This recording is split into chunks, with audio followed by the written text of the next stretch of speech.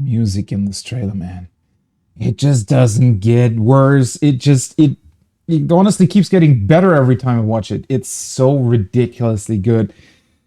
Oh man, this is it's one hell of a game, as we've already seen. Welcome back. Welcome back to Tears of the Kingdom. I cannot wait to play more. I would have wished I could just, keep going with Tears of the Kingdom. But obviously we have some huge things in Final Fantasy coming up too. And, well, I do want to raid with my friends as well. So, yeah. Honestly, though, all things considered, I almost view it as a good thing because that means that it'll extend my time with Tears of the Kingdom, and that's a good thing in my book. And also this way, you don't really burn out on it. I don't know if that can really happen. We'll see though, whether or not that is a possibility. I don't really think so. Like Tears of the Kingdom seems, honestly, well, it seems like it took the base foundation of what Breath of the Wild was and just elevated it to ridiculous heights. But, anyways, hello and welcome back to Tears of the Kingdom. I hope you have a great morning, day, or evening, wherever you are. Let's get back into the game. As I said, Breath of the Wild, in comparison, it was a good game. And I mentioned that frequently during my second playthrough that it's amazing, but it also has some huge shortcomings, and it feels wrong to criticize Breath of the Wild for its shortcomings because the amount of content that it has and just the in general craziness of what the game was when it released made it hard to really be too critical of it. Which, that's fine. I mean, a game doesn't have to be perfect in every aspect, but it definitely felt like Breath of the Wild, while being insanely good in some aspects, was super, super lacking in others. And it does seem that Tears of the Kingdom, for the most part, really addresses all of those things. And sadly, in retrospect, it does make Breath of the Wild seem a bit empty is not the right word, but just like they really maybe didn't have the time to completely fill this ridiculously large world they created with the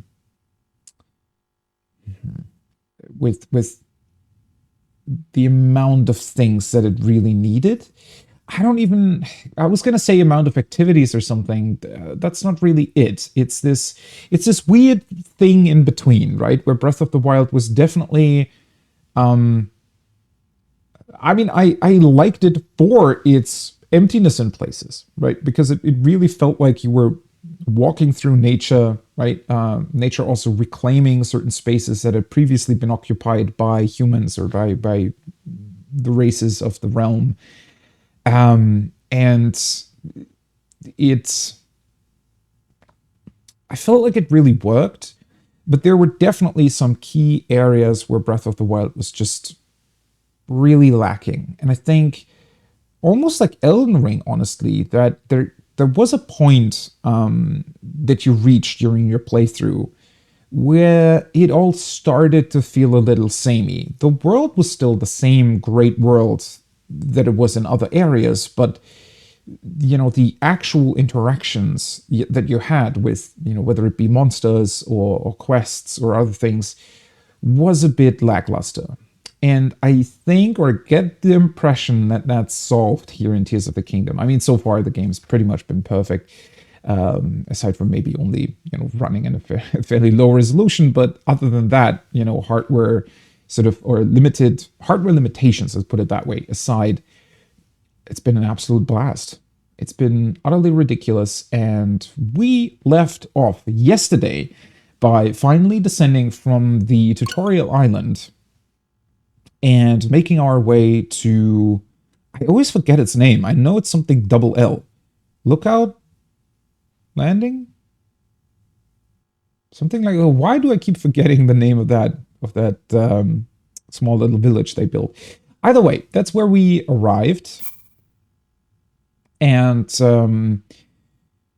we met Pura. We met Robbie again, all the researchers. Pura, yeah, she's nice. And they pretty much said, hey, by the way, people are still looking for Zelda at the castle. Well, they're looking for you too, so might as well go over, right? Make sure that they know that you're back. So we went over and we saw some apparition, some ghost Zelda appear briefly and then disappear again. She looked exactly the same as she looked in when we saw her at the Temple of Time up on the Sky Isles. So I'm not entirely sure what's going on there, because that cutscene that we got when we gave her the Master Sword, the Decade one that is, made it seem as if she's now back in time, possibly at the time where the original Zelda that married the Zonai king and became queen through that, possibly through that to that time where they lived, and maybe she became or fused with the Zelda of that time. That's what it looked like. I don't know though. Maybe these tears that she picked. Well, she picked one of those tears up when we were down beneath the castle and we saw the Demon King being suppressed there, I suppose. And she picked up one of those tears. Possibly they have some time traveling through time capacity. No idea. It could mean that since, well, she's clearly still in possession of that, she can just go back and forth however she wants. I'm not exactly sure what's happening there. Static Project, thanks for the follow. So it remains to be seen what that exactly means. If it was some sort of apparition that appeared at the castle, if she can be in multiple places at once. I mean, Rauru definitely seems to be able to do that, right? So maybe that's what she's doing. Maybe she's constantly traveling back and forth through time. We don't really know. Either way, we saw her. People were kind of convinced that she was sort of safe, I guess, and decided to, hey, okay, by the way, we should go back to our original duties, which is, getting rid of monsters around the area. Hey, yo, what's going on? How are you? So that's kind of where we left off. I helped one of the troop monster survey teams to get rid of a couple of monsters in a camp, and now we're at the first so-called chasm. And Robbie seems to have already gone down there. I was gonna go after him, mostly because he said that he's gonna explain the camera functionality to us. Also, I just want to see what this gloom is, because when I stepped on it the other day, it looked like it wasn't just the weird Ganon Calamity Slime that we saw in Breath of the Wild, but instead seems to be some sort of more permanent cursed poison, possibly, that can take hearts away. So I'm not entirely sure what's going to happen here if I move down, but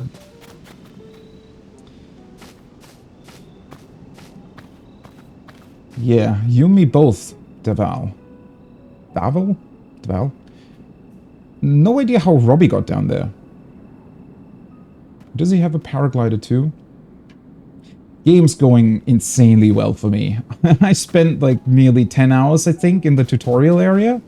So it's been ridiculously good up until this point. And I think it'll only keep getting better. Whew.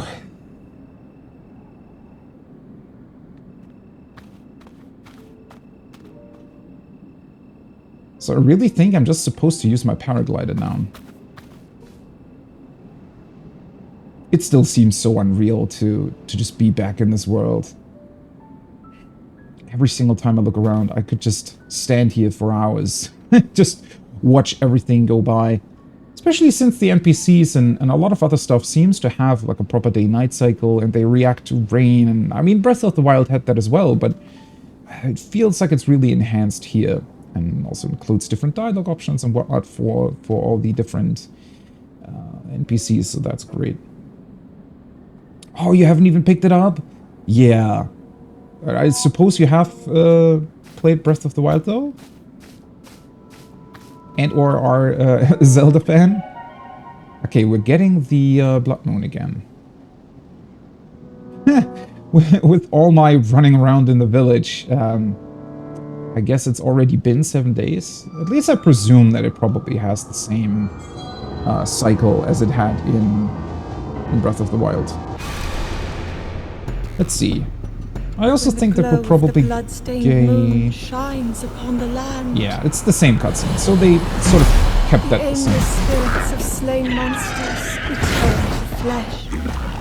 Oh yeah, okay, I can understand that. Once again.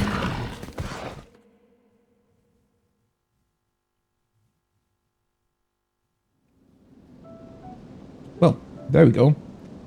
I don't know if it's really exactly a good idea to go in here with a Blood Moon that's just happened, but sure, at least it doesn't respawn the enemies right away.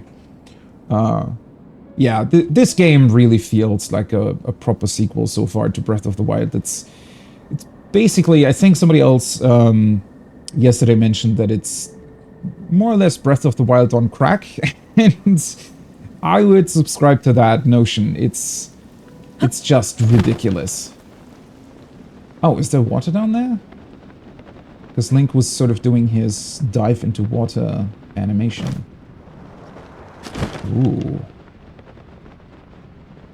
Yeah, this really doesn't look like a place you want to go into, huh? I definitely need to look out for not to lose my stamina. Ooh. But it is definitely also really, really dark. The music's back. I was waiting for that. Okay, Robbie's here. Oh, he took the balloon down! Neat. The depth.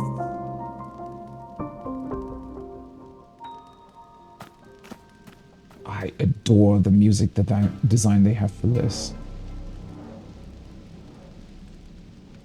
It's definitely not exactly the same music that we got in the opening, but it's this ominous, I don't even know, like deep synth or something. It sounds ridiculously good. And these trees are very interesting. What the hell is down here?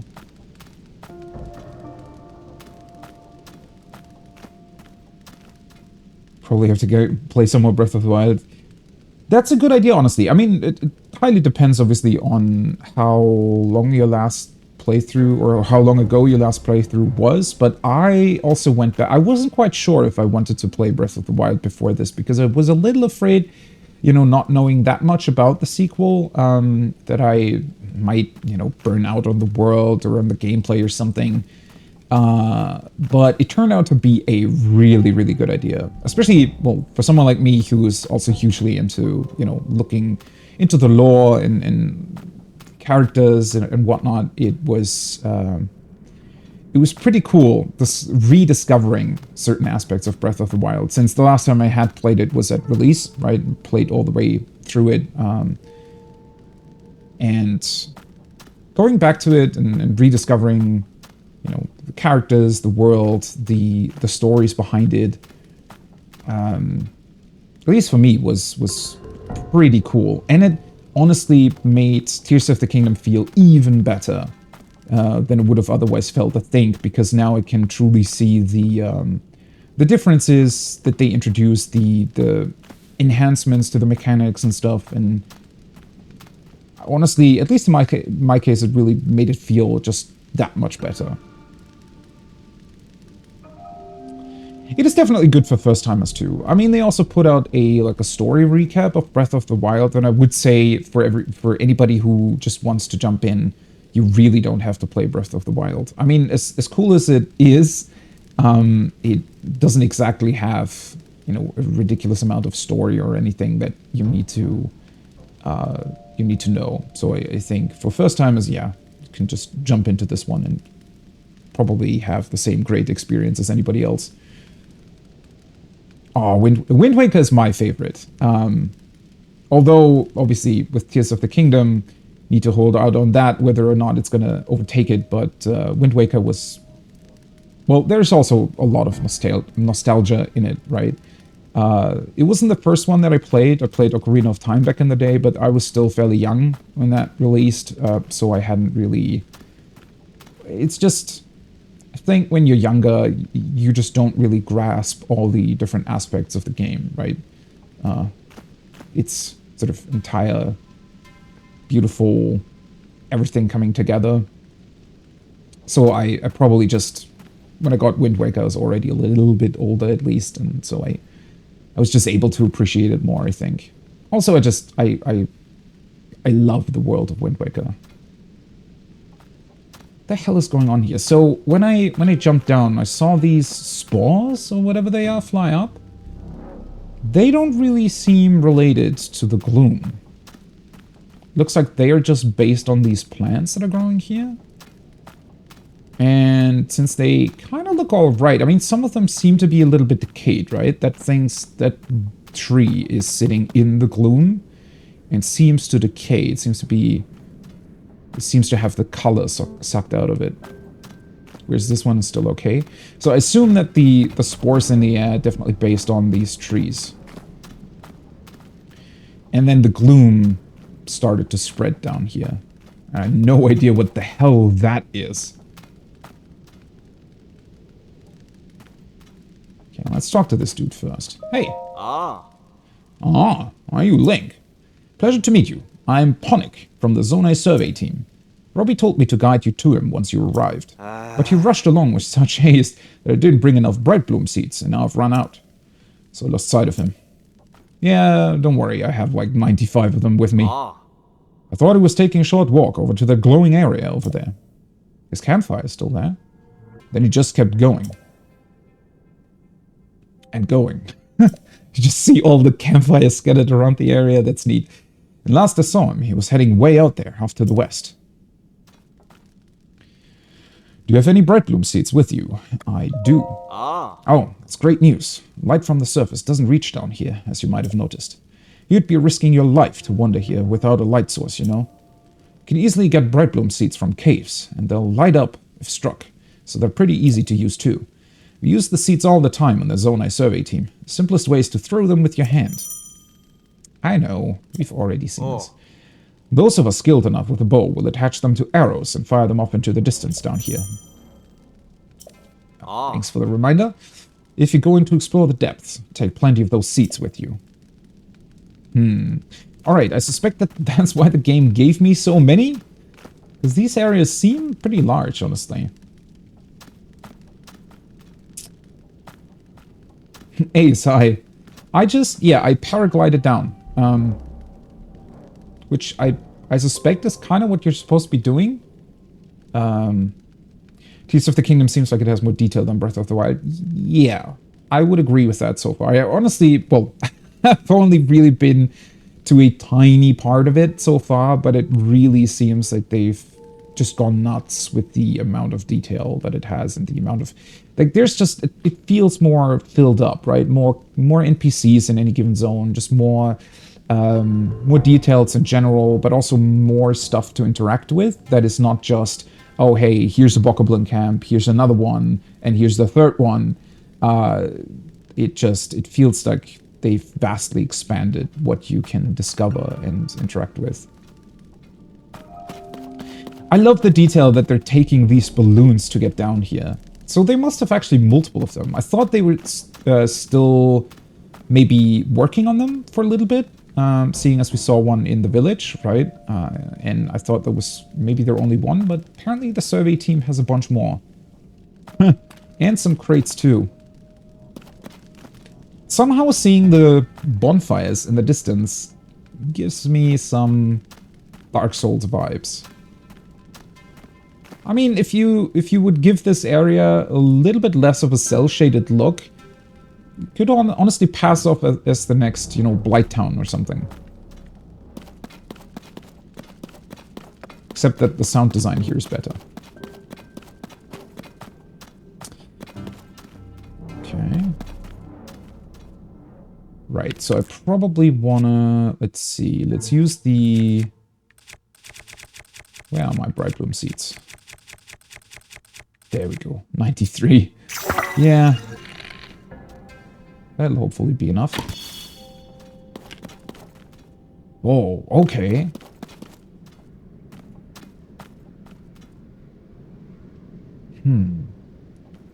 What the hell is going on here?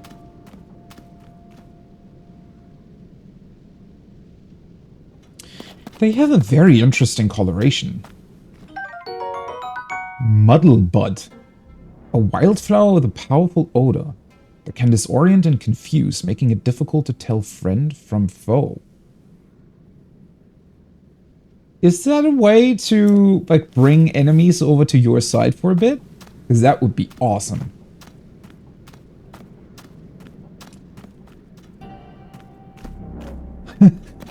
Yeah, I just started. I really just jumped down. Oh, what the hell? Wait. Did it just turn off? Does it not stick around if I attach it to a tree or something? I thought the bright bloom seeds would kind of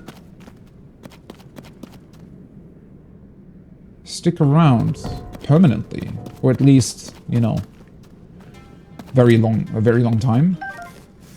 Muddle buds.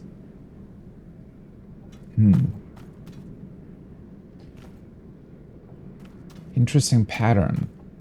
Does seem to be some sort of root though, right? I mean, it kind of looks like wood. Tree bark, maybe? Huh. Looks like I really have to be careful here, though. Because if the light just turns off...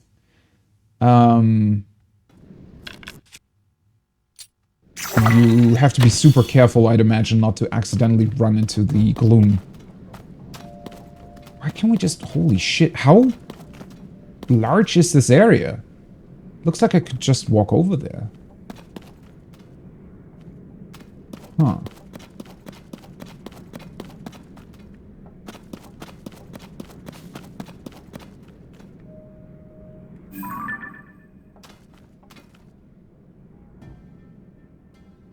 Blue flames? What the hell is going on over there?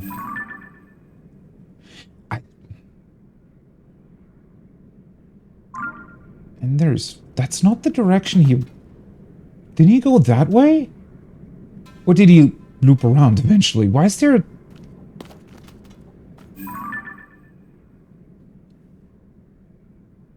This honestly reminds me of Outer Wilds so much. There's definitely a torch or a fire burning over there. Maybe that's another location, another chasm? Would we be able to see that from here? I kind of doubt it, but... And what's going on with these trees in the first place? So are they... Is this some ancient area that has been built over? So, in Elden Ring, right? Nokron and Oxtella, the... What were they called? Nighttime cities? Something like that. They were... by godly force pushed beneath the ground, right? As far as I recall. And so they... Well, they remained down beneath the surface, but they originally existed, you know, up above. I don't know, would that be really comparable? I wonder if this was at some point on the surface, or if it's just stuff that's growing down here. But there are ruins too. Unless they fell down? I mean, that could be it. We don't really know how these holes in the ground started to exist in the first place. So I'm not entirely sure if...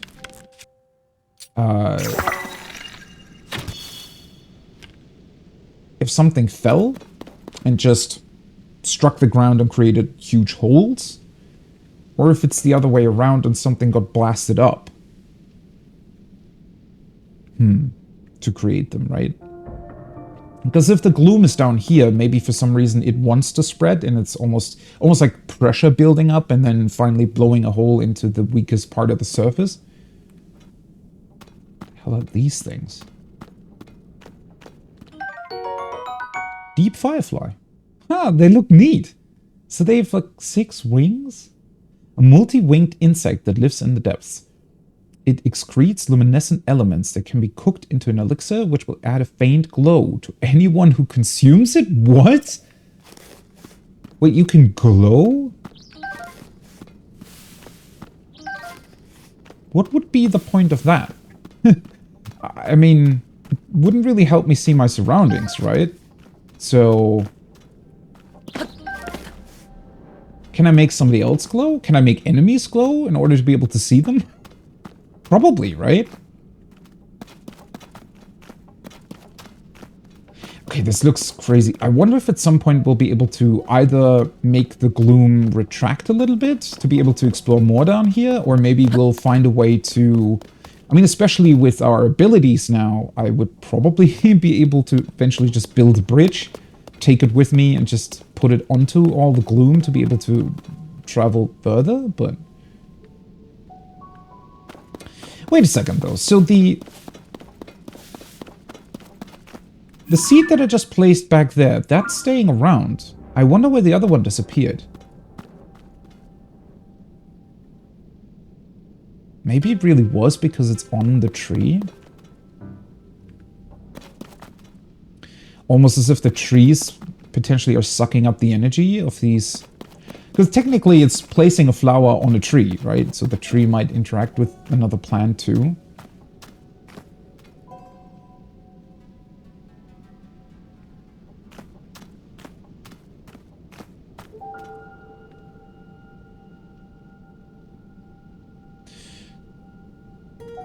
Okay, so looking at the minimap, I want to say that this is directly beneath the shrine. No idea. Light root. Because I saw the, you know, authenticator thing for our arm. Is that just a coincidence, or can we... This looks like it'll become a teleporter.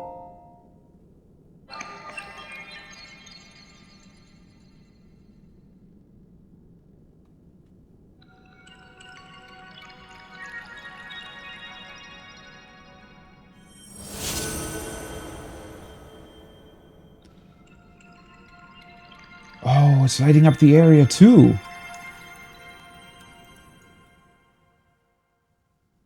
Not gonna lie, I'm kind of... Whoa. I'm kind of overwhelmed with everything that's down here. It's pretty crazy that they allow us to just go here right away. I mean, yeah, that's obviously in the spirit of the game, but I mean more in the sense of that a quest actually leads you here right away after the tutorial. That's pretty crazy.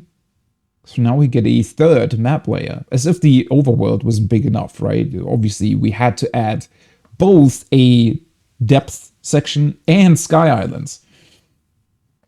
The light root dispelled the darkness and brightened the surrounding area. It is really quick, isn't it? Huh? Oh! I was confused for a second why it showed the hearts in the middle of the screen. So I'm pretty sure if I had been corrupted by the gloom at this point, it would have given me my hearts back that I lost. So it's cleansing you, potentially? Do I want to test that? Do you think that's a thing that only happens once I activate it, or is that always going to happen? And wait, let me double check the map. So, yeah, it's... The location of the map stays the same. So whatever this thing is directly beneath the shrine.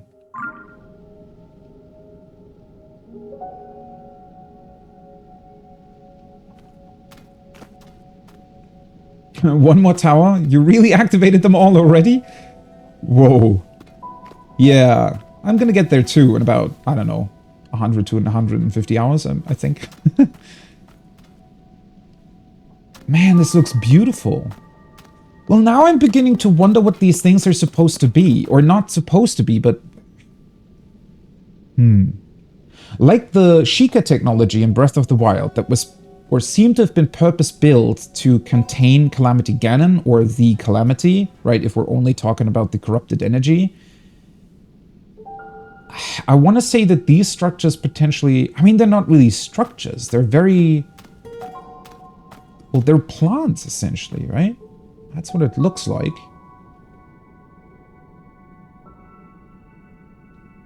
And if they do have cleansing powers, then... were they specifically created to combat the gloom?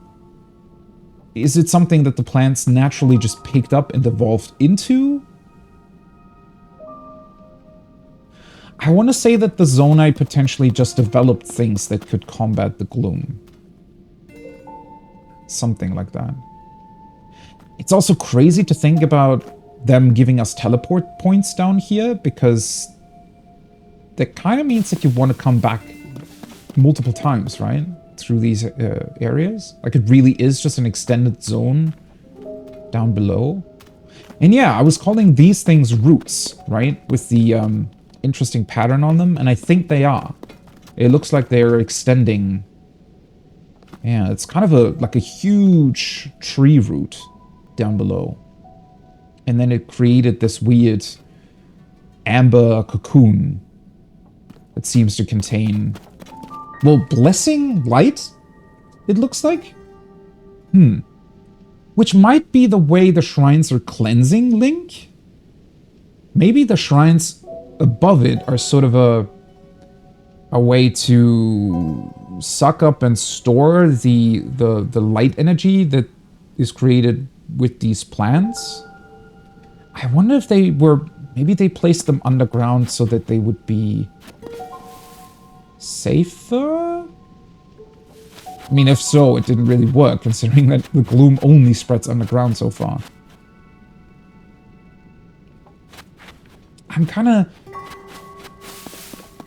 This is insane. There's another one over there, which I think is also beneath... looking at the minimap, it seems to be beneath the shrine that I marked with the purple pin that I haven't done yet on the surface.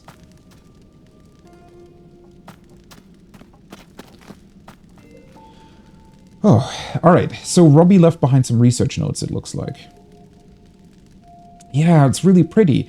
I was gonna say, so... one thing that I find incredibly interesting is the color scheme they chose for this. I mean, these are obviously... these more or less look like normal plants and ferns and whatnot. But the trees themselves, they have this... purple color in a lot of places. This sort of bluish-greenish tint as well. Which kind of reminded me of Lakeland in Final Fantasy XIV. Which looks entirely purple. And in theory, that's because of too much light, right? I think, isn't it that the plants that are... plants that suck up a lot of light tend to be more purple? I think that's how it works, something like that. So I wonder if, before the gloom spread, this thing was just permanently a light, and these plants sort of adapted to it and are growing down here as purple trees because they have a constant light source, right? That would also explain why there are plants down here in the first place. So somehow they've kind of built their own ecosystem around these glowing tree roots. That's like a mushroom tree. That looks pretty interesting too. Yeah, and it looks like peacock feathers too, which I think is a beautiful design for tree leaves.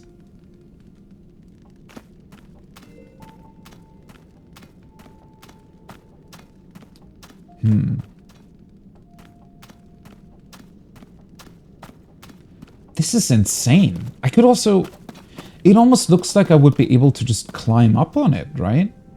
I don't know if it would really lead anywhere, or if it would really just lead to the ceiling of the cave, but... Man, I want to explore everywhere, but I also want to go to Robbie first. Get the quest going a little bit.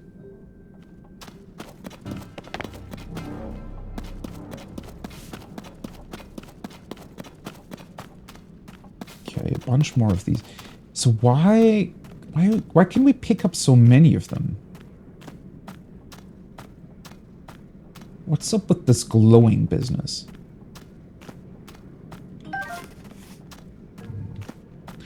Ooh, you know what? It would be super interesting if we maybe there are enemies down here that are either, well, partially or completely invisible?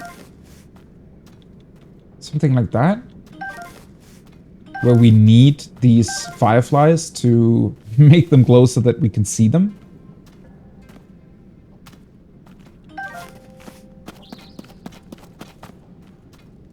They look really cool. Oh, I also just noticed I looked at them the wrong way around. Oh, I also completely forgot to read the research notes, I just realized.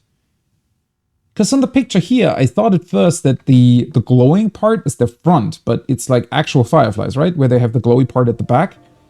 So the front looks a little bit like a normal fly head, but with these weird antenna-looking wings on it. This is such a cool design. Oh. Well, that's a skull. Huh. So maybe the other torch that I saw over on the other side was like a monster camp of sorts? So there's just monster camps or something similar to that down here too? Well, considering that the monsters potentially are some sort of reincarnated spirits of the dead, I guess it would make sense that they would appear down here too. Highly depends on what this world exactly is, though. You know, when we think back to that war, you know, thousands of years ago between the original Demon King and the Zonai King and the Hylian Queen, I wonder where this zone, like, did it already exist, these depths? Were they used for something? Did people know about them? Note on the table. Hey, you! It's really dark down here. Well, not anymore. Not one bit of light gets here from the surface. Even with my goggles, I can hardly see. Oh, is that what they're for? Well, I guess they're for many different things. I suspect that the Pura has them too, right? These goggles that they're wearing. I wonder if they're some sort of, well, like a VR headset, right? Considering that the Sheikah Slate, or the Pura Pad, is a normal tablet device, if you will. I wonder if the goggles potentially are like an augmented reality thing, right? Where it can act both as maybe night vision goggles, at least partially, but also maybe display some information and allows you to take pictures too. Would be pretty neat, honestly. I really should have brought some bright bloom seeds with me. As one of the few sources of light, the glowing root growing down from above has piqued my curiosity. I'm not sure what it is, but it looks harmless enough. This place is roughly under the shrine on the surface. Anyway, I'm off to the glowing root I see shining west of here, so you better hurry up and get moving. Oh, he actually left these notes for me. Interesting.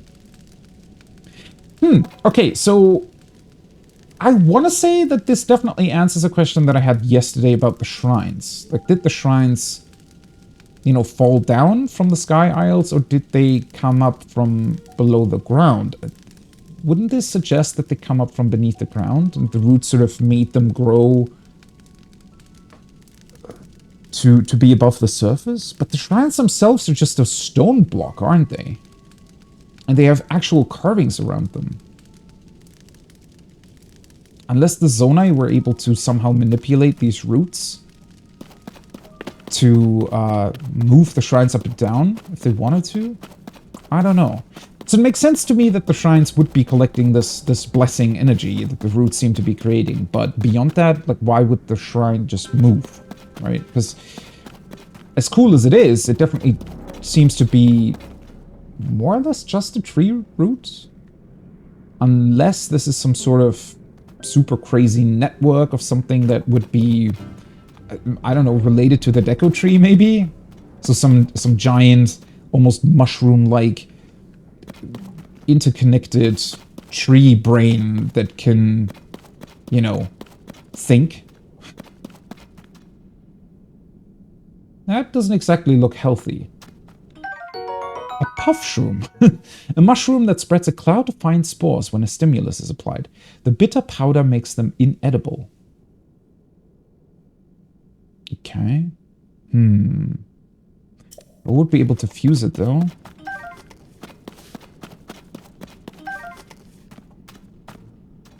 There's so many light sources down here.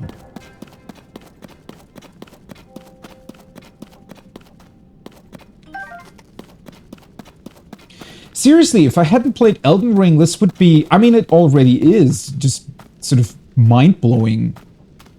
But it really does remind me of this...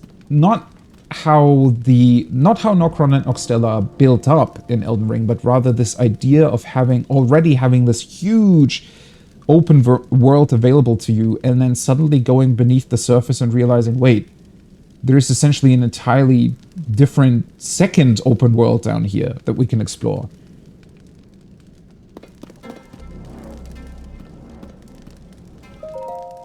Hey you, still alive? Looks like this place is swimming in gloom. Get too close to that stuff and you're asking for trouble. If a guy didn't have any bright blooms, it'd be curtains. Then again, it's my first time down here and I haven't kicked the bucket, so I'm sure you'll be fine. Wait, was this written... I thought Robbie had already ventured into the depths. Maybe not. I've just spotted something of interest through my goggles. It's shaped like that figure Yasha wants us to find. Oh, right. The stone slab we saw. I'll be continuing to head west toward one of those glowing roots I see ahead. See you soon. They did bring a lot of stuff down here, though, right? It's not only the crates, like multiple tents. Campfires, too.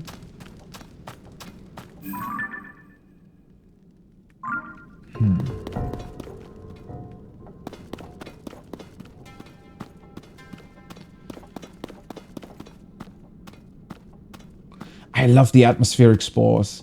It looks so cool. All of these plants are gigantic. They really spread out beneath the entire cave, more or less.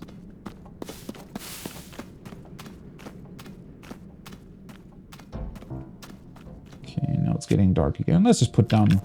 I have more than enough of them, right? Oops. Wait, thought of it already attached.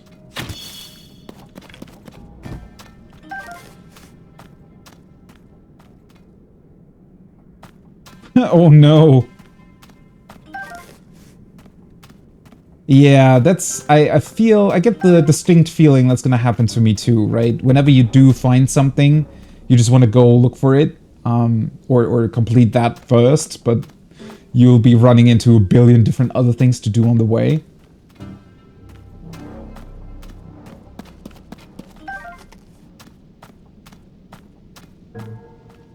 There's a lot of torches back here. What?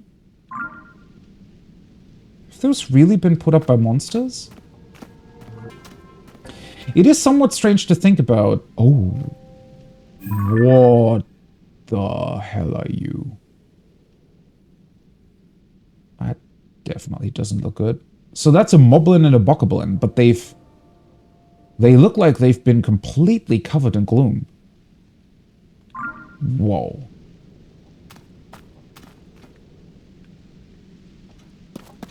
They honestly look like something that I don't really want to engage with yet.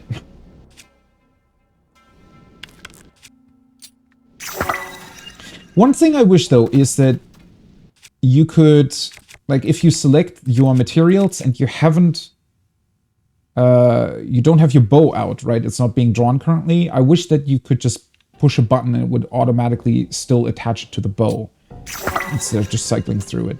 Because sometimes I just forget to get the bow out, right?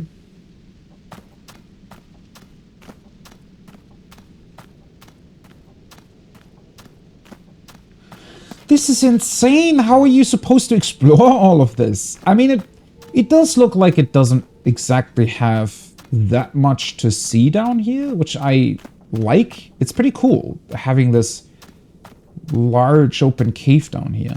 Honestly, makes the area a bit more threatening, right? Because you never quite know what's going to happen or what it actually means, if you will.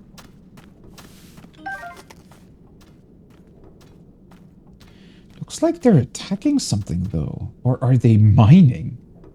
Oh, there's another guy up above, too. He's definitely hitting something. Oh. That thing flies. It's like a giant bird. Pothog, morning. Well, it's not that I forgot them. Pura and Robbie seem to be hogging them. Well, they need them more than me, I guess. I have almost 90 Bright Bloom seeds, so it should be fine. I just don't really... I want to see what these guys are and how powerful they are, but 3 of them at once kind of seems like a bad idea. He's mining zonite. Or at least I suspect that's what he's doing. God, they look crazy. So the Bokoblin, or at least one of them that I saw... Ooh, that's an explodey barrel. One of the Bokoblins that I saw on the surface had blue eyes. These have red eyes. I mean, clearly they've been corrupted by the gloom somehow, but... Considering that they're brought back by the Blood Moon, for example, that seems odd, doesn't it? How can they be corrupted further, if you will?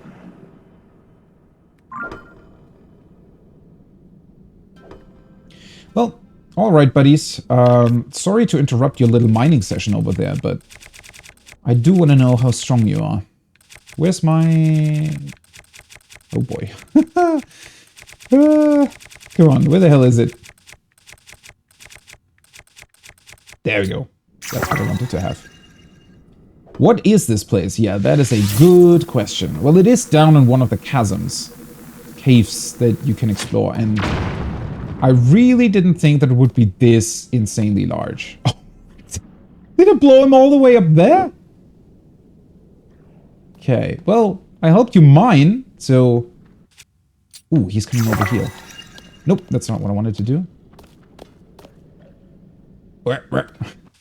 What's going on? Do I have anything funny to... Maybe I could attach this one.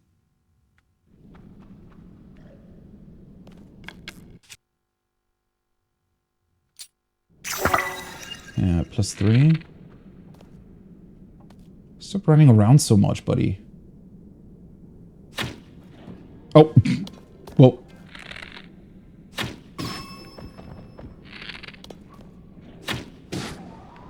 All right. First one done. The other one's just... Oh, God. Okay, he has a horn. I didn't really expect that to happen. I thought I had a flame emitter down here somewhere. Would have been good to maybe put that on my shield, huh? Hey, buddy.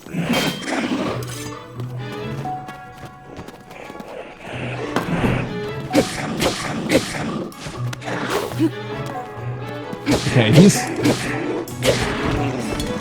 At least he's not as strong as I thought he was. And he's dropping normal moblin stuff, okay? And zonite. Interesting. Ooh, hello. Hadn't seen you, honestly. Why does he have fire arrows? Oh, or did he shoot through the,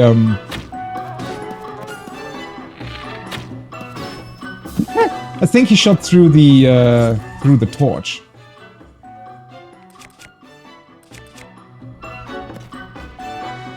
Okay, I'm not here anymore, buddy. You can calm down. Just wanted to see whether or not I can potentially pick up the sword. That is corrupted too, though. Okay, so thankfully, these guys don't seem as strong as I thought. I was really expecting them to, you know, be pretty difficult to deal with. I want to do something cool with them. Ooh, you know what? Completely forgot about these. Hey, buddy. I got something for you.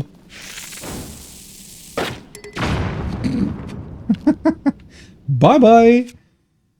Alright, might as well. Also, it is a little bit annoying that it sort of switches back from your bow quite often. Okay, where's the bright bloom stuff? I definitely need to learn the different sword options here. There we go. Just put that down. That's easier to see. Do I want to drop this? It still has the stuff on. They are really, really deep. And they're really dark, which means that when I flew down into the chasm, you really couldn't see below for quite a while until it, you know, until it showed a campfire and one of the guys standing next to it. Okay, well, at least we can get a bunch of zonite here, which is pretty cool. Which they did mention to us, the zonai constructs, I mean. In the tutorial area, they mentioned that there would probably be more down here. Large zonite, interesting. Especially high purity, the amount of energy concentrated in it allows for much higher power output than regular zonite. So we obviously need the stuff for enhancing our battery, which will come in handy hopefully in the future. Does really make me wonder, why the heck was the Bokoblin mining this stuff though? Are they using this too? And the Moblin had a zonite with him as well.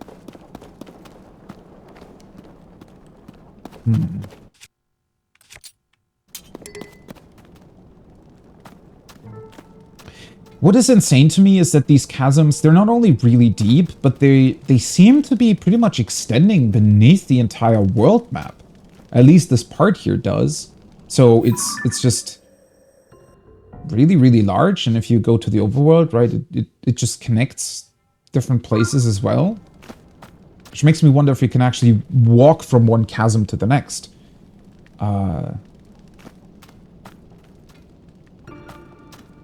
These are gigantic caves.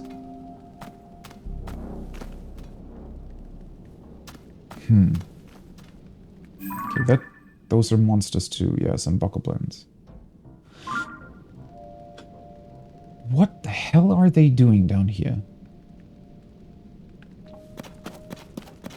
I don't think they're just down here on accident.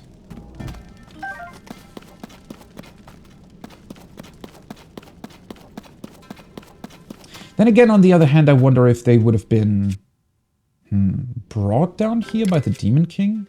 Well, that also heavily depends on what the Demon King actually does, or how the Blood Moon works, right? Like, is it really just that they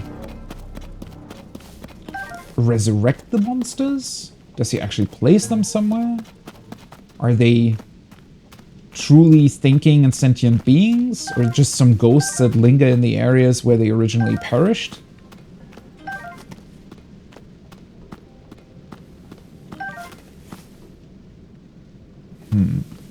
Okay, I think Robbie would be close to that root beneath the shrine. Although it looks like there's a bunch of corruption here. I'm still calling it corruption. Technically, it's gloom, but I want to say corruption has a more fitting ring to it. I don't know. Gloom almost seems like a. Oh, great. Hey, buddy. Gloom doesn't really capture the, I don't know, craziness of whatever this stuff is, right? And the fact that it seems to be some sort of cursed substance. Right, let's just switch over to one of these. Do I want to... Might as well. What? Oh! Ah! Hadn't seen you. There's way more enemies here than I thought. Really don't want to use the two-handed stuff. Let's just use this one.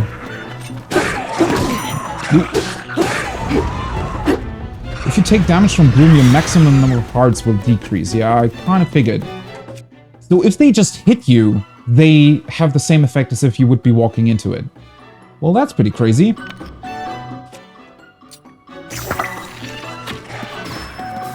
Oh, neat. Okay. At least those flying guys don't seem to have too much health. And we're also getting the crazy music back. I don't know what... Whoa! Oh, shoot. Stop it. So there's skeletons down here too? If it's nighttime? Wait, no, it's not nighttime.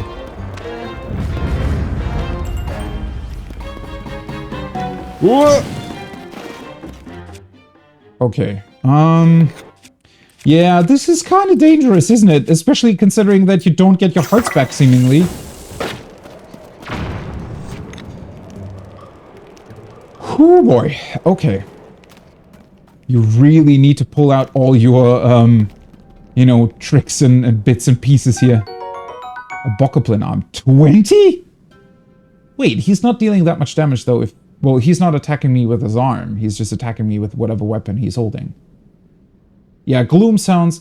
Well, I think it comes more of a... I would say that it makes sense considering where it came from, or what they originally thought it was, right?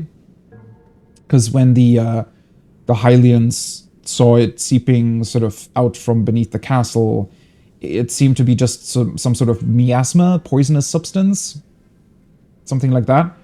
And so they started calling it Gloom.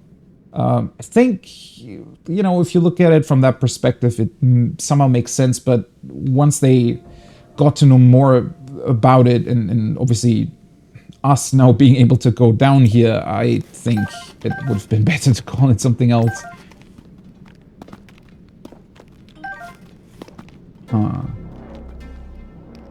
So can I... Let me see. Why the heck are these so strong?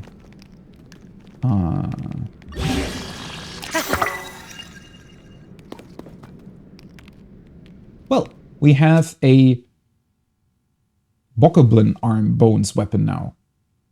Oh, that's sad. I thought it would be called Bokoblin arm or something. 40? That's crazy though. Okay, well, let me swap back to this. If we do find some sort of boss down here, I'll be able to use the arms for that. Although, they probably break really, really easily. Okay, no more weapons.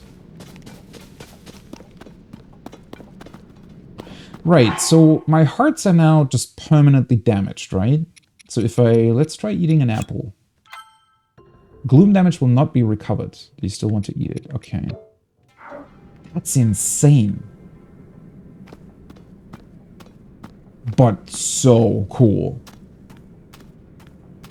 So it almost gives you sort of a time limit down here, doesn't it? Like some permanent curse that's been inflicted on you, and so unless you're pretty much playing perfectly and not getting hit down here, your excavation or research will eventually stop, right? Because you just cannot go on without dying. I wonder what these weird blue flames are in the distance. They kind of remind me of, you know, souls, ghosts, something like that. Or maybe they're just the fireflies, but very far away, so it looks like that. Considering how many of these flaming skulls are down here, I would say that there's also quite a large number of monsters in general. I mean, that's, what, 5 Bokoblins? And I bet there's more behind them too. So you need to be insanely careful down here as well. I want to light up the area, but on the other hand... Oh, you know what? Let's sort by most used, yeah. Definitely, he makes it easier for the bright bloom seeds.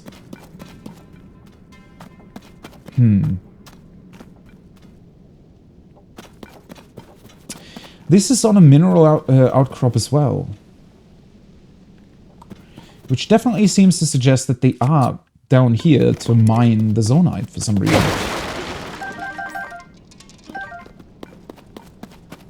They're also placing it in their chests, apparently. Ooh, bunch of fire fruits. Man, I love the sound design.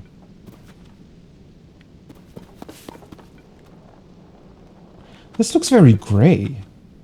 It's not because of the bomb arrow that I shot over here, is it? Maybe? Almost looks as if the vegetation is slowly turning into ash or something.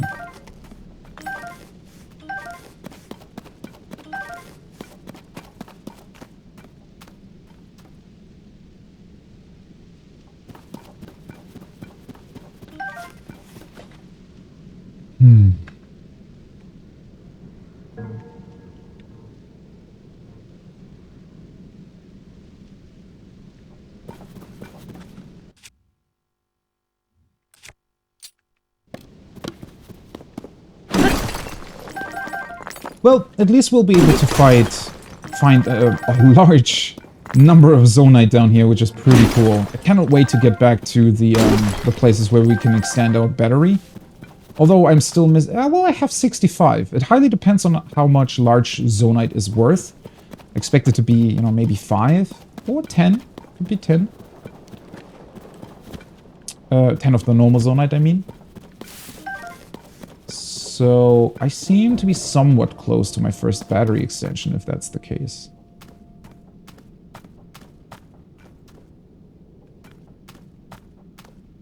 How the hell did Robbie get through this?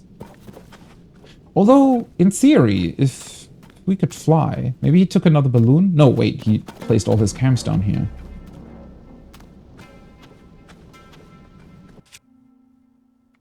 Okay, let's see. If I place down a Brightbloom seed... Huh. No, it's not really turning to ash. It just looks very black and white if it's in darkness. That's a very cool effect. Well, time to light up the area, huh? It really seems like they took... Well, I almost want to say it's sort of combining aspects of Outer Wilds and Elden Ring in a funny way. And in a really good way, honestly. And not just sort of copying over those ideas, but, you know, making them their own and incorporating them properly into what Breath of the Wild was.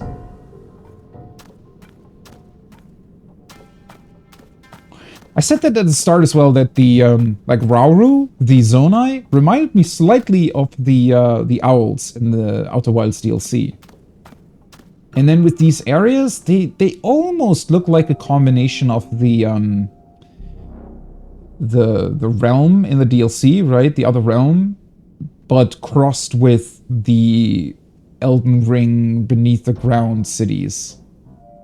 Something like that. Oh, that looks awesome.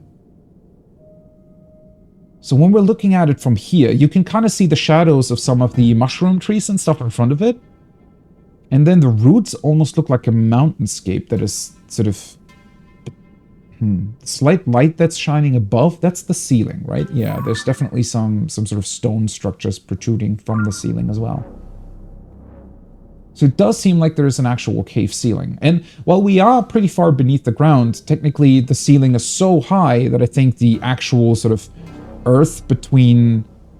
or the amount of earth, I guess, if you want to call it, between the cave ceiling and the actual surface ground wouldn't be that much. I mean, it's still quite a bit, you know, but it's not like 80 times or something. It's not like we're a kilometer or more beneath the earth. It's more, you know, maybe 200 meters or something. That's another one. That's the one beneath the shrine that is marked with the yellow pin on my minimap.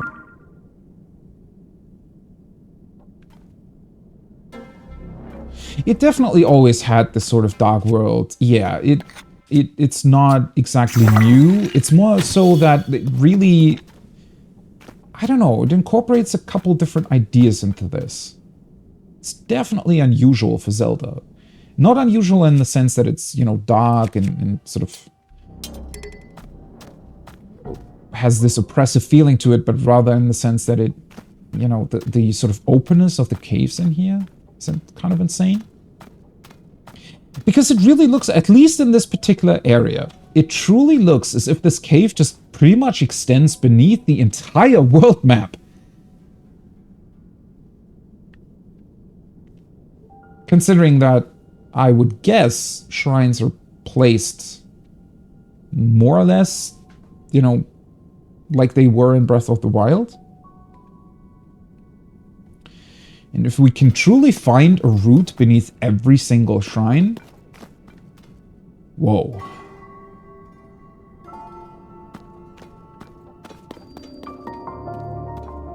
Be a useless light route. Can I... Does it say the name? Soij light route? Whatever.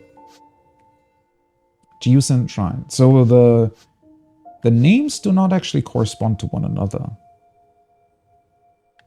Huh.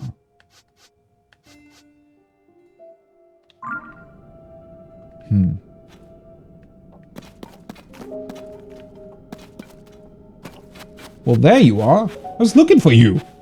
How the hell did you get here? I guess he could have just snuck by the monsters.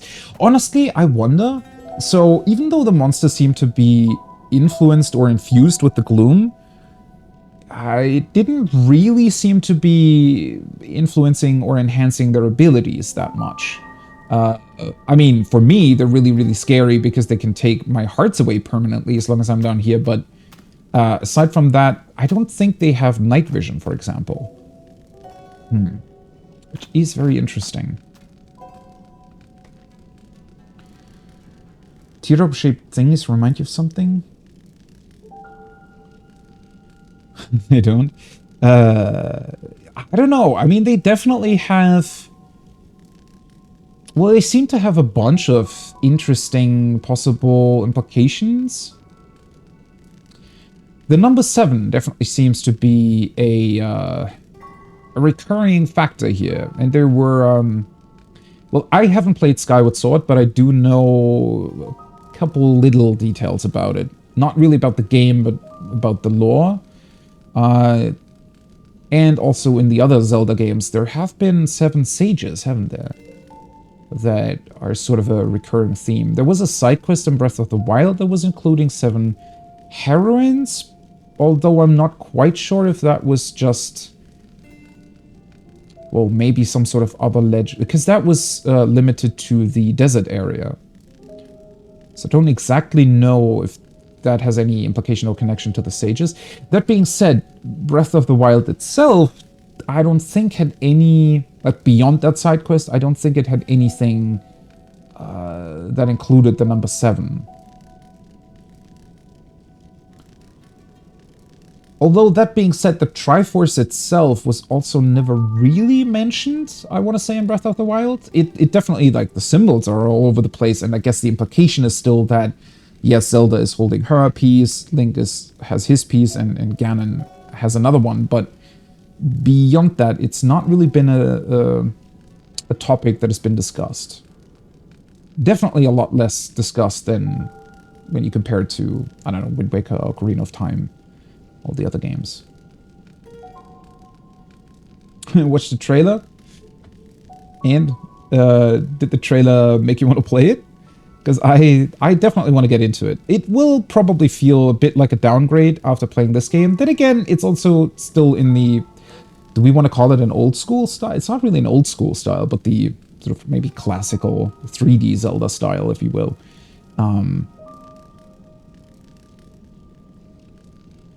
a few good things and a lot of scuff. It wasn't really that beloved, right? I think not that many people liked it. Although I've definitely also seen people that said that they, you know, after playing the remaster, that they felt like it was better than what they remembered. Either way, it's definitely, I would experience it simply for knowing what it was and what kind of information it entails. Well, hi Robbie. What you doing? Ah! Hey you, we're finally here. Take a look at this.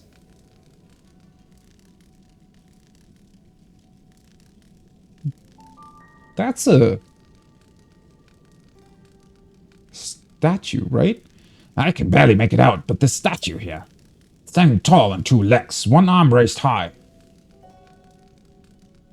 So it's a Zonai? Looks an awful lot like the figure Yasha showed us on that piece of slate, don't you think? Oh. Does it? I only see the arm, if I'm honest. The figure on the slate really didn't resemble either Zonai or Hylians, though, did it? Even if it is, it's too dang dark. Well, let me turn on the light root over here. Only that huge glowing root could give off more light. Well, good thing I'm here. It has a strange character, okay. Well, I mean, that honestly sounds fairly enticing. Okay, let's see if this will bring back all my hearts, because that's kind of what it looked like earlier. At least that it would do that to an extent.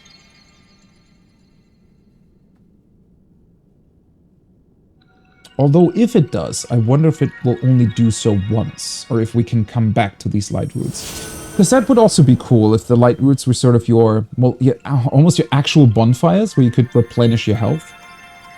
That would be pretty neat.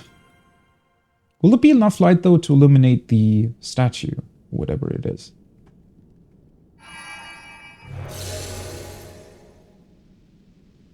Also, I just noticed this, this pattern that the lights roots seem to have. Oh, that's neat that it also connects. It literally only gives you the map of sort of where the light extends. That's pretty awesome.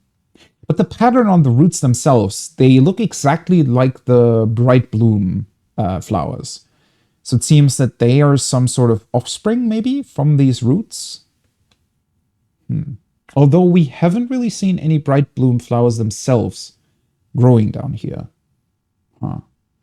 The light root dispelled the darkness and brightened the surrounding area. Ooh. Okay. They really wanted this place to feel pretty dangerous, didn't they? So, you get your hearts back technically, like it removes the gloom corruption, but it doesn't heal you. You have to do that yourself. Let's see. Let's eat a salt grilled mushrooms thing. I want to say that it has to be map wide, which would be insane. Like, honestly insane. But it very much looks like that. I mean, it kind of, it limits your traversal somewhat, because I think some parts down here actually are walls, I want to say. But then again, I mean, looking at it, it also, sort of the shape of the map, right? It shows the height differences, like the actual overworld map. Which makes it seem as if you'd just be able to go on top of the roots, for example.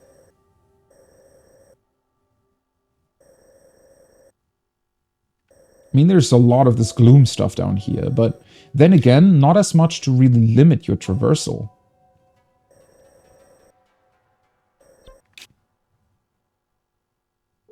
That's odd, though.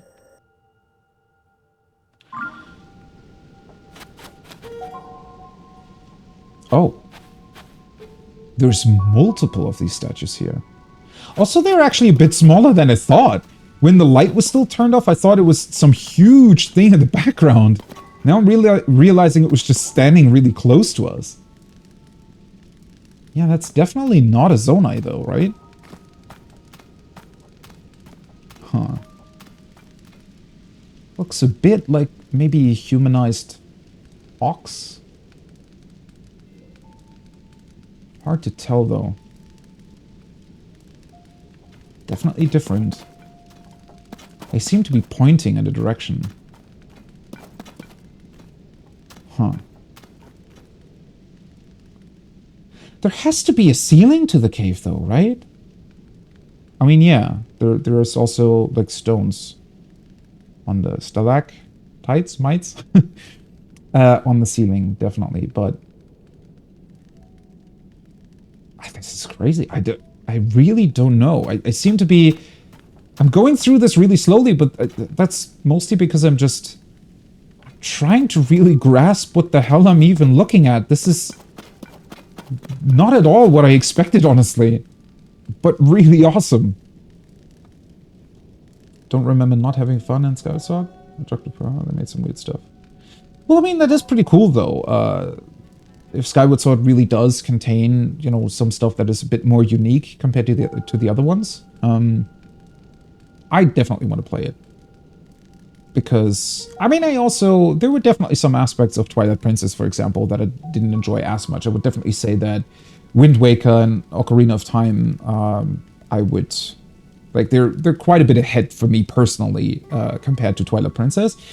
But Twilight Princess definitely also contains some parts that I thought were better done than Wind Waker or Ocarina of Time. Especially the whole, well, like here, the sort of dark aspect of the franchise, right? There was some haunting stuff in Twilight Princess. Especially when it comes to the weird...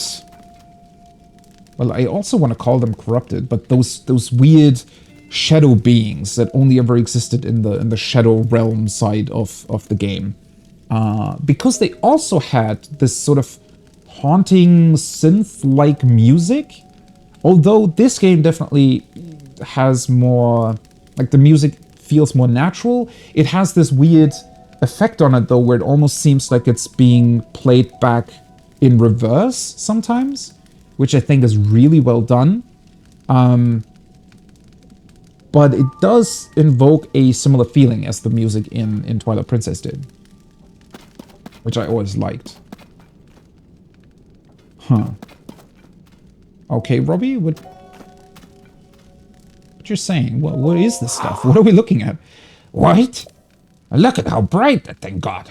I like down in the dark. It's downright refreshing. In fact, it's so luminous. It's almost like we're on the surface. Like this was the surface at some point, and then somehow something got built over it, or... Well, that's the thing, though, right? This is still a cave. I don't know. I'm struggling to make sense of this. Just standing near it makes me feel so much better. How strange. Oh, wait, so does that mean that if I do get corrupted again, I can just stand next to it and it'll slowly replenish my hearts? Probably, right? Now, let's get a better look at this thing. A statue, standing tall on two legs, one arm raised high. The left one, though. Looks an awful lot like the figure Yasha showed us on that piece of slate, don't you think? Alright, get that camera of yours ready. It's time to put it to work. Finally. That's right, I forgot you hadn't used the camera when we last spoke. Very curious indeed, given it's one of the Pura Pet's basic features. Yeah, I'm slightly annoyed that I wasn't able to use it, but maybe they really wanted you to... It feels like an incentive to go down here, right? Instead of straight up just giving you the functionality of the camera, they really, for some reason, wanted you to discover this? Huh. Give me that Pura Pet for a second, alright? Well, there's the problem. The camera is locked. And so is your Hyrule companion. So, what? Do I have to input the password? Do I have the wrong Face ID? What's going on? Hang on. If I remember correctly, you press this, well, you pull this, and then you tap that. There we go. thing number 6. And we're still missing 1 for some reason. Okay. I wonder if that's also something like the camera, right? Something, so not like one of the features that gives you more abilities, but rather something like the camera? What could it be? Huh. Really wonder where we'll get it. Capture images using the Purapad. You can save them to the album. Neat. Oh boy. Boom! Now you should be able to use both the camera and your Hyrule companion. So, go capture a picture of that statue. It's a good chance to verify that it's working properly too. Test it out. Experience is the best teacher after all. Once you've captured the image, come back here. I want to see how it looks. Camera work in the depths.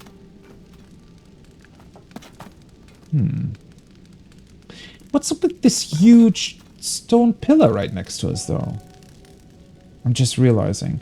So that's what's black on the map, right? If I look over here, this huge, weird stone structure. And that seems to be protruding all the way to the ceiling of the cave. So, based on that, the black part is just inaccessible because it's simply a, you know, giant stone pillar that is not playable space, if you will. But that means that everything else is accessible and space that you can go to. Because earlier, when I first came down here, it did look like the cave was pretty enormous in size, but it also looked as if there was, you know, as if there were walls. And while it looked pretty big, I thought at first that it was more or less sort of tunnels that connected the different shrines, light routes. But based on this, it really just is a second world beneath the actual one. This has gotta be insane moving through here. Okay, Hyrule Compendium. Right. Let's take a look at this. So there's 92 creatures, 110 monsters, 126 materials. That's actually less than I thought, honestly, but probably more than Breath of the Wild had, right? 175 equipment pieces. And 6 treasures? Oh, that's the treasure chests. Yeah, okay. 6 different types of treasure chests. Right. Cool. Very neat. What do you do with the subscription on Twitch? Wait, what you mean? You mean a Prime subscription or something else? You can give it to somebody if you have a Prime one. Or do you want to know what you can do with it once you've subscribed to somebody? Okay, let me... Oh, wait. Ah, right. I always did that wrong in Breath of the Wild too. With the... I always just used my telescope when I wanted to take pictures instead of actually using the camera feature. It's a bit awkward that it's on the same button as all your other abilities. It does work, but I want to say that it has a little bit of a weird... I don't know. I think it kind of would work in different parts as well. Okay, that's... statue with raised arms. Sometimes it's not recognizing it, it seems like.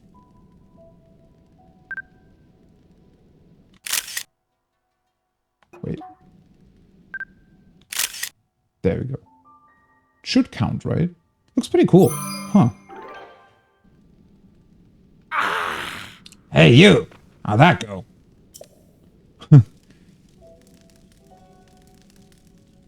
I want to see us, you know, once we reunite with Zelda, it would be really cool to see her just going through the pictures that we've taken and just completely nerding out about all the potential discoveries that we've made. That would be crazy. If you've captured an image of that statue with the camera, then hurry up and show me. I'd like to see how it works.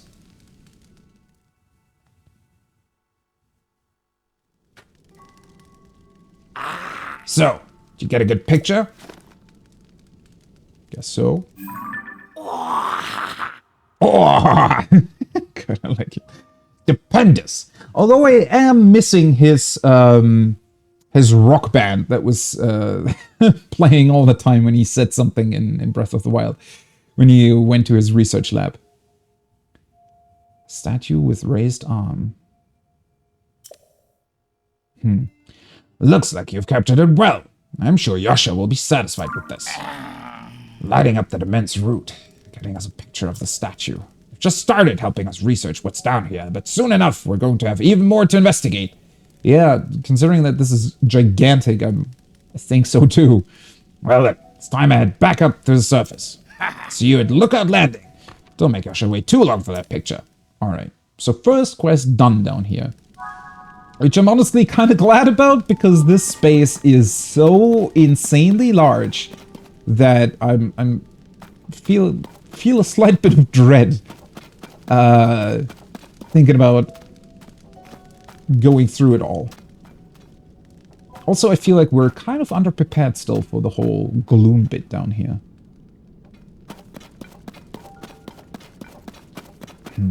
I really wonder if they... I mean, they seem to be roughly leading back to... Oh, no. Wait a second. They're pointing towards the other light route. Maybe?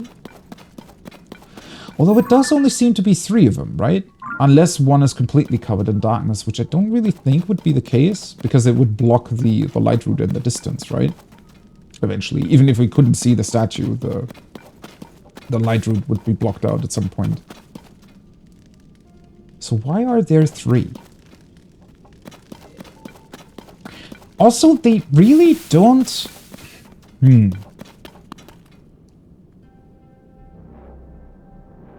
They really don't seem to be resembling anything that we've seen so far. Like the pedestal that they're standing on.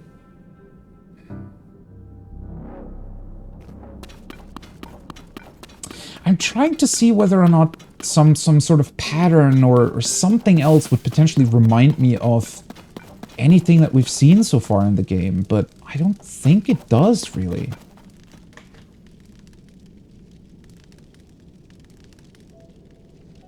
Oh, that's a pretty comprehensive description of a subscription, yeah.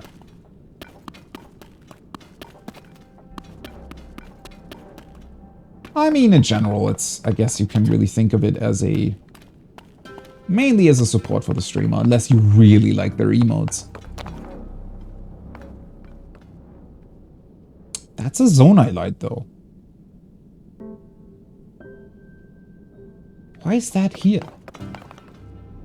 Oh. Also, this really seems to be falling off into darkness, right? As if it's even extending further down below. There's light over there.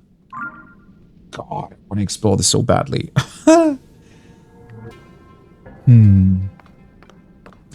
mean, judging by this pillar, right? And judging by the light. Are these some sort of weird ancestors to the Zonai? Did the Zonai eventually develop their large ears? Or have the ears been cut off from these statues? Honestly, why not take a closer look at it while I'm here, right? Might as well. Hey, buddy. Feet look very different. I mean, it looks a little bit like goat feet, right? Something like that. Like a minotaur. Ooh.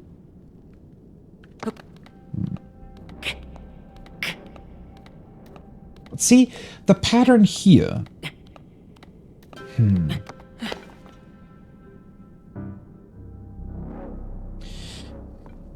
mean, it could be that it's sort of an ancient pattern of something. And he's holding something. Didn't even see that he's holding something. It also has a swirl in it, right?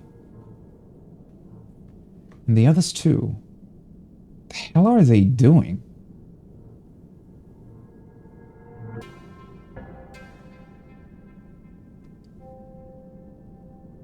Oh yeah, you can also gift subscriptions. Well,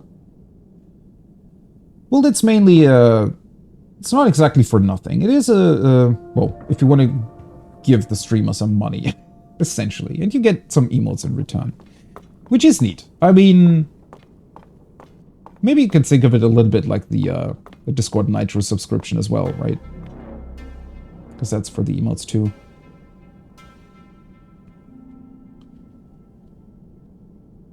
The gifted subscriptions are really neat. I've also received a bunch of them over the years for a bunch of different people.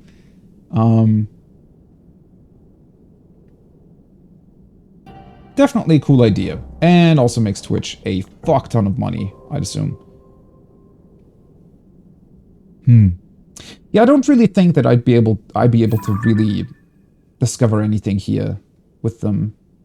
The patterns really look like early Sheikah patterns. At least these here on the belt.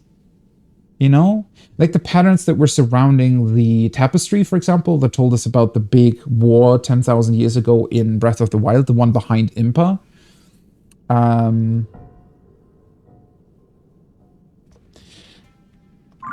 Really does make me wonder if these guys are some sort of ancient civilization. It's just so weird that they are down here. If the Zonai is supposedly descended from the heavens? Or from the sky? I mean, maybe I shouldn't say from the heavens.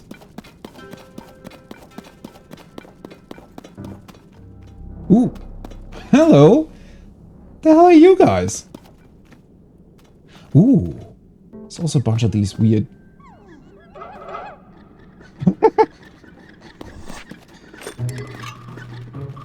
What's going on? Whoa!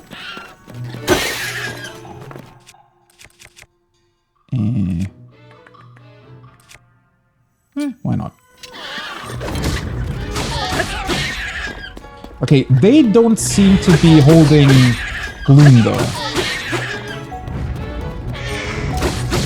Ooh.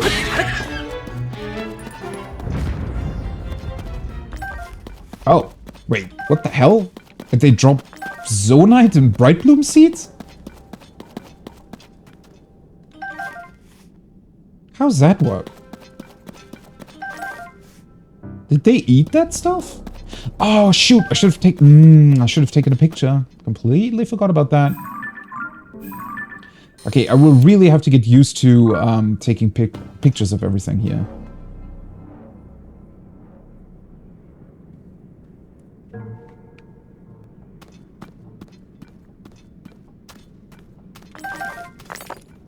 Well, yeah, I mean, that is how some streamers are able to do this as a job, right? And that's totally fair. I mean, the entertainment that you get out of Twitch streams, at least in my opinion, far exceeds a lot of what you would get out of traditional, you know, entertainment in a lot of cases, like TV shows. So supporting that seems kind of like the right idea. You can pick these up. Poe. So this is some sort of currency then. Or something that can be exchanged into something else too. A glowing spirit orb found all over the depths. Offer these to a bargainer statue for a variety of rewards. So that's what the statue in Lookout Landing said Poe the entire time. Or Poes. I guess the like multiple of them. The plural. So is it waiting for some... So these are some soul beast form thing that lives down here? Souls of the dead? I don't know. Are they dissipating or can I... No, they're not flying away. I can simply collect them. Alright. That seems neat. So are the statues pointing in this direction for this reason? Or...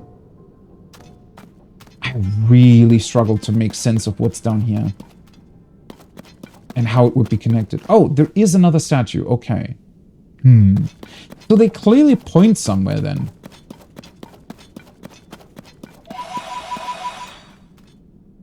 I wonder if these weird soul ghost thingies possibly, you know, aggregate next to the statues because that's where they feel comfortable? Yeah, that looks dangerous.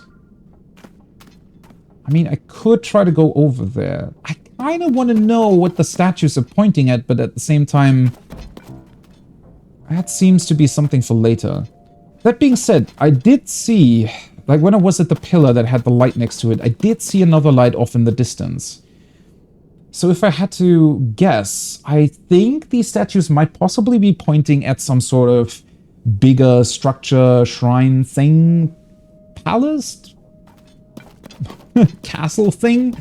These guys potentially built down here? Although it definitely also seems to suggest that these things were built when it was already dark, right? So maybe this place never was on the surface. It was always down here in a cave system that was always dark. Oh, right. I really should, yeah.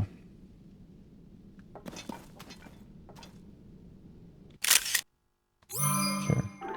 That's a bonflower. Neat.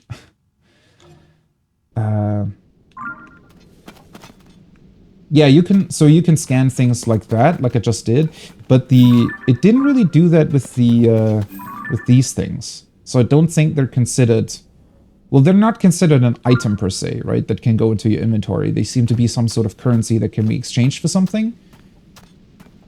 So it's, because of that, it's not really giving you an album entry thing. They do seem to just stick around, though, so... Okay. Obviously, gotta make sure that the pictures all look really great as well. I wonder if you can overwrite. I think you can overwrite pictures as well. Ooh, yeah, come here.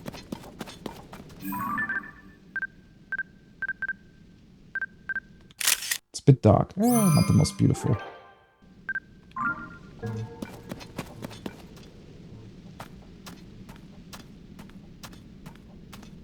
It's insane how small streamers get next to nothing while the big ones become millionaires. Well, I mean, there's really only a limited amount of money going around as well, right? I mean, sometimes, yeah, it can seem unfair, obviously, if some of the streamers, well, either don't really put that much effort in, or they, you know, they're doing stuff that seems somewhat disingenuous as well. Yeah. There's a whole debate around that. Then again, it's also, well, it highly depends on what you really want out of this, right? Because small streams can be, like me, who just wants to have fun and play games with other people, right? Or get some sort of interaction with other people while playing, because it's just more interesting this way for me. But, you know, if you really do want to make it a job, I suppose you also just have to put an insane amount of time into everything else, right? Which I, for example, would still have to... Like, I haven't even done, like, emotes or anything. Which I wanted to work on. I mean, it's just a funny little thing to do, I think.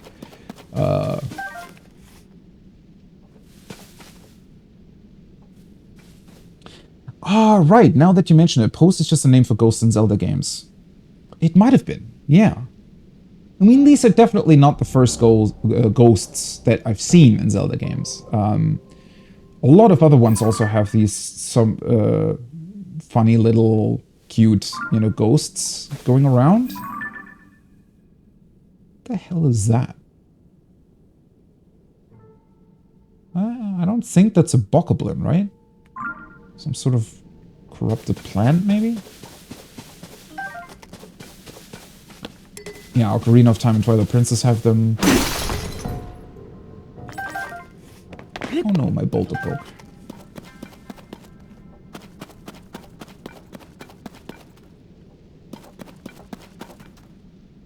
But then again, all of the different Zeldas still more or less do different interpretations of them as well, right? Yeah, like the bats, or they're not just bats. They're a bit more probably sentient, I want to say, that they are than what they are in our world. And they also have different effects, right? They have an eye that can like hone in on targets. Speaking of bats, hey guys. Oh, wait. So do these count as a different version? I'd assume so. Let's see. Can I take a picture of you without you attacking? Although it did just says keys. Maybe it doesn't really count for different versions of these things?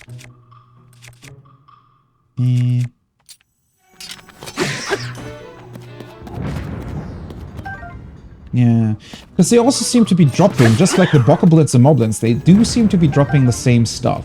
So even though they are influenced by this gloom, and it influences me in return when they hit me, it seems like they're not exactly different from the other creatures on the surface. Which is really, really intriguing to me. So I always thought of all of these monsters as sort of spirits that returned from the dead and got like reincarnated. And why would they be influenced by the gloom? Why are they down here? Why are they potentially mining zonite?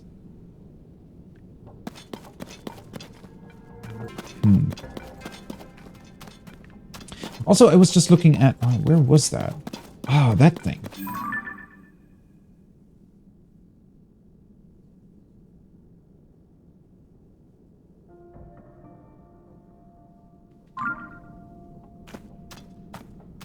That's an actual ghost, though.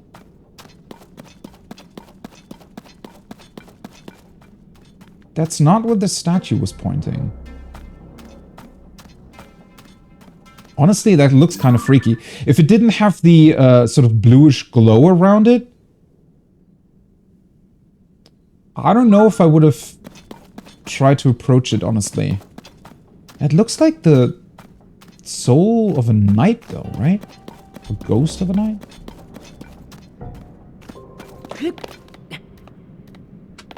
Oh, oops.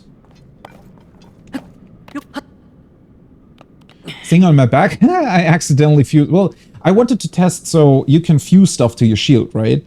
And I took those... Like they were... I don't know, some sort of Bokoblin horn. With those two spikes on it. And I thought that if I fused it to a shield, it would maybe extend the spikes out in front of me, and I could use the shield to just bash the spikes into enemies. Sadly, didn't really work. It just put the spikes up like that. So now it's just a cool looking shield. It does look a bit... Could be a harp, right? If you're just looking at it from a distance. He's holding something.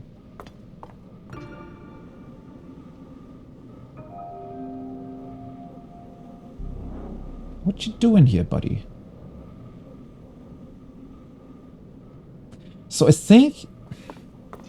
I mean, judging by the shape, at least the helm looks to be a Hylian armor, right? Do I still have weapon space? I do.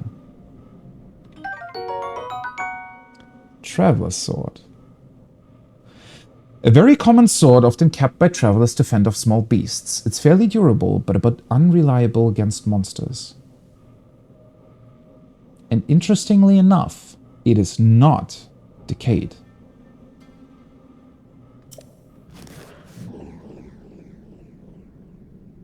Alright, that was a bit more of an ominous sound than I wanted it to be. Well, now I'm even more confused. What the hell does that mean? Wait, so there's spirits down here that are holding non-decayed weapons. Even though they're standing right next to the gloom. The gloom, at least the stuff that directly came out of the Demon King, that was able to corrode the Master Sword. Whoa. Also... Oh. Never mind. For a second there I was thinking, because my spear, right? I didn't see my spear, so I thought there was like a giant spearhead protruding from the ground, but no, it's just the thing that I'm carrying on my back.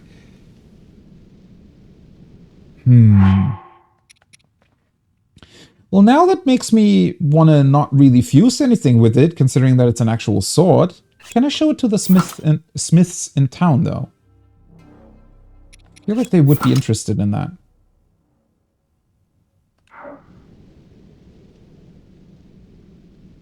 So was the ghost of the soldier protecting his sword, potentially? And that's why it didn't get corrupted, decayed? How did the soldier linger around then?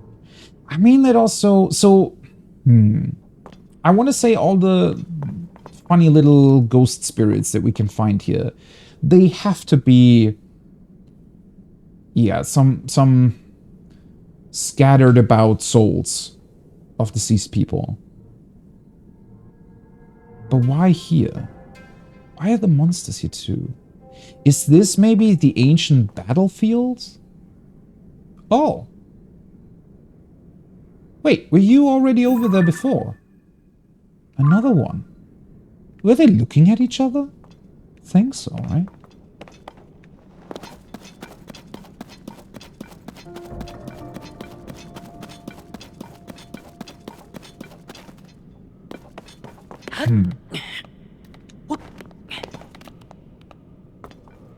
Ooh.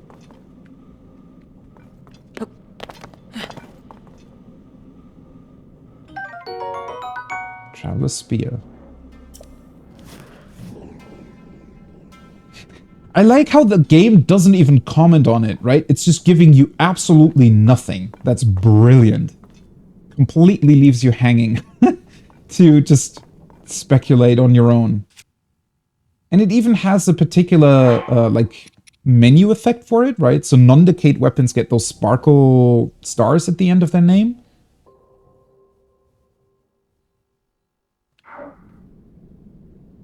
What the hell?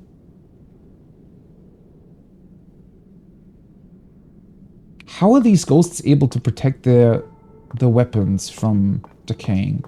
I want to say that seems to suggest that eventually we'll be able to find... Maybe... Well, we'll probably find out who these guys were at some point in the past.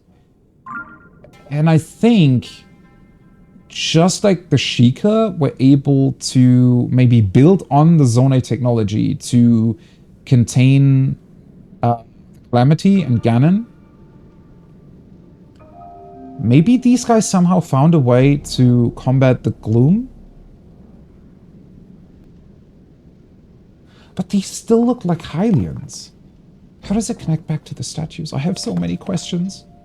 And I want them answered, and at the same time I also don't want to answer them because that means that, you know, I can't speculate anymore. I don't know. This is insane. I don't believe this is what they did. Oh, wait, that's what I saw earlier. No, those are bokoblins. So what's the other guy just sitting down? What's happening there? Is that another ghost? Are they just sort of all over the place here? I mean, it would make sense if this really is some sort of battlefield from the past.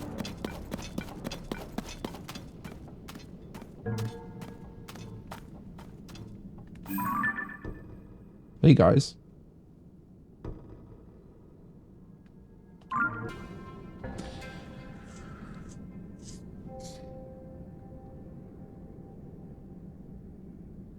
I simply don't know what to make of this. On certain levels, this seems absolutely ridiculously insane, but clearly there is like purpose and you know, meaning behind it. It just seems so far away from actually grasping what the hell is going on.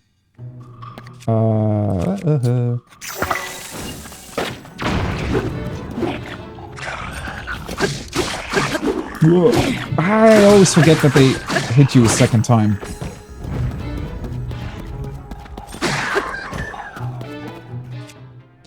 The bomb arrows, though, I have to say, are really, really capable. Boom! Just gets rid of them immediately. And also has the side effect of just making the Zonite available. Well, now my weapon slots are filled up, though. Do I still have a... I don't. Could maybe fuse Give me a second here. Need to...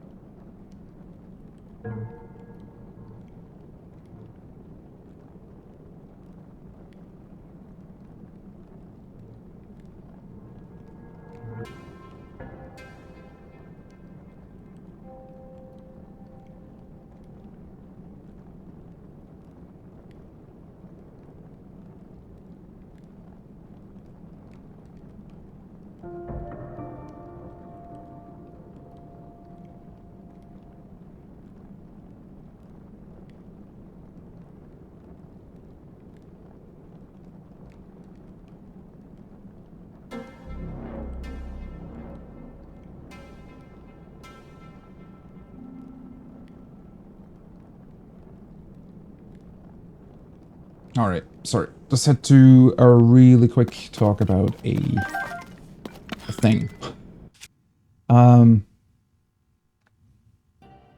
This is Zonai powered, right? This seems to be purpose-built to be able to interact with Zonai devices.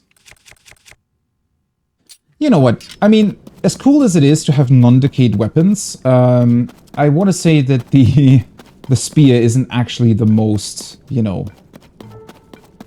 isn't actually the best one. Oh, wait. I'm lacking a boulder, though, to actually fuse to it. Oh, that's unfortunate. Can the axe destroy this?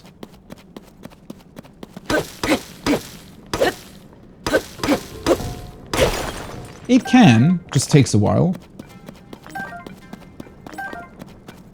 How are there no boulders down here?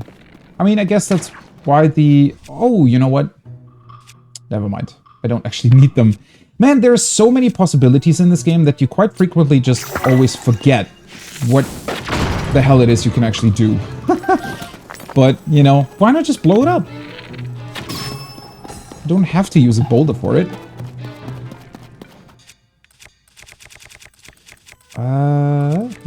Back to the spear. There we go. We do get a wooden stick, but sadly no boulder to attach to it. Well, I don't know how common bombs are, really. It's just fun to blow things up, isn't it? There we go. Oh, what's burning over here? Ah, that's a bow. Never mind. Don't need that.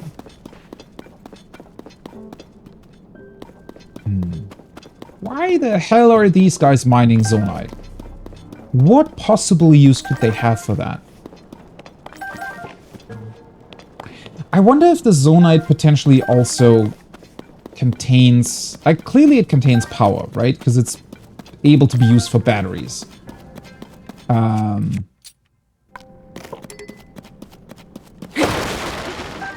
Maybe they're trying to harness the power somehow? But how? It's not like they are carrying around batteries, right? At least I don't think so. I hope they don't, because otherwise, well, we'll be finding moblins and bokoblins in the future that have, like, flamethrowers attached to their things.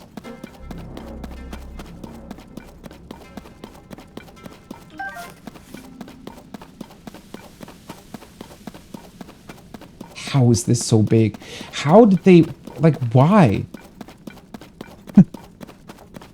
Just because? Oh yeah, people are probably gonna think that, you know, Tears of the Kingdom is just a rehash of Breath of the Wild. We just reused its world, blah, blah, blah. You know what? Let's just prove them wrong. Let's just build an entirely different world beneath it. Sure. Go crazy.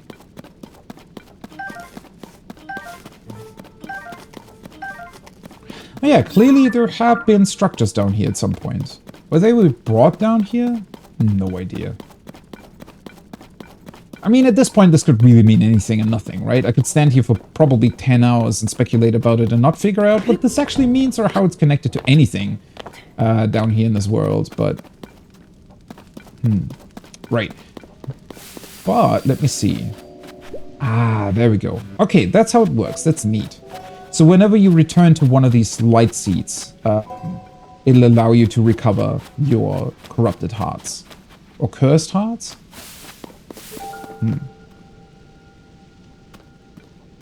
That is such a cool... It really does remind me of the Dark Souls campfire system, bonfire.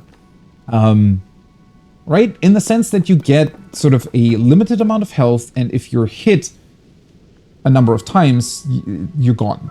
Because you cannot replenish your hearts, unless you get to the next bonfire, which in this particular case would be the light blooms. That's really neat.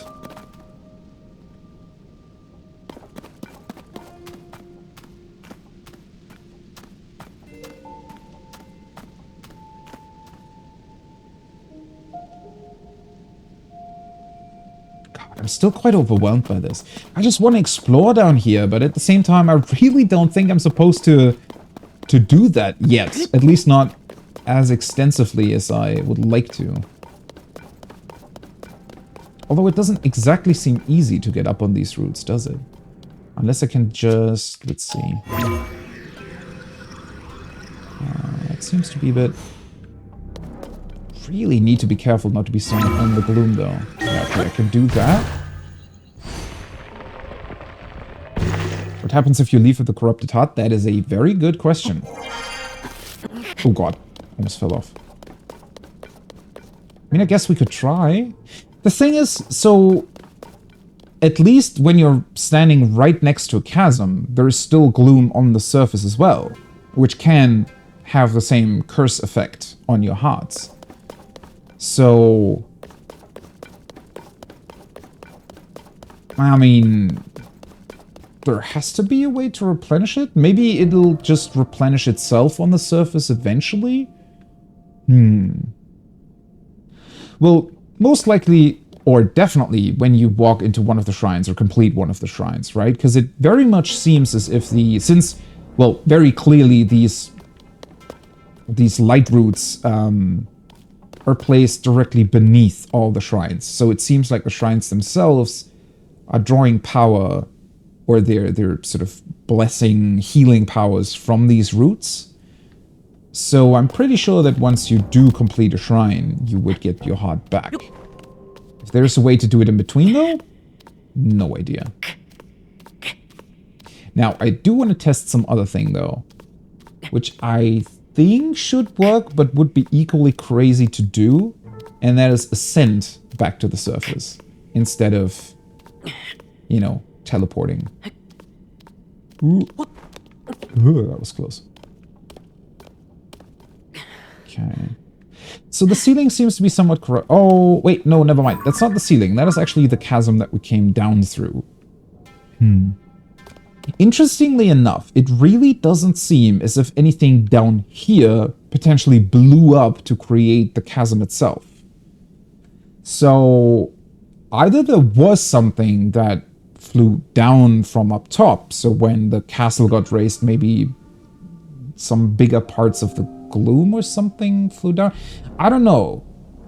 Considering how much of the red stuff is surrounding that hole that we entered through, I want to say that it's not not likely that it was something that just smashed into the ground, but rather something that slowly sort of seeped through, right?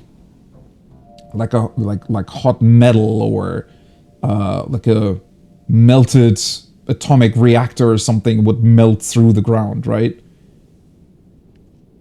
And that's why it also has the red stuff all over the hole. Okay, I think I still need to get closer to the ceiling, though. I want to try to ascend through.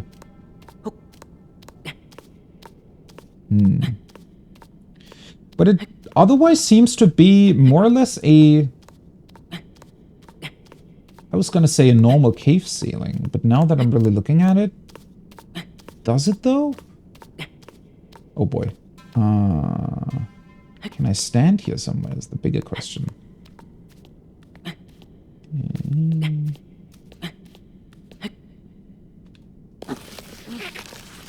Oh, no. Okay, there we go. No.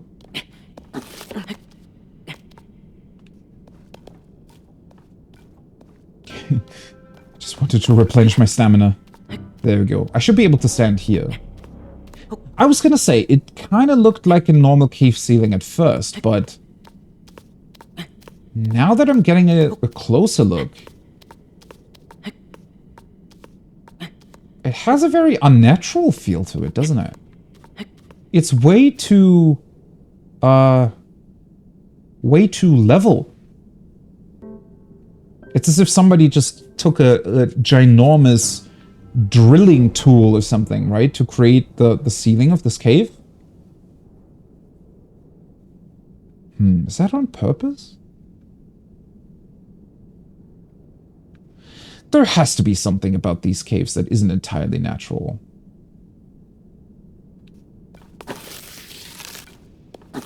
No! Damn it. Okay, let me see. Maybe I'll be able to stand here. There we go. Ah, now I'm too far away from the ceiling proper.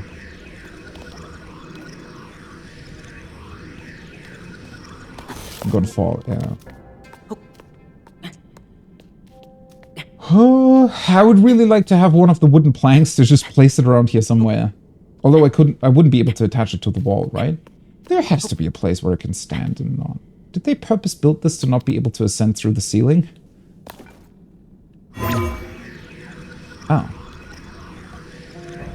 Maybe you're not allowed to. Yeah, that looked like I would have been able to do it, right? That's unfortunate. I really thought we would be able to do this. Well, never mind then. I'm gonna teleport. I get it. Why do they allow you to climb this thing, though?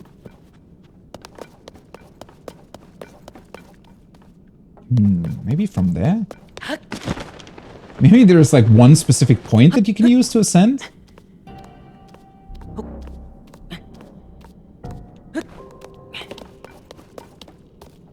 And there is a weird sort of fog on the ceiling as well.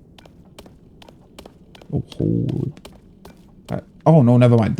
I was thinking for a second that it was some sort of special structure, but I think that's what we were... Yeah, that's the one that I activated, right? Next to the statue? Right. So it's just a giant stone of some sort. Okay, now we're too far away again.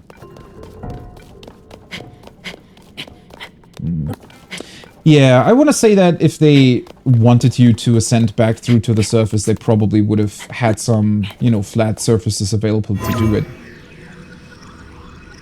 And it just shows like it's not possible.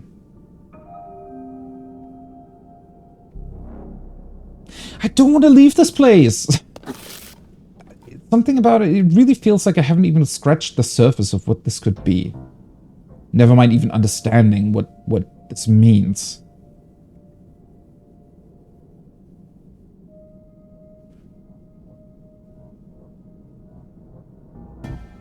I'm also desperately trying not to put too much Elden Ring into my thoughts. Because I want to say that this also seems like some potentially ancient realm that just got built over for some reason. And maybe whoever lived here just had this root light available to them instead of actual sunlight. Maybe they had to escape something. Were they scared of the Zonai and left to live underground? And then why? Well, one aspect that I hadn't thought about either is...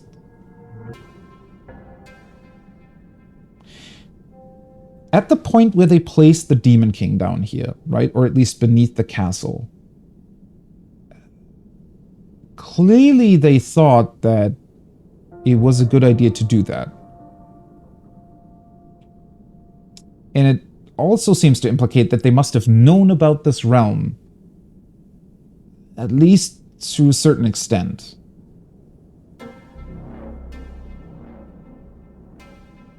So were they just sure that these light blooms would contain enough blessing light to be able to contain the Demon King? How does that... Why? Or was this the realm of the Demon King and his monsters before he really became a Demon King that was opposing the others?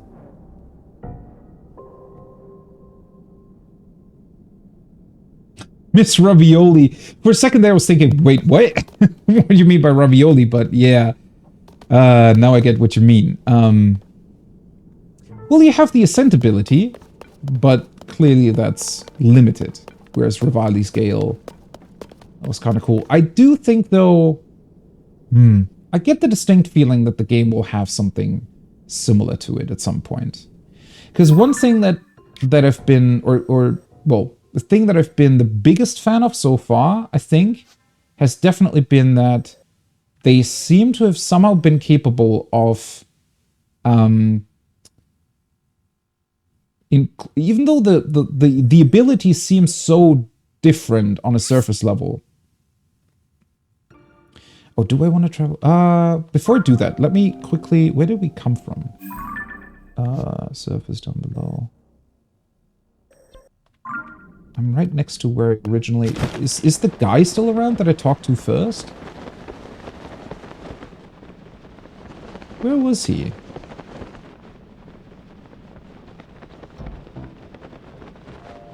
I think he was... Was he here? It looks so different now that everything's lit up. What the hell is going on down there?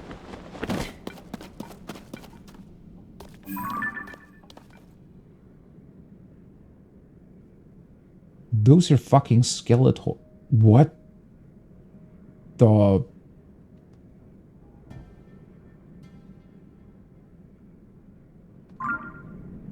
What?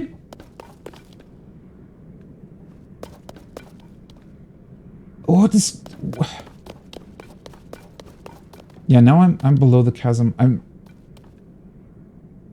fairly certain that the dude just left, right? Robbie probably took him with him. What? Okay, so wasn't there like one very special skeletal or demon horse in Breath of the Wild as well? They seem so chill. They're just... oh, wait. There we go. Stall horse?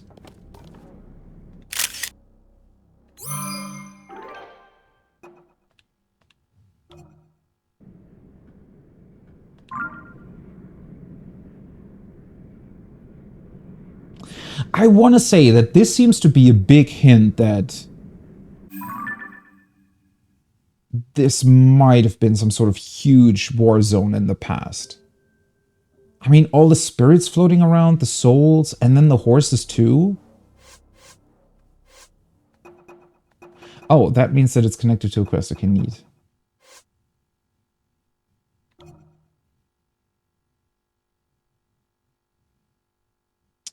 Common locations, Farron Grasslands, Hyrule Ridge? What? Wait, is the Portapad thinking these are normal horses? No, it says a skeleton. Oh, maybe they do just exist now in the game? So maybe they're more common than I think. A skeletal horse often ridden by monsters. These animals, which used to be ordinary horses, are said to be revived in areas where there is a high gloom concentration. Well, that makes definitely fitting here, right? They can only maintain their forms in darkness. And they have the remarkable ability to run atop gloom. Oh, wow, what? So if I'm able to get one of these, I wonder if they can be registered in stables. That would be weird, but also I feel like the game would allow for something like that to happen. Or alternatively, there is some sort of special ghost stable at some point where you can register them. Huh. Right, so I can essentially use them to just get past huge, like, pools of gloom.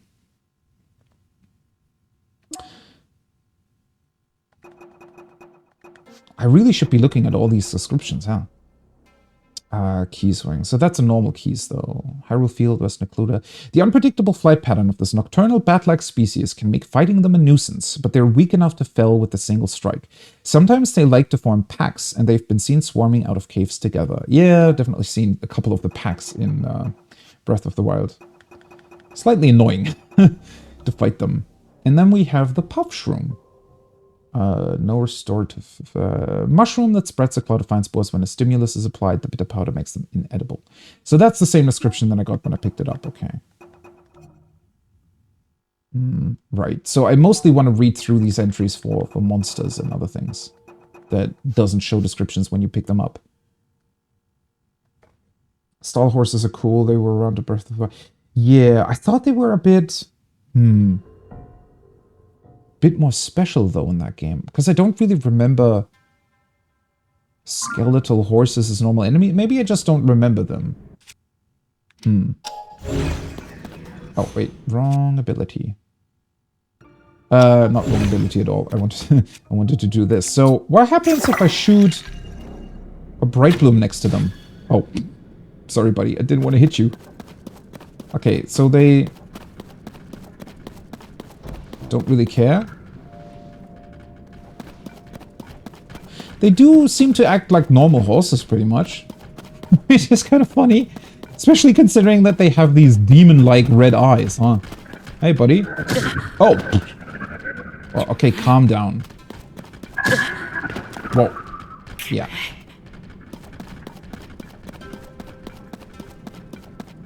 Ooh, nah, that's an axe piece. I wanted to have a boulder. Or rather, I need a boulder at some point.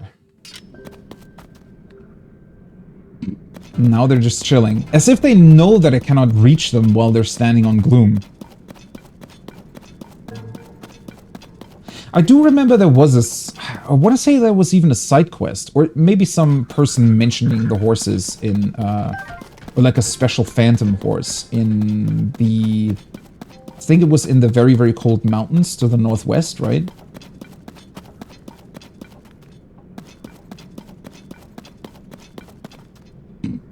Something about them just standing there is really, really funny to me.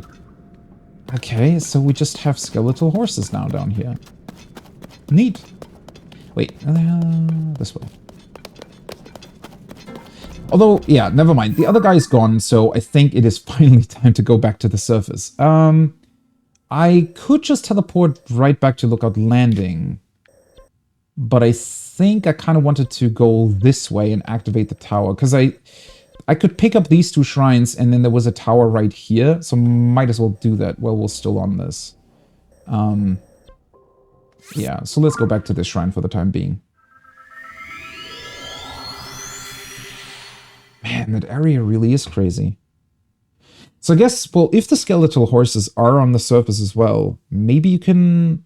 Well, no, I don't think you'll be able to register them. Then again, I think the phantom horse in Breath of the Wild you were able to register. I want to say. Maybe, potentially. Because if they cannot stick around where there is light, I think they would probably just vanish or perish or fall apart if you try to use one of them during the day, right? How do you enter the underground? Yeah, you pretty much jump down and hope for the best. I mean, that's what I did anyways.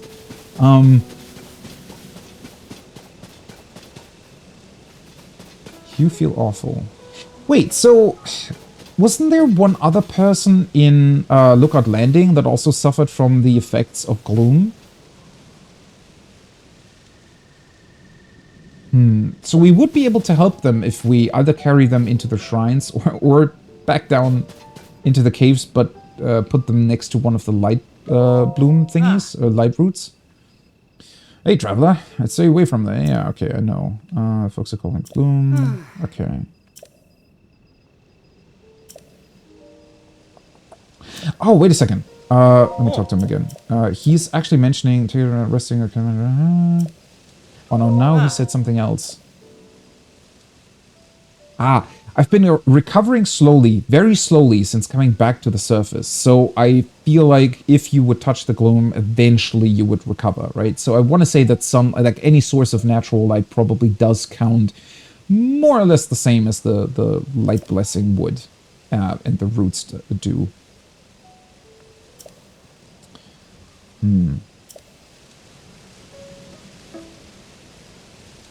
Although, that definitely makes the light roots even more mysterious, considering that they... How can it be that a plant root structure would be activated by something that, well, I've been calling biometric authenticator. But I mean, the shrines are very purpose-built by the Zonai. I'm pretty sure. So it makes sense that, you know, the Temple of Time, the shrines, and so on and so forth would be activated via us, you know, putting our hand out. How exactly does it extend to the roots, though? Are they special? Do they contain nanomachines? I don't know.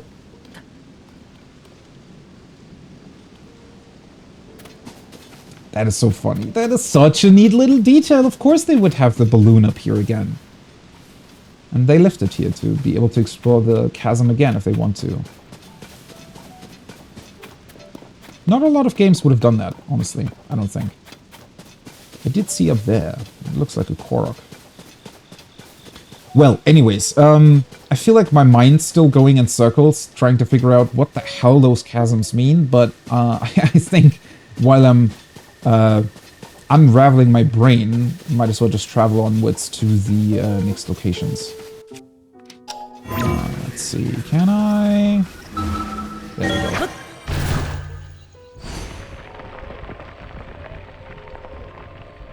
No ravioli necessary, at least not for that. Oh, wait, what? This is just a... I thought this was a Korok. Where's the Korok under here? Ah, there we go. Yahaha! Bye-bye. I thought this was the Korok plant. Right. So, I mean, the tower isn't that far away. Oh god. I'm just afraid that once I go to the tower, I'll be able to see like a billion different other things that I want to go to. I definitely need to contain my curiosity somewhat. Otherwise, I'm just going to be totally lost at some point. Trying to do 20 different things at once. Having a horse at this point would be neat, though. I mean, there are a couple over there. I haven't found a stable to register them yet. Maybe there's one next to the tower, though. I mean, I'm expecting the tower to have some sort of smaller village or encampment around them too, right? Yeah. Another one. Where the heck are they falling from, though? Oh, wait. That clearly fell from that island. Ooh. Wait. That's not nice.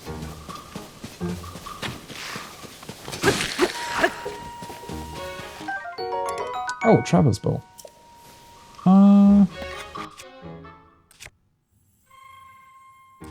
Old wooden bow, bokeh bow.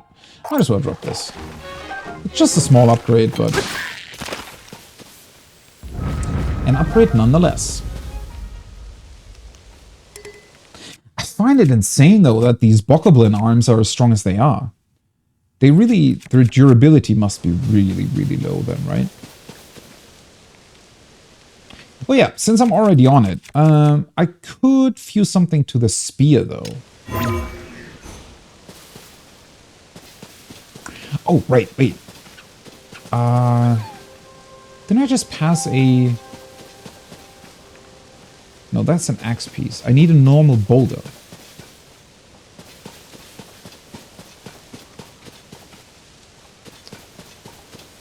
Thought I passed by one somewhere. Ah, well, never mind. I just need to remember that I want to fuse the spear with boulder so that I can, you know, I need a rock hammer again to be able to collect minerals if I get close to them.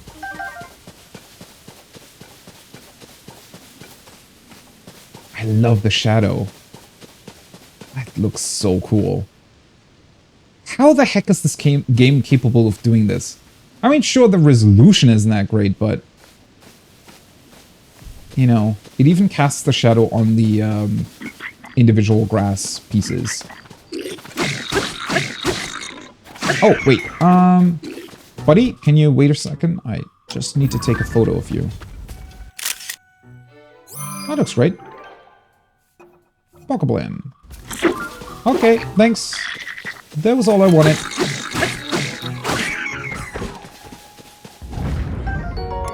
Poco Shield. Poco Blood Mage Shield created by attaching a handhold to any flat tree bark picked up off the ground. It's pretty shoddy, so don't expect it to last very long. I mean, this is almost broken. I just want to drop that. Even though I'm losing my funny looking shield. That being said, shit, I did hate this in in Breath of the Wild. You know, doing photos, sort of, because usually stuff is lying around on the grass, so it's, you know, not exactly, these aren't exactly the most beautiful looking pictures, but I guess it works for the time being. You know, eventually I can work on taking nicer looking pictures as well.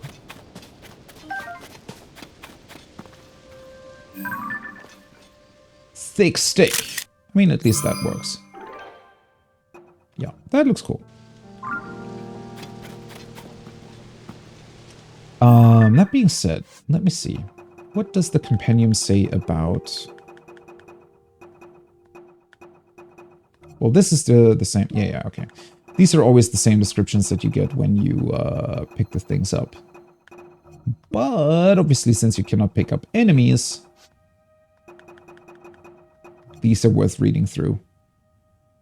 Ah, the picture isn't exactly centered. Oh well. This common species is a nuisance all over Hyrule. Why not very clever? They are at least intelligent enough to hunt beasts and grill the meat for food. They are sometimes seen marching in groups. If they come at you, watch out for their sharp horns. Why did they grow horns, by the way? Did they evolve to be more threatening for some reason? Because they weren't really able to do much in Breath of the Wild, so they started to become more dangerous over time?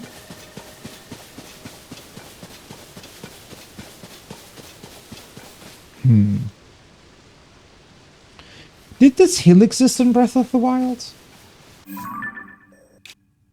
Where the heck was the tower? Was it exactly here? It was definitely somewhere around this area. I want to say it must have been here. Why is there literally nothing remaining from the Sheikah shrines and towers? Because even if they, like, you know, retracted down into the ground, you'd still, I don't know, think that maybe some parts of them would remain, or at least you'd still see that they existed somewhere? Oh, that's a big boulder, buddy.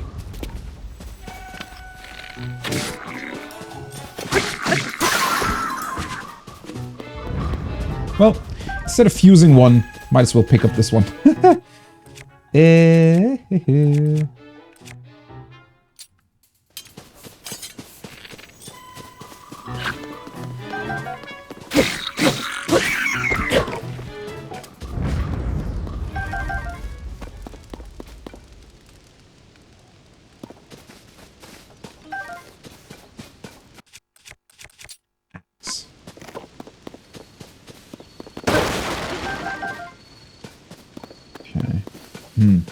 Why are they camping out here?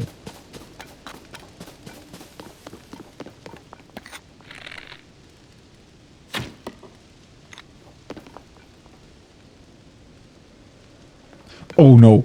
Shit! They're actually following me! I didn't plan like that! I didn't plan it like that! Okay, there we go. Wait, they didn't count? How the hell did they see me? I thought it was way too far away for them to actually fly towards me. Maybe these wasps are more intelligent than they look.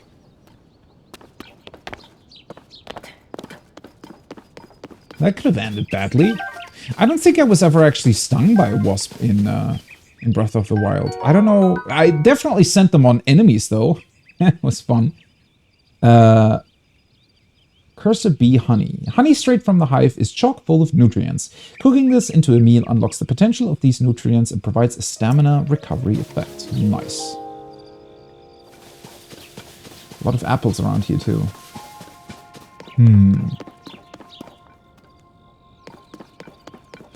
Yeah, okay, I remember this. So the Sheikah Tower was definitely right here. It was right here in the middle of this square place thing.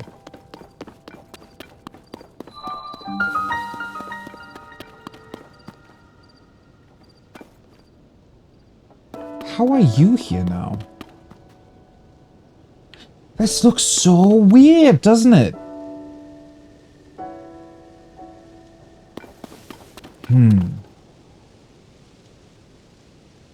As if these shrines really just have materialized instead of protruding from the ground or something. I want to say all the Sheikah stuff looked way more integrated into the world, which I'm, you know, not as a, you know, not to critique these or anything. I think that's actually really, really interesting. Especially with the Zen Garden sands in front of them. What exactly happened? How can this be? Such a weird... Are they... You know, looking at it like this, doesn't it almost look like the boulder has arms? And as if it's, like, holding itself sort of in the ground and to not fly away or something like that? As if they're sentient. Like the weird rock monsters that you're fighting, the funny little ones and the big ones. And the prequel. First game. But this was definitely where the tower was, because I remember the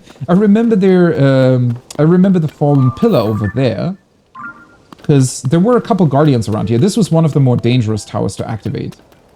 There were a couple old guardians lying around the place, and a couple active ones too. Which, I mean, that makes sense, right? Because I think their technology... Oh, hello, who the hell are you? It's like a frog wyvern? Okay.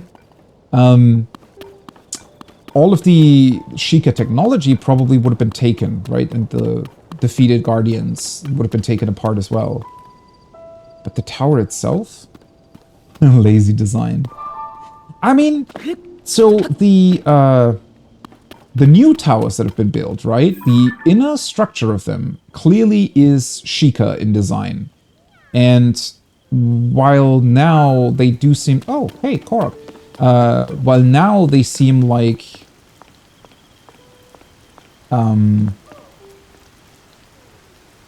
well, rocket launch towers of some sort. At first I thought that their launch shaft was taken from shrines, right? As if they just took the elevator part of them and reused it. Which makes me think that they partially potentially took the shrines apart to reuse all the technology, but I mean, this really looks like the tower never existed.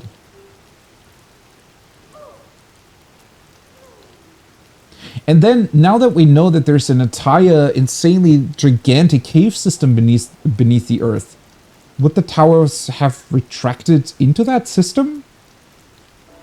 Is that where they were built originally, maybe even? And what the hell is this? This looks part of a motorcycle.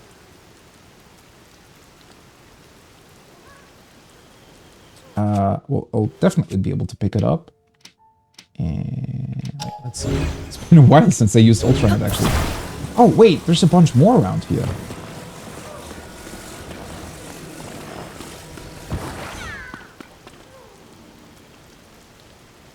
Are they wheels? That would be pretty insane. I need one of the bigger ones. Let's see, what's the... Okay, they look the same from both sides. So... what would be the front? I guess that one? Yeah, with the eye-looking thing on one side.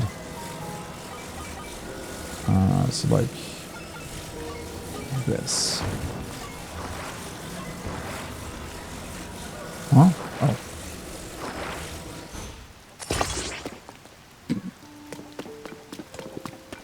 What the hell?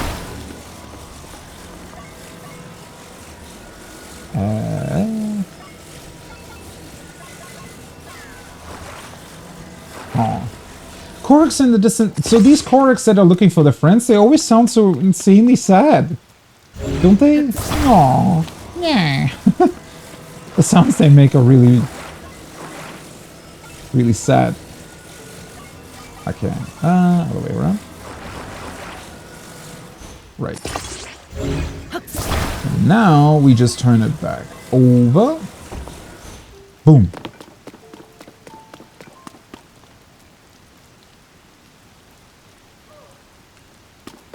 I don't even... Like... What? It was insane enough that you can build, like, carts or yeah, almost normal things out of these, but this, I mean, that looks like, it truly does look like motorcycle wheels or something. Okay, buddy, where's your friend?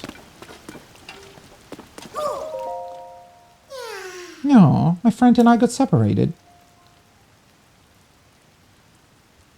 Well, where is he? Oh, all the way in the distance. I was going to say, wait, where the hell is your friend? Yeah. Oh, shit. I shouldn't have built this quite just yet. Because it's going to... Yeah. It's going to be taken apart again once I do the shrine, isn't it? Well, anyways, let's do the shrine first.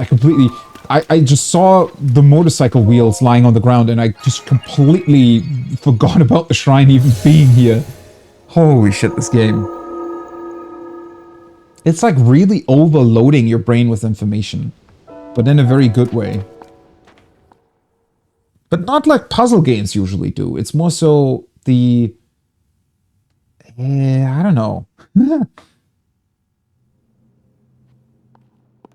Alright, let's see what this is. A spinning device. Okay.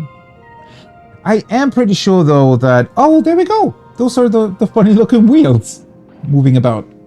I am pretty sure, though, that the insides of these shrines are some sort of projection.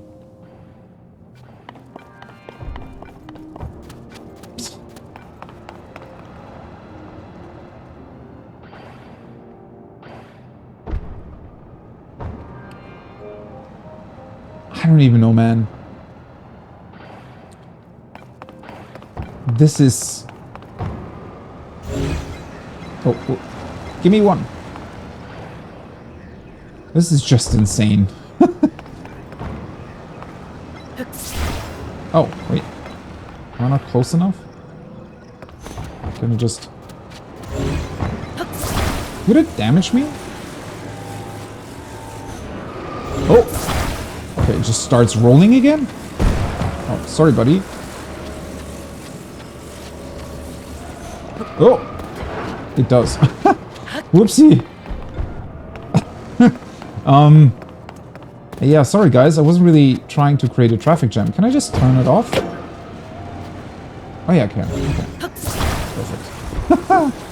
Wait, where are you guys getting energy from? Is it because they're in the shrine? Is the shrine providing energy for them?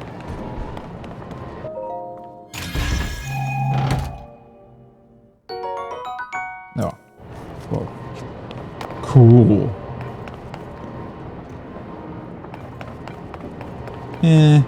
Alright.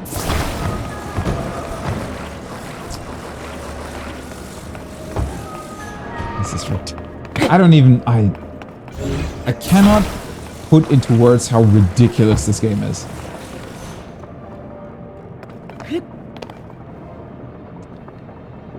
Can I make that? Feels like there was gonna be...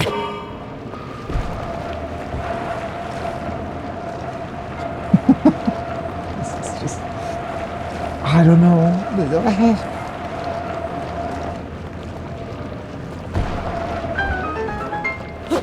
Well, stop. Wait, but... Okay, yeah, that might be because I'm in the shrine, right? That it's not actually requiring any sort of energy.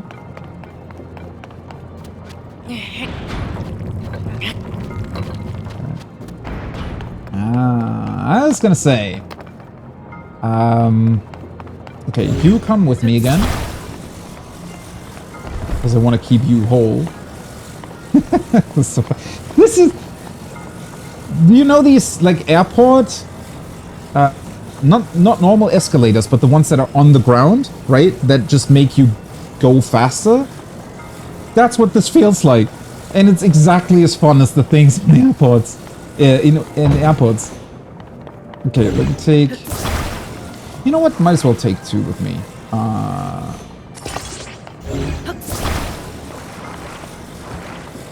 Whoop, there we go. Then the entire thing is... Whoop. There we go. I like how the ones on top move too. Oh! Am I too heavy now? Come on, you can do it. Okay, we're still moving. They even have arrows on top. I didn't even see that at first. Okay, this should be enough. There we go. This is just... Okay, now on to creating a thing that can move on its own. Let's see. Sadly, I cannot stick them below it, but... I think this was the right direction, right? Okay, let's take the other one. I don't even... This is... This is ridiculous. Sure, just attach motorcycle wheels to a weird contraption to make it move the entire time to be able to, to open a door. This looks so ridiculous. Now I'm kind of sad that I didn't take all 4.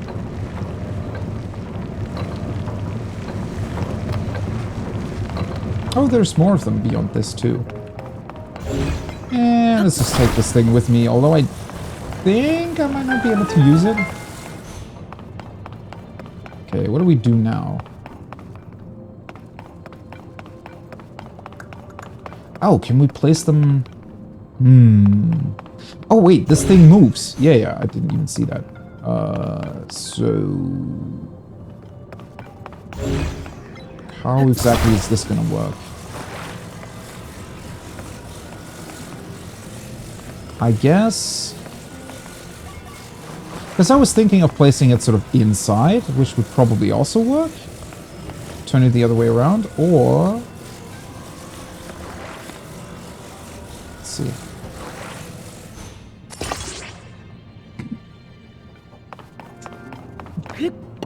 I cannot get over how ridiculous this game is.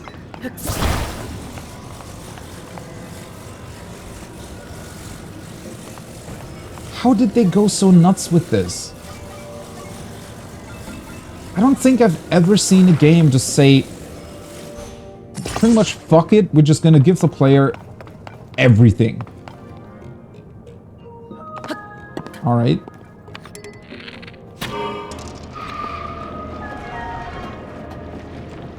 Like...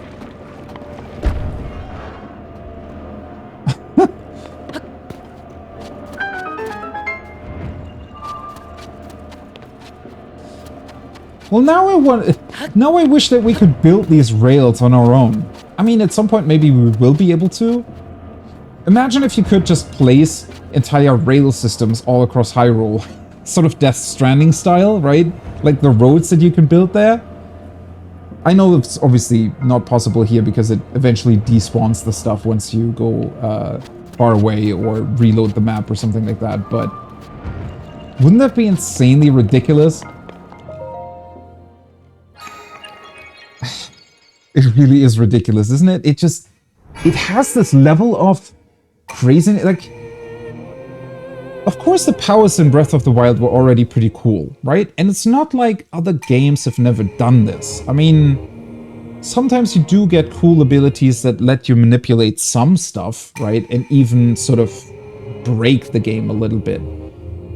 But this just seems on... like, not on another level, but on like 10 other levels. I don't think I've ever seen a game that just really took an idea and just ran with it without any, you know, any fear of the player potentially doing something they're not supposed to, or it just completely breaking the game or something like that. It's just...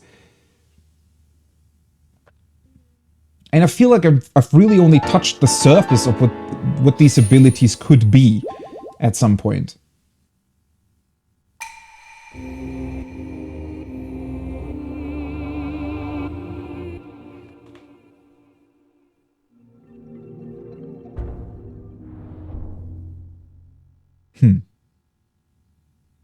Neat. Well, that's the shrine done. Guess we can move on towards the tower. And we need to take little Korok buddy with us.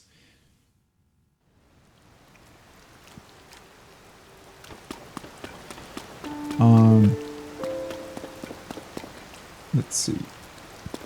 Where was all that stuff? Yeah. The only thing I really wish the game would have done, although I recognize that it would have been really, really hard to pull off, and also maybe wouldn't have even fit the game that well, but I don't know. I kind of wish they would have made these things safe, right? So if I created one of these cars out here, it would just stay wherever I left it. But that's probably a bit too insane when you really think about it. Especially since you could, in theory, just construct entire villages, literally, like Minecraft style. And if they would stick around, yeah, that would be maybe a bit too crazy. Okay, do those bokoblins have anything of value?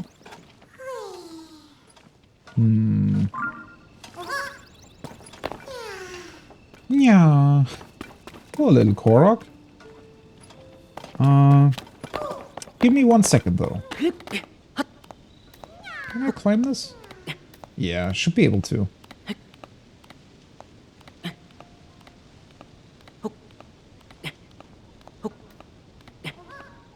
That weird bridge-looking thing in the distance. I don't think that existed in the other game. Also, there is another monster fort in front of us.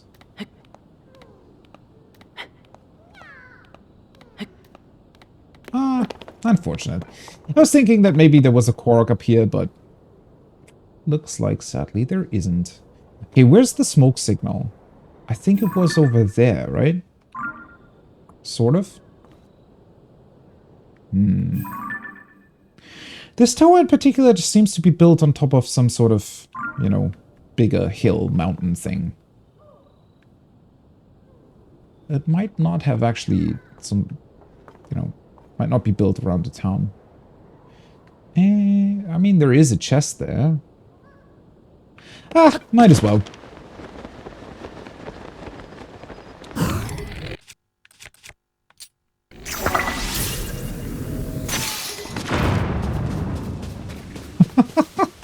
Poor bokoblin. Holy shit. That was a long ride you took. Also, he says, what, where am I? Where are my weapons? Oh, Mr. Moblin, I didn't even see you. I do need to be careful, though, not to, oh, my bow broke. Not to use up all of my bombs, because they seem very, very useful. Let's see. I mean, I have a bunch of the white choo-choo jelly. Let's just try out a bunch of stuff, shall we? That's a smoke bomb! Okay. I did not realize that's what it was gonna do. That's insane. Okay, so we get a smoke bomb. I could freeze them. Let's see. Ice fruit, dazzle fruit. What was this? That... It said something along the lines of making them glow, right? Oh, no, never mind. That was the one that convinces them that they belong to me. Or my ally.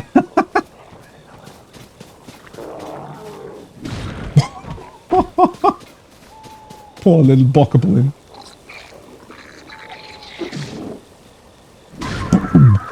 There we go. Alright, this is insane. Let's see, what else do we have? I mean, a lot of the stuff will probably just add more attack power to my weapon, right? And this is just food. And I don't want to waste a flame emitter on this. Okay, let's see. Let's do this then. Ha.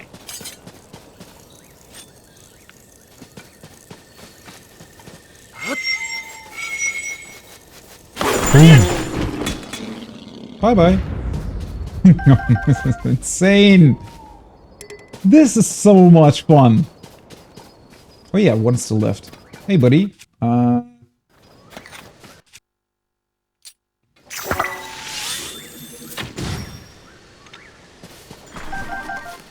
Bye-bye.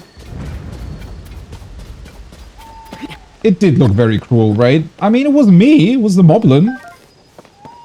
It's not my fault that they're suddenly attacking each other.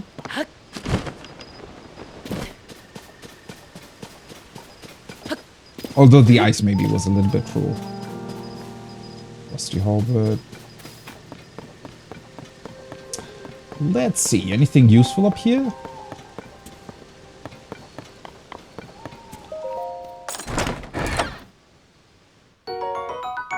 Some amber.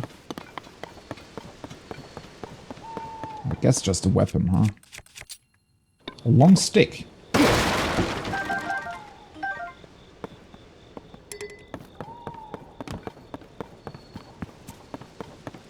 Honestly, I do have to admit, the arrows almost are a lot more fun than just the fused weapons in and of themselves, right? Because with the fused weapons, you have one material attached to them and that's kind of it. In theory, I think you can sort of use the other stuff on them too.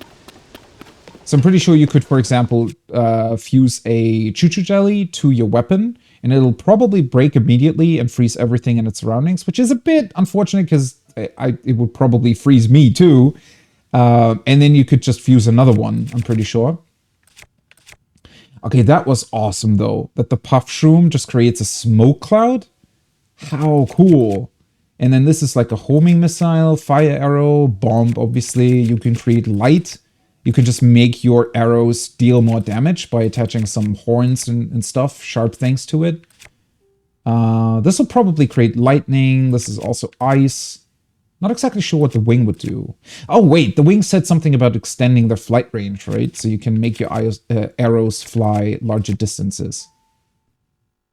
I wonder if the bee's nest would still contain bees. Technically, that doesn't really make that much sense, right? Either way, this system is absolutely ridiculous. All right.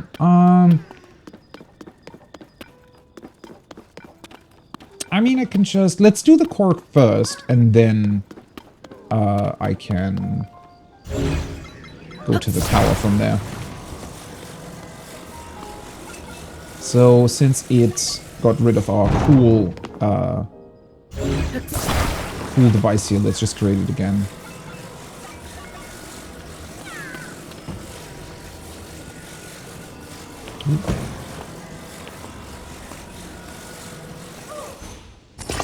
There we go.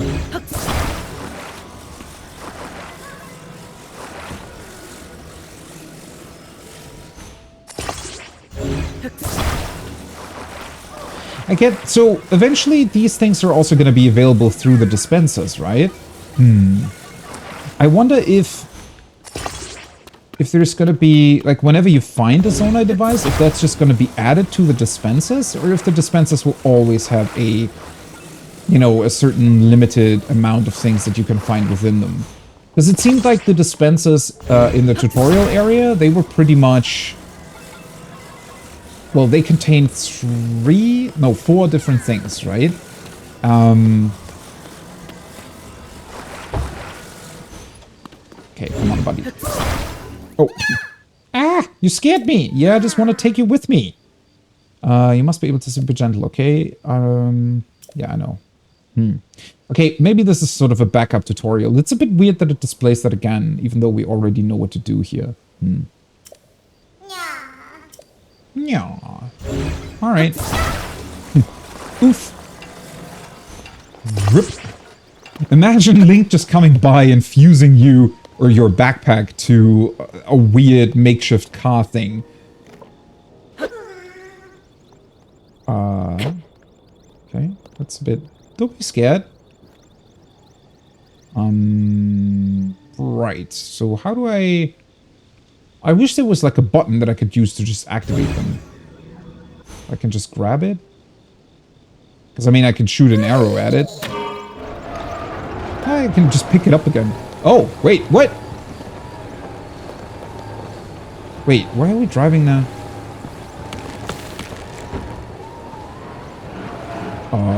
Okay. Stop for a bit. Did I attach them wrong or something? Why did we just drive in a circle? Master engineer, yeah, apparently not. I don't... Oh. Well, yeah, if one, if one of the wheels is the wrong way around, clearly you would be driving in a circle. Oopsie. I didn't even see that. Can I do this without... Yeah, I should be able to. Well, there we go. That looks better. Okay, now to... Smoke signals over there. There we go. The way the cork is hanging. Yeah, they're kind of cute and sad, but also really funny. Why would you, like, travel with such a huge backpack? The backpack must weigh at least, I don't know, 6-7 times the amount of what the cork weighs. Maybe they're like ants or something. Where they can, like, carry the 15 times their weight, but maybe not for long, so they get really tired. I don't know. Technically, they can also fly, right? So, the backpack really wouldn't help in that case either. Alright, there we go. That looks better. Definitely... Uh-oh. Ah! Okay. Whoa. These things do stop really quickly, though. Didn't want to drive into the rock. Are we still on the right track? Well, kinda. I like how I can pick up the arrow every single time. I wish I could steer them like you can with the airplanes. Okay. One more stopping point. Please wait, passengers. Next stop will be our final destination. Please remember to take... Oh! What the hell? What are you on about? Please remember to take all your belongings with you.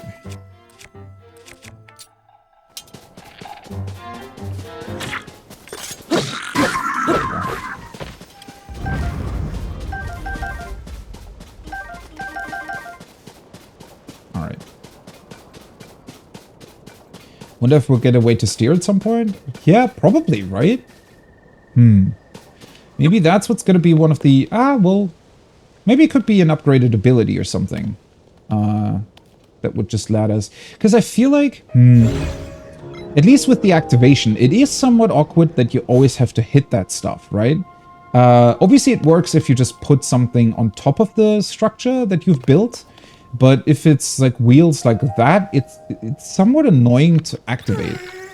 I kind of wish that they... that one of the abilities would just simply let you... So if I target them with Ultra Hand, it would be cool if I could just press, I don't know, Y to activate the device, right? Instead of having to grab it.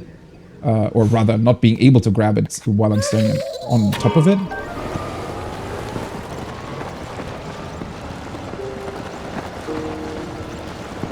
Hello, what you doing there? Oh, that's one of the big ones. Oh, almost drove past my destination here. There we go. Alright, come on, buddy. Time to get off. I know it was a fun ride, but... Plop. There we go. Thanks for bringing up my friend. Here's something for you. Bye. I love how they're saying ya-ha-ha-ha instead of just ya-ha-ha. Also, I really like their stoves. I want to have one of those. That would be cool to carry with you as a portable stove. All right, let's keep the car here for now. I don't really want to... It's a bit you know, it's a bit awkward taking it with you all the time. Some weapons are outlined in green. Oh, you mean, yeah, compared to these two, those are the ones that you fused, I'm pretty sure. Yeah, because this isn't fused with anything, and then these two aren't either. So I think that's just an outline for them being fused already, right? Because you can only fuse once. You can destroy the fused material again and fuse something else to them, but you can only fuse one thing at a time. What's going on over there? Okay, is there a campfire there, or what's going on? Too much stuff, too much stuff. I knew I was going to get distracted with something else once I reached this area. Oh, hey, can I zoom in enough to take a picture of you? Farosh. Hey, buddy. I do remember you. I do wish that... So, whenever you take a picture of something, you press A to exit the menu again. I wish it would kind of just bring up this screen right away, or that you had an option to maybe press A to bring up the screen with the description, or B to just, you know, to carry on with whatever you're doing. A spirit of lightning has taken the form of this giant dragon. Making its home in the Faron region, it's said to have served the spring of courage since ancient times. The electricity that coats its body can cause lightning storms, but Farosh bears no ill will toward people. Few have seen it in the current age. Really? Isn't he like coming up every single day and flying the exact same route? Or is that not how it works here? Either way, he seems to be taking roughly the same route, though. Probably not exactly the same. Yeah, well, some of them, it's funny how the game introduces you to them, because when you first pick up your first stone axe, you don't even have the fuse ability, so you don't even realize that it's a fused item. And then after a while, you realize, oh, wait, it's like a wooden stick attached to a stone piece. And I really, really like how these swords look. So that's a Zonai horn thing from a construct that has pretty much just been put over the decayed blade to make it a very cool looking sword. I really want to know if there's more stuff like this that just makes it awesome looking. And then obviously we get the Bokoblin arm bones that are just two Bokoblin arms fused together. Kind of... I would have liked the first one to move as well. Maybe it can't because it's fused. It's moving. Well, it's from a, like, undead skeleton, right? So it cannot actually die. It can only be destroyed. Yeah. The dragons were in Breath of the Wild. Although, in Breath of the Wild, there was 3 of them that were connected to the 3 springs, right? And the springs themselves are, I guess, connected to the Triforce, which is why Zelda prayed at them to get their power back, even though it wasn't working for some reason. They're also named after the 3 goddesses that were present, or that were, well, supposedly created the world. Like the origin story of the world's creation that you can see in Ocarina of Time. The dragons are named after that. So they seem to be some sort of embodiment of spirits. Sadly, and I was kind of complaining that in my Breath of the Wild playthrough as well, the dragons, they had some, there were, I think, like 1 or 2 side quests attached to the dragons. And every spring had a side quest attached to them as well, but not really anything too special, right? It was just an additional shrine here and there. So sadly, we didn't really get too much sort of background information or anything else really about the dragons. Which seems to be a bit different this time around, because at the very start of the game, when we were still up on the tutorial island, wherever that is currently floating, there was actually a 4th dragon around that one, or at least what looked to be a 4th one.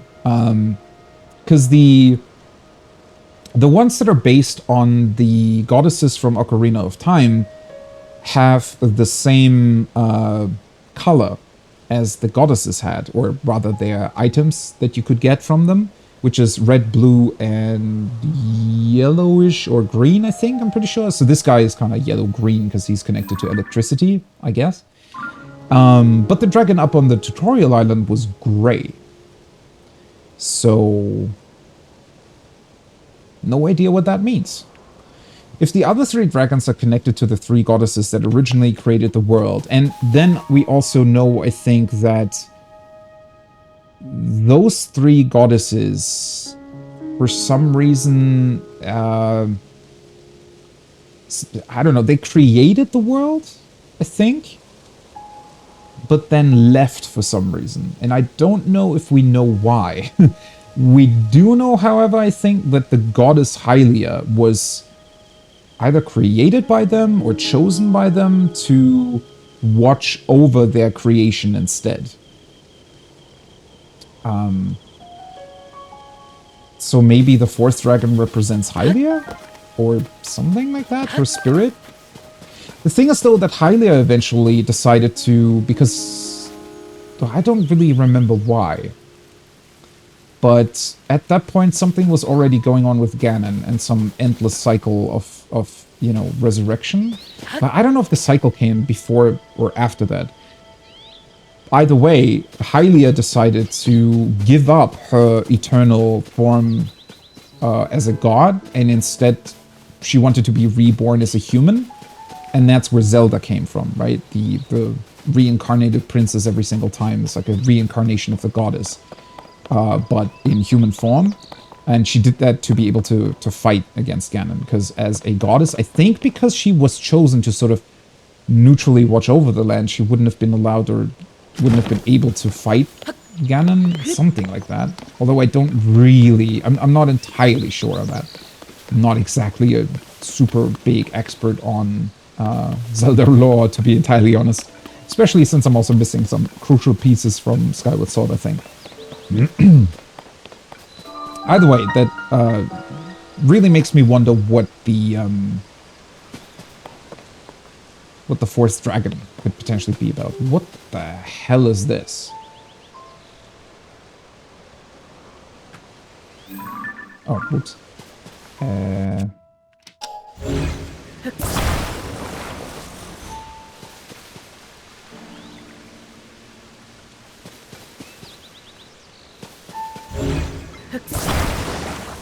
Oh, it was stuck in the wall. I was going to say, does it create some sort of light? But I think it just looked awkward. Can you... When? Are they... Oh. Oh, did they do that on purpose? Did they leave it lying like this so that you would maybe get the idea of... Holy shit. I thought at first that it was just... like almost the same thing but cut off at the top, and that it was some... I thought it was maybe some sort of flashlight, right? Just creating a light, and that light was shining against the rock, but no.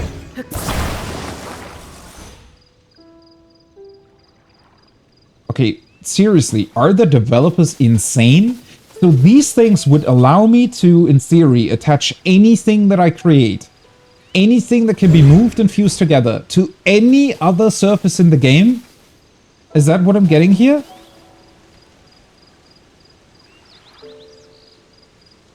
Okay, so let's see. I want to reach the chest.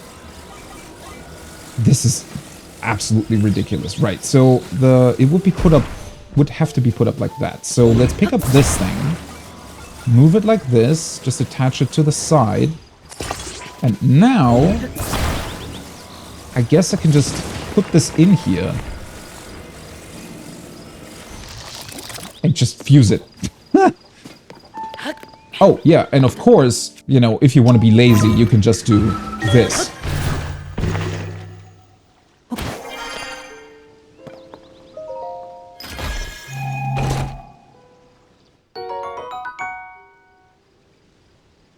I don't, like...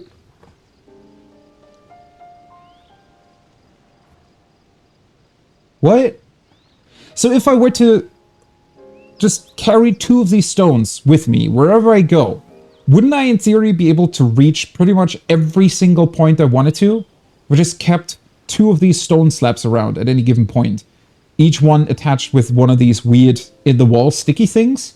I could just place one on top of the other every single time and just ascend through them indefinitely. Well, at least as long as there is a surface next to me that I can put them to. Like, what? Yes, we're not knowing every bit of... Well, I'm kind of annoyed at myself, honestly, that I don't know what happened in Skyward Sword. There is apparently a really, really cool sort of lore book that you can get that they introduced when they first introduced the whole timeline thing. But I'm pretty sure that's been out of print for like 10 years. So at the point where I really got interested in it, no way to really get the book, I think. It might have also been more readily available in the US, because sadly, sometimes they don't. Well, it's not like they don't release it in Europe, it's that most of the time the stores are based in the US or something, or only in Japan, so you pay like insane, you know, insane costs on top of it to get them. Okay, this is like, what? I can't get over what the hell these things are. Because I was so sure when I first saw the fuse ability that it was already so crazy powerful to be able to attach an infinite amount of objects together and just create pretty much infinite staircases or whatever the hell you like. And then I saw the ascent ability and thought it was equally crazy that you could fuse some stuff together in like a weird structure and then just ascend through it. But no, clearly that wasn't enough. Clearly we needed a thing that actually makes it possible to stick things to whatever you want to stick things to. And I'm also pretty sure that eventually we'll be able to get these weird, whatever they're called, in the Zonai dispenser things.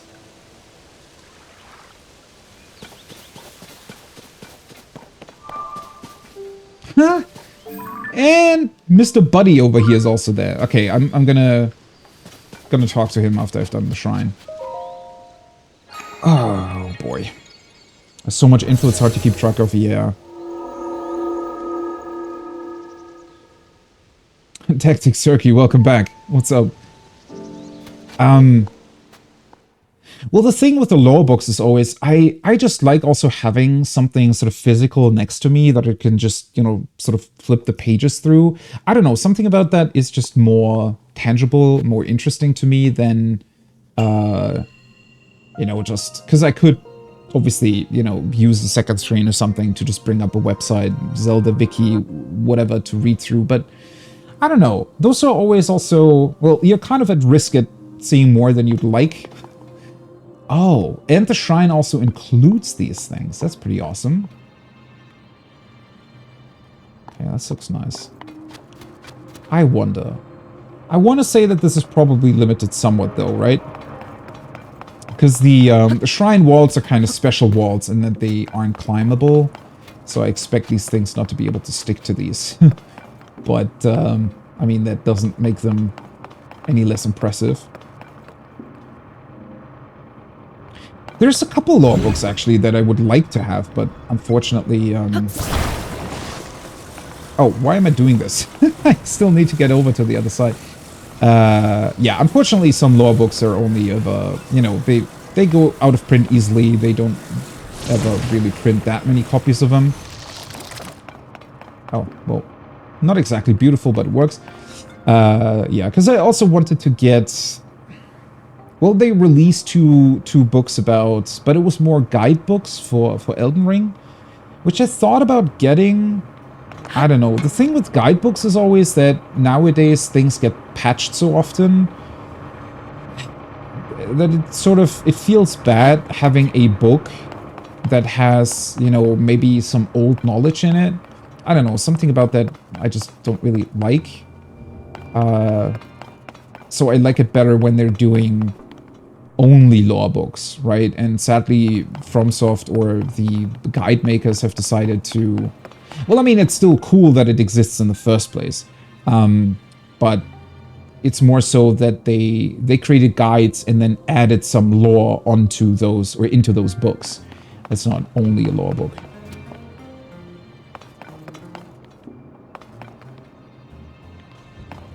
This looks so cool. It's just a giant playground, essentially. Also, for some reason, that wall on the side reminds me of Portal. Makes me think that GLaDOS is just going to pop up out of the ceiling and talk to us.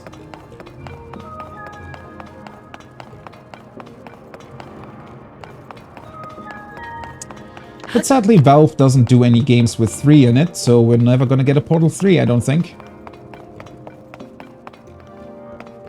Right, so...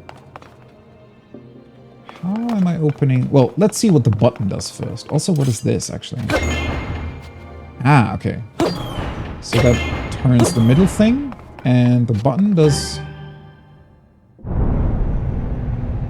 Ooh! Okay. Oh, that's also... That stays activated. Interesting.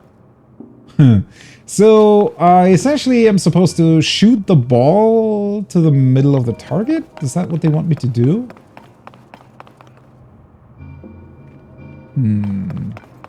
Let me grab this thing real quick, though. So...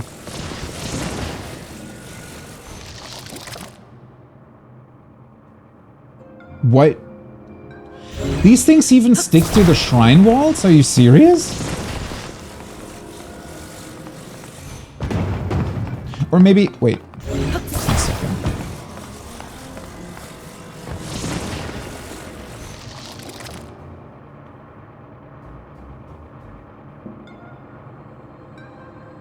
Okay then. Sure. So... I guess we're not getting a second platform here.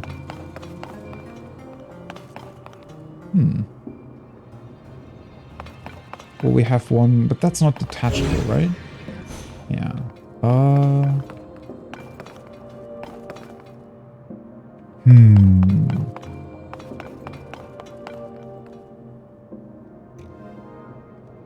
I cannot stick it into the ground, though, right? What if I detach this thing? Oh, wait, I can't? Oh. This counts as one piece for some reason. Interesting. Yeah, this cannot be detached. Because I was thinking if I could detach the weird staff thing, I could just put it into the ground maybe and then lift it up.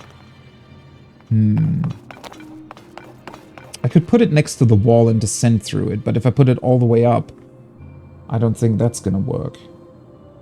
Also, I just realized that the cage actually has a ceiling, so I wouldn't be able to jump down either way. Well, maybe the target just opens up both doors then? Because I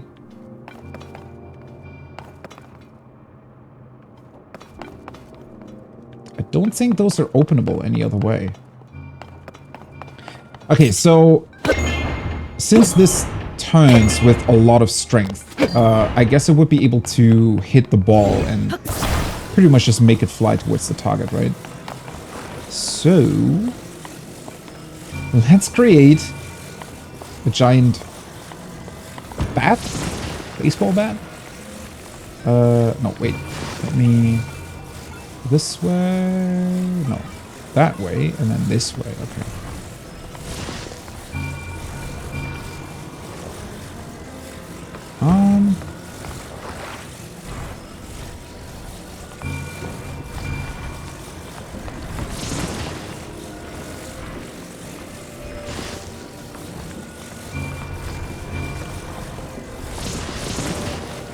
Kind of feels like this is not exactly what I'm supposed to be doing.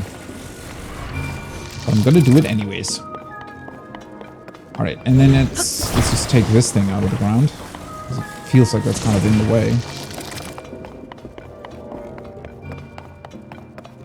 Right. Does it still turn? It does. This is ridiculous. Okay. Neat. Okay.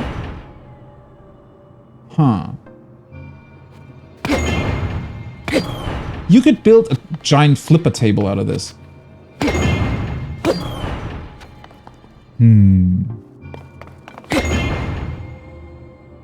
Oh. Okay. Huh. Feels like I don't have enough force behind it yet. Or I'm just hitting it at the wrong point. Oh, there we go.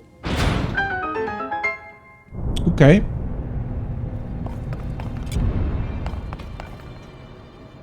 Oh! Wait. Ah, it opens up the other one. Interesting. So that's gonna open up this thing. Right, so... that can still be stuck there, because I still need it, right?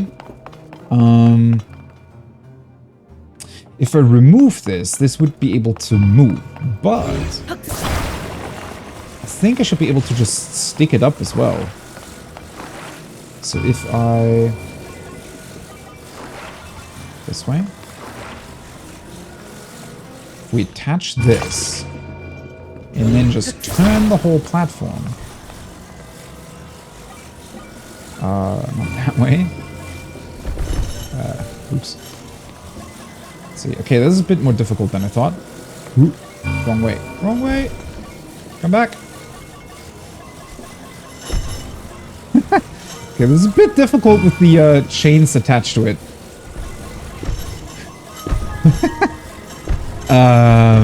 Okay. Come back down for a second here. Right. Oh, I also... the motion controls for these things aren't exactly that helpful, I want to say. Right, let's just gently hold it up.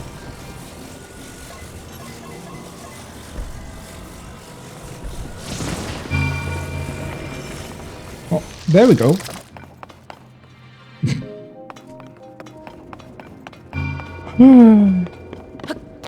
I can't wait for the glue cannon or whatever the hell this game is still gonna come up with next. Alright, what are the other things for? I guess they're just railings in case you want to make the whole... yeah, in case you want to, you know, guide the ball a little bit more.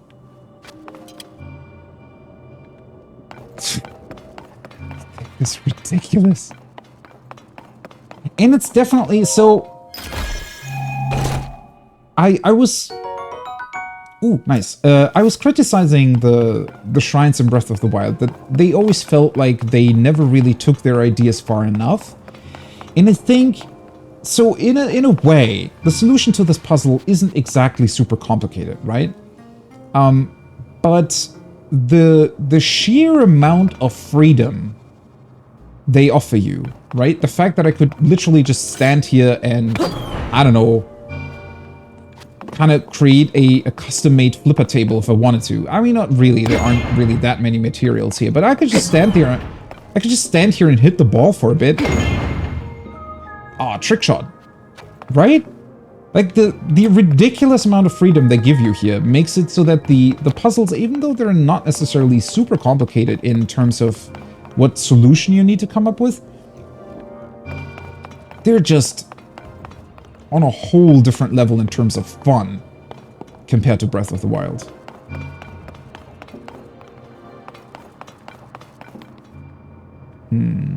Okay, sadly we don't really get another platform here. Alright, let me try one thing though. I want to go up there.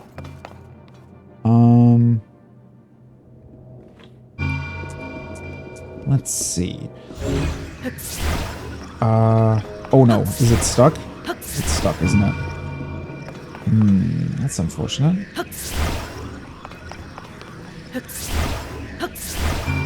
Okay, how can we unstick you?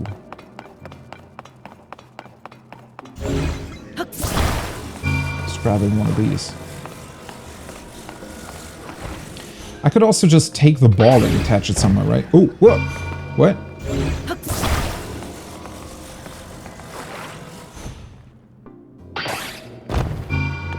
Okay. Does it recognize? I think they try to implement certain things that make it so that the game kind of recognizes if you're trying to get not exactly out of bounds, but definitely. Haha! See? All right. Let's. No, not that one. I want to have you back. Also, I probably want to unstick you.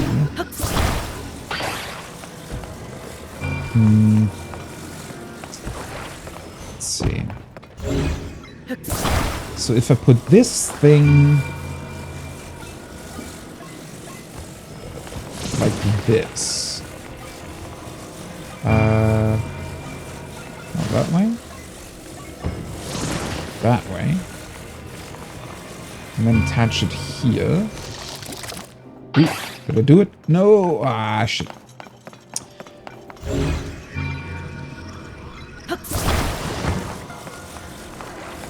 I want to put it on top of the... Or does it not count if it's already stuck sort of in the wall? Maybe that's what was happening. Can I not? Ah, yeah, there we go. There we go. That's what I wanted to do. And now... let's move it so that it creates... No. No.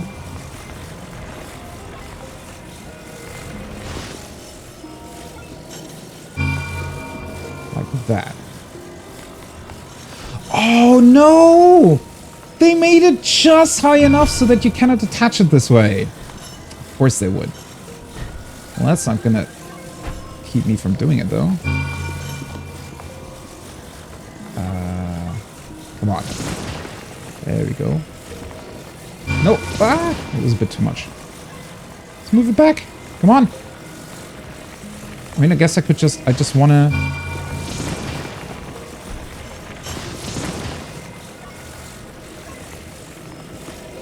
Let's see. Ah! No. Well, almost.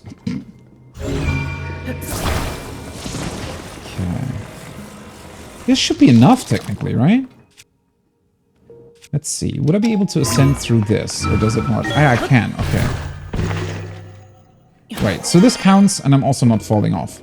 So, now I should be able... Oops.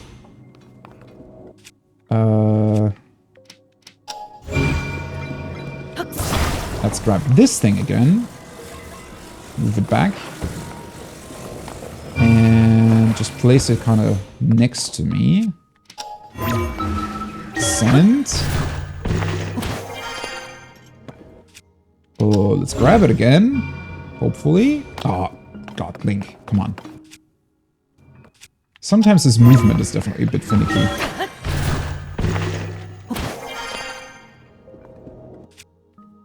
Or maybe it won't allow me to take it. Eh? The game's trying its hardest not to let you up here, I think. But it also gave us these things. Although... yeah, you know what?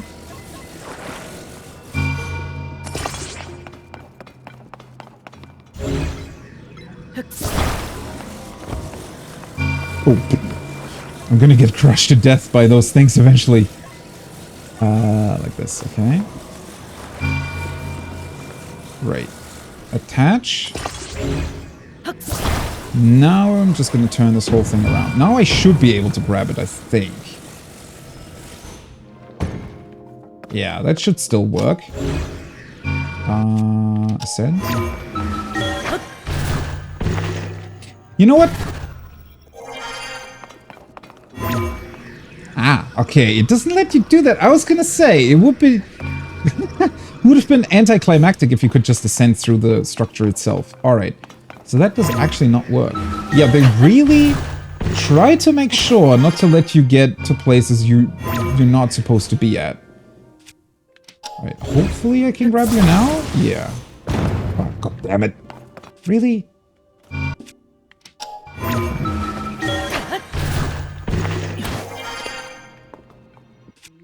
So, let's grab you, move you away a bit. Now I need to turn it around properly first.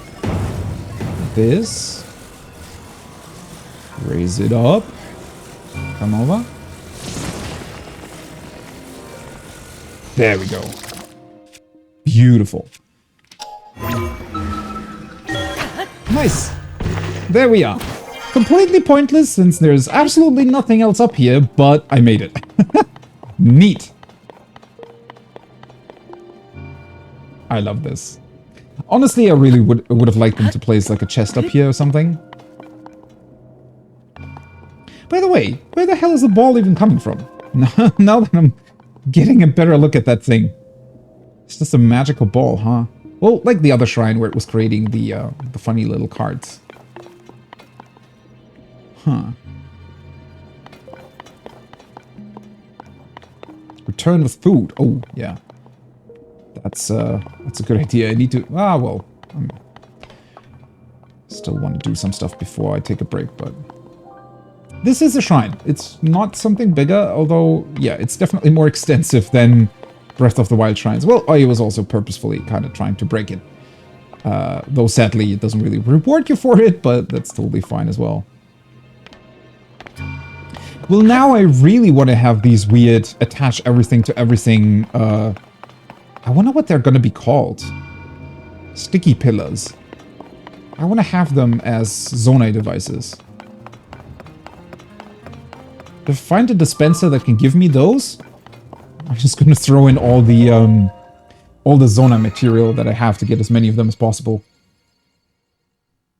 Although arguably it is a little bit complicated getting things up to, like, you know, you definitely need to come up with a certain structure of doing things in order not to forget or accidentally fall back down, or there's definitely a couple of tricky parts to how you need to deal with the movement and everything.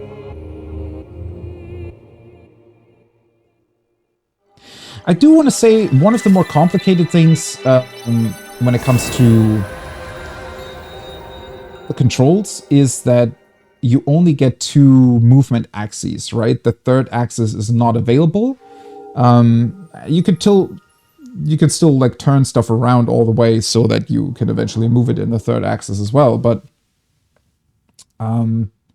yeah, I don't know. Would have been difficult to do maybe. This is easier in terms of the controls that are available to you, but it sometimes makes it a bit awkward to turn things around the way you want them to. Especially if you then also accidentally just, you know, hit the pieces that you're standing on and things like that. Can be a bit complicated at times. Although then again, it also makes it super fun. Right, cool. So if I return back to Lookout, what is it? Lookout Landing? Why do I always forget the name of that? I remember the double L's in its name, but I always forget if it was Lookout Landing or something else. But I'm pretty sure there was a statue, like a goddess statue there somewhere, right? Zonai? Nomai? Right. What the hell? Does he have a mushroom on his way? What do you do?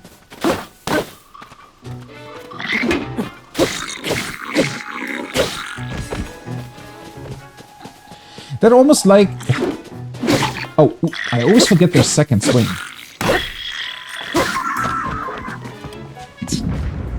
A bouncy bat? What? Whoa! 10? Okay, that's a really strong shield. What the hell? Why is it called a bouncy bat? Wait a second. Let's just drop the rusty. I completely forgot that I already had a flame emitter shield.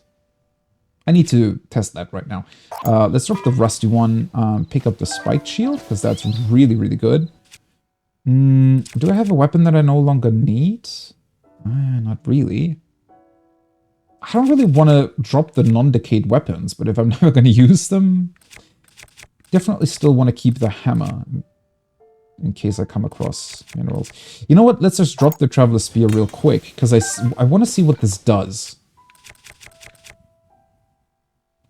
Extra durable. Okay. Why is it called bouncy? Does the mushroom at the top sort of bounce enemies away? Or what's that supposed to be? Well, there's nobody here. Well, I guess I can just create that myself eventually, right? Let's stop it and take the spear back. Mario bounces. It would be funny if you could, like, place the mushrooms down and actually do jump like Mario on them, right? It'll bounce from one to the next. Oh, hey. He's got a cool horn on his head. Are you the only guy in here? Oh, there's another one out here. Let's see. What kind of funny stuff can we do? So this is a smoke bomb. Do I not have any other... Let's see. I thought I had... It was a Hylian shroom on him, right? Okay. So it doesn't exactly do anything on an arrow, then.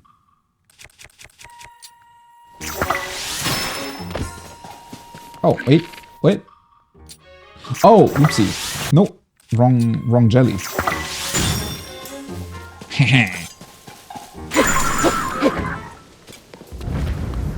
For a second, I was confused why it wasn't frozen. I guess the normal choo-choo jelly really doesn't do much. I mean, it can be it can be turned into the other ones.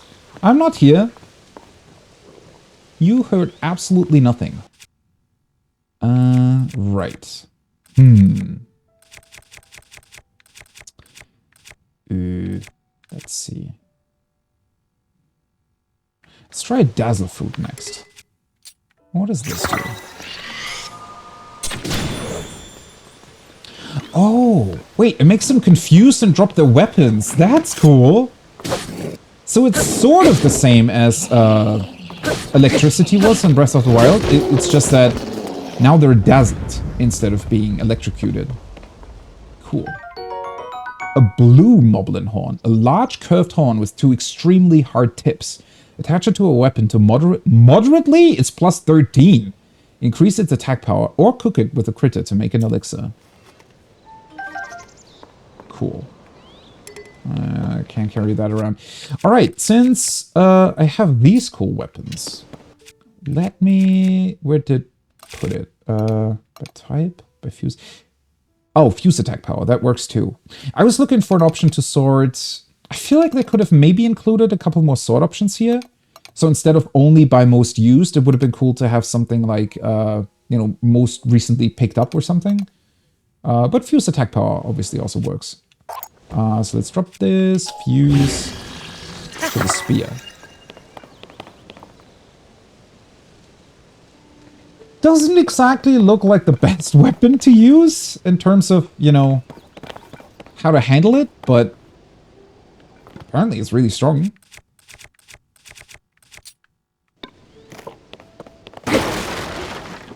Oh yeah, the horrible pun. That's the one thing that, you know, I mean, I haven't played Death Stranding myself, but I've watched a couple playthroughs.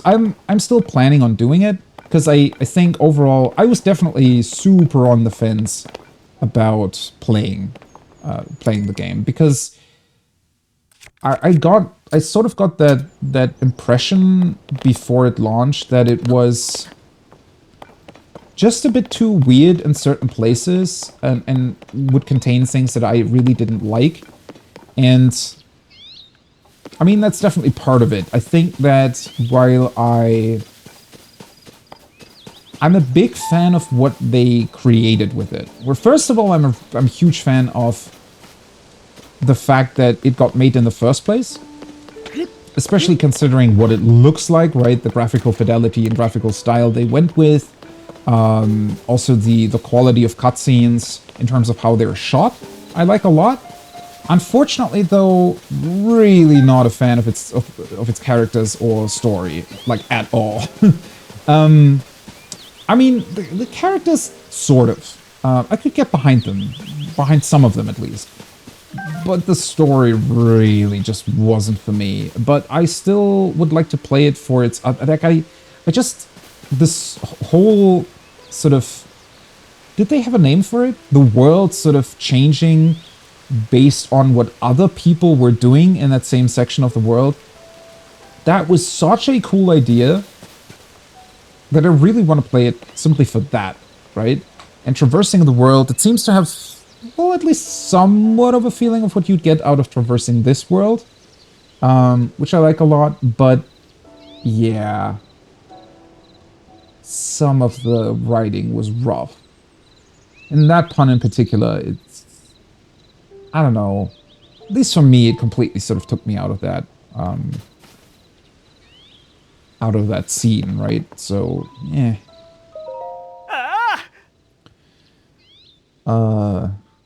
Which, that being said, I didn't even have a problem with the sort of weirder parts of the game, right? The beginning sections I thought were really, really cool, the beginning cutscenes, but yeah, I don't know. I'm super interested in seeing what they're going to do with the second one. And I definitely plan on playing the first one before that releases, or sort of close to its release, maybe. That would be neat. As much as I don't like the writing in it, I think it's definitely it's very unique in certain ways. And that, I think, alone makes it worth playing, or it makes it an experience that as someone who, you know, is, well, into games just should experience at least once. Alright, buddy. You still haven't learned to properly put up a shield, have you? Who's you? Thanks for your help earlier. I'm putting President Hudson here too. Why do you have to refer to the shield, or to the signs, as if they're actual people? Or, well, one specific person in this case. I can't stand here forever. I've got so many more signs to spread around. I don't know what to do. I really should redouble my support. Come on! We already established how to put up a sign properly. Well, thankfully, we have our new sticky... What did I call them earlier? Sticky pillars?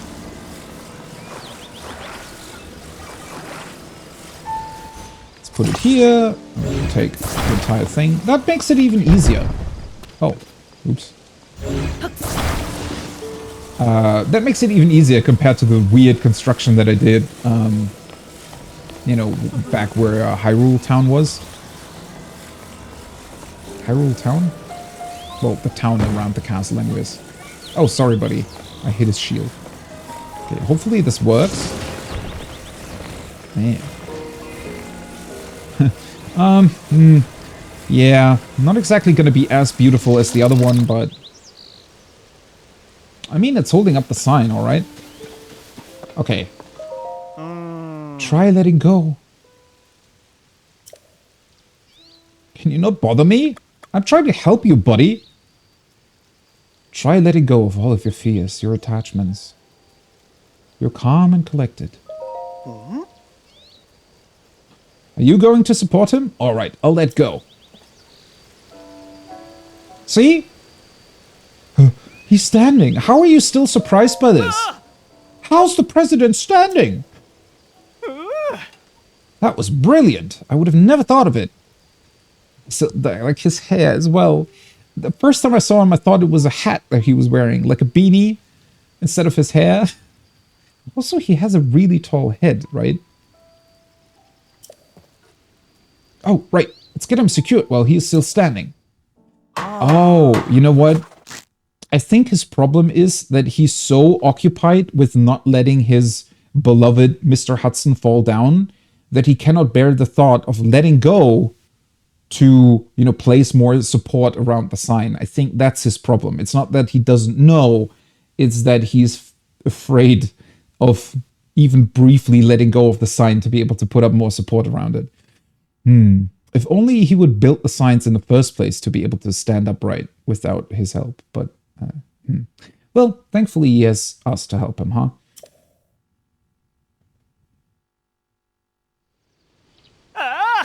Perfect! With your help, President Hudson is now standing proudly and firmly in place. It fills my heart with joy to see him doing so well on his own. as if it was his accomplishment or something. Take this with my thanks. Neat. Also, you must be hungry after all that hard work, right? Let me give you a little something I made myself. Oh, he always gives you really, really cool food, though. Meaty rice balls. Sweet and spicy meat stuffed into these rice balls will keep you full for some time. I want to cook them myself.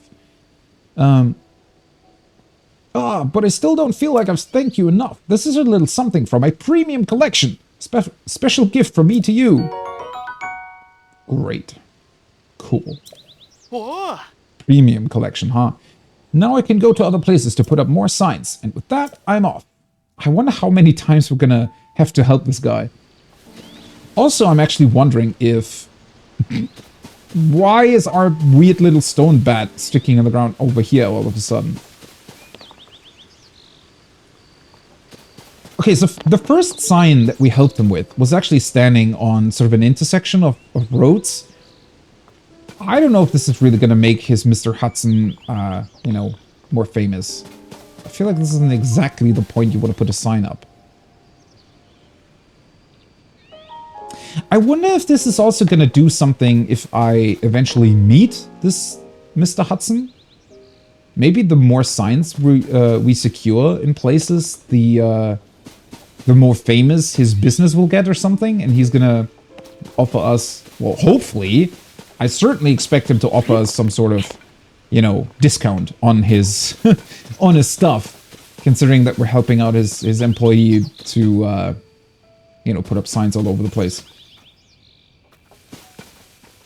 Oh, what does it mean with the attack power? You can, well, you can pretty much put anything onto your weapons, right? So if I take a Traveler's Sword without having anything fused to it, you can fuse anything with it, and I want to say that every single item adds at least one attack power.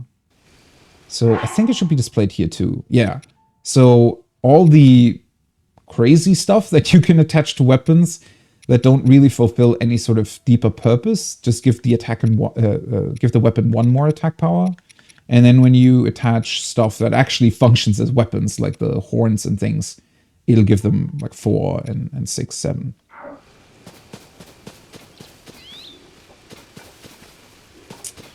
All right, let's see. Let's take our bow. Oh yeah, right. Ooh, that's not what I wanted. Sorry. Food. Do I still have what he gave me the first? Yeah, first time he gave me veggie rice balls, and this time he gave me meaty rice balls. Both of them look really, really tasty. Actually makes me really hungry, honestly. Let's heal real quick. And then, I don't want to fuse a leaf to my bow. Where was the other thing that I was using? I think it was a muddle bar, right? Oh, let's... There we go. Let's hit the big guy with it. Come on. Oh god, he only has a... He only has a bow.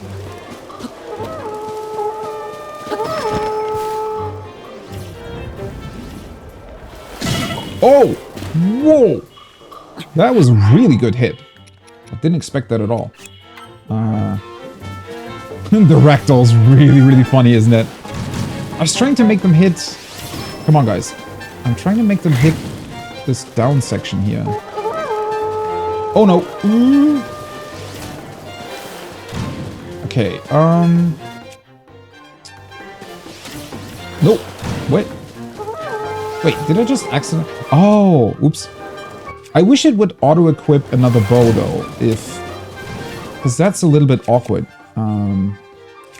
If one of your bows got destroyed earlier, it doesn't auto-equip another one. Yeah, this is... Especially if you want to avoid enemies at the same time, this is a little bit finicky to swap over to your bow and then also, you know, deal with the other enemies at the same time. Also, while I'm at it, might as well get rid of that. I wonder if it's going to damage them being, you know, below them and everything. And then... Nope, this way. Boom!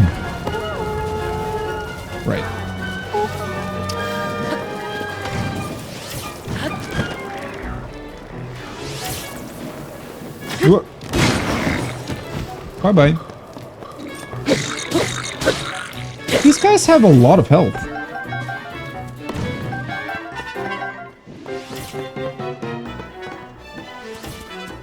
Oh,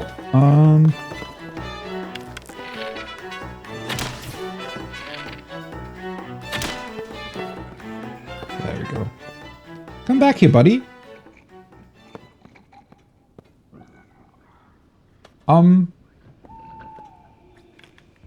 Now I feel neglected. What? Did you just forget that I was here?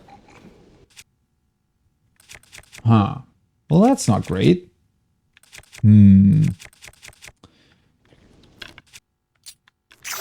Yeah, sorry, but that's really rude. You know that? There we go.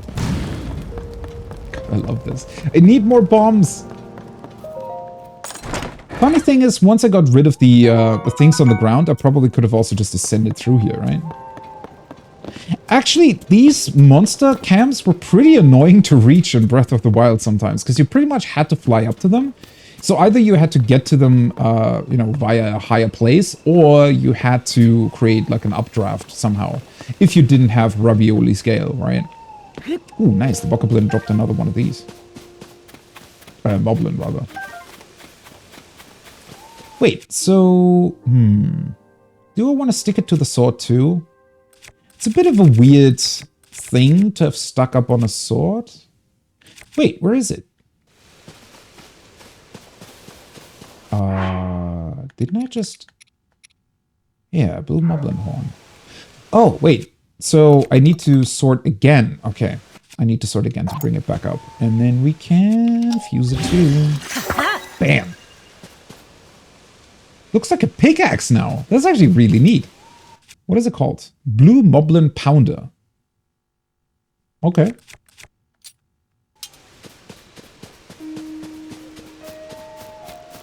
Would have maybe been more interesting if they had called it like Blue Moblin Pickaxe now or something. But, I mean, that works too. These guys were collecting fire fruit. Oh, well that explains why they had fire arrows then. Huh. So they must have collected them not for, you know, not to be able to eat fruit or something, but rather to defend themselves. That's pretty cool. Yeah, the fire creates updrafts. That is... I always like that effect. That is so awesome. Because you can pretty much... Well, as long as you have something to burn grass, right, and you're in a grassy area, you can more or less create those updrafts at any time you want. Also, at least according to a playthrough that I was watching of Breath of the Wild, apparently there is a neat trick that you can use where... Well, if you put stuff into the fire, and you sometimes see that because it tends to happen accidentally too, if you're fighting enemies that create fire, or if you're shooting them with fire arrows, sometimes the materials that get dropped from them are caught up by the updraft and just sort of fly up in the air and, you know, fly all over the place. But what you apparently can do, but I've never tried that myself, is you can, I think... Like, if you put materials into the updraft that in and of themselves can also burn, you can fly up, hit the materials in the air, and they will create another updraft on top of them, right? So you can sort of infinitely stack that to reach any height you want. That is, if you pull it off correctly. I'm actually not entirely sure how that would work. Okay, buddy.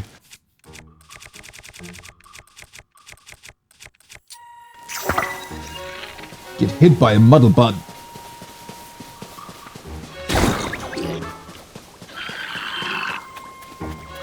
Oh, wait. Is he just gonna... yeah, well, that doesn't really work, does it? He's just gonna stand around here. Oh! Come on!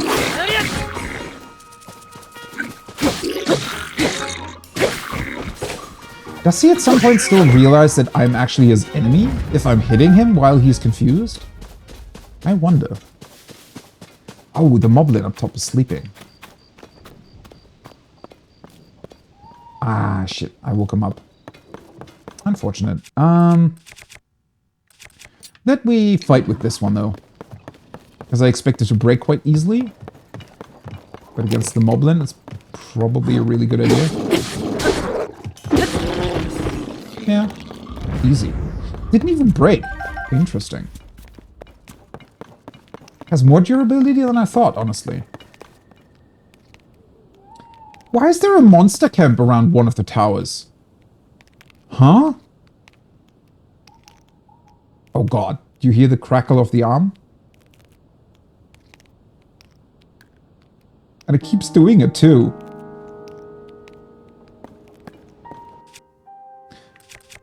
Yeah, let's swap to another weapon for the time being. Are you guys gonna shoot fire arrows down at me? Oh, whoa! Wait a second. That's not what I... That's not nice. Oh! Wait. Shit, can I still do that now?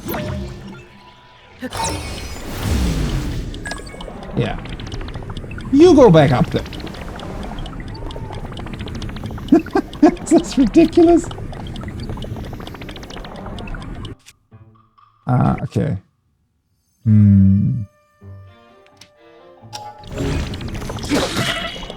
Oops. Wrong weapon, wrong weapon. Let's heal up. I do always underestimate their strikes, though. They're always quite a bit more capable than I give them credit for. Let's see... Fish skewer. Oh, wait, isn't it? Oh. Unfortunate. I thought it was just starting to roll down again.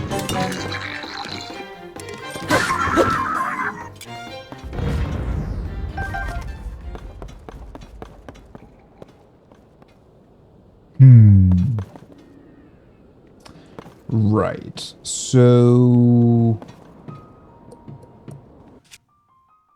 First of all, I said I wanted to test this. So let's do that. What can we do with this neat little spiked metal ball, though? Okay, this weapon is going to break in a bit. And we have a soldier's broadsword. I could fuse it to a weapon, I'm pretty sure, right?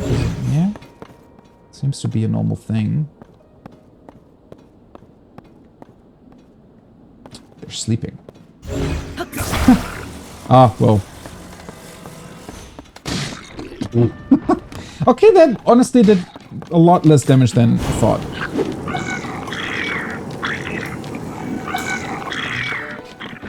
This is so ridiculous. What the hell? Come on, buddy.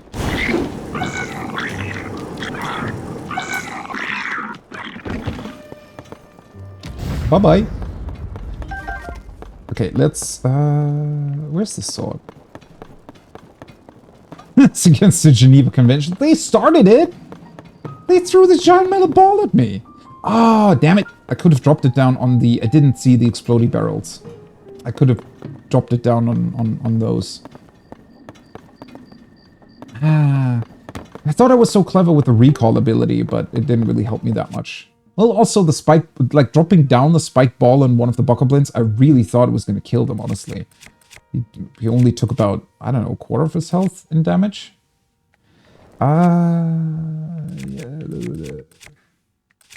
Way too much. I need to find Hetsu? Whatever he was called. I need to expand my inventory desperately. Alright, soldier's broadsword. Let's use fuse on the spiked metal ball. There. Right. That's how you create a Morningstar, huh? Spiked iron ball hammer. Okay. But let's use the... Oh my god, way too many things to... Oh no, wait, I didn't want to run around with this. Let's use this for a bit.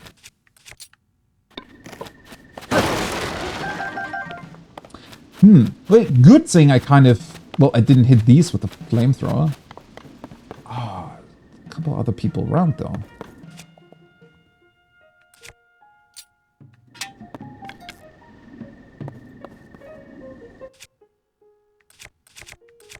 I like the piano sound in the background. Almost like it's sort of facilitating maximum shenanigans, isn't it? Oh, whoa! What the hell is that guy? I did not... I thought they were moblins or something. Whoa!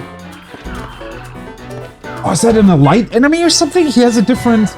Oh, no, that's... He's wearing armor! He is a bokoblin, but he's wearing armor.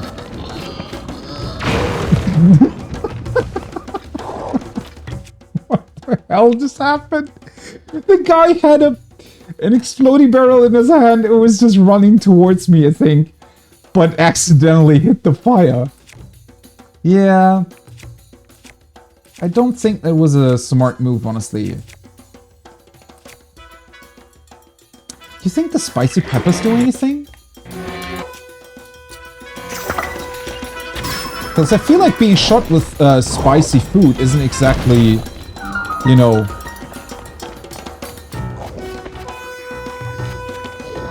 Whoa! What the hell? Stop throwing your bodies around like that! I didn't expect... What the hell is going on? So he just picks up anything he can find. Anything that counts as something that can be picked up, he'll pick up. Okay. Sure. No, that's not what I... let's see. There we go.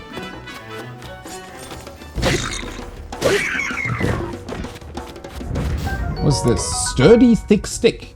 High durability. Okay, well, it's gonna burn. Hey, buddy.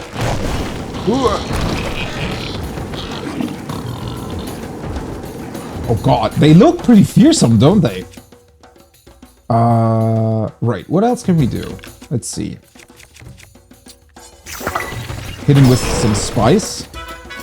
Okay, so if he doesn't have anything else to pick up, he'll just pretty much, just grab a boulder out of the ground, I think. Okay, there we go. And then... Nope.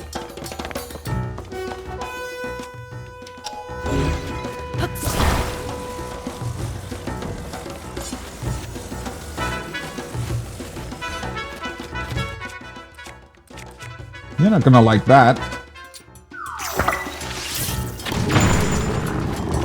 Oh, that's so cool.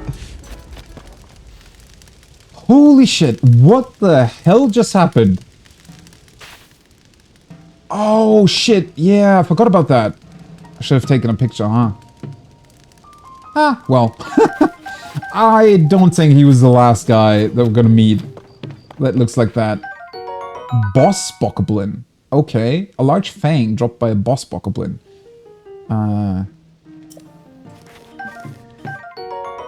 Blue boss bokoblin horn. How does he have a horn that looks like an axe? What the hell? An axe-shaped horn with a band to identify it as belonging to a leader. Attach it to a weapon to moderately increase its attack power or cook it. Yeah, I'm not gonna cook that. That belongs onto a weapon. Okay, what the hell? That is exactly what was missing from a lot of enemies in the previous game. It's just this... This is insane! This really is just chaos, isn't it? You just go in and then he's... I cannot believe that he started throwing his bokoblin friend at me! Simply because I was... Well, I mean, I had convinced his friend to attack him, so I guess it makes sense. Ooh. That acorn probably got roasted in one of the explosions. But this is just... This is insane! You can just freeze him, like carry a bomb barrel over to him.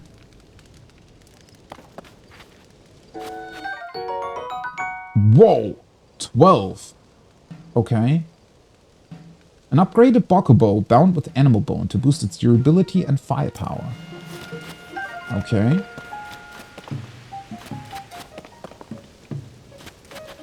Oh, neat. That looked like multiple stakes to me, but sure.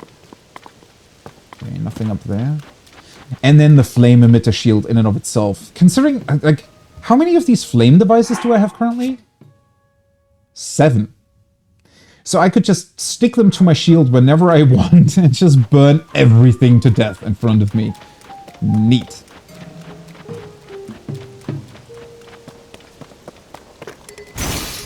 Oh, whoa. I guess I'll have to do it right now, huh? Most used Zona devices.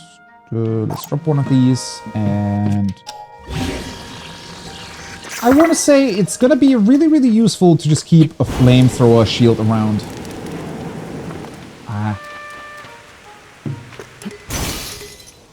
Okay, they don't last for very long, though. Or maybe it's because it was attached to a wooden shield. That's unfortunate.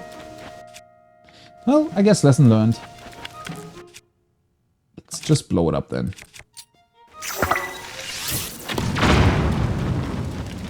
The explosions are also just insane. I want to say the explosions are definitely also a lot more powerful. Maybe. It felt like they definitely dealt more damage. I mean, when I was placing the explodey barrel right next to the boss, it pretty much dealt like 1/3 of its health or something. Which is pretty good, considering that he seemed to have a lot of health.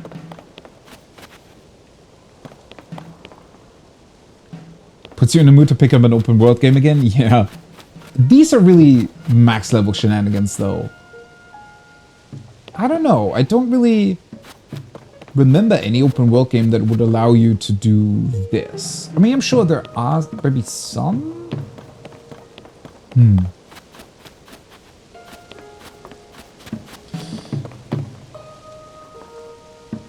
What were they doing next to the tower, though, I'm wondering? I guess they just liked this position and built up the camp around it, because otherwise... Would they understand what the towers are used for? They try to defend it for some reason? It's probably more coincidence, right? I can't get over what he just started throwing at me. And then the ridiculous situation that it created in the first place, right? The first thing that he picked up being the explodey barrel, and he didn't throw it at me. He was like running towards me while hurling his arm or something. I wasn't even quite sure what he was about to do. Was he trying to just smack the explode barrel into my face? I think so. Like, clearly it didn't work, but... Alright, let's activate this thing. Never get on my backside. Well, I mean... At least don't keep stuff that can explode around me, I guess. Clearly that's not a good idea. Although, admittedly, I'm very surprised that I was able to do that without blowing up myself. Because I felt like I was close to doing that.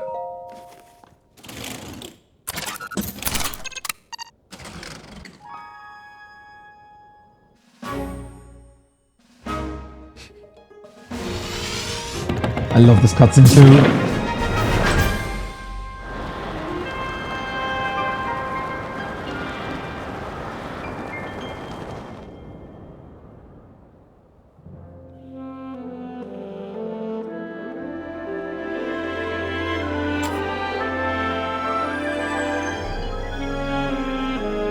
Scan activated.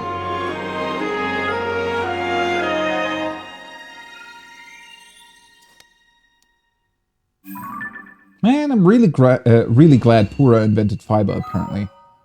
Oh, well, or she used that technology of the Sheikah. Oh. Ah, yeah, I forgot. It also updates your sky map.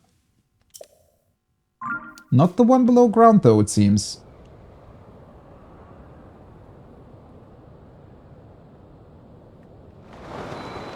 Okay, let's very quickly take a look at this. South Hyrule Sky Archipelago. Alright, so that's next to the Great Sky Island. There's nothing in the sky over here. Weird little star shape?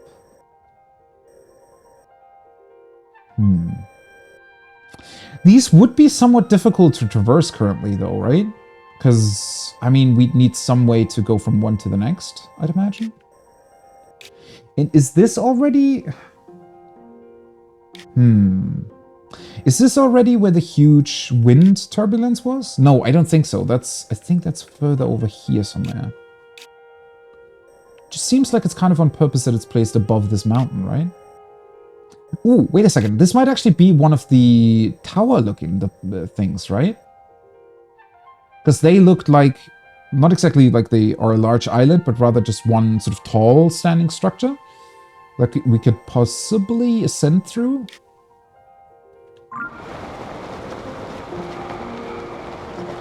I cannot believe that they did this. I mean, it's very much in line with the rest of the game. Actually, I wanted to go over to the other shrine, right? Considering that we've kind of done everything here. At least for now. Obviously, I'm going to be back, but... where's my other pin? Oh, wait, it was all the way back there, right? Yeah. I mean, this is where it was. That's where we transported the Korok. I wonder what is to the left over there.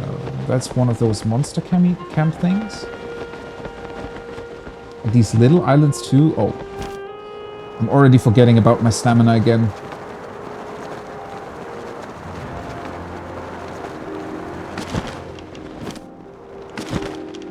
Let's just land for the time being. Oh, choo-choos. But yeah, one thing that very much seems to be in line with the ridiculousness of all the rest of the game... Oh. God, two-handed weapons are so slow. One thing that seems to be very much in line with that is the fact that they just allow you to be shot up into the sky like that.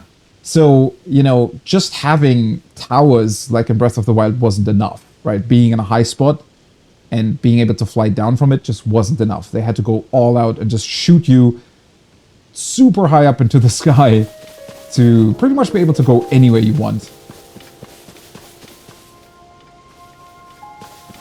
Right, well, I mean, that's a lot of regions that we can still uncover. So these seem to be, So there's bigger chasms and smaller ones too then? Interesting. I mean, they would just be the access points, right? But it makes me wonder why. Why there's like different sized chasms. Hop up on. Also, one thing that I actually wanted to mention earlier, but clearly got distracted. So this is the Great Plateau. You can even still see sort of its outline.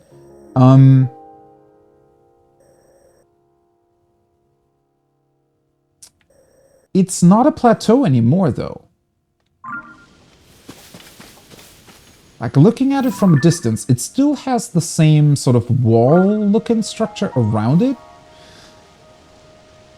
That really makes me wonder what happened to it. I wonder if it always looked like this in the past, and then it just rose up from the ground, like the entire plateau rose up to protect the Shrine of Resurrection and protect Link while he was sleeping those 100 years. I want to say that's what's happened there. So since the Sheikah had the technology to sort of raise things out of the ground, they probably built the plateau in a way where it would, or at least not built the plateau, but I don't know, surrounded it with those walls. Something must have been able to rise or to let the entire plateau rise up from the ground as a protection so that nothing could really get to the Shrine of Resurrection. And now that its task has been fulfilled, it just descended again. Thunderstorm rolling. Oh god, the sound design of the thunderstorm. It looks so... Not looks. Sounds so great. I do need to be careful though, because I'm pretty sure need to swap over to... Well, I guess I have to use the bone things. Thankfully, the shield is made out of wood.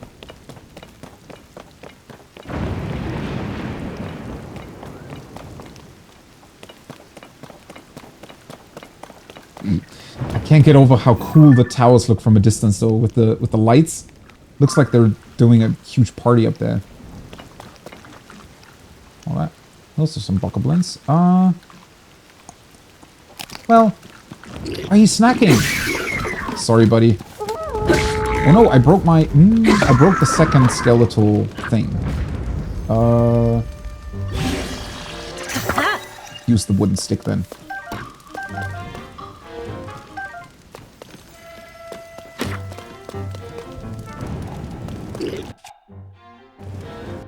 Alright, let's surprise him. Well, hello there.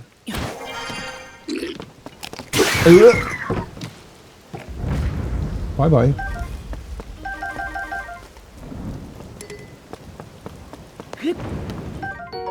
Raw prime meat. Nice. And let's grab my axe.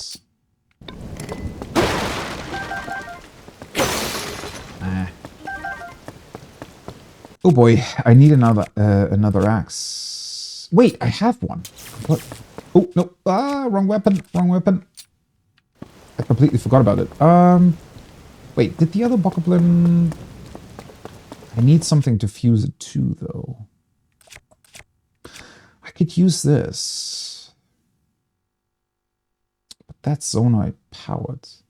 I still don't really know what would make sense to be attached to this. I feel like there's going to be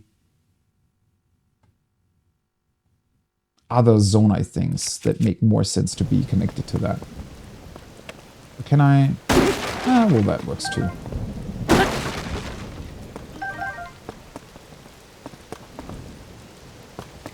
It's a good theory, but game theory.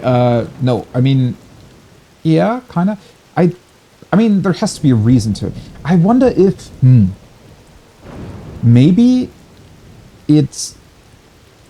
Maybe it descended again when all the other Sheikah structures descended too. They retracted back into the ground, and the Great Plateau did so as well.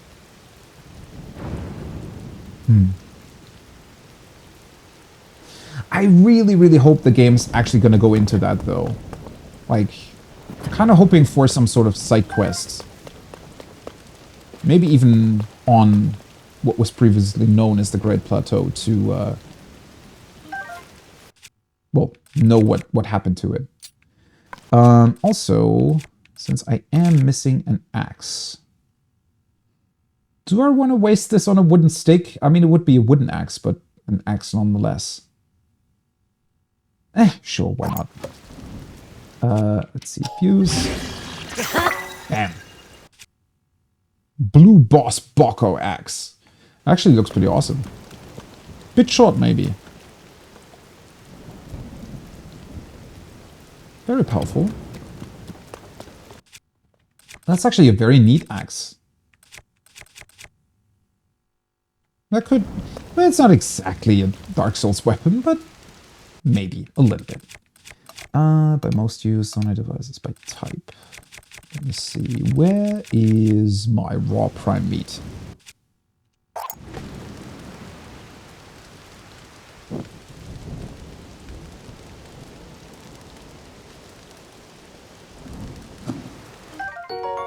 Seared prime steak. It's mouth-wateringly juicy. Oh boy. Now I'm really hungry. Also, this is something that you really only get out of these games too, right?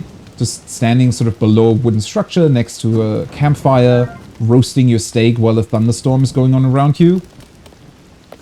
Such a great feeling. I should heal a bit though.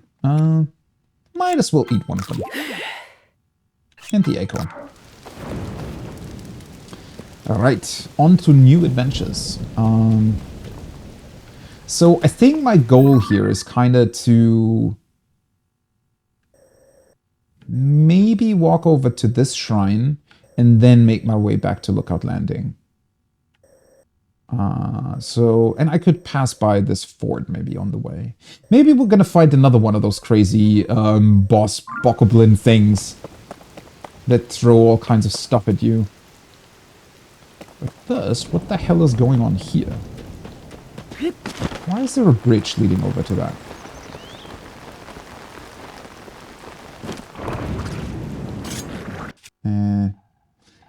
I don't want to switch over to anything else here. I just need to be careful to swap back to another weapon if I see that a lightning strike is coming. I might as well do it now. There we go.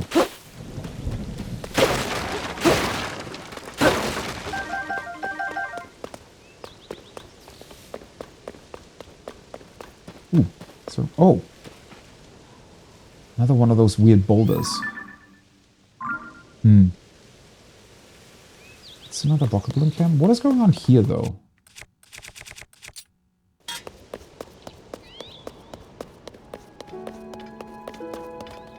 How is this bridge holding? Whoever built this must be an expert at sort of wooden bridge construction. Right? I mean, sure, it's got those supporting bits at both ends, but the middle part really doesn't look safe to me. And I don't think that they had the fusibility available to them. Because there's no glue. Just tied together. Imagine how heavy this bridge would actually be in real life. Okay, what's going on here? Ancient tree stump? What?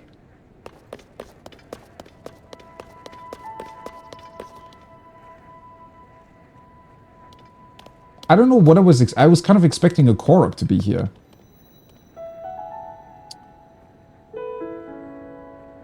Well, yeah, I guess time to investigate, huh? God, why the...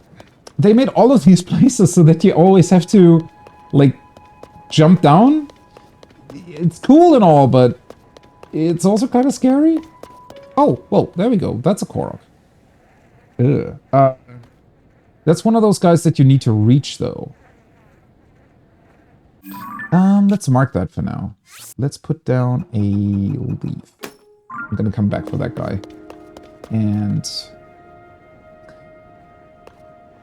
I guess take a look. Discovery. Ancient tree stump cave. Whoa. I think we found Dark Bramble. Oh, no! Ah. Bright cap. A mushroom that grows in caves and contains luminescent enzymes. Cook it into a dish to give a glowing effect to anyone who eats it. Again with that glowing effect. What's even the point behind that?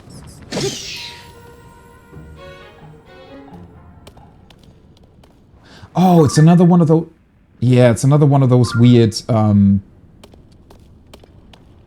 man-eating plant things. I don't know, did they have a name? Hey, buddy. Can we just... Let's see. Is there anything funny we can do with you? So I'm shooting just a bomb at it. I don't think it's going to be doing too much. Maybe a fire arrow will help? Okay, so it can catch on fire. It's just not doing too much, I think.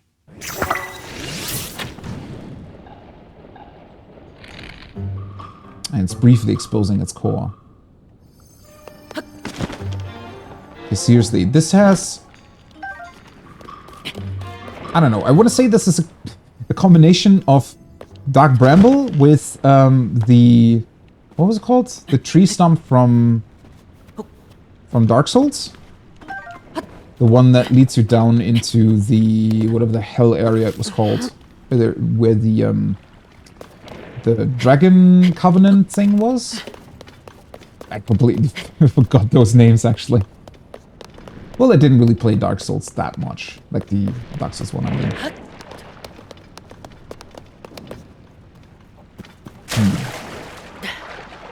Bunch of water in here, though. Alright.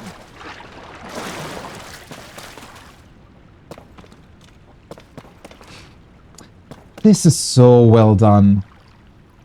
just place a boulder in a tree branch and you could create a hammer out of it, right? If I didn't have this one to smash the rocks, there would be one right here. And the coolest bit about this is that it... Well, I mean, the tree branch, okay. Yeah, I don't exactly know what it's doing down here, but it's still... It feels super immersive, right? Instead of having a hammer here for no reason whatsoever, which wouldn't really make much sense, they just place natural materials down here, and you can just fuse them into something that you can use. Such an elegant way to make the game world feel more sort of logical and natural. Sapphire, neat.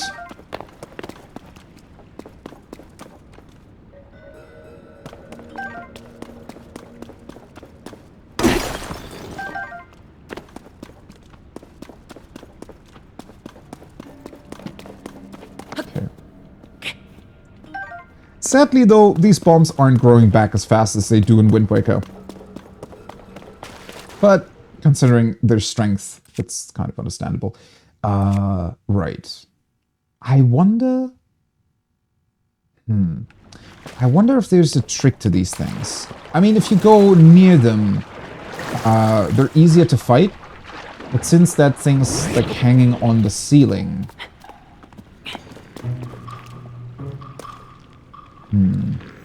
Because now it still hasn't exposed its weird... Well, whatever that is. Middle portion. Hey, buddy. Can I... But if I freeze it... Oh. Well, thank you.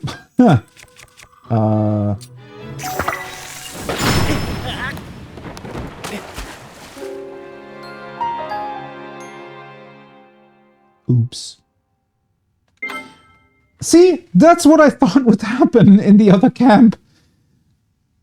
That was clearly a bit too close. The bombs are really powerful against them, though. Okay, where's it gonna put me? Ah. I guess at the entrance of the cave then, right? Yeah. So, pretty much autosaves whenever you enter an area. Well, that makes sense.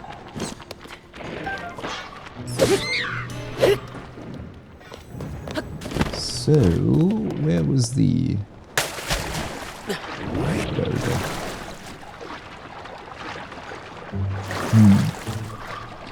The one thing that I find somewhat weird about these enemies, though, is...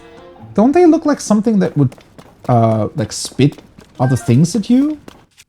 I want to say that usually those enemies came with, I don't know, some funny... Like... Either their spit would just be poisonous, something like that, but I've also definitely seen these types of plants in games where they just spit out some... Well, not homing missiles, but something that would fly towards you and track you down if you weren't careful.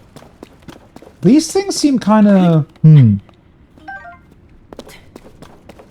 They don't really feel that threatening, considering that they cannot really do much if you don't approach them, and there never really seems to be much reason to approach them in the first place. One thing that I really would like to have, though, is a hookshot. I wonder if there's going to be a... some stuff that we would be able to attach to our weapons to create one. Okay, let's try this again, but this time without blowing up myself. Ah,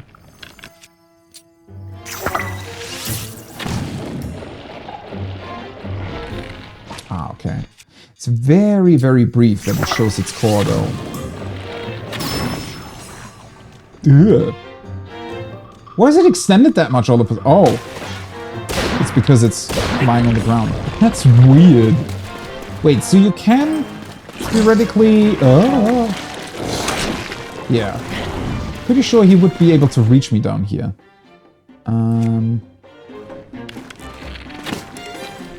Oh, wait, did I not attach it? Ah, there we go. Right.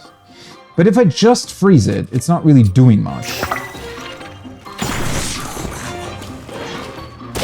Although I guess if I hit it after it froze, it always exposes its core. The Licky Licky Stone. They do always contain a chest, though, which is neat. Oh, nice. So... Huh. A shield once used by the guards of Hyrule Castle. It's easy to handle, but its core is made of wood, so it can catch fire. That's a metal shield, though. Ooh. Who are you?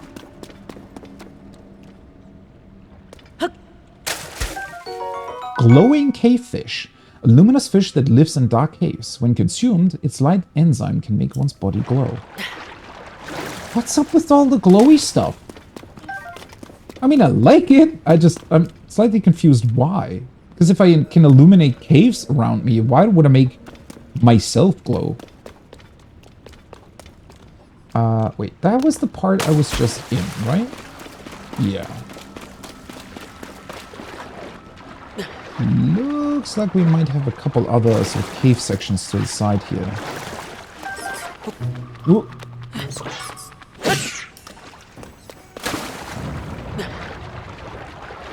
Oh, that, you see that? I think the bat exploded beneath the water and it actually created sort of a light effect on its surface. That looked really fun.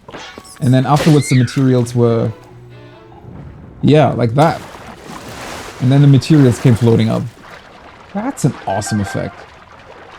I would have never thought that they would add those... It's like the splash effect when you dive into the water from great height. They really enhance those quite a bit. Okay. What do we have over here, though?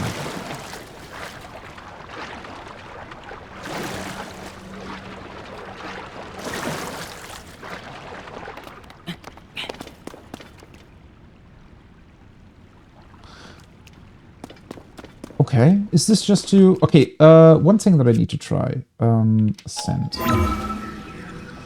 I can. Okay, that's really cool. I wonder if this place is purpose-built for that, actually. Or for fishing.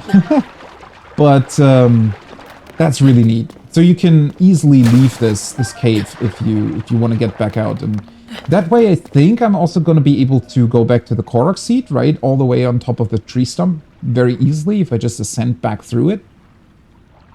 That's really neat.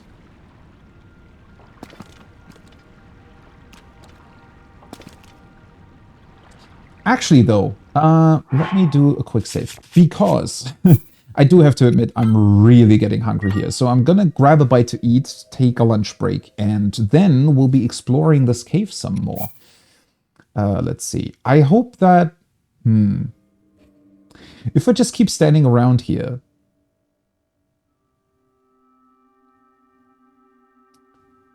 I wonder if a blood moon could happen. And it would just respawn the bats and they would kill me. Well, I mean, I saved. So I could just reload. Either way, I'm going to take a quick, or not so quick lunch break, depending. And eat something. I'm getting really, really hungry. And afterwards... guess we'll see what this cave has in store for us. I'm honestly really surprised that it's even here, that it exists. I mean, it looked like a very interesting place from the outside, but I definitely have to get used to the idea of actually having these caves and stuff that we can explore now, because that wasn't a thing in Breath of the Wild at all. And I think it's going to be interesting to see how big they are and what they have to offer. Is there going to be an actual boss fight in here? Or maybe just some sort of big chest at the very end. Either way, it's going to be interesting. Be right back. Welcome back. Well. That was some perfect timing, wasn't it?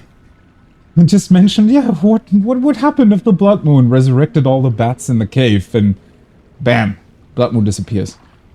Appears, not disappears. Well, it disappeared again as well. I was honestly halfway expecting to come back to a game over screen. Simply because I thought that maybe one of the bats would, you know, fly in here and just torture me to death. But thankfully, it seems like that did not happen. Although they do seem to be flying fairly close to this particular cave. Hey, buddy. Alright, seriously, you guys are somewhat annoying. I I love that little effect of the explosion, sort of just creating just a tiny bit of light beneath the water surface. Oh, thank you. It was a really filling lunch, I have to say. Oh, wait, yeah. That weird thing came back too. Though, to be honest, I don't think we need to deal with it again. I'm still not sure what these things are. He's creating bubbles again. So I can't get over these cool effects. See, this is why, you know, technical fidelity matters very, very little. When it comes to games and their sort of graphical style or graphical fidelity, if, you know, whatever you want to call it, but you can have, like, beautifully rendered explosions. If they don't look like actual explosions, or if they don't make sense, in terms of how they look, then, you know, the best sort of technical foundation doesn't help you. The newest version of Unreal Engine is not going to make your game look really, really beautiful if it's just, you know, relying on basic assets and those things, which is always why... Okay, so there are those sort of demos that are always going around, right? From Unreal Engine, even from Zelda, where I think there was that project where somebody basically rebuilt Ocarina of Time within Unreal Engine 4, I think. And obviously I don't want to dismiss the work that went into that. Like, that's a huge amount of work, because most of the time it's only like 1 or 2 people working on that, right? So, especially as sort of a student project or something like that, it's insanely impressive what some people are able to pull off. But, that being said, most of the time they lack soul, for the lack of a better word. They all look kind of samey, right? They just look like the newest Unreal Engine demo. And the reason for that is because well, first of all, they rely on a lot of, well, sort of, what are they called? Like assets that are just available for everybody, right? Stock assets, I guess. So they will have some textures that are just going to look very sort of samey to other demos that you've already seen. Okay, where the hell is this guy going? And at the same time, they're lacking this...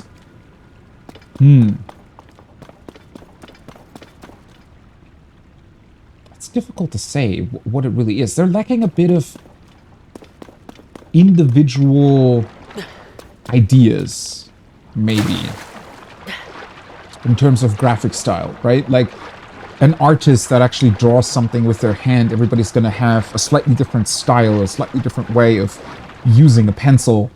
And the same is true for if you're custom building a ton of assets. If you, like, this game has a very, very distinctive style that isn't easily just copied, right? And I think, especially with a lot of Nintendo games, honestly, what's most impressive about them is, well, they're usually running on, you know, pretty low hardware. The emulators are not. And you can see in the emulators that the sort of graphical, well, foundation the games are built on is actually really, really good, right? It's just that they have to scale back resolution and maybe draw distance to make it work on the Switch. But the assets themselves, the art style behind them is actually really good. And I think that's also why this game still looks, at least in my opinion, looks really, really good. Are we supposed to just climb here? I guess?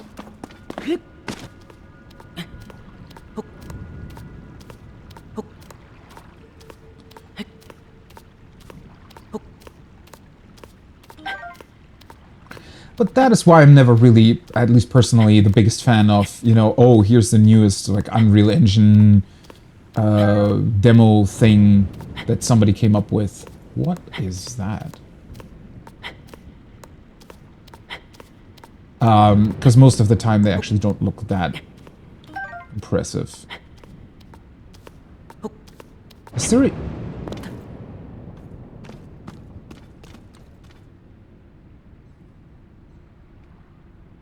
Is there a thunderstorm going on outside? I think so, right? Wow, it's actually shaking the cave. Also, thanks for these conveniently placed arrows, whoever put them up.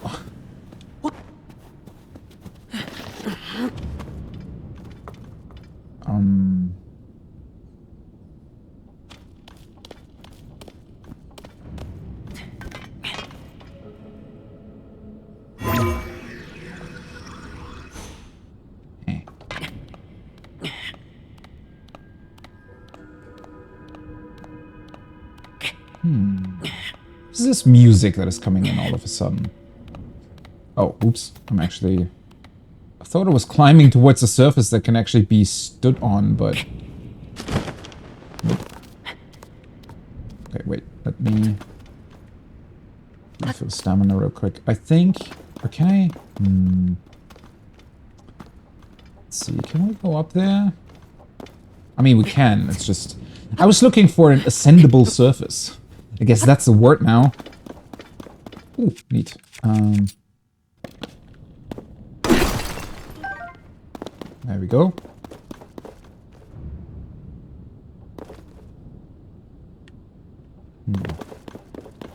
Is this cave just gonna lead back outside, or...?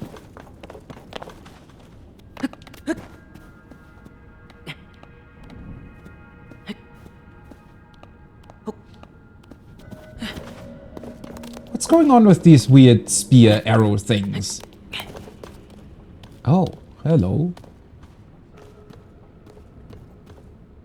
Well, clearly they were leading somewhere.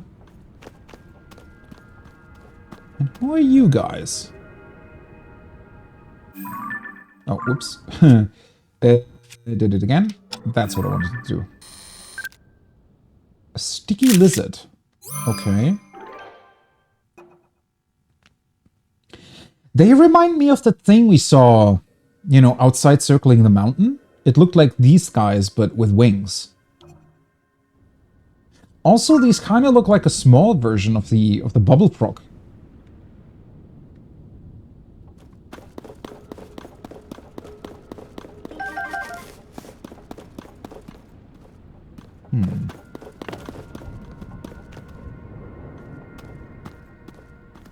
What's that? Is it really just this? Is it really just a thunderstorm outside? Because that would be crazy if you can feel it like that in here. Because it's shaking the screen. Oh.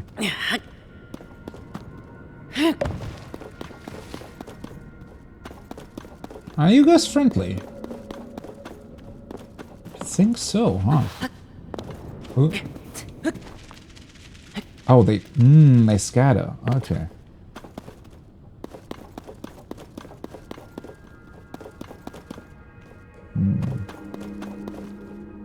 Okay, so you can pick them up, like the lizards and other critters on the outside.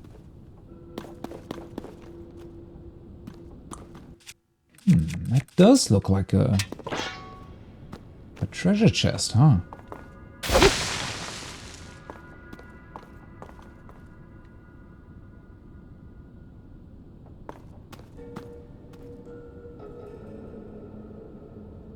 God, I love the sound design.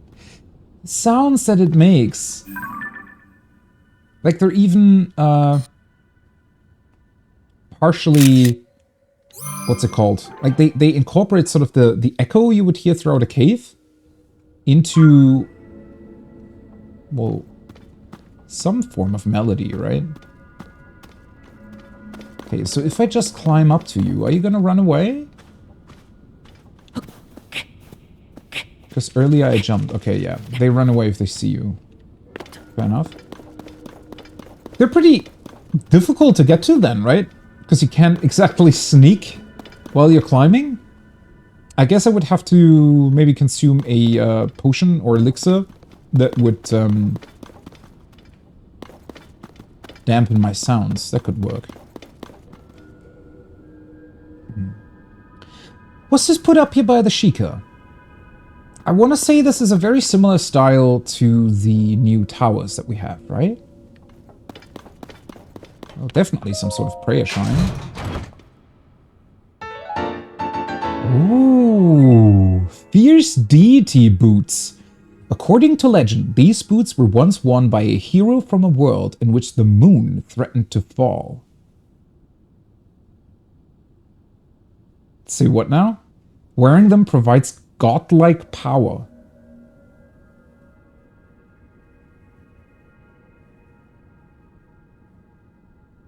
What?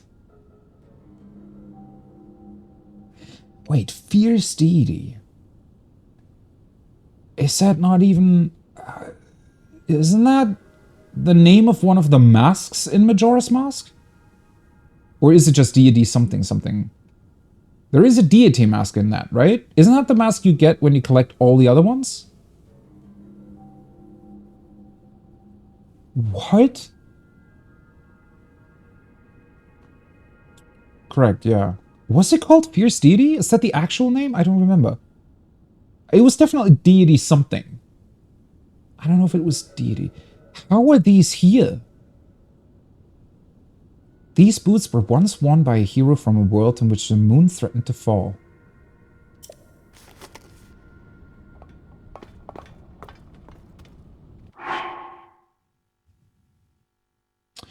First of all, attack up is an insanely good effect to have, like, permanently on your clothes. That's crazy in and of itself, but... What? Are they similar in style to what the Link in Majora's Mask is wearing? Isn't the color different? I mean, the boots are... I think the boots are very similar to the Kokiri boots, right? Or the normal ones? Looks like the pants look different, though. Holy shit. How is... What? I don't know what I expected. It definitely wasn't this. And why is it in a shrine... Why is it in a shrine like this? That's almost as if... As if the Sheikah kept those clothes around from that actual hero and just hid it somewhere, but in a location that was potentially, you know, used as a site of prayer, maybe?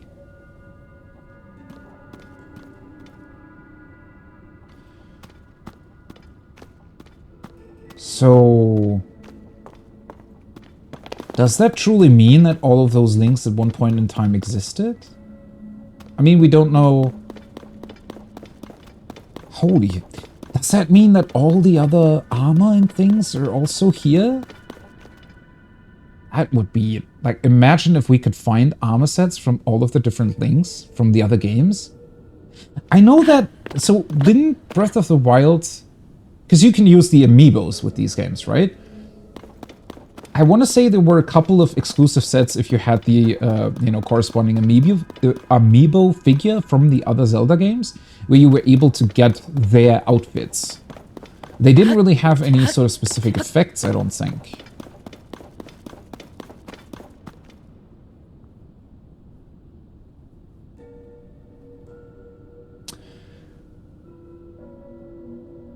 Huh.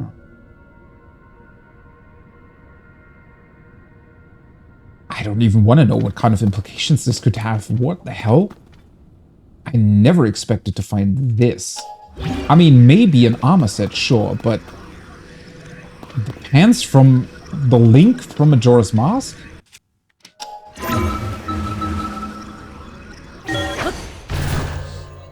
Fierce Deity, okay.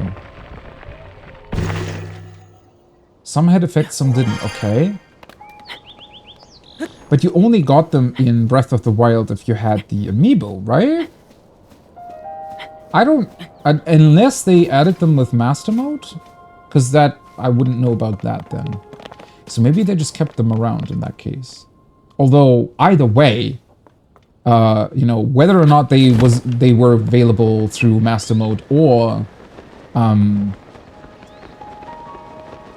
through the amiibos, it's very, very cool that they're now just here. And attack up?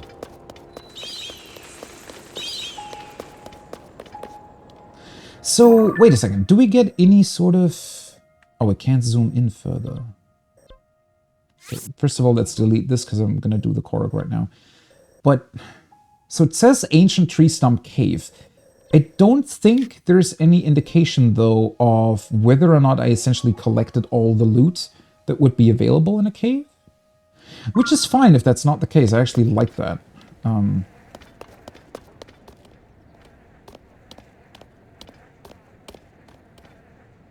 still just kind of blown away that I just got that. You needed amiibos, some stuff we had the DLC. Okay. Right, Majora's Mask, I do remember that. I do remember that. That came with the DLC, because I saw a couple people running around with that. But the thing is also that, I don't know, something about it being DLC just felt like it was more Nintendo saying, okay, here you go, right? You have some neat little sort of stuff to reminisce about. I mean, to be fair, we had the, I don't remember what it was called. Hero's Tunic? Well, the typical green outfit that Link wears in all the other games. You could get that too in Breath of the Wild without the DLC, right? It was just available, but it was like a Breath of the Wild specific version.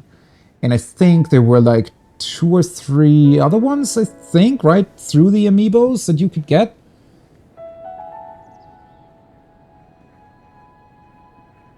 How is this in this random tree stump around the world? Imagine how many people are just gonna run past this and never look at it. What the hell? Honestly, now I'm actually kind of glad that I didn't play the DLC, because I feel like it's maybe gonna make some of these discoveries a little bit more interesting for me. Also, I just noticed there are some ruins beneath the water here. Is that a thing previously? I think this lake already existed in Breath of the Wild. I don't know if it had a tree stump in the middle. Sometimes I wish I just had the I would just have the Wii U running at the same time, like on a third screen maybe, if I had one, and just compare the world, right, between the two games. But I'm pretty sure we're gonna get more than enough YouTube videos that will do that thing. Ooh, is that another small little chasm entrance? Well, either way, let's get the Korok. Oh. Okay. Am I just supposed to land there?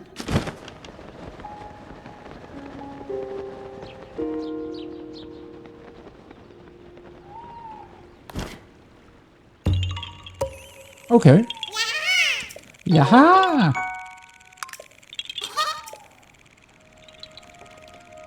Cool. I like that. That's actually more fun than... Because, well... So, in the previous game, you sometimes had these, like, time puzzle races, right? Where you would also go onto one of those leaf platforms, and it would just... It would pop up a... like a circle of light balls, I don't know, that would slowly indicate a time, and you had to reach the Korok before the time ran out. Some of those were fun, other ones not so much, and they were a bit of a hassle to go back to if you missed the time. This, I think, is cooler. It was maybe a bit too easy, but we'll see. Pretty sure we're gonna find more than enough of them.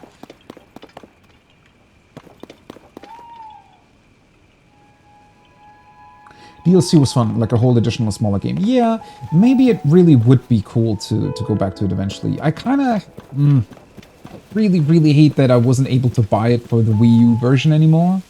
Wish I would have gotten it, like, earlier.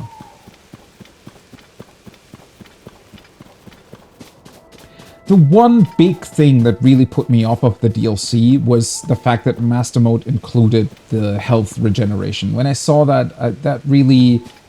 I must say that was kind of a... I really wish they hadn't done that. Because I would have really liked to play Master Mode again.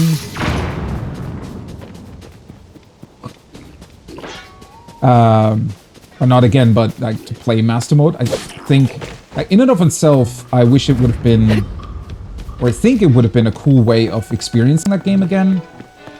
But on the other hand, I unfortunately have to say that I don't think I would have enjoyed it that much with, you know, the fact that it... oh god, this is kind of weird. Poor little... How are you still alive? That's the second time you got blasted out from an explosion. Alright. Here you go.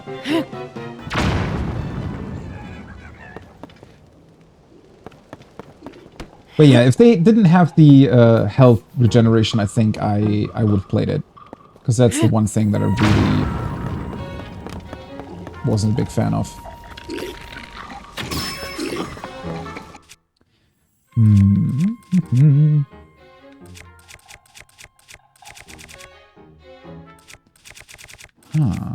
I really want to do cool stuff with my materials here.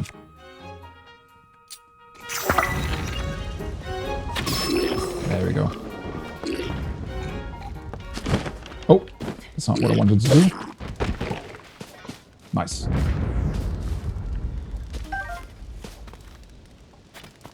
Everyone hates the health regeneration. Yeah, okay. It was...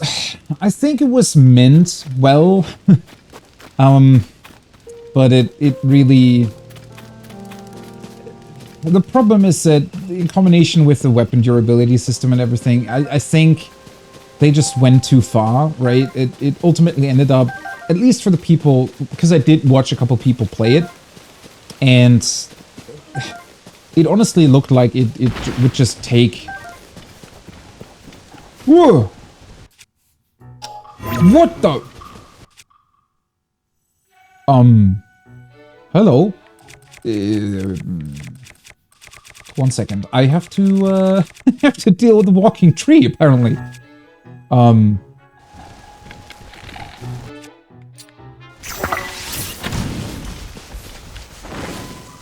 What you doing? What are you attacking me?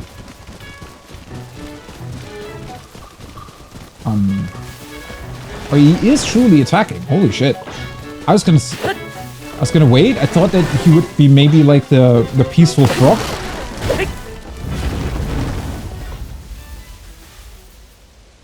Okay. I guess we have walking trees now. Chickaloo tree nut. Small birds love this nut. You can eat it raw for a minor effect, but it can also be added as a spice for other recipes.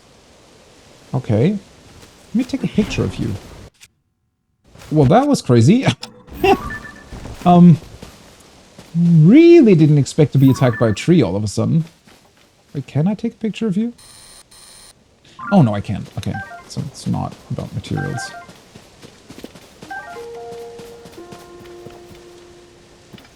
Right, I think there should still be some stuff around that I didn't pick up yet, right? Okay, long stick. That's gonna come in handy. Another bow. I really, really like... So, in the previous game, I always had the trouble of, you know, having to drop bows constantly, because I feel like you really weren't using them enough to the point where they would break. At least not enough to where you... Well, you constantly just had a full inventory of bows around. Here, with all the different effects that you can attach to arrows specifically, I think it really, really just makes bows a lot more... Not usable, but... Well, you just use them a lot more.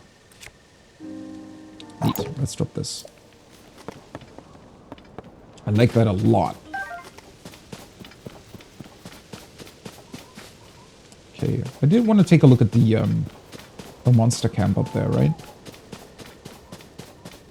But yeah, that's the one thing that put me off of Master Mode, and sadly, I have to say that because of that, I didn't really buy the DLC. Well, partially also because I didn't really look that much further into it, right?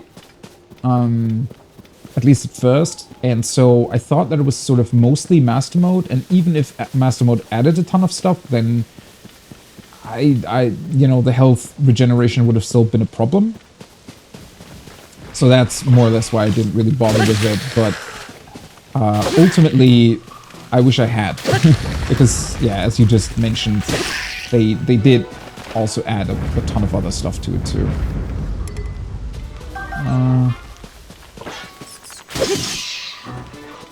I would actually like to pick up these arms.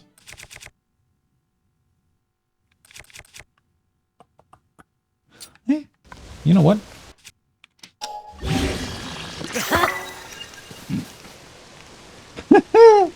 That's a really powerful long stick now, with 22 attack power. It just looks funny.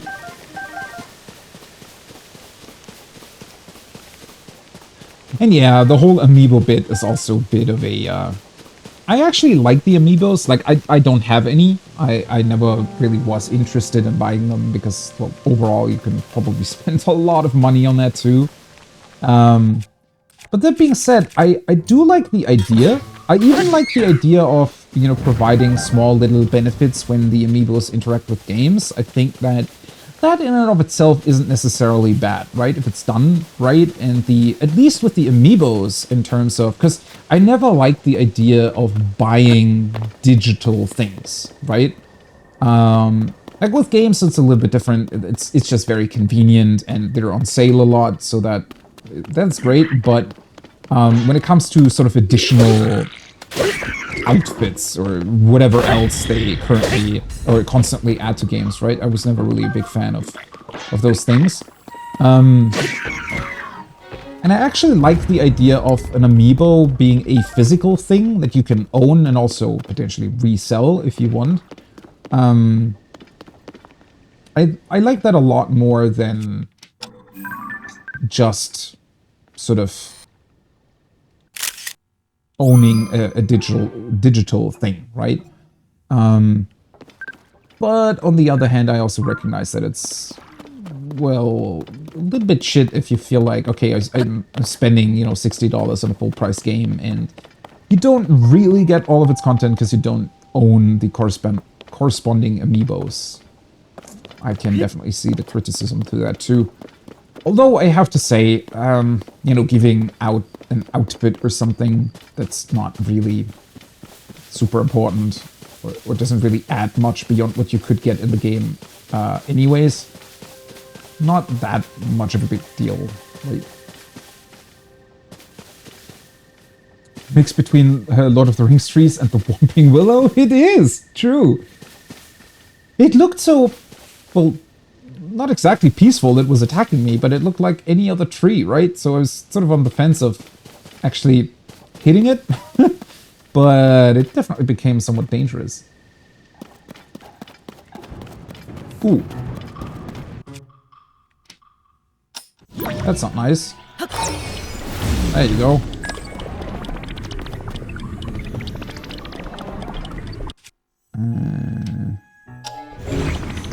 Oh. Come on. It's not that easy to pick the stuff up if they're already running towards you. Yeah. Because of that.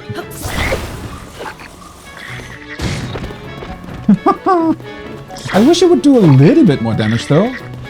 Stay right there. Wait. Oh, no. It rolled the wrong way. Oh, never mind then.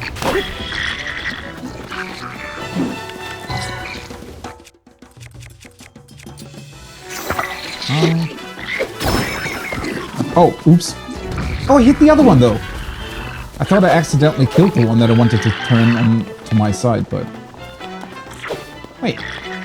Aren't you supposed to attack the others? Oh, maybe when you do accidentally hit them, they don't... they still attack you then, huh? Well, unfortunate.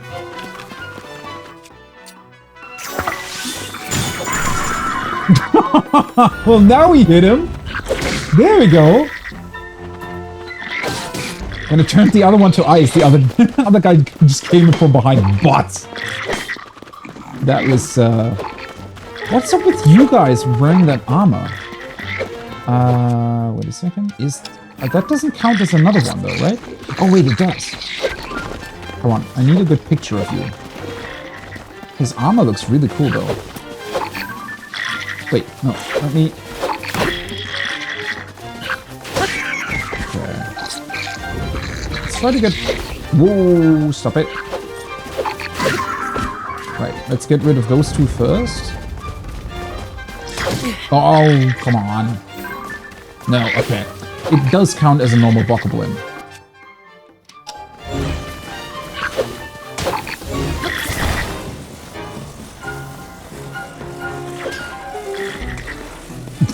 Okay, well that didn't work.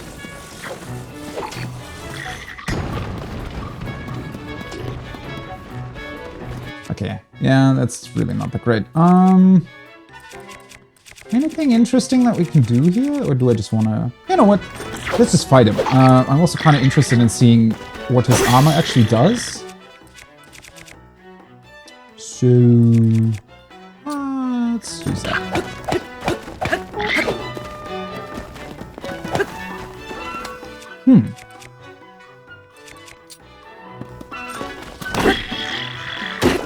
Ah, there we go.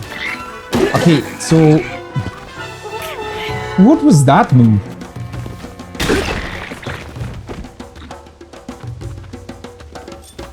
That's some awesome music. Oh, it's because the big guy is running. Okay. So the big guys have other music?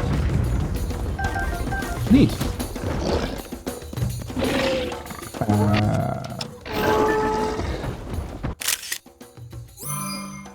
They look very interesting.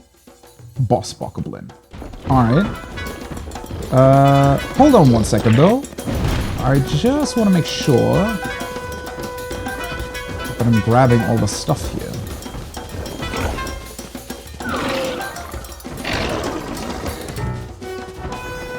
Wait, what other weapon did I pick up? I thought I still had a slot. Okay, I think that's everything, right? Right. Oh, right, because I picked up the other Traveler Sword.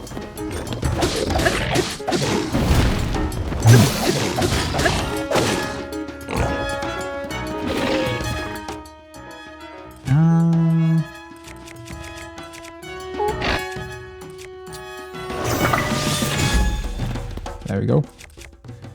And let's do Bot. Some of they look really funny, I think.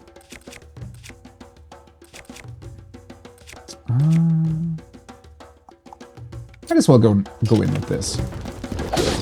Yeah, that's really strong. There you go. Ooh. Boss Bokoblin Horn. Oh, they provide you with really, really cool weapon upgrades. The other one dropped the axe thing, and this is an actually sort of a halberd pike type of thing. Bent in the sword-shaped horn shows that it belonged to a leader. Attach it to a weapon to increase its attack power, cook it with a critter to make an elixir. Neat. Also, might as well fuse the big spiky ball again. Would be a shame just, you know, to let it lie around here without any use. Let's see, it might be worth dropping this one to pick up another one of the Traveler Shields.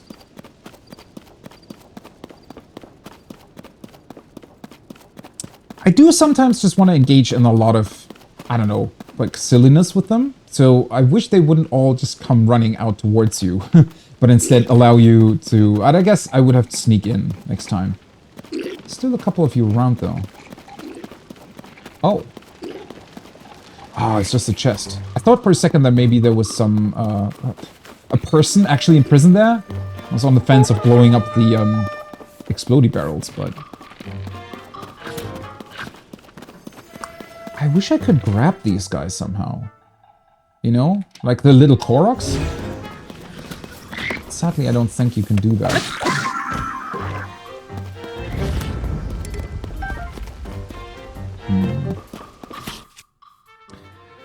I really, really hope we're gonna get something that'll allow you to either pull them towards you or, I don't know, something like that. Some funny stuff. So we have Bokoblin guards. I can just make my arrows stronger.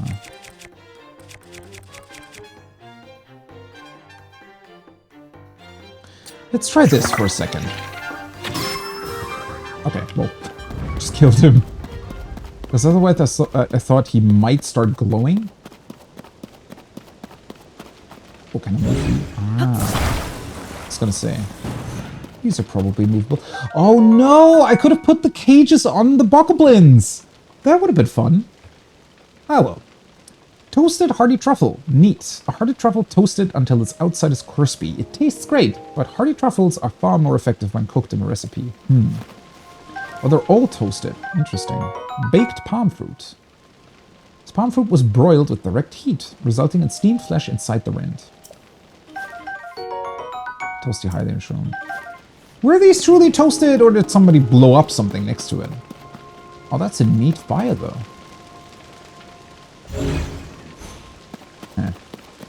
Fortunately, can't really do anything with it. Boom. Fire in a cage. I guess the cages are metal, though, right?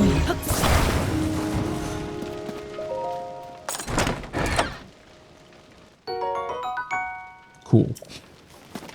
So what they kept all of their baked fruits and whatnot next to it, and then like just placed salt. I guess they must have considered salt to be a very, very valuable ingredient then, if they placed it in a chest like that. Huh. I mean, I'm pretty sure I can attack. Yeah, I can, right?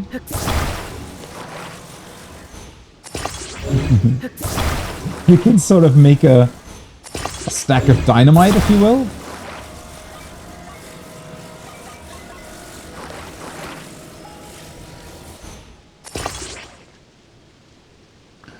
Huh.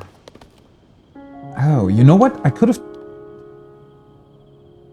Pretty sure that I should have been able to ascend through here, if I had seen that. So that way I could have grabbed these. So... But if I do this, what exactly would be the best idea here? Because if I grab them, obviously you can just sort of throw them. Yeah. Oh boy. Yeah, was a bit too close for comfort. Oh wait, there is an actual person in here. Okay. Didn't we even hear about them when I would... Somebody definitely talked about this monster camp. I think in town, right? In the village? Landfill... Why do I always... LL. Lookout Landing. I want to say somebody talked about this monster camp. But I don't remember if they also mentioned there being a person imprisoned here.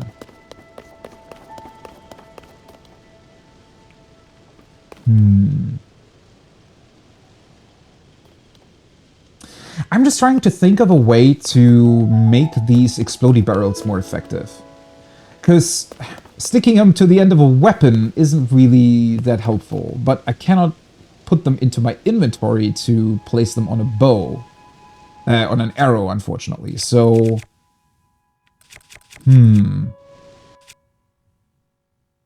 Oh yeah, before I forget, I should probably put the... Let's see. Where was it? Let's drop the horn and... Use it. Nice. Boss Boko Reaper. These things get really cool names. Maybe it's just the boss in front of it. Let's go back to this one.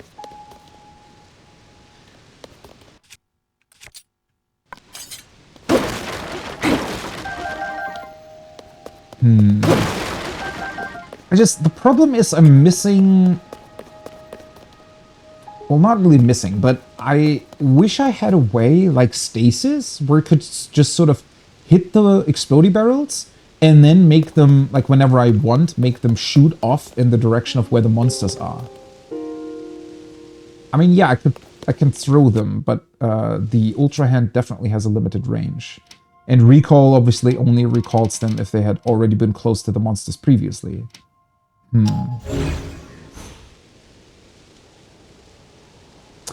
Pretty sure there has to be a way to do that. Maybe there's some sort of item that could transport them via wind, or... I mean, I remember the Octorok balloons from the previous game. That could be attached to, well, wooden planks and all sorts of stuff. And it would actually provide lift. It's sort of like the fans in this game, just very... Like, they were only...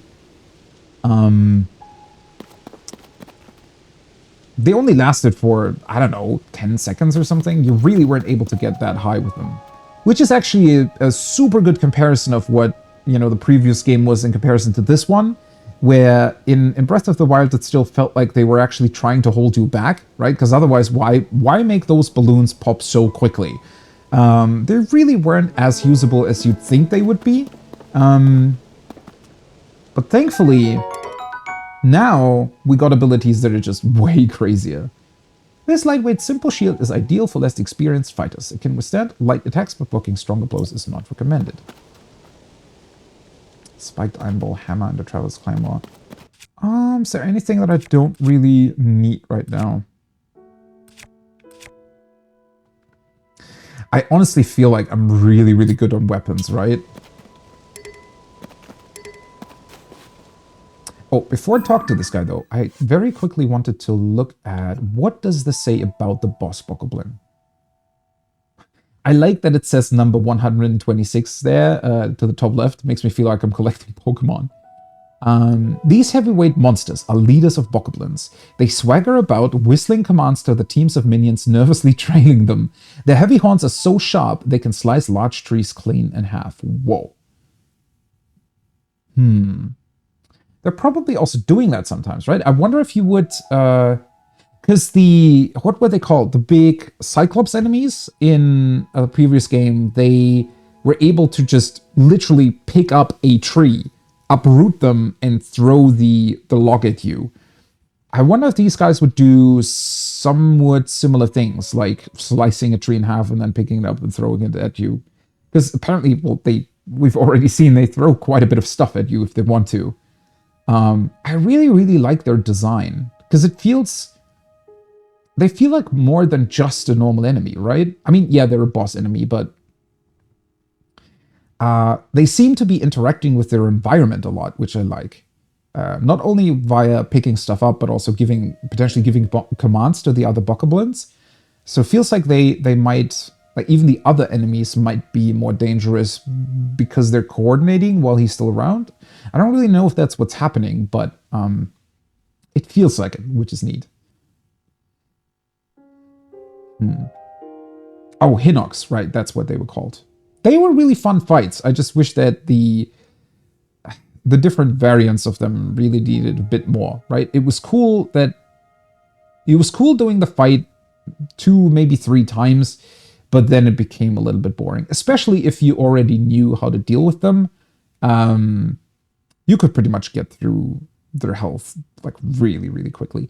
They did have a couple of really, really cool interactions, though, I thought, with their legs having shields on that you can, well, either destroy, burn off, or just completely ignore and hit some other body part.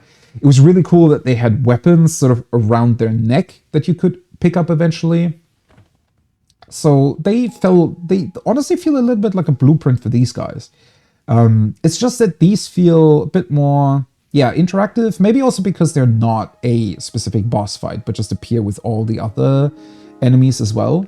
And of course, all the shenanigans that you can now pull with your, with the arrows and whatnot. Although, we might eventually also find a Hinox, right? Okay, Sticky Lizard. The suction of its toes allows this lizard to easily cling to walls. It could be an asset for a climber on wet surfaces if it were mixed into an elixir. Oh, there is slip resistance now! Holy shit. What a cool way of solving that. And it makes sense too! So you're just taking the suction thingies off of these guys, I guess, and using them yourself. Slip resistance, how cool. Okay. Treasure chest. Fortunes untold, potentially, await the lucky adventurer who finds one of these. Chests can often be found within shrines or at enemy camps, but there may be some crafty folks who think they're safer underground.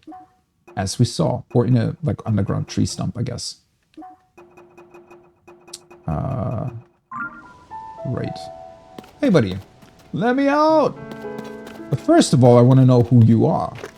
Oh, I cannot talk to you? Ah, that's unfortunate. Alright, careful. Bonk. What happened? Oh, thank you, I'm saved. I had a spare thinking no one would find me here. You might be wondering how I got here. A fine question. To explain, I must tell you about the blood moon. Oh yeah, we've seen that quite a number of times already. Some nights, no matter the moon's phase, it rises full in red. Precisely at midnight, the whole sky turns crimson. It does still have a pattern to it, right? At least so far it felt like it was sort of similar to Breath of the Wild in that it appears like every 7 days, I think it was. And then, defeated monsters appear again. There you have it, the Blood Moon. It is my life's work to research this event. Why do the monsters revive? What connects them to the Blood Moon? Yeah, I want to know that. And I want to prevent it, hopefully. Yeah, I thought if I studied the monster's ecology, I would discover something. But I got too close, and here I am. I mean, you're very glad that they just, imprisoned you. Because they typically try to hurt me really badly. Please, take this for saving me. Maybe they wanted to eat him, I don't know. You want another? Alright. Okay, sure. I didn't ask, but if you want. Hasty fish and mushroom skewer. Neat. Oh, that's not enough to properly convey my gratitude. Here. Oh, wow. What's up? He's like the guy that tries to hold up the signs. They all just give you, like, multiple things back to back. For some reason. Restores you to full health and increases your maximum hearts. The additional hearts are lost as you take damage. Yeah. I was wondering if they were going to keep the additional hearts mechanic. I suspected they would. Because, well, it's kind of a cool mechanic, all things considered. The bit of an issue that I had with it, though, was that it almost seemed to make, well, especially since you got that many sort of the hearty truffles and what was it, radishes and stuff, right? It felt like once you had a sort of somewhat steady supply of those recovery items, all the other ones that just provided basic recovery without either additional hearts or some buffs or debuffs that you wanted to apply, kind of became very, very unimportant, which I felt like was a bit of a shame. So it's definitely gonna be interesting to see how easily obtainable food is that also provides additional hearts. Tonight is the third quarter moon. Are you lonely, my moon, with only half of yourself for company? Well, I'm sure we'll meet again. Now quick, let's rid it before a monster spots us. What? That's a weird way of putting it. That sounds like he wants to meet the Blood Moon or something. Or if it's... as if he's, I don't know, praying to it? Ooh. Hinox hammer. Well, there we go. Not exactly a Hinox itself, but it's hammer. Oh boy. Unfortunately, I still have this feeling of having to keep the rock hammer around, right?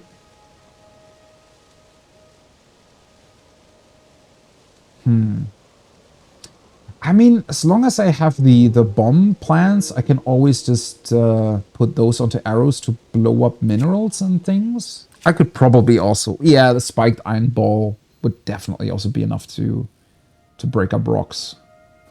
So let's drop this for the time being. A stick cut from a large tree. It isn't very sturdy, but it's heavier and can swat a shield away. Here, let's drop this.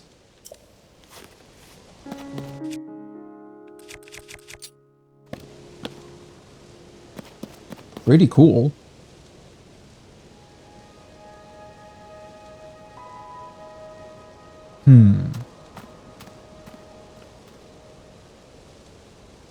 It looks like I could potentially build this myself. I'm just not sure. Isn't that like 3 things fused on top of it? Kind of looks like it. Okay, some amber. And some arrows. What's with the metal crates?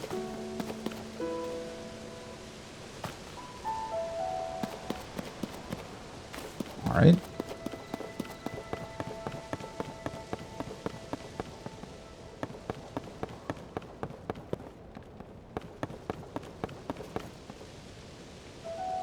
Kind of wish I could take one of the cages with me. I mean, I could if I wanted to. I just don't really feel like carrying it around the entire time. Oh, there we go. I thought it might be a little bit too high, but it works. Oh. Oh, hello. Yeah, haha. Bye-bye. All right.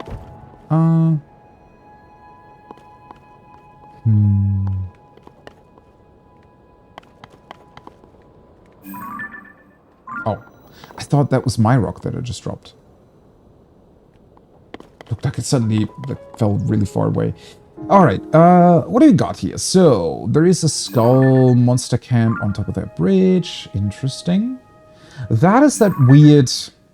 Oh, okay, so the stables are definitely still around. Oh, that's what's creating those puffy little clouds. I think I saw some of those over there too, right? When I unlocked the second tower.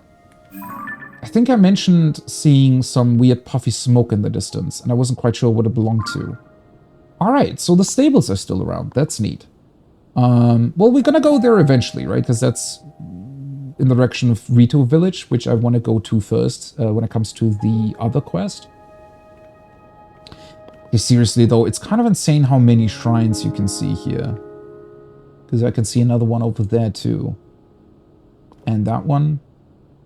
I feel like I should, at least for the time being, I should probably concentrate on marking those that are in the path of where I plan to go. Because otherwise, you know, I mean, I would say this is still close enough. This I'm really not sure about. I'm probably gonna get to this one once I'm actually traveling this way. But this seems nice. Okay. Yeah, you know what? Let me just delete this for now. It's not exactly difficult to find. Because otherwise it's just going to distract me. This one I'm going to keep around. Right.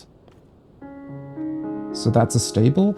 That is pretty cool. Man, that's what I loved so much about traversing this world in the first place. Is this idea of, you know, going from point to point and it really feeling like some huge travel that you're doing.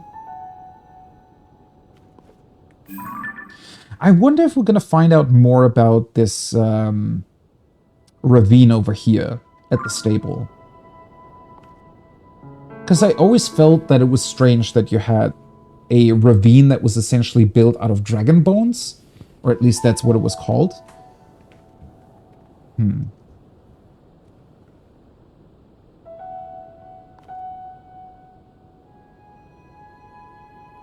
and the castle in Death Mountain look absolutely crazy from here. There's an insane amount of stuff. And it's only the stuff that we can see. I don't even want to know what else there is underground and on the islands above too. Looking everywhere though, it's actually pretty insane just how many of these pieces fell down, it looks like, right? They're really all over the place. Just makes you wonder how many casualties there were potentially when all of those things dropped from the sky.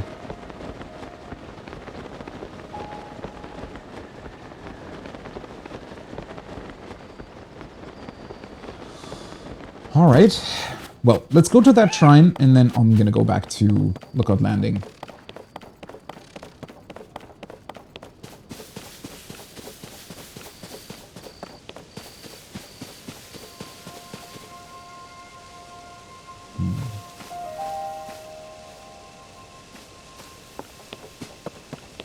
What is up with this area looking so different? I'm pretty sure that it also looked like that in Breath of the Wild, but I'm not sure why. Oh, that's just one of the towers on the wall. Ooh, I see a sign. Okay, truly, this guy is all over the place. What the hell? Hey, buddy.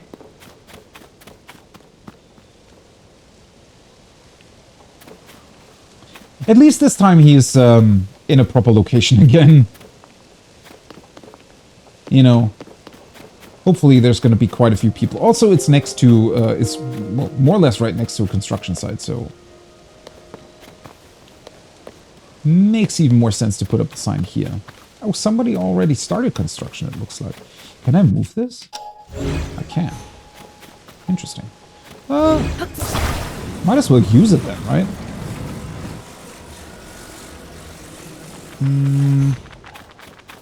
Oh, what the hell is up with you?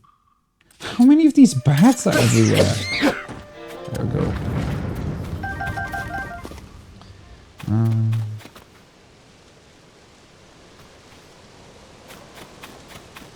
Oh, Ghost Recon Wildlands?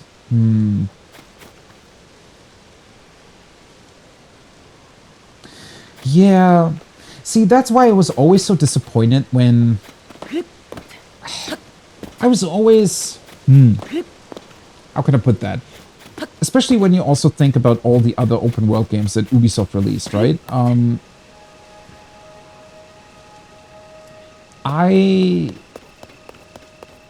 never was that much of a fan of them, but that was mostly because I was kind of disappointed in their wasted potential. Because I think, you know, as much as people kind of disregarded them for having the same old sort of tower mechanics and a billion collectibles and whatnot, a bunch of that is definitely true, but when the first Assassin's Creed released, I actually liked the game a lot. You know, its traversal system... Assassin's Creed was kind of the first game that really had the same level of freedom as Zelda later had, with, you know, being able to pretty much climb everywhere. It was a bit of a different system in that it still used specific sort of points on buildings, right? Although it had really, really good animations to facilitate that. But when they started to release one Assassin's Creed after the next, I definitely fell off of the series, and I just thought that it was not that interesting, right? And when they then also started to... Because I played Far Cry 2 back in the day, which also had a very innovative system when it came to burning the surrounding area, right? Because it actually had a wind simulation in the game that properly calculated how the fire would spread throughout the landscape, which Zelda also picked up. I don't know if they were inspired by that game necessarily, but it's kind of the same idea with, you know, being able to burn grass and whatnot. And I was kind of a fan of those systems and those ideas and the worlds they created, but sadly, well, they never filled them with actual interesting stories or characters, or I don't know. There was always... They always seemed to me as if they had huge potential, but they never really did anything with the huge open worlds they created. And that's why I honestly kind of almost resented them for it, right? I felt always really annoyed that they would create these beautiful worlds, but then kind of neglect to actually fill them with interesting things to do. But I can fully understand, right, to just walk around in those worlds and be amazed by what they look like, because I was too. Like, the things that they created from the stuff that I played was pretty awesome. It's just that, yeah, it almost felt like they sort of went 80% of the way in creating a super cool game world that you want to explore, but then they kind of forgot about that, you know, those last 20%, but those last 20% that make up 80% of the fun of actually playing the game, right? And yeah, sadly that is... Although I did see... I mean, when I saw trailers for Wildlands, and also later on people playing it, also thought that it was a really, really cool world. It just, yeah, sadly didn't really appeal to me at all because I knew that it probably wasn't exactly filled with, you know, interesting stuff to do.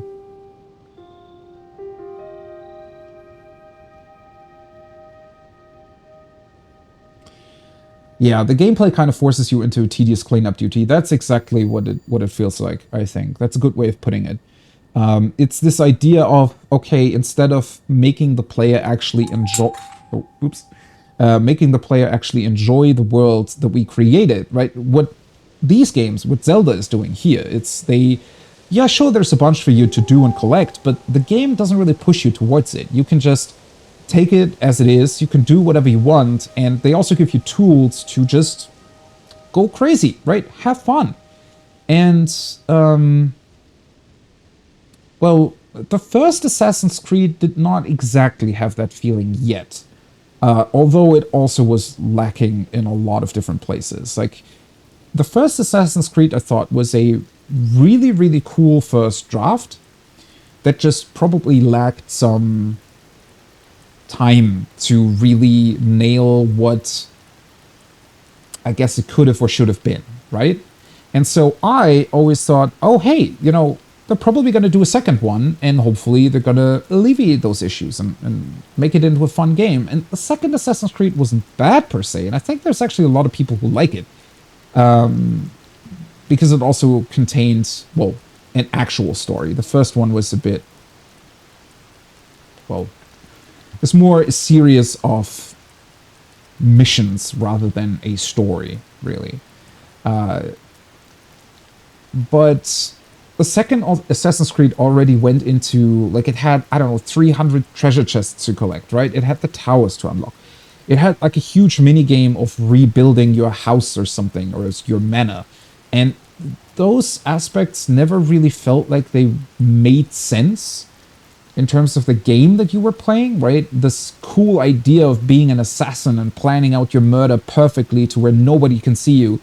What the first game kind of, you know, invoked. I mean, while it was definitely lacking in a lot of areas, it had the feeling of, hey, I'm this badass assassin, right? And I can hide wherever I want and nobody knows who really did it in the end. And the second game kind of lost that. It became this, yeah, pretty much task of tedious things to do to simply do them. Not because they made sense or were fun. It was just a list of tasks that you could fulfill. And sadly, a lot of the other games, they later on definitely improved their storytelling to a degree. Or they included a lot more cutscenes. And I think, you know, there's definitely people who enjoy, you know, Far Cry 4, Far Cry 5, bunch of the later Assassin's Creeds. But for me, they never really fulfilled the, I guess, original promise that I thought the Assassin's Creed 1 could have delivered if they really had gone for it and maybe had more time to really nail that. I don't know. Yeah, and that whole RPG aspect as well, I'm not a huge fan of that. Like, if you create an RPG, and don't put almost pointless RPG systems onto your action game, right?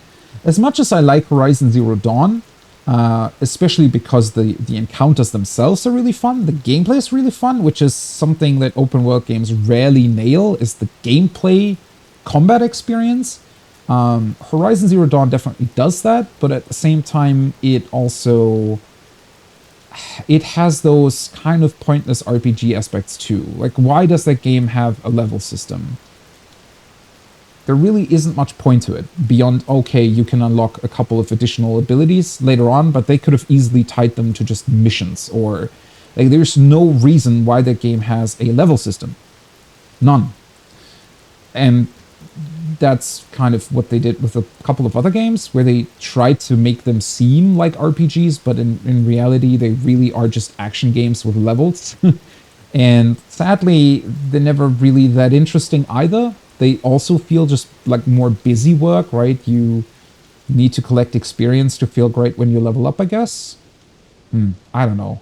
it's kind of a weird thing. Sometimes they do it better, sometimes they do it worse, but never really in a great way, I thought. Yeah, Starfield is another one of those games that I sadly, I really, really wish it would be good, right? I really do. But with the track record lately of Bethesda, I can't in good faith give them my money, right? I just can't. With the shit they pulled with Fallout 76, and even though that game wasn't even bad, it was just released like a year too early.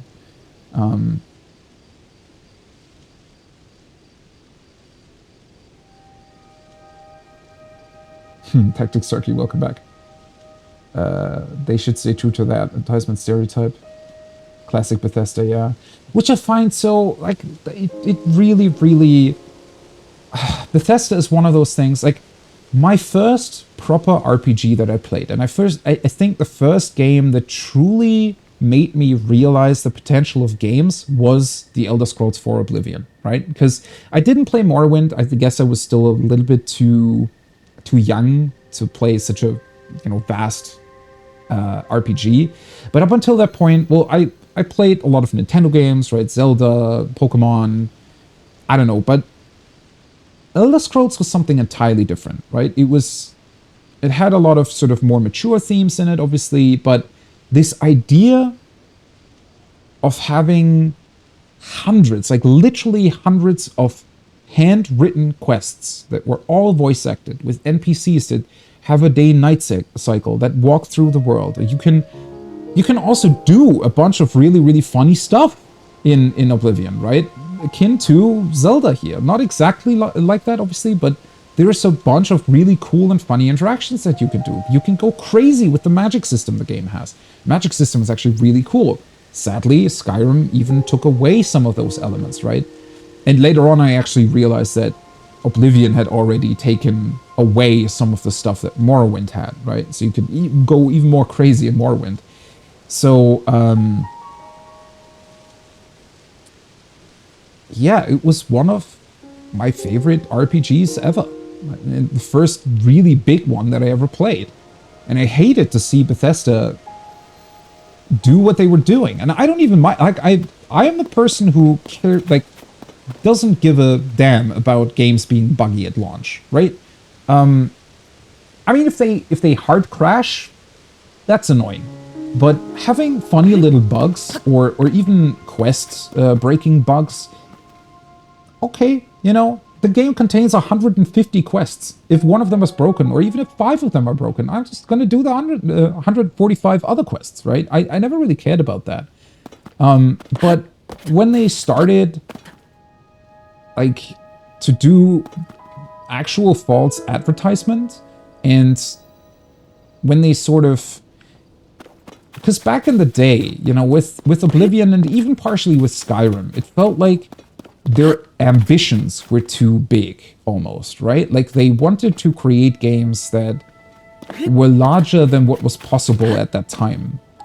And so I always thought that, oh, well, if they aren't perfect, if they are buggy, sort of the same that happened to Witcher 3 as well, is that game is so enormous, and with its world being so immersive and the amount of quests and story and whatnot that it contains, I can overlook some technical difficulties because, well, they've done an amazing job of adding content to it, right?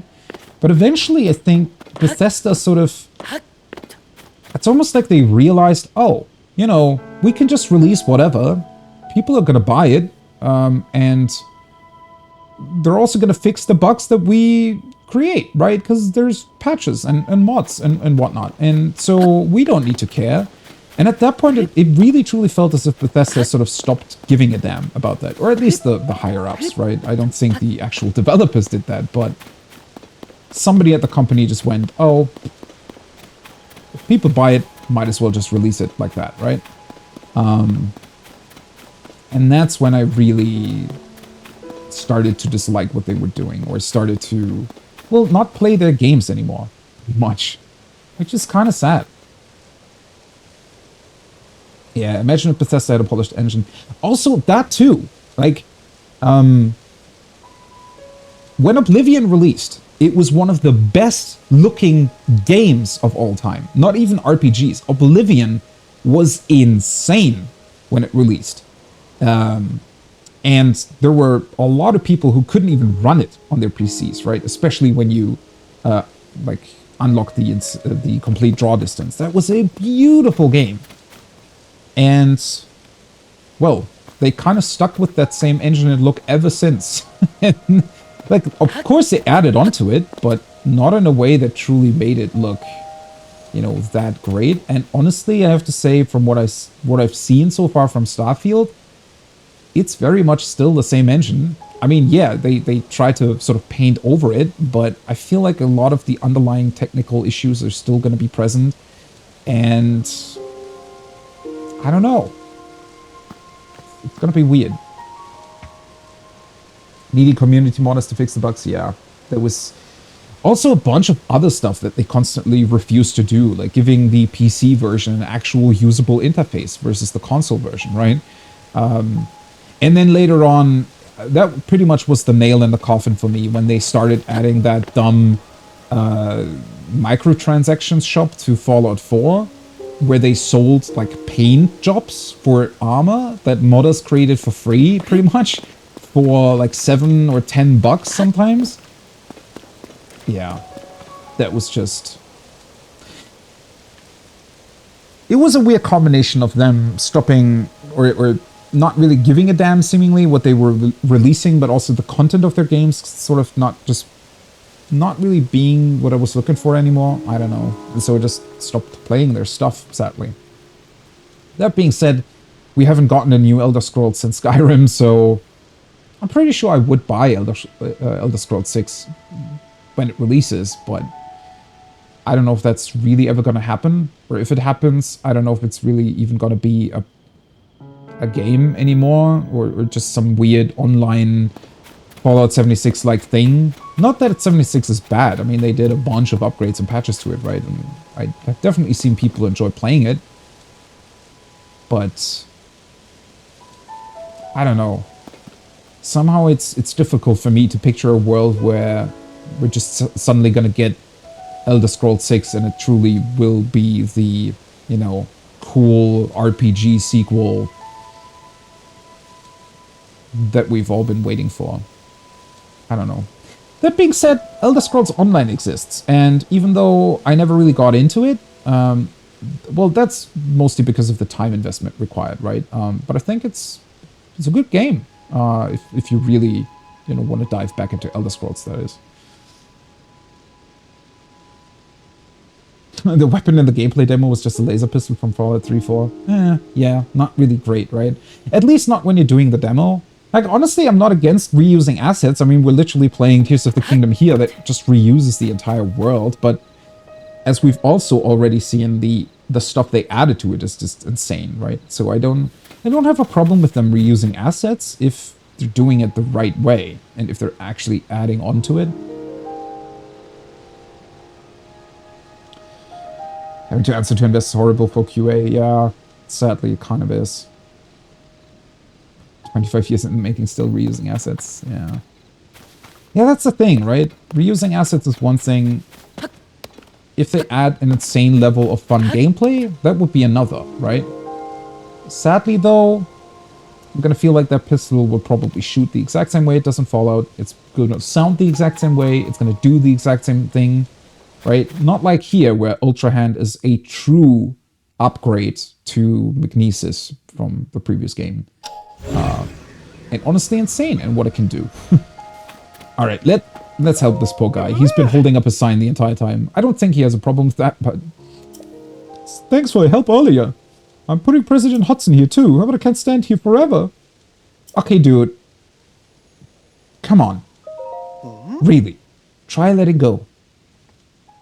Let go of all your worries. Let go of all your tasks and things bearing down on you. Fly free. See? Will he be okay? You won't fall? Oh, did we not do it right? Oh no, I did. Ah, you just have to talk to him twice. Okay, so if you do it right away, you have to talk to him twice afterwards. Okay.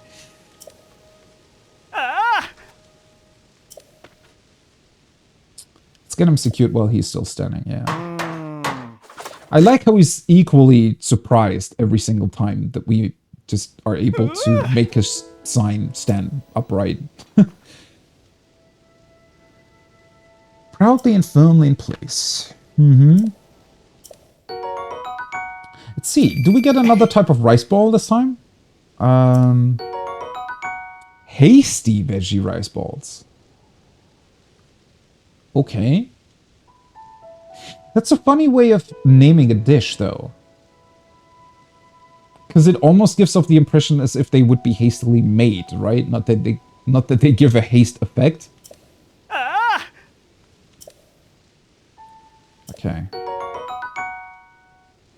mean, a bomb flower is nice. I'm still not really that convinced of his premium collection, I have to admit.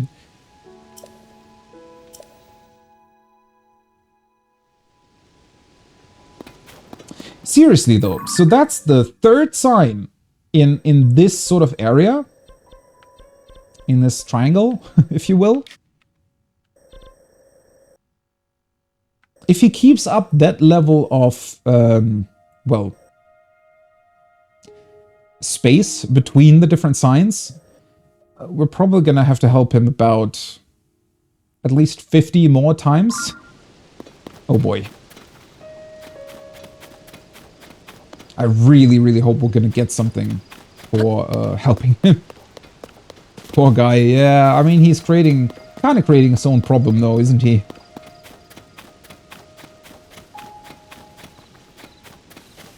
How do you get up to the flying islands? Well, that is a good question. I mean, okay, so with one of the smaller ones, when I activated the other tower a couple hours ago, they shoot you up into the air so far that you can definitely reach a couple of them that way. Right? Because you can just paraglide and you can reach some of the lower level islands, I guess. In theory, I would also be able, since the starting island is pretty high up, I could just teleport back here and fly over to another one, right? So for example, this archipelago, I'm pretty sure is quite a bit lower than the Great Sky Island. So I would be able to just fly over, I think. Unless there's something stopping you, but I don't think so. I think once you complete the tutorial, you're kind of free to just jump off from them to go wherever you want. Ooh. What is that? There's a small little star island here too. Actually, we can try that, right? Going into that tower, if I shoot myself up with the tower here, I wonder if I could get to this island.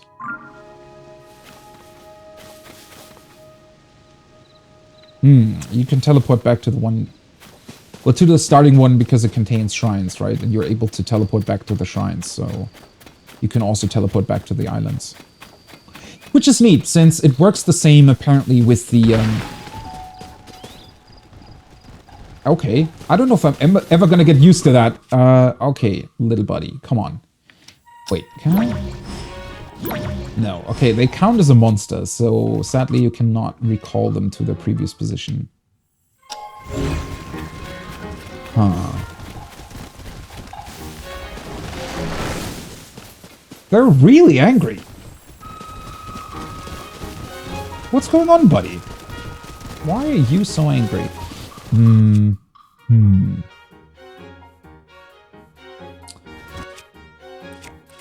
I mean, I can just kind of burn them every time. I wonder if there's some sort of neat way of dealing with them.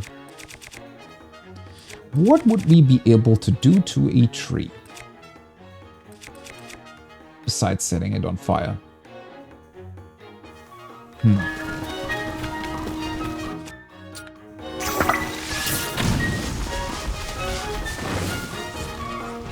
It is pretty cool that they have an actual animation for that, though.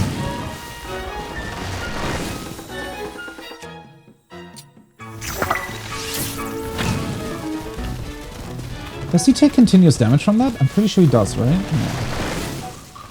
Looks like that anyways. Okay.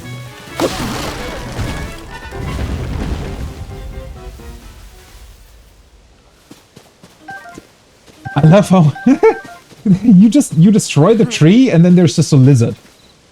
Without a care in the world, just, you know, not even caring a little bit about being on a tree that is moving and on fire and constantly crashing down onto the ground trying to hit me. Really chill lizard.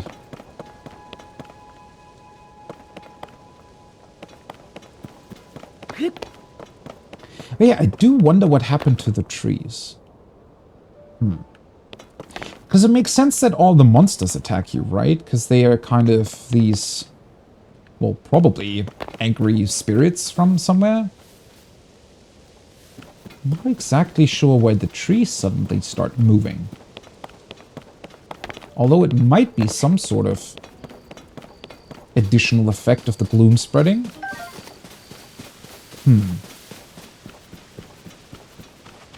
I mean, considering that the gloom is beneath the ground and we, warm down, good, Elixir will raise your core temperature. Neat.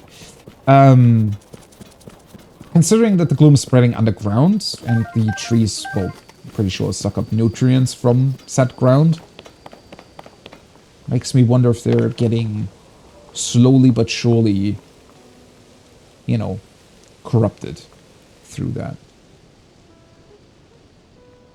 Huh.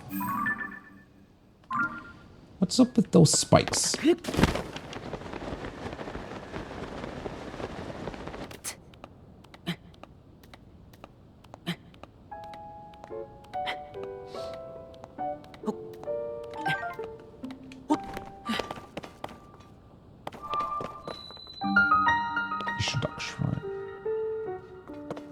Oh, those are fans. I was gonna say. For a second I thought they were a treasure chest.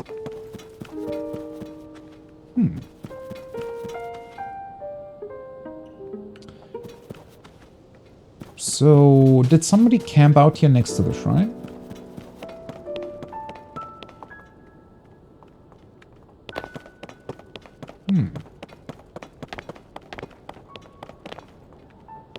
I thought I would maybe see the person that at some point camped out here, but I guess not. Oh, what is that?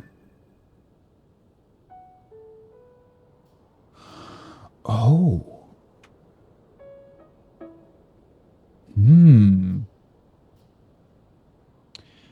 That's interesting. So I'm pretty sure that that block right there, right? It fell down from the sky islands. But I also know that this particular mountain or hill existed like this in the previous game.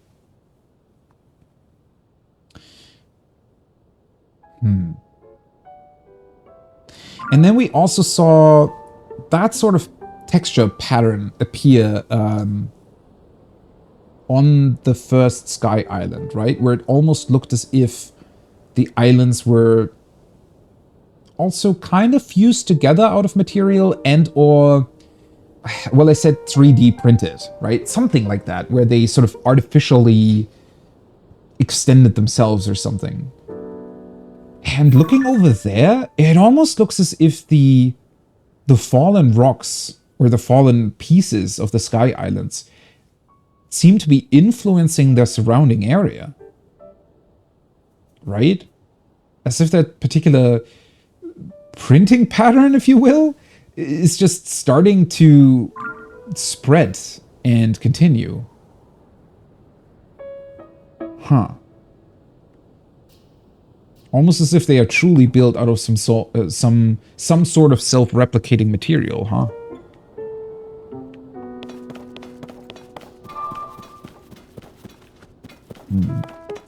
Okay, we have two fans here. Unfortunately, I don't really have anything to put them on. Oh, that's a stone chest, though. Oh, wait, these are also stone spikes. That's new.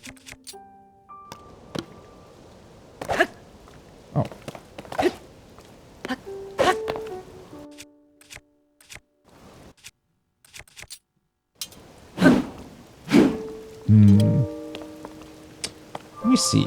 If I... Oh, it's raining now. I'm not exactly sure if a bomb arrow works during rain.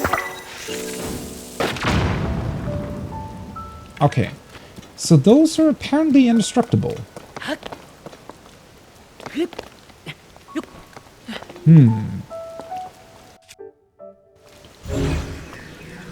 Oh, I also cannot pick it up. That's interesting. Is there really nothing here? At least not in the immediate area. I mean, if I were to go back to where I helped the guy with his sign, I would be able to pick up a, like a plank or something that we could attach the fans to fly up to the treasure chest.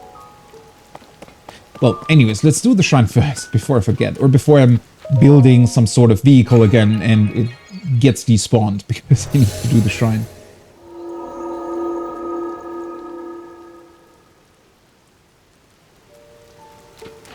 Huh.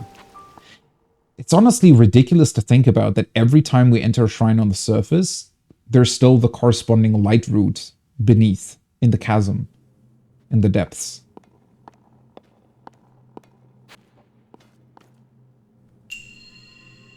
A windy device.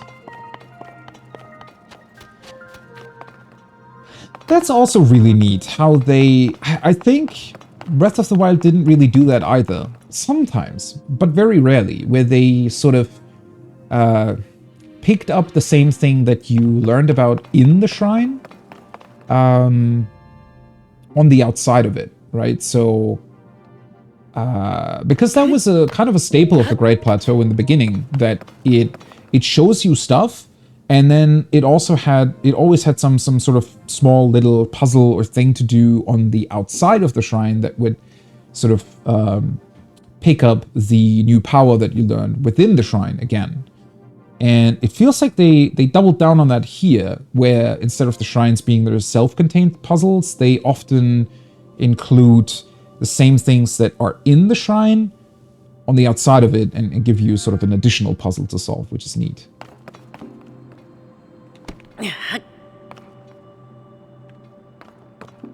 That's a really cool platform. I like that design. Wait a second. Huh. That symbol on the platform. It looks exactly like the big windstorm to the northwest.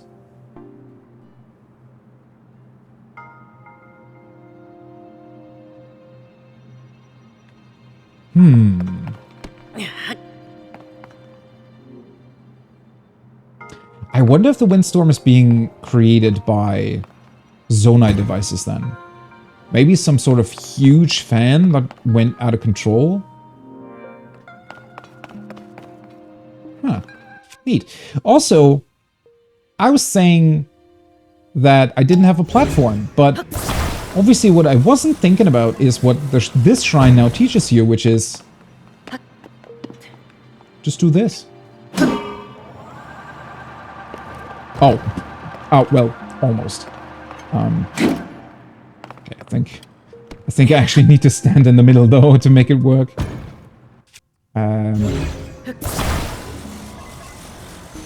Bonk. Okay. Easier said than done. There we go.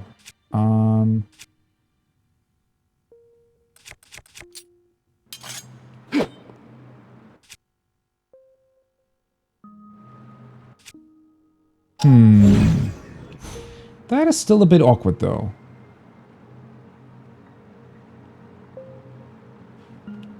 Is there like a move I can do? Oh, wait, that doesn't count if I jump up and... because it's hitting too much in front of me? That's weird. Okay, there we go. That works. Oh. Well, maybe it in fact does not work like that.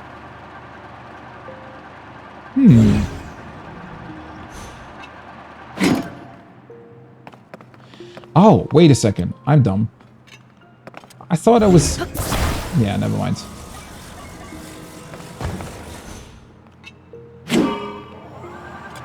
That way you also don't have the awkward, you know, standing on top of it part. Okay.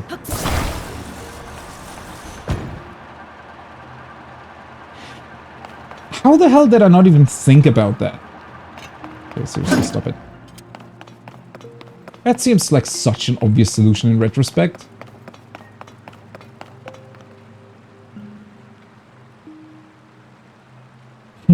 I want shrines, yeah. I don't know, I think, well, there's definitely going to be people who aren't going to be happy to see more shrines in this game. I have to say, so far, I didn't really... Well, obviously I didn't know that they would be a thing again. So far, I'm a fan. Yeah. Yeah.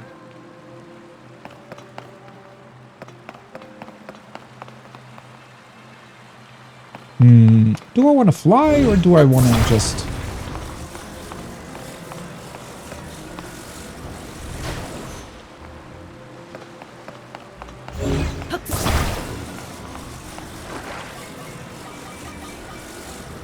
I mean, this isn't really a puzzle, right? It's just the same thing we were doing on Tutorial Island.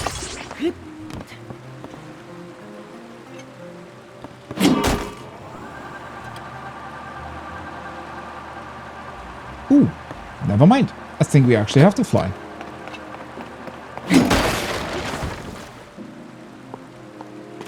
Or not. Oopsie. Yeah, I'm... Oh, wait. I think it just respawned, huh? Maybe I shouldn't exactly use a huge spiky club to turn fans on or off on a wooden plank.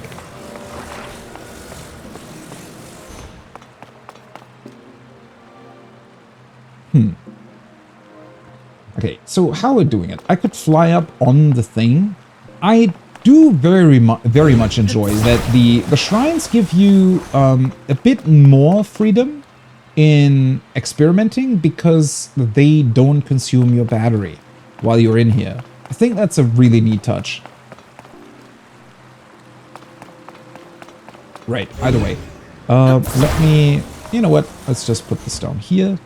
Not put, I meant attach.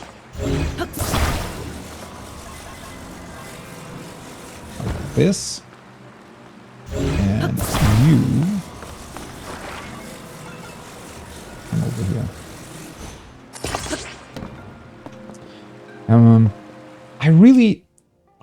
I want something to... Does this work better or something? No, this is also just a... Oh, is this not strong enough to carry us upwards? Huh. Well, that's unfortunate.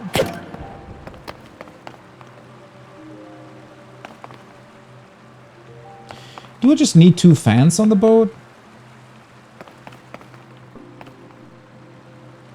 I mean, if I could put both below.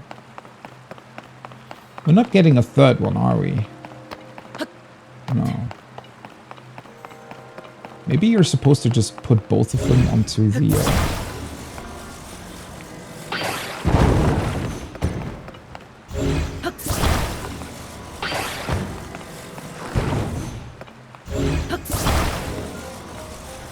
I guess the lesson here is supposed to be that you can... By attaching multiple fans, it just moves faster?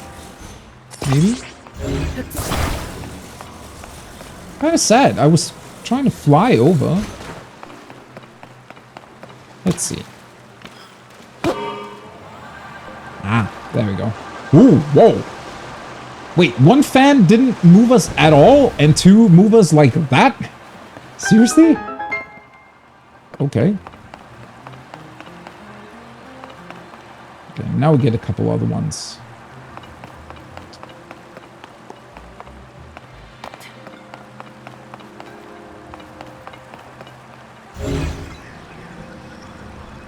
Oh, let's just grab it? Oh, is it? Ah, okay. It's connected to that.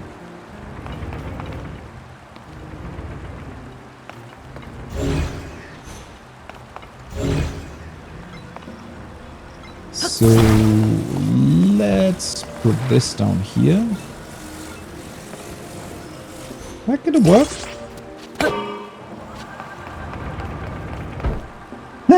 Cool.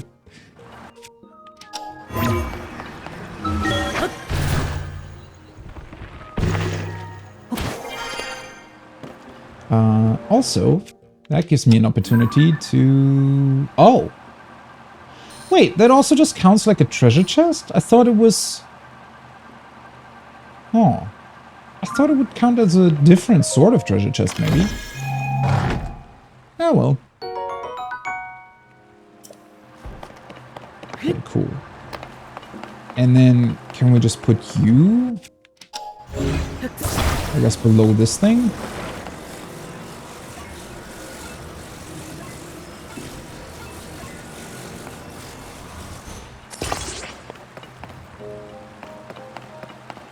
I'm halfway inclined to just take the boat up.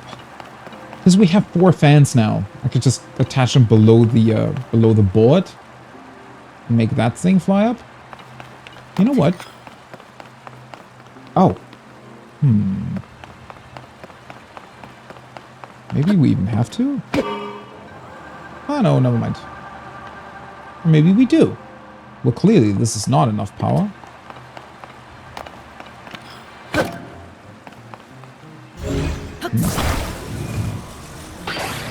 Interesting. I really would have thought that 1 fan would be enough for this, but I guess it's not.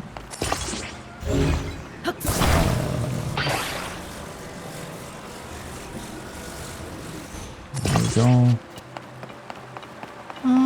Let's grab you.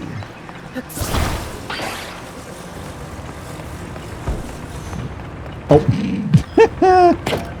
You really should turn these things off before moving them. Otherwise, they're just gonna fly all over the place. Okay, there we go. Patch. Alright. That enough? Oh, wasn't exactly in the middle. Oh, okay, there we go. Slow elevator, but it works. For a second there, I thought it was still not enough.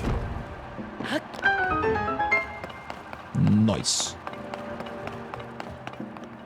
Well, then again, I guess it needed to be enough, because otherwise you really need to carry all the fans with you. Although you're kind of doing that, right, if you're creating the boat.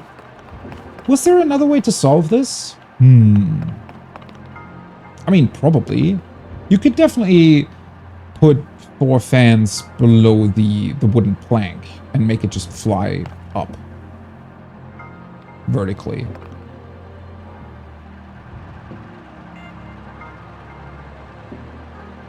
Can you, though? Wouldn't that mean that it just kind of flies up all the way? Okay, now I need to test that. Boom! Come here. Let's turn these things off.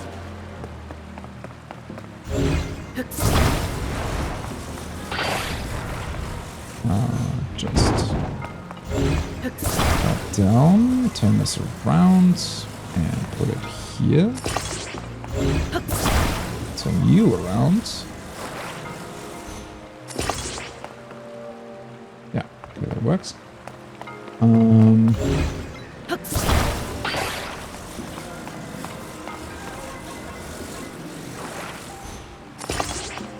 Number 3 and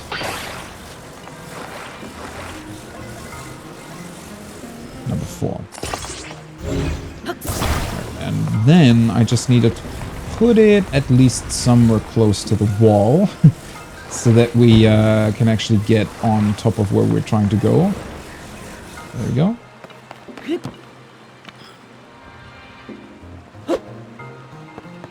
Okay, I think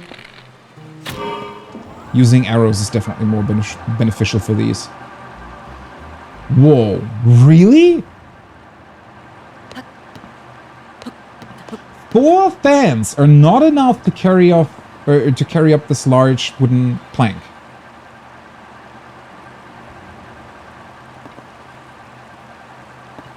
I don't know. I think that weird stone elevator thing would be heavier than this wooden plank, all things considered. I mean, they probably don't want you to do this. I want to say that maybe out in the open world it works. Because otherwise it would literally just carry you up to the ceiling, right? Because it just flies indefinitely. Kind of sad, not gonna lie.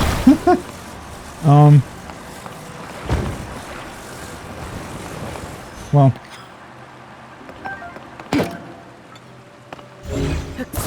Oh, no, wait. This is easier.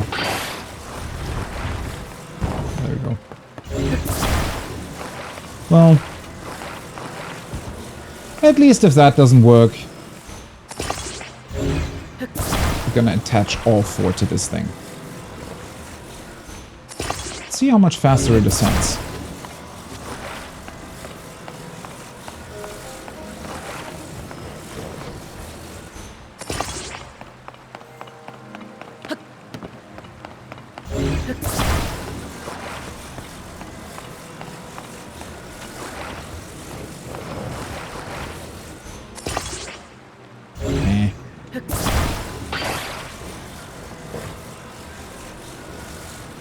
There we go.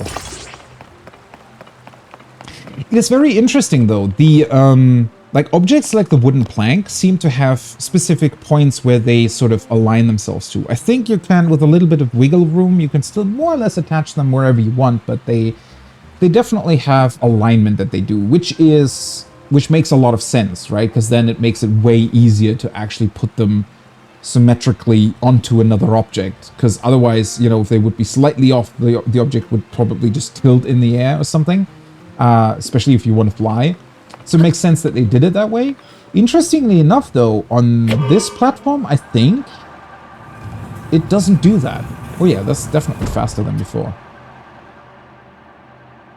Yeah, I don't agree with that. I think the wooden platform should have been able to fly up just like this thing. Maybe the Zonai built it out of some super lightweight aluminum stone. That's, you know, not as heavy as wood.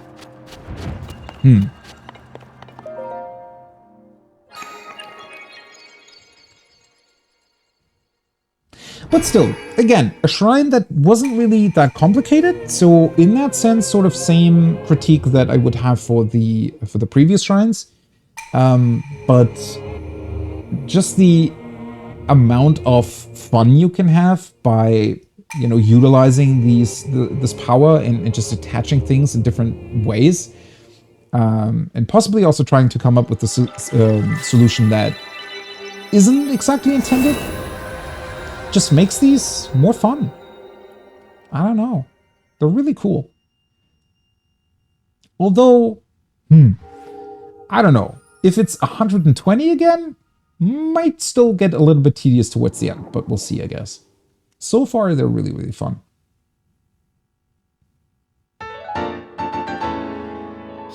Light of Blessing. There we go.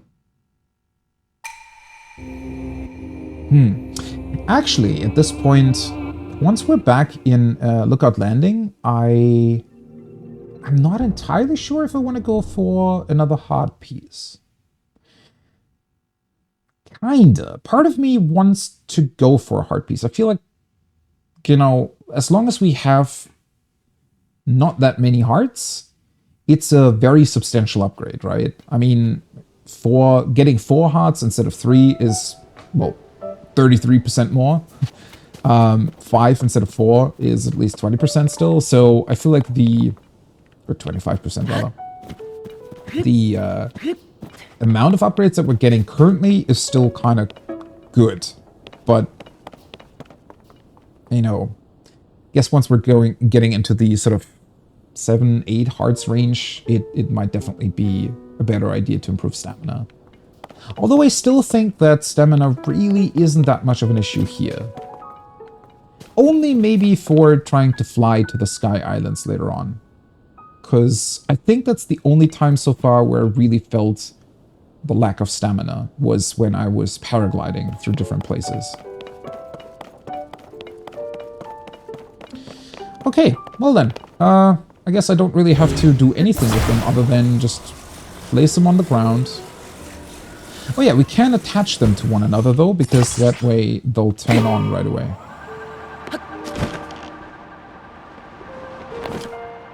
Oh, no, wait a second. That's actually not the right solution here. I need to put one down there, or up there rather. I thought they would provide enough updraft to make it possible to fly up here already, but it required to. That is really interesting. So,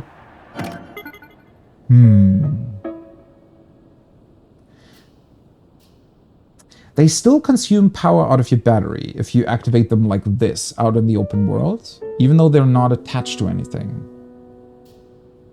Huh. And I guess if you fly away from them, they'll just run until your battery drains? Probably. Ooh, a spiky club. A tree branch with an added grip and excellent balance. Equip it and use it as a weapon. Man, I don't want to drop this, but I'm really not sure what I can do with it.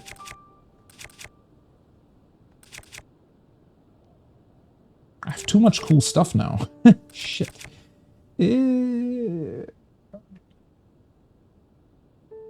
Honestly, I kind of just want to leave the spiky club behind. Yeah, let's just leave it. You know. If I happen to come across this chest again later on, I can just grab it again. Oh, hey, we can see the same pattern here, though. Yeah. Same pattern in the ground. Possibly created by those stones?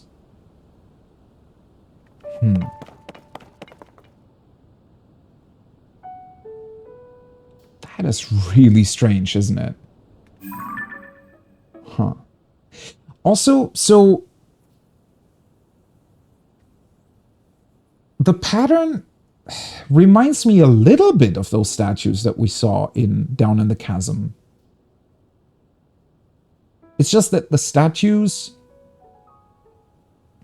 the patterns weren't as intricate as these ones. But the overall sort of shape and color too, I guess, was very similar.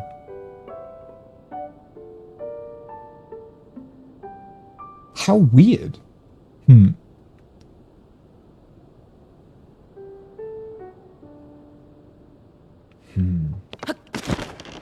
I wonder if there's more to it. Because it could be more than just purely,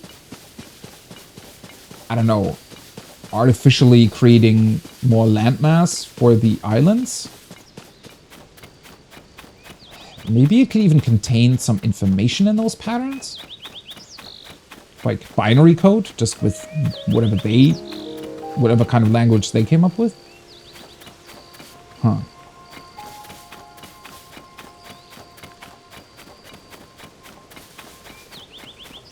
This looks really beautiful. The bird chirps as well. Huh. It just leads up to a tower, though.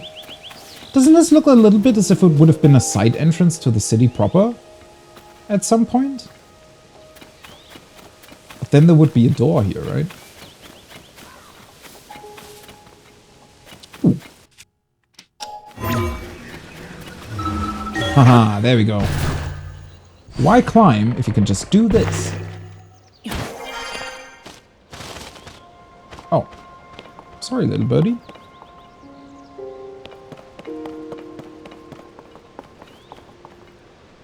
Anything up here?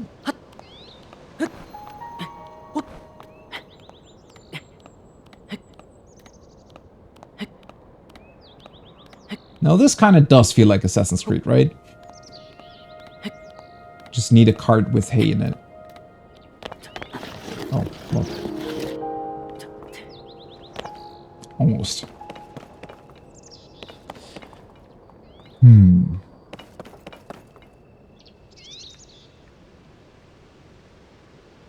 Yeah, I guess it's time to just go back to the village for now.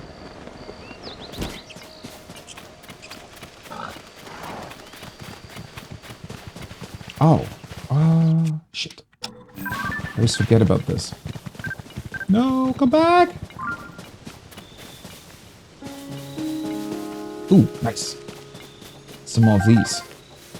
Dazzle fruits definitely come in handy against stronger enemies.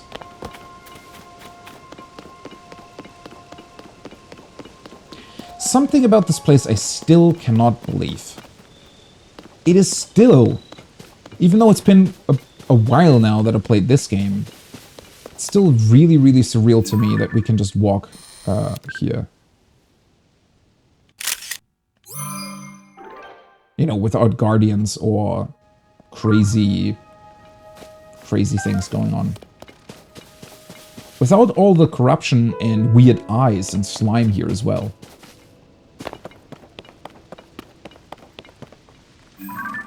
Oh no.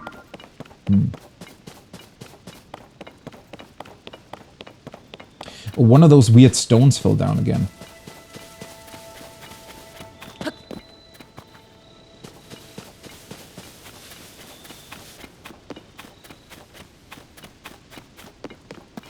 Was it this one?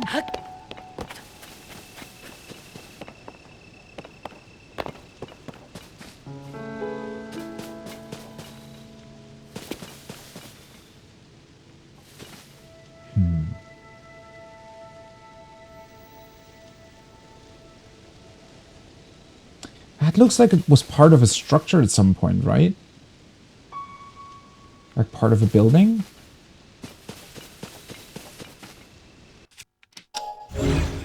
Oh, yeah, we can move it.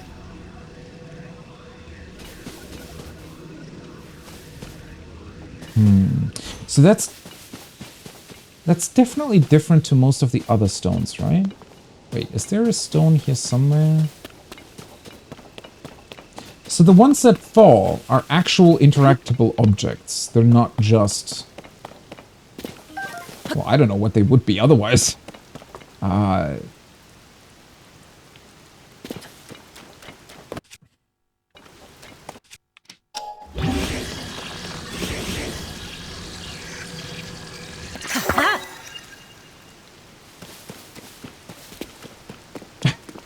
Okay, Ruin's Rubble Hammer.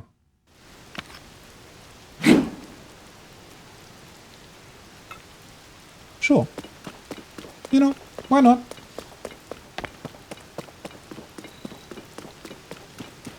But I'm pretty sure that most of the stones that are lying around, that have been lying around for a while, they're not actually interactable, I'm pretty sure.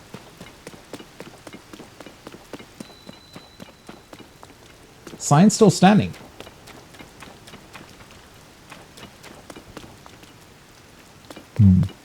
Doesn't look like anything's changed here, though. There we go.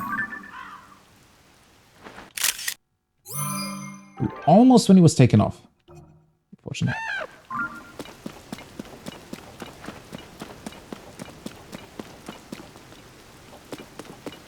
Ooh, right, the crows. Mountain crow. They look really cool. I don't know. Did the previous game contain crows? I'm not entirely sure. I don't think so, actually. Somehow, I want to say that crows are pretty underrepresented in a lot of games. I don't know.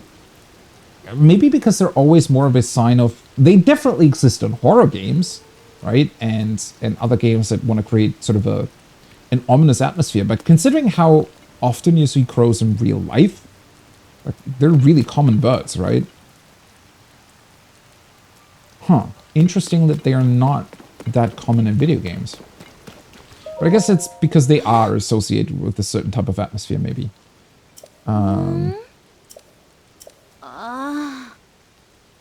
Ooh, right. I completely forgot her talking about something moving here.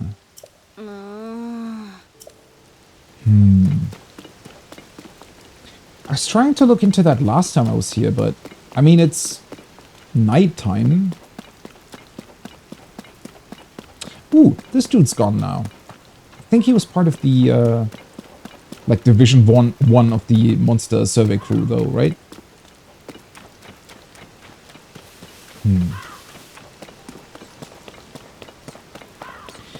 mean, the way she's talking about it, and also the fact that the game seems to highlight that specific message in red, makes me think that somehow we would be able to maybe see a ghost here?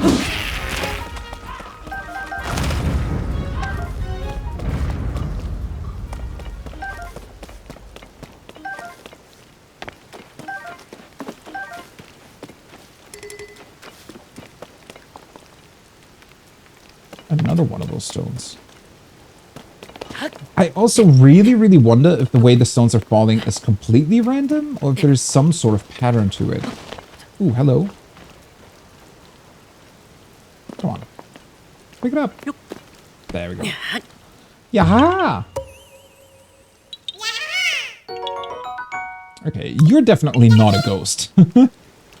And you're also not scary, so... I don't think it's you who the woman was talking about.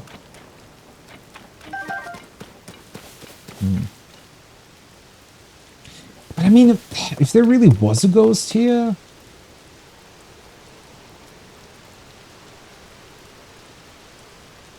Maybe she's just talking about the skeletons that appear at night. Because I mean, I was already in these ruins last time I was here at night.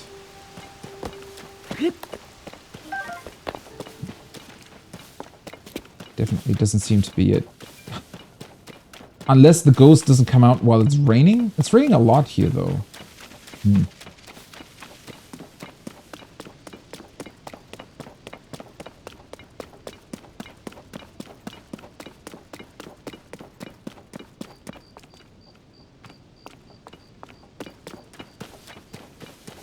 I don't know. Another rock. Okay, they fall very, very frequently, though. Huh.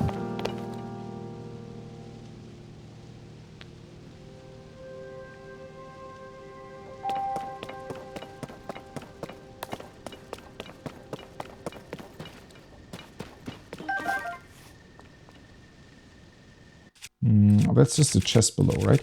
Do I have some flint, by the way? Ah, yeah, I do. Drop.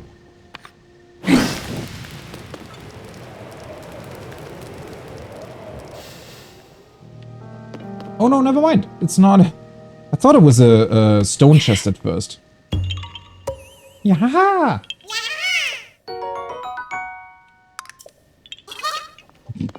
I've already found more Koroks here than I found in my entire second playthrough of Breath of the Wild. I really wasn't looking for them.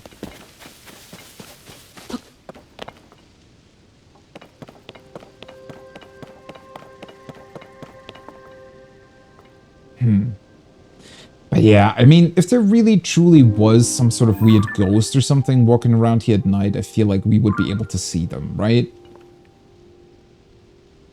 I don't know. She must be talking about something else. Or she really truly is just talking about the skeletons. That could be it too. Because, I mean... Otherwise, I don't know. Have you tried using the Lens of Truth? Oh, I missed that item! That would be awesome to have something like that, right? That could be an additional power. Like, some sort of... look into the insides of objects kind of thing?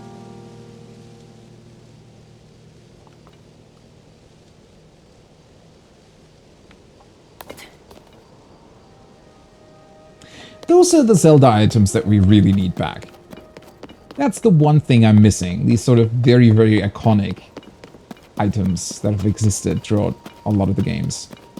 Oh, by the way, I just remembered. There's this battery enhancing thing here.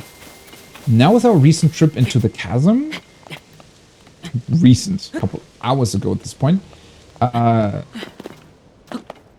think I'm actually able to extend my batteries somewhat. Insta-filter of truth. Imagine if that was a thing. Oh boy. Imagine if somebody came up with an AI Instagram filter or something that removed the previous filters that were put on. to finally see how people really look like again, without all the filters being put on. I don't think that would really work all that well, but it would still... I don't think people would like that. Okay, crystal refinery. We have... Ooh. Oh, I forgot about the crystallized charges, though.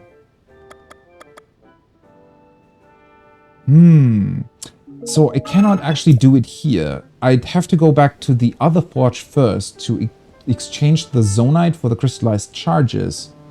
And then I can come back here. That's a bit weird. I forgot about these things being a thing. Doesn't that have some sort of awkward double... I don't know. So you have to search for one thing first, you have to exchange it, and then you have to exchange that thing again to then be able to upgrade your battery. Huh. It seems to me as if there is another purpose possibly to these things, right? Because otherwise, why would that be a thing? Or can you exchange them back or something? Also, looking at this menu reminded me of the little ghosts. Want to look into that as well. Let's see if the weird little head at the entrance here is now gonna talk to us. Pose. Like, what's up with this dude? Okay, let's talk to Robbie first, though. Hey, guys. How long has it been since we, did something in the Chasm with Robbie? Probably in-game, I don't know, 10, 12 days? They were probably asking where Link was all of a sudden. They probably thought he was lost again, together with Zelda, you know, being stuck somewhere else. Hey, you! Show Yasha the picture you took of the statue. Figure matches up pretty well. And it looks darn cool, too. There you go. This is it.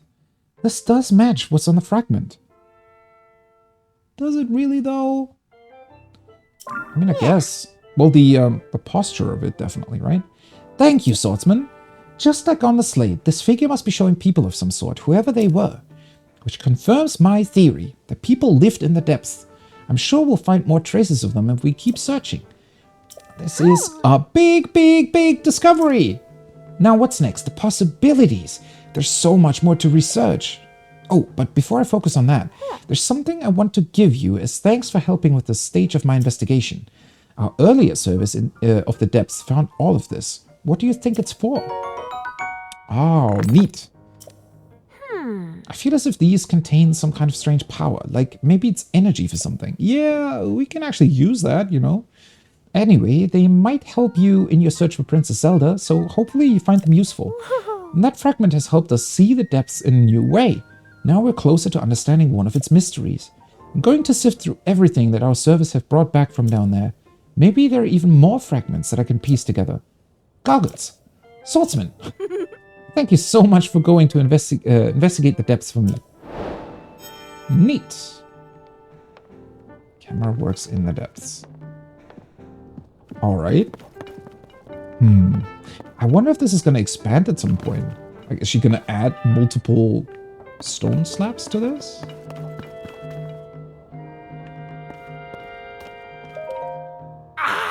Great job getting the picture of the figure that Yasha was looking for. She was pretty happy to see that statue. And I was thrilled to show you how to use the camera. Inspired even. The Purapad has even more potential functions, you know? Listen up, big update here. Your Purapad can be equipped with a sensor that detects shrines. Oh, I was gonna say, I was actually somewhat surprised that we didn't have a shrine sensor yet, right? Because I was actually thinking, I think about that yesterday after I stopped playing, that I found it weird that it was just not a thing, apparently. I don't really mind it, but it's interesting. Come on, act more impressed. I'm the first one in all of Hyrule who noticed the shrines after the upheaval, so I created a sensor to detect them. Really, you were the first one to see giant boulders which with arm-looking carvings around them that are also glowing on top of them. Wow, I'm impressed. The only thing is, I can't set it up here at Lookout Landing. It'll be near impossible unless I'm at the Purapad Research Lab in Ateno Village. Alright. That's right, it's a lab dedicated to the enhancement of the Purapad, which Pura and I developed. Or just copied over from the Sheikah slate. Once I'm in that lab, and you join me there, I can further improve your Purapad, starting with the sensor. You find the lab in East Decluda, off in the southeast corner of Hyrule, on its far side of Ateno Village. Go a bit farther than that, and you'll see a mighty peculiar place. Don't let the looks fool you, it's a cutting-edge lab. I'm actually looking forward to seeing what they've done to that place. Probably a lot. But for now, Yoshi's investigations are my main priority, so until she gets further along, I'll be staying here for a while. Oh yeah, right. I kind of forgot about that. He mentioned that before as well.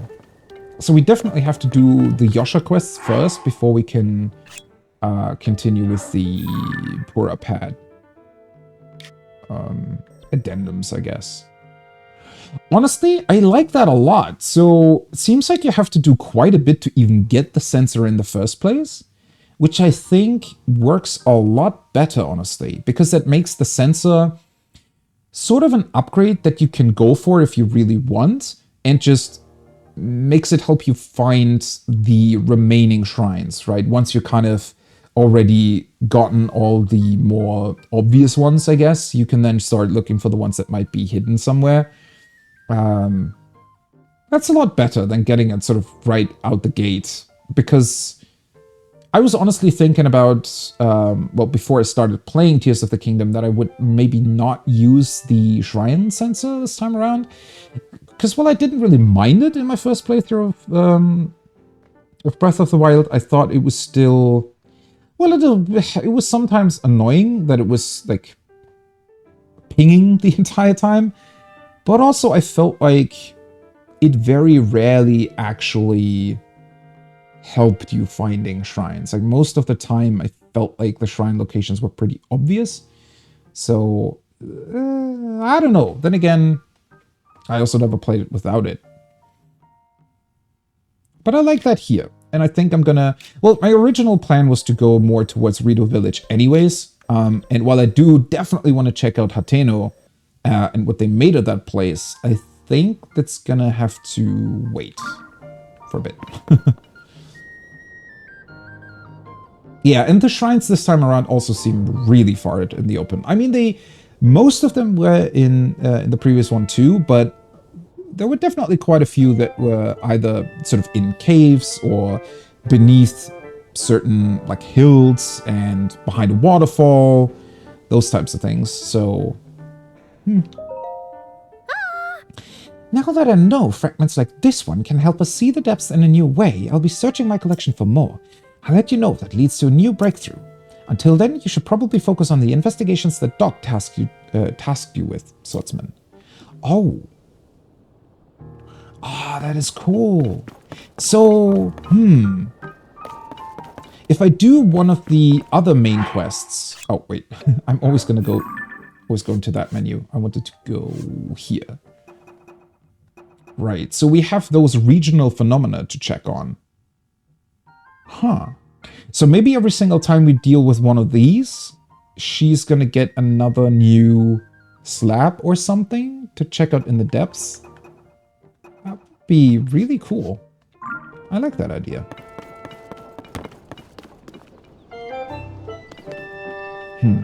I wonder if they're keeping this balloon around here to potentially investigate the chasm below the castle. Probably, right?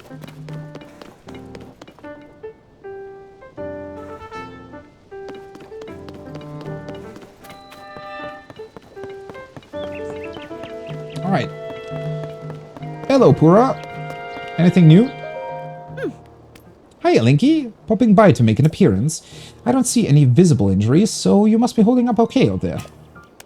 I like how matter-of-fact she always is about these things. Have you made any progress on investigating the 4 regions like I asked? No, I've kind of just been, you know, doing hours and hours of other things.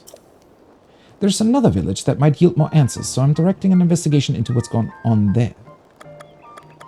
Oh, I already asked about this, right? Yeah, Kakariko, okay. I know. Check it. Check it! Right, so... I guess... First main task complete.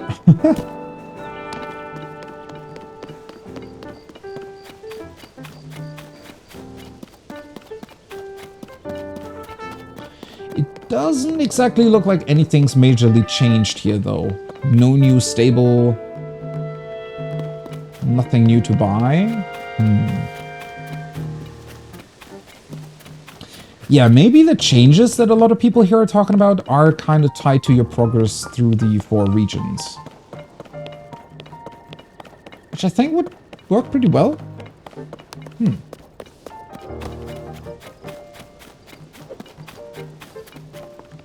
Okay, let's see.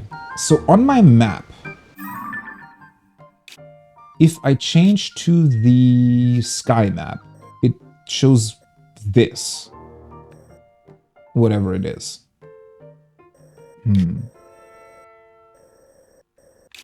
There's another one of these star things over here.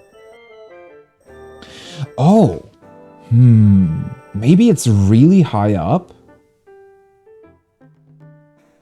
I think the brightness of the map heart might correspond to how high up they are, right? Because I was thinking at first that it was just related to, I don't know, the way the land looks or something.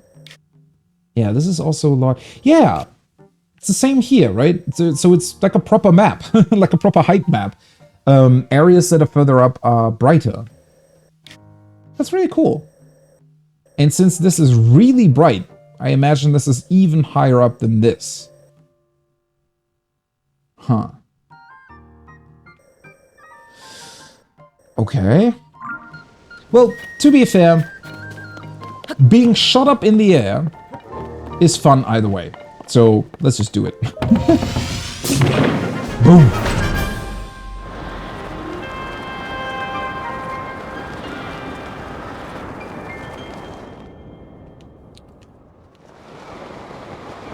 It does take a little bit for it to allow you to activate the glider. Okay, yeah, so it doesn't shoot you up high enough to get to the starting area. So I imagine our mysterious star-shaped island would be even higher up. I don't even see anything there.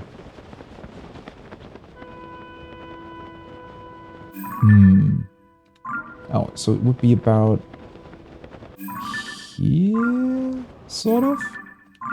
Yeah, that way. Oh boy. Yeah, I need more stamina for this. Okay, thankfully I do have this. That way we won't die. Huh.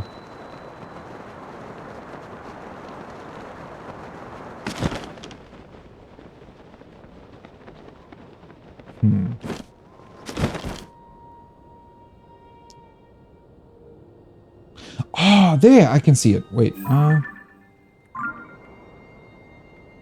another stone falling down? Oh, it's really difficult to see though. Ah, there.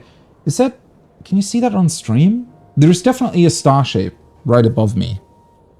It's just... Depending on whether or not there are clouds in front of it, it's really, really difficult to see. And sometimes it just disappears completely. Now it's gone. Interesting. It's like it needs contrast from the clouds to even appear.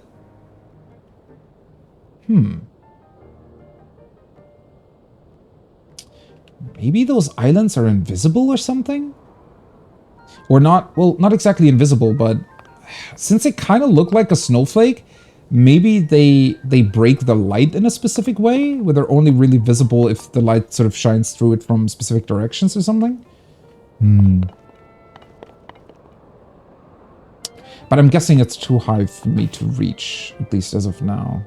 Or rather, at least from this tower. Maybe Maybe there are other places that can get us up higher? Huh. I really wish this place had a stable.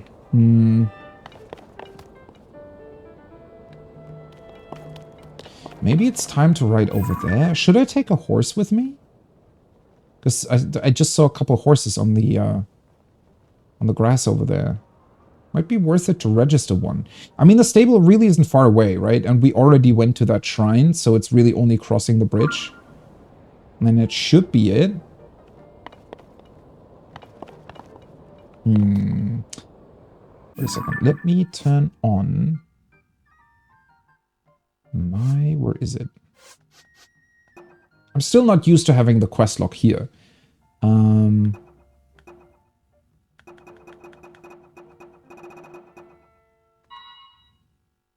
Yeah. Where are the horses? Didn't I just... Oh, there they are. Let's see. Yeah, I should probably not spend this much stamina flying over. Because I was thinking of directly landing on top of one. But I think that wouldn't have worked that well.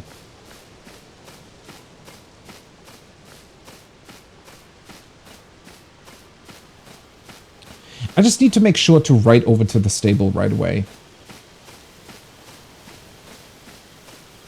Hello, horsies.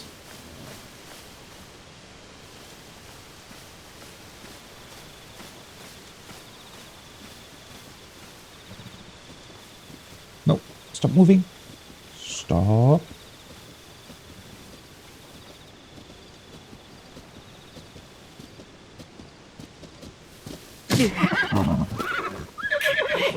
Seriously! I didn't even do anything! I was just sitting in front of you. That's a very aggressive horse. What the hell? As if it knew what I was up to. Do I have anything to calm them? Huh. I don't want to shoot them, though. Because I was thinking that it can disorient and confuse. But the problem is, I don't think I'd be able to activate this. Well, now they're all gone. I wonder if there's a way to use those items to your advantage without having to attach them to an arrow or something. So I'm pretty sure that you can sometimes, like the bright blooms, you can also activate their effects by just putting them on the ground. But, I don't know, with horses? It seems a bit more difficult to do that. Okay, let's see. I do have the sneaky elixir. That's 5 minutes.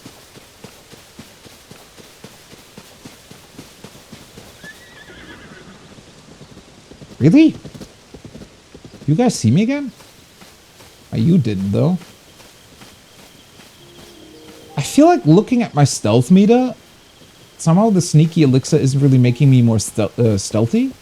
Unless the meter down there doesn't really take the buff into account. Maybe. Oh, come on.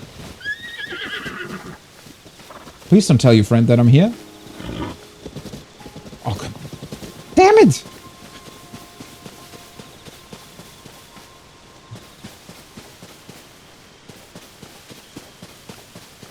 I need to catch him on his own. Stop coming back here!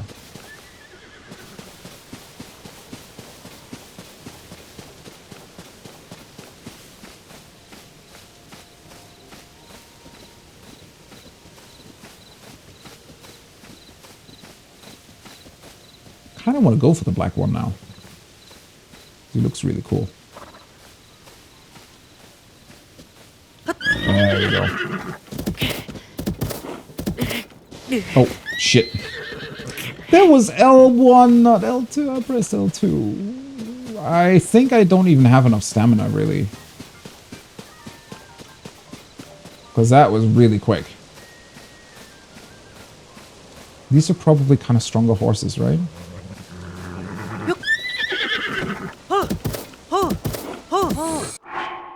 There we go. Never mind, it worked. Hello.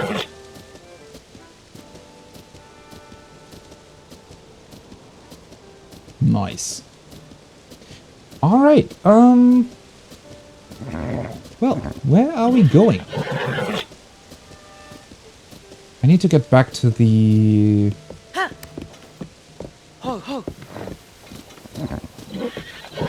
Nope, not that way. To the left, please. Thank you. Please don't run into the choo-choos. Oh, I should have taken a picture of the horse, too. Oh, come on.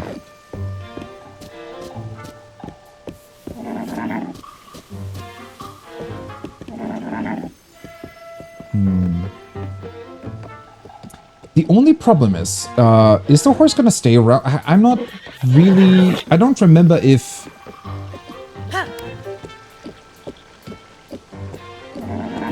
I mean, I guess I can just test it. No, he's running off again, right? Ah, that's unfortunate. Because there's too much interesting stuff on the way, honestly. Yeah. I think I'm just gonna... I'm gonna go to the stable first, and then I'm gonna come back and grab a horse. Because otherwise... I don't want to go right over to the stable just to register the horse.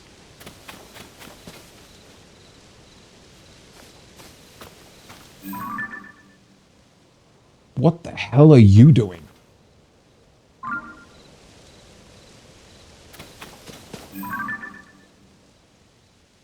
A Horriblin. Okay.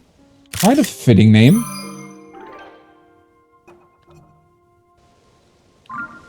Huh. Horriblin. After the upheaval, these monsters began appearing in Hyrule's cave systems. They have sturdy horns that are perfect for crushing rocks and strong muscles that allow them to traverse cave walls and ceilings as easily as if they were walking on the ground. They often hang from ceilings waiting for prey. Oh, I thought he was like a monkey. He was like just holding on to something, but he's literally climbing on the ceiling. They have sturdy horns that are perfect for crushing around strong muscles. Oh, strong muscles that allow them to... I thought they had some sort of weird, I don't know what thing to be able to hang on to ceilings. Oh, maybe maybe I just needed to soothe him more then? I mean, he's back there still. But he's not showing up as my horse on the map, right? I think that's only a thing once you register them. Ah, well, I'm just gonna pick up one as soon as I'm done with the with finding the stable. Huh. Can you... How the hell are you seeing me? Well, I guess he sees me, not necessarily hears me. Whoa! Okay. Baseri Greenbelt Cave. Right. Let's see. What kind of fun stuff can we come up with here? Since he's hanging on the ceiling... I want to say one of these dazzle fruits is probably going to make him fall down. Oh. Yeah, guess that worked.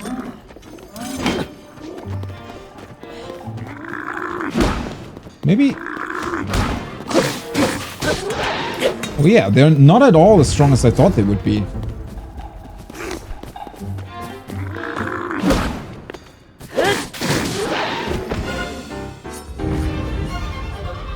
Ding, ding, ding!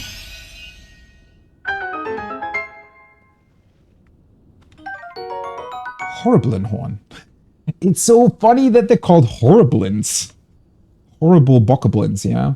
Or horrible Moblins. An elongated hammer-shaped horn with a hard, flat front, attached to a weapon to increase attack power, cook it with... Okay. So they have hammer... It's funny how they created specific monster parts that, you know, are akin to weapons.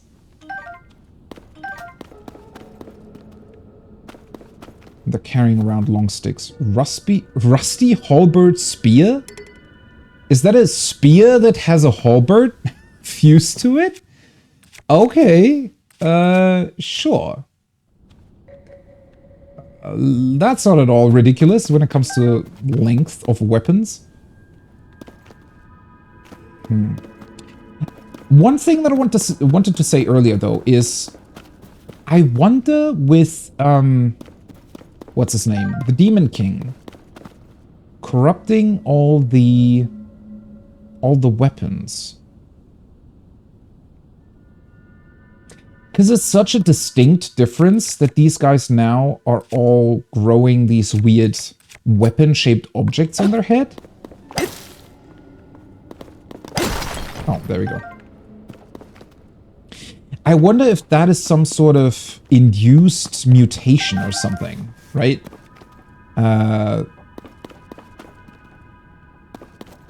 Since they kind of know that all the other races or humans, Hylians and whatnot, they aren't really capable of using weapons, or at least not strong ones anyways. So they somehow try to create a mutation that would allow them to literally grow weapon parts on top of the monster's bodies. Kind of a horrible way of thinking about it, I guess, but Oh, another one of these. Yeah, no, sorry. Don't really need that.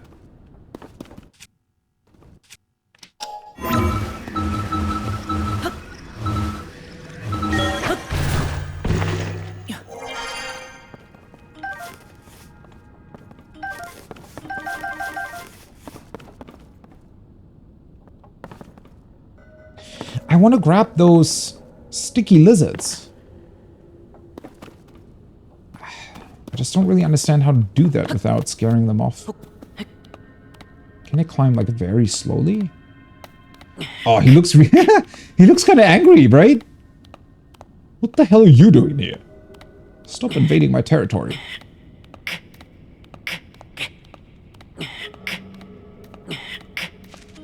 Ah, there we go. The suction of its toes allows this lizard to easily cling to walls. It could be an asset for a climber on wet surfaces if it were mixed into an elixir. How the hell am I going to get to you, though? Aren't you literally on the ceiling? Nope. Yeah, he was. Oh, there we go. They fall down eventually. Wait, can I make them fall down somehow? Well, I don't want to use up a dazzle fruit. Just kind of afraid that one arrow will already just kill them.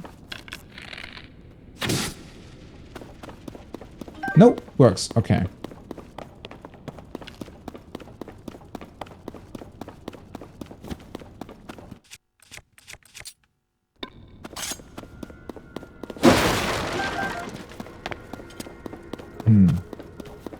Well, now that makes me wonder if those big, weird frogs that I've seen quite a number of times already, if they're just some... Well, yeah, those guys. If they're just some giant mutated version of those smaller ones? There's a lot of these guys around, though. Okay, buddy, I'm really sorry. I didn't really want to do this, but at some point I have to find out what the hell you're on about, so... Oh. Well, that was not that great.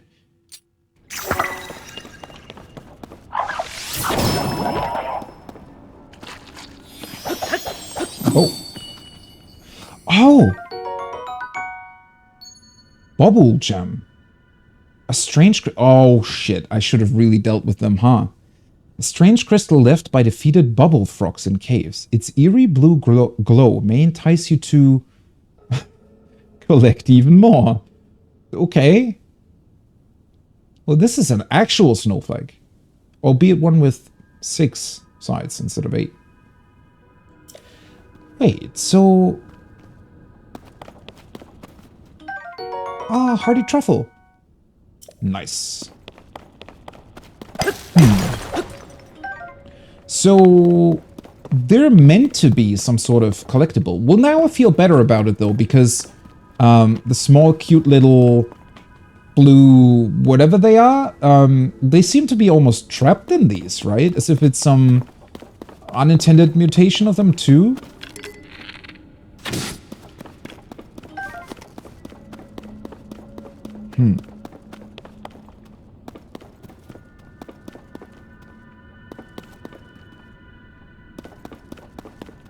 Link can be really quiet if he wants to, right? I definitely didn't think it would work to climb quietly, though. Because he's kind of still making some sounds. Alright, so... Ooh, hello there. I'm seeing a check mark next to the cave. So that's the reason why there wasn't a check mark next to the other caves that I went into. Because I left these guys alive. And now that I collected the stuff, it displays the check mark. Well, shit. That means that I have to go back to all the caves that I already visited and deal with the what are they called? What was their name?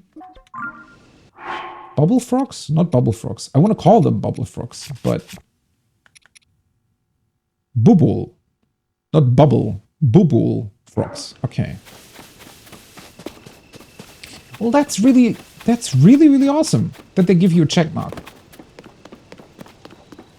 I wasn't even quite sure if I wanted that to begin with, but yeah. At least for collectibles like these, it definitely makes sense. Oh, is there? Oh, I think that was the bird.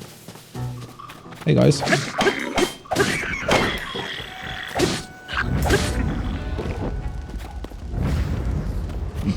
The spiky spear that I'm running around with is kind of funny. I don't know. No Korok here. But again, the strange pattern on the ground. Every single time we're around one of these structures that have fallen down.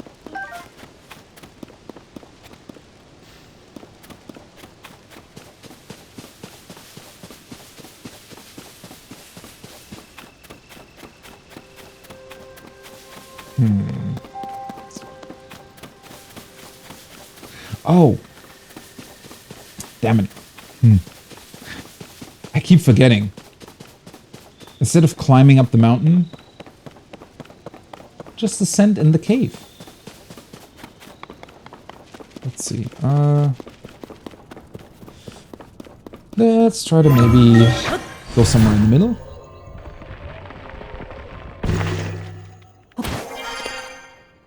I definitely need to train myself to just do that every single time, right? Whenever you run into any sort of cave, just ascend, right? You'll find something interesting on top of it. Like this.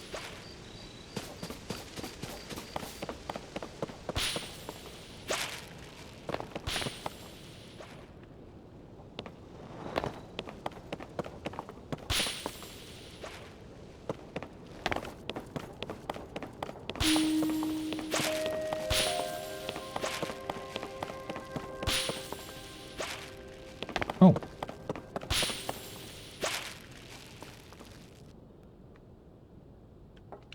Nope. Not that way. Oh, good damn thing. Fall down. Alright. There we go. Yeah! Bye-bye. Okay, what just... Oh. Stop throwing rocks. It's really rude, you know.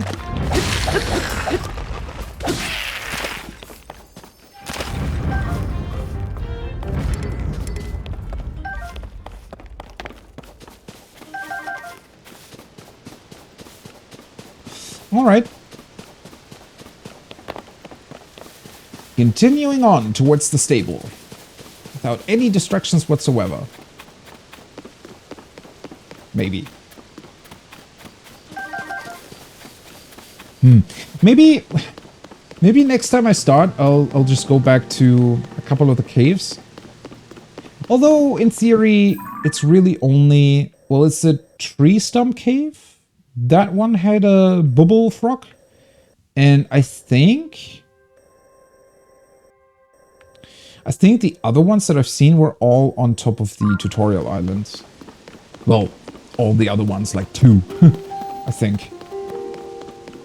And I want to go back there eventually anyway, so it gives me a great opportunity to deal with them at that time. I don't think that's necessarily something that I need to focus on right now.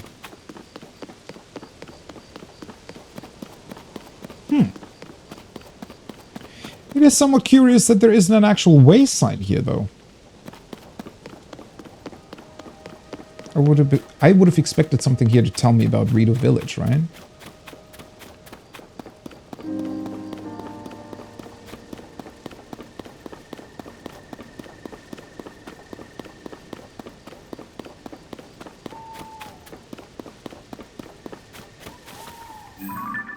Oh. It's just another one of the fallen structures. For a second I thought it was a destructible stone surface.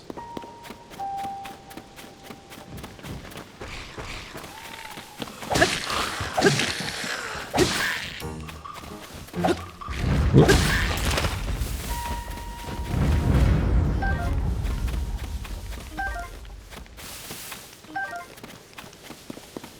I should also probably just get used to just attaching those bokoblin horns to pretty much every single arrow that I don't want to attach anything else to. Just to get rid of them, because I already have like 50. Okay, let's just, instead of fire, just use the axe. And again, a lot of lizards just sticking to it. That's pretty funny. Yeah, I think anything axe-like pretty much kills these guys immediately, which makes sense considering that they're a tree. Okay, nothing here. Another well. Well, well. A well. As Nathan Drake used to say. Yeah, might as well go in, huh?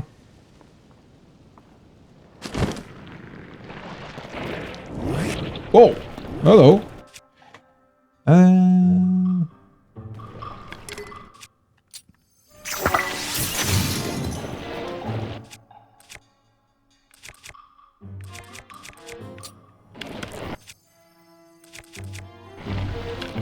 Oh, that's... It's definitely sometimes a bit annoying that for some reason, if you shoot arrows... If you don't shoot anything else again right away, it tends to just switch you back to your melee weapon, even without like switching to it yourself. That's a bit unfortunate. I really wish it wouldn't do that.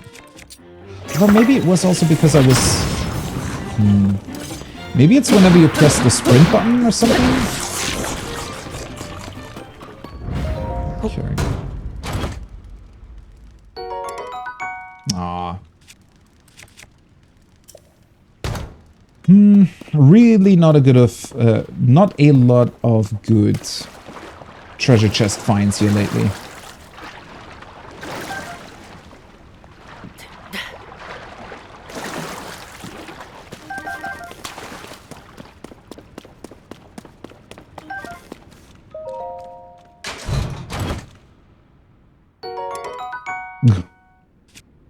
Okay. Yeah, might as well take a new one.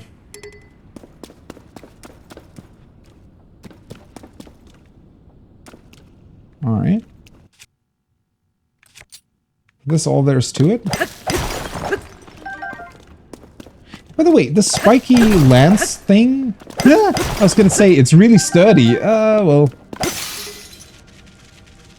Come here, come here. Oh, yeah, okay. Maybe I should use the Hinox hammer, actually. Yeah.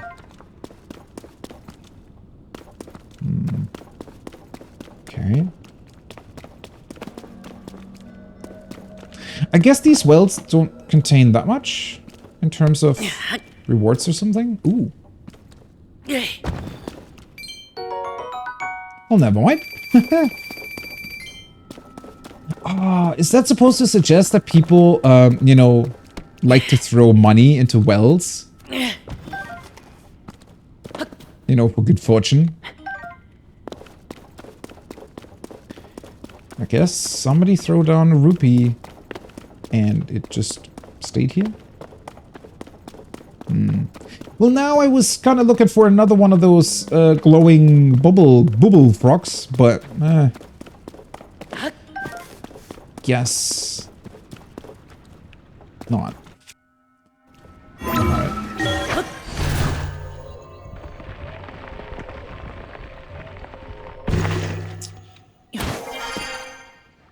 There we go.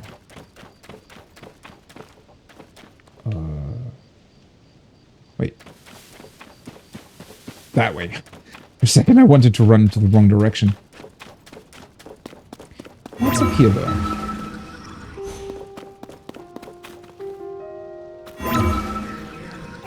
Okay.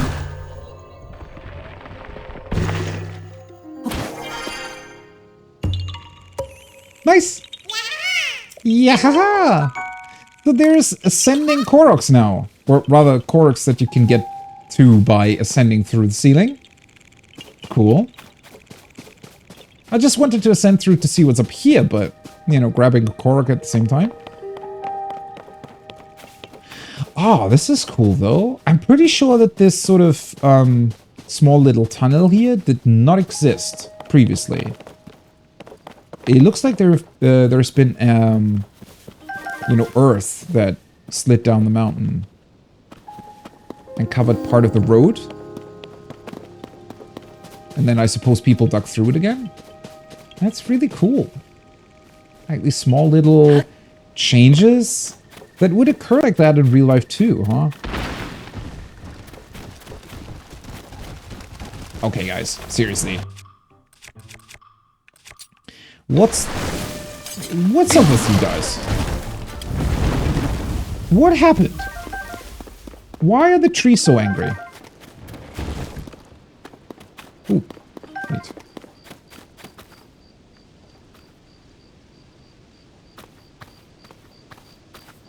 Well, now I'm beginning to suspect every single tree. That one's weirdly moving, isn't it? Yeah, it is. Ah, there we go. He still saw me, but you can definitely see them. Oh. Rugged Rhino Beetle. Neat. Neat. That's yeah, bolster your defense. I think that's the same as it was. So they can drop these things. Sturdy, thick stick. Extra durable.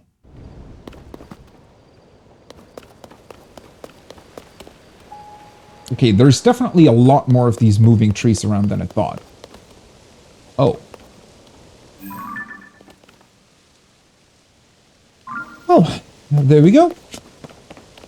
That is, a very recognizable enemy. Should have brought my poker flute to wake him up, huh? Although, funnily enough, I think we would actually be able to sneak by this guy. If I really tried. I just don't want to.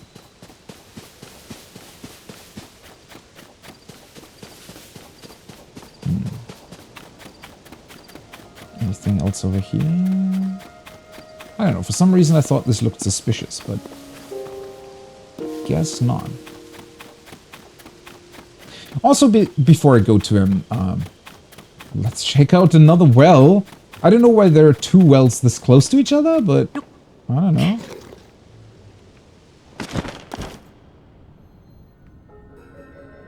Ooh. Hello. That looks like somebody's been living here.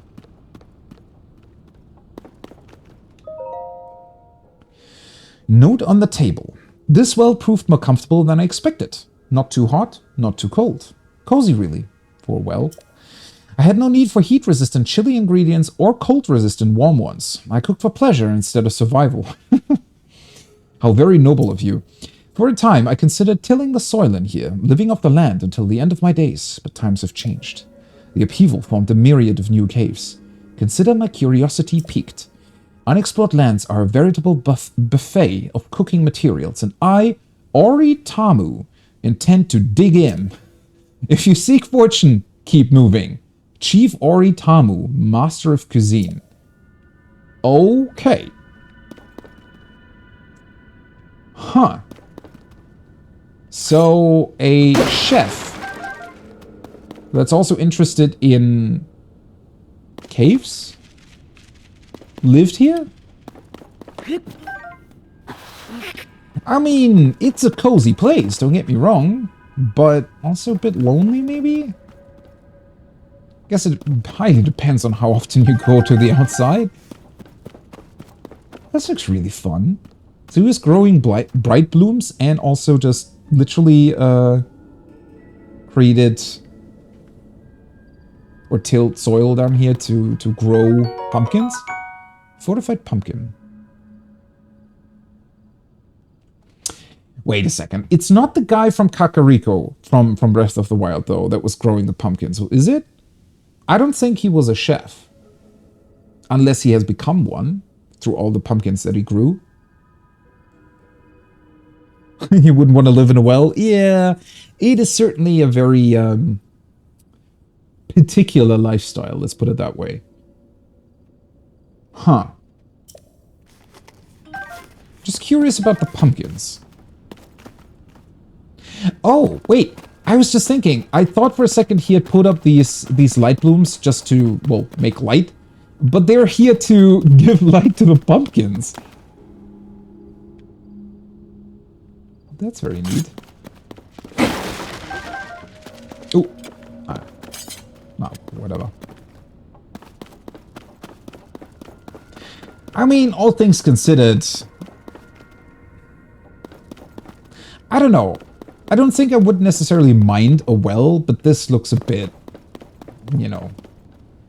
I mean, it could be cozy for maybe a couple of hours, but to truly live here, I think it would definitely need a lot more stuff and just, I guess, amenities, you know, things that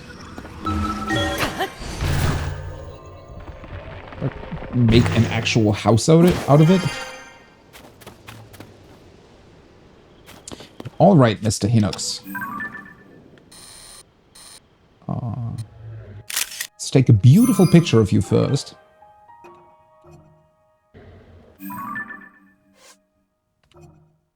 That is cool, though. If you swap over to the Hyrule Compendium right away after taking a picture, it's like it highlights the thing you took a picture of. That's neat. These giant one-eyed monsters live mostly in the woods and have large, thick horns. Hinox are known for tearing entire trees from the ground and using them as weapons. Well, thankfully, this guy's sleeping on a bridge, so hopefully we won't be able to do that. Occasionally, they fall asleep on roads, presenting terrifying roadblocks for travelers. A deft hand can steal weapons from the necklaces they wear.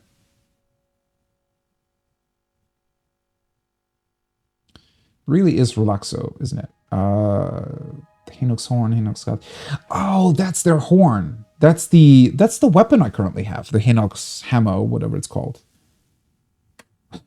So they just it's considered to be a Hinox horn, but it's really their horn surrounded by some sort of weird barrel that is being fastened by some ropes. Okay. He's carrying around a lot of stuff. All right.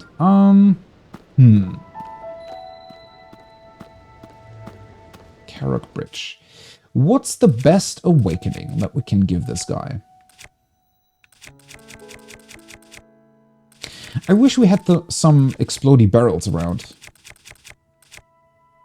I guess a bomb would kind of do it. Or just pick a very strong weapon and charge it up next to him, because that's what I typically did, I think.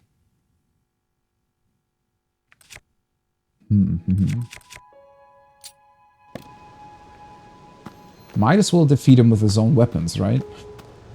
Or his own horn in this particular case.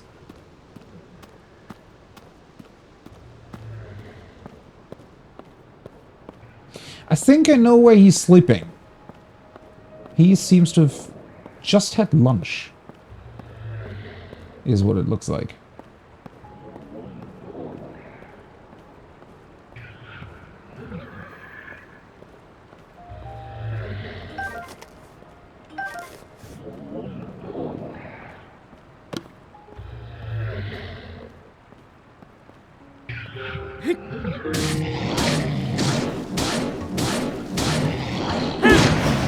Alright, well...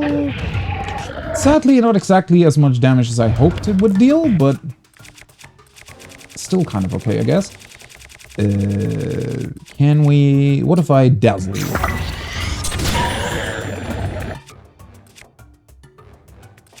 And burn you.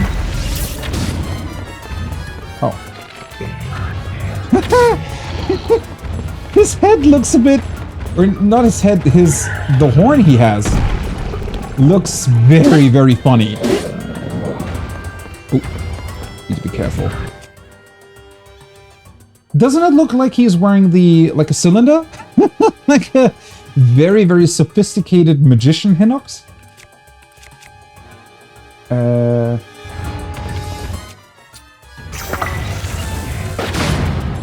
Boom. He's actually a lot faster than I thought. Boom. Oh, that has some AoE to it.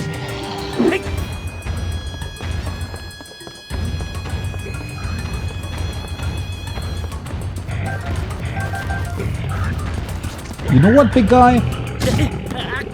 Oh. Well, that... I'm not entirely sure if I agree with that. That didn't look right. What? I mean, sure, he was doing some sort of attack, but I don't think it was exactly... Well, whatever. Okay. Still recorded the picture, though. That's neat. Right, do I just want to try that again? I mean, technically, I feel like I wasn't really doing too bad until the game decided to... Nope. Well, the bomb didn't really do much, and it seems like you can't really burn him. Ooh. Well, I think hitting him in the eye with anything is probably gonna be a good thing regardless. Hitting him in the eye with a spicy pepper? I mean, that should deal some serious damage, right? But I think I'm still gonna wake him up the same way I just did. Okay, that was a one-shot, though. What kind of armor? I think I currently have... There we go. 9 armor. So he's dealing at least 13 damage with his bare hands, I guess? I mean, considering his size, it makes sense, but...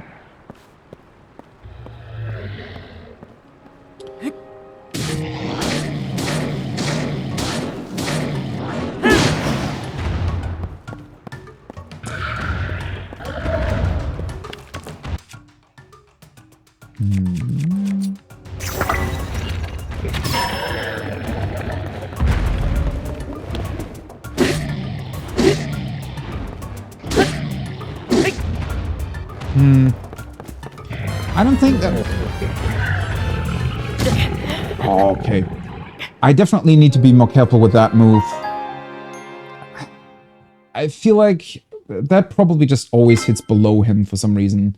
So if I want to... I think it's the right call to move through its legs, but I just need to be quicker. I'm still just going off by the... I guess what it looks like instead of... Well... knowing that it's going to kill me. Also, yeah, it's probably a good idea to be at full health. Because at least if it works like it did previously, being at full health should mean that he cannot actually one-shot me. He's just going to put me at a quarter of a heart. I'm pretty sure. Hyrule version of pepper spray, yeah. I had hoped that it would actually make him, you know, be sitting like that for a little bit longer. But I think the effect between the pepper and the dazzle fruit was actually the exact same, unfortunately.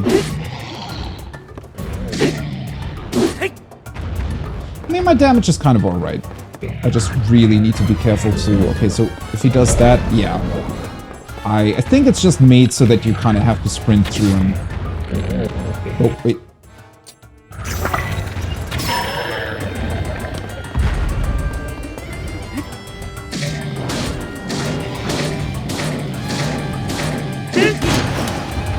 There we go.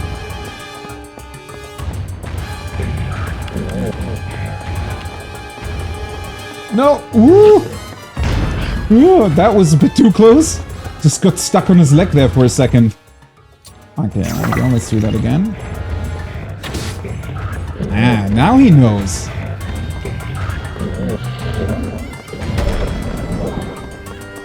I like that detail, that they make them, you know, cover their eye if you've already shot them a bunch of times. Okay, let's try an ice fruit. Okay, that did absolutely nothing.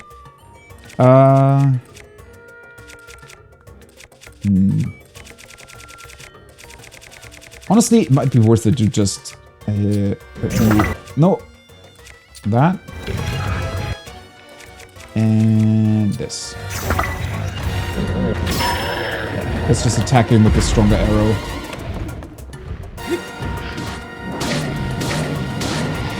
There we go.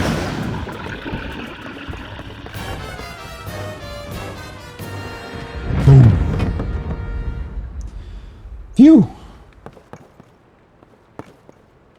Yeah, I think that was just kind of a bad call on my part. I should have, well, I couldn't have known that the AoE would still hit me, but I should have definitely just healed to full so that it wouldn't have been a one-shot. Hinox's toenail. Isn't it great to find huge toenails lying around on the ground? And we get the horn too. And pick up a bow, might as well. Let's see, sword. This is two-handed as well. I mean, having the odd two-handed weapon here and there isn't really too bad. This thing really came in handy here. Because they're just dealing more damage, right? You know what? Considering that I have this... let's see. If I drop the Hinox horn and fuse it onto this club... Ooh, neat. It's an even stronger version of the Hinox hammer. Okay, and I am going to switch back to... normal sword for now. Toenail, yeah, they like to drop their toenails. I mean, look at these things. I want to say they're even a little bit big for how big they are, right? I mean, sure, they're like really, really tall, but this is a huge nail. Well, and of course, we can also make Link drink those nails by creating elixirs out of them. I guess the implication is that it's being, you know, that you would grind it into dust before adding it, but it doesn't exactly make it more appetizing, right?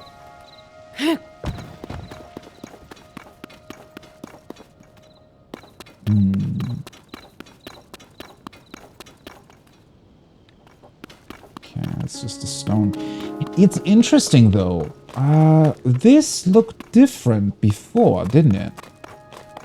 I'm pretty sure the road previously just led in here. I mean, the road's still there. It's just that the connection to this one isn't the same as it was before, I think. Maybe? Because now this seems to be the main road. Whereas previously, I think the other one was the main road. Also, I see you, little guy.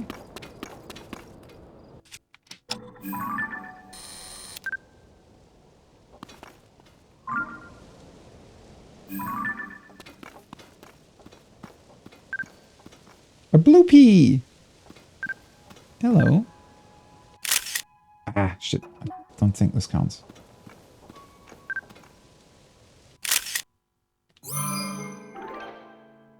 Blue pea.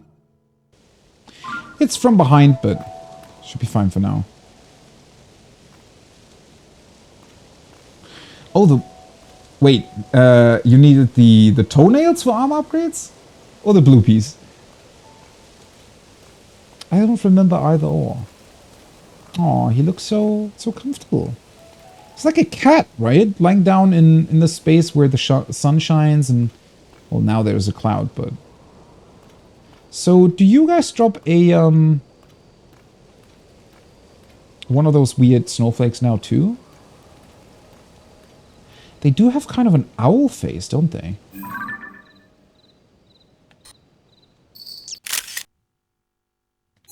Can I upgrade the picture? Replace picture. This really is Pokemon Snap, isn't it? The whole, picture part. Huh. I ran towards the cave and then dissipated.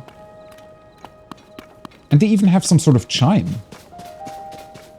Oh, really? The toenails. I didn't remember the toenails being an upgrade. Oh. Well, at least you couldn't do anything with them. I guess now they're a little bit more interactable. Or, well, not the blue piece themselves, not, but the bubble frogs.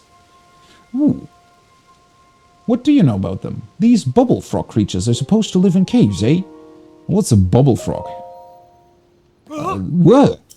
Don't scare me like that. My poor heart can take it. Yeah? Now you have a chance looking for bubble frogs, too. Uh-huh. Well, now I am. Aha! I knew it. I must have asked you, too. Or wait, who? Supposedly, there are creatures called bubble frogs that live in caves. They're bluish and whitish and stick to walls. What stuff. And those two folks at Woodland Stable in Northeast Eldon. Curious pair, very strange. Maybe a little off. They're looking for something the bubble frogs drop. They asked me to do the collecting. So, did they ask you too? Well, no, but I'm doing it anyways. And they offered treasure in exchange. Good treasure. It was a sweet deal. At least it would have been. Yeah, but I don't know the first thing about cave creatures. That treasure was awful appealing, though. No quest. Okay. Huh. I guess for the quest I have to go to that stable. So Eldon Stable, that would be close to Death Mountain, right? So somewhere around...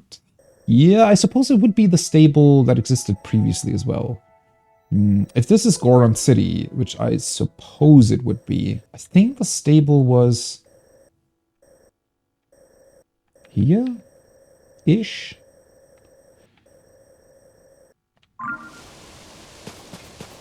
The hell is this?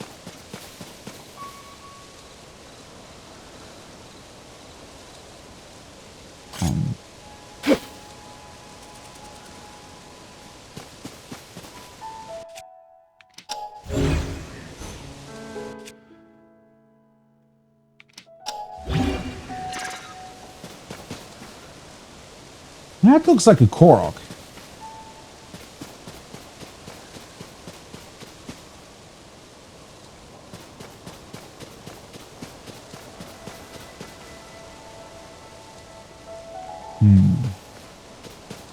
Is it pointing in 3 different directions?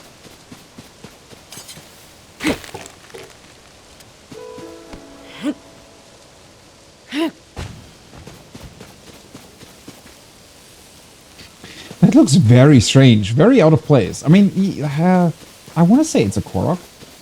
Just no idea what to do with it.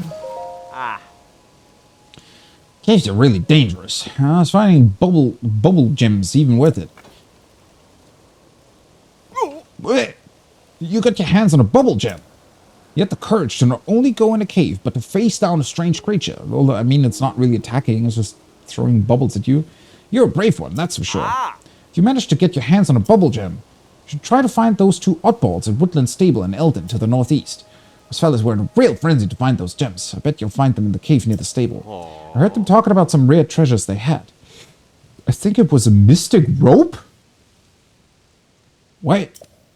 Okay. Yeah. Might not be a bad idea to go see them. Well, I'm definitely going to do that now. North Hyrule Plain Cave. Oh, I recognize those weird...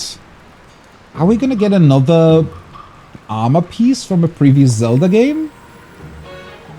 At least that's what the other cave had, right? The tree stump?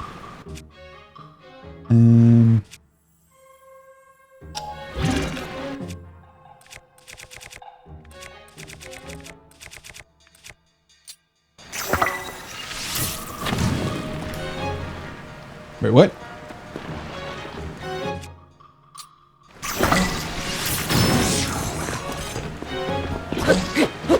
Oh.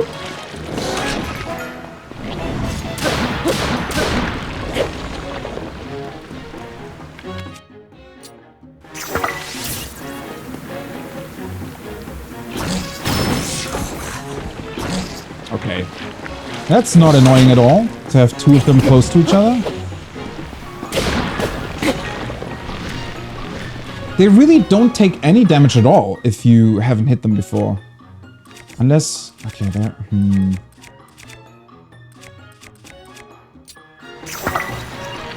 Does this help? Ah, kinda.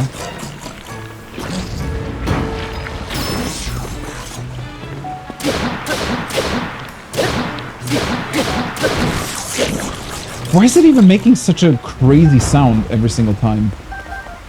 It sounds like you're hitting them with a whip.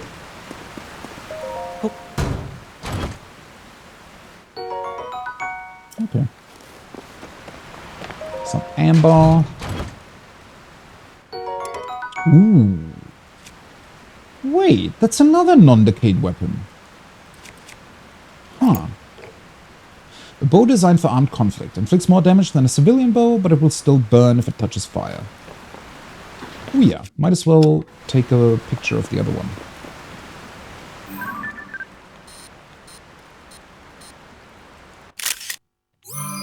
It's really, really difficult to remember to take pictures of everything, honestly. Okay.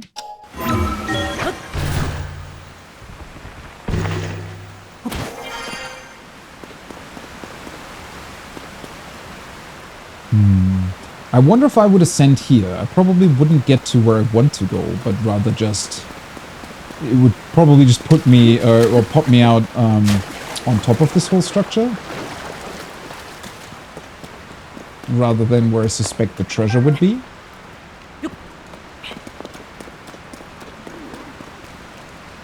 Oh, what are you guys?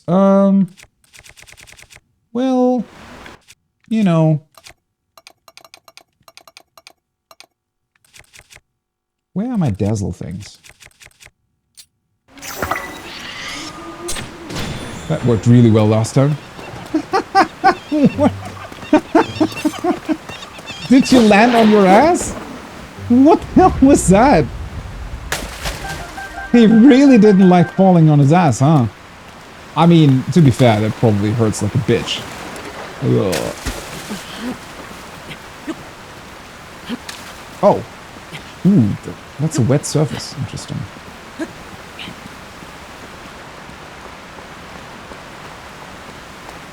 I should have known that.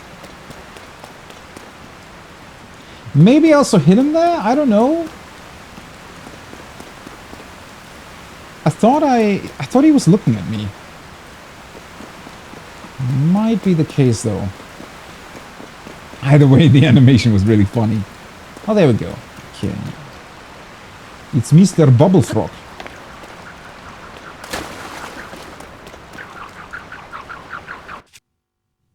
So... I still feel bad attacking these guys.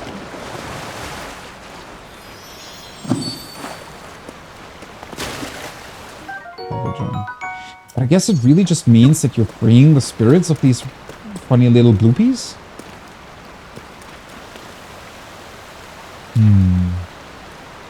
That leads back outside, though.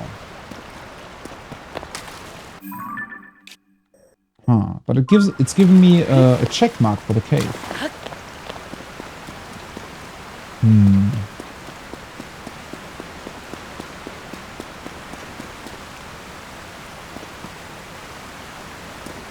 Maybe the check mark doesn't actually count for treasure chests, though?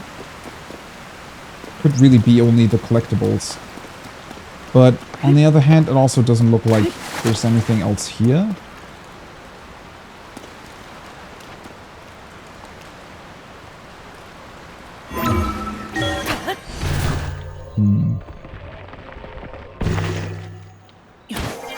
Oh. Huh, hello. There's horses next to the stable. That's neat. Why is there a hole here? Okay, this... I saw these things from far away, but... actually being close to them? It really makes you feel like being in an alien movie, doesn't it? Huh. Why is there a balloon here too? Maybe they're trying to take a picture from it from above?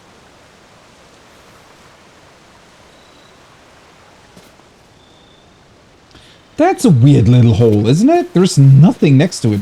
Who created that one? Did some sort of creature dig up from below the cave? By the way, what is the corresponding tower? I guess that one? Yeah, that must be the one to uncover this part of the map, right? Yeah. Interesting. They did seem, or do seem to be placing them further in this time, maybe? Or maybe it's just because they slightly changed the actual regions and how they're unlocked. Yeah, the storm thing... no idea. I mean, when I was in that wind shrine earlier with the fans, the symbols on the ground looked very similar to it, which made me suspect that, because it looks like it's potentially originating from whatever is above that mountain. So I wonder if it really is some sort of giant Zonai device or Zonai fan that's just for some reason creating a giant tornado thunderstorm. Well, either way, first stable. Ooh, a Sheikah.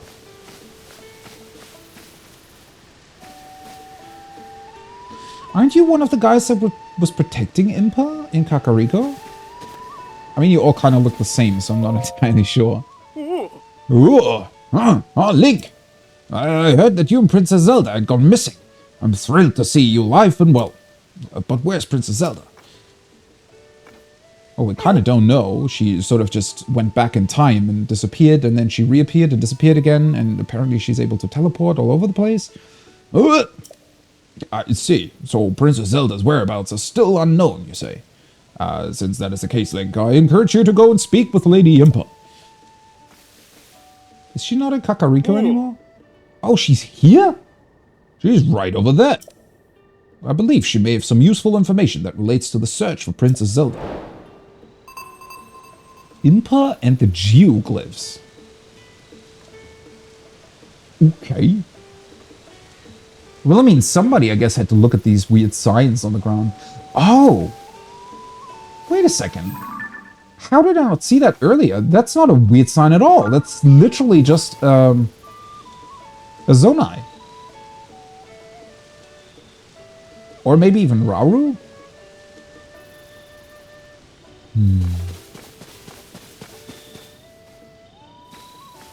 Huh. It looks like the grass is literally shining. So it's not just sort of painted or bent another direction or something. It's just glowing. The effect is really cool, I have to say, when you look at the grass up close. Not that impressive in the distance, but oh well.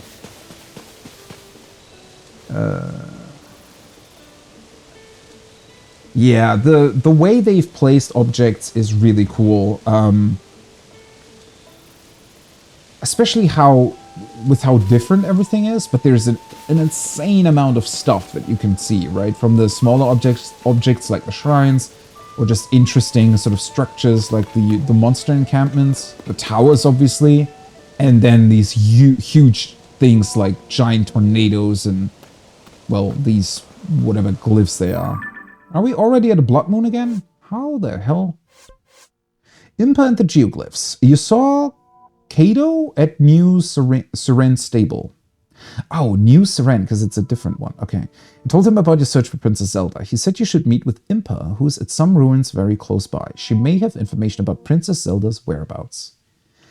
Also, I'm a big fan of how this time around it really seems as if they've gone more into making the main quest an actual thing throughout the world, right? Because previously it was just, okay, go to the Divine Beasts and go find Impa, right? And once you talk to Impa, it's just sort of, all right, now you're free to go wherever you want.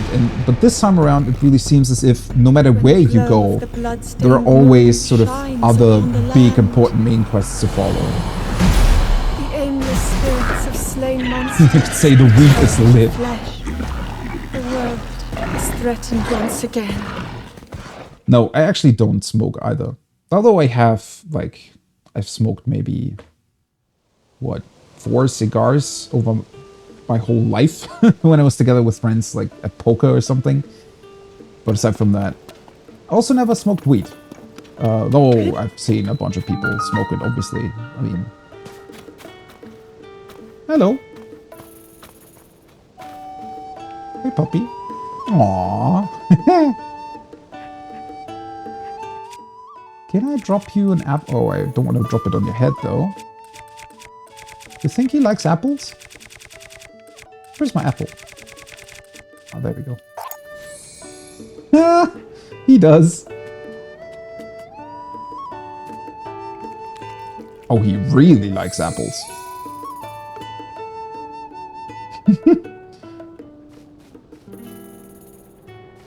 Oh, he's a big doggo, though. It's almost as big as Link. Can we... Is there... I don't have a tree branch. So I'm pretty sure you would pick it up, right? And bring it back? Aw, is he following me around now? I can't take you everywhere, though. You have to stay here. I'm gonna stay a while, too, though. What's up with you? Yeah. Kind of small is a good way of putting it. He's very small. For a, you know, big, important champion knight, I mean. Then again, being small has its advantages, I guess, right? Very nimble, easy to escape from big creatures like Hinox. Ah, a customer! Folks don't usually drop by this late at night. I'm kind of in the middle of something, but if you'd like to use the stable, you can go up to the counter. Wait, are you the owner or something? What are you up to? Gah, well, since you asked. Oh, after a long tireless search, I found a wagon to call my own. Look at this beaut. Beaut? Ah, yes, clearly it's a fixer-upper. But I can replace the missing wheels using building materials from the stable. And I just have to catch a wild horse to hook the wagon up to, and I'll be set. Alright, I guess we have to do that for you, huh? There's a stash of unused building materials at every stable. No two stashes will have the exact same materials. Okay, weird detail. But they do have one thing in common. They're open for everyone to use, no questions asked. And what about the wild horse? If you catch a wild horse, you can make it your own. There are lots of them around here, as a matter of fact. It's hard to catch them, though. You have to crouch down and sneak up on them, or they'll run away. Yeah, I kind of... I know, it's not that easy. They get really aggressive if you do it wrong as well. Even after you do catch one, you have to soothe the horse or you get thrown off. I always mess that part up. Fine, don't offer to help. Yeesh, do I look like I can fix a horse-drawn wagon on my own? Okay. Weird way of begging for help. You could have just asked, you know. It's not as if I wouldn't pay you back. I'd give you all my savings. Okay, calm down, lady. I'm gonna help you. Horse-drawn dreams. Oh, this way. Zumi is hoping to repair a busted wagon. But she doesn't have wheels she can attach to it or a horse to pull it. They're building materials at the stable and some wild horses in the area, but if she's going to finish this project, she'll need a helping hand. Right. Aww. Can I not, like, give you pets or rub your belly? Link, come on. Is there a way to do that? Can I ultra hand his belly? Nah, apparently not. 0 out of 10. Messed it up.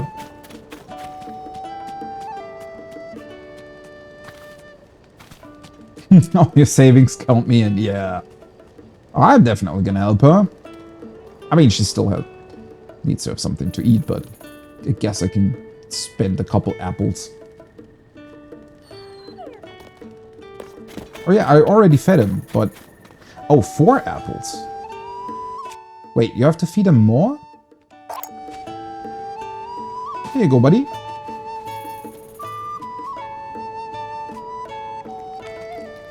Well, he is very hungry then.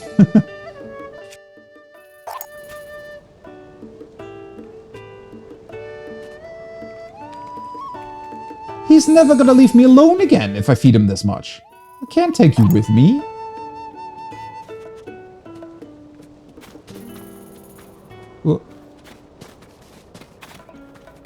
Oh. That was a very elegant way of eating that apple.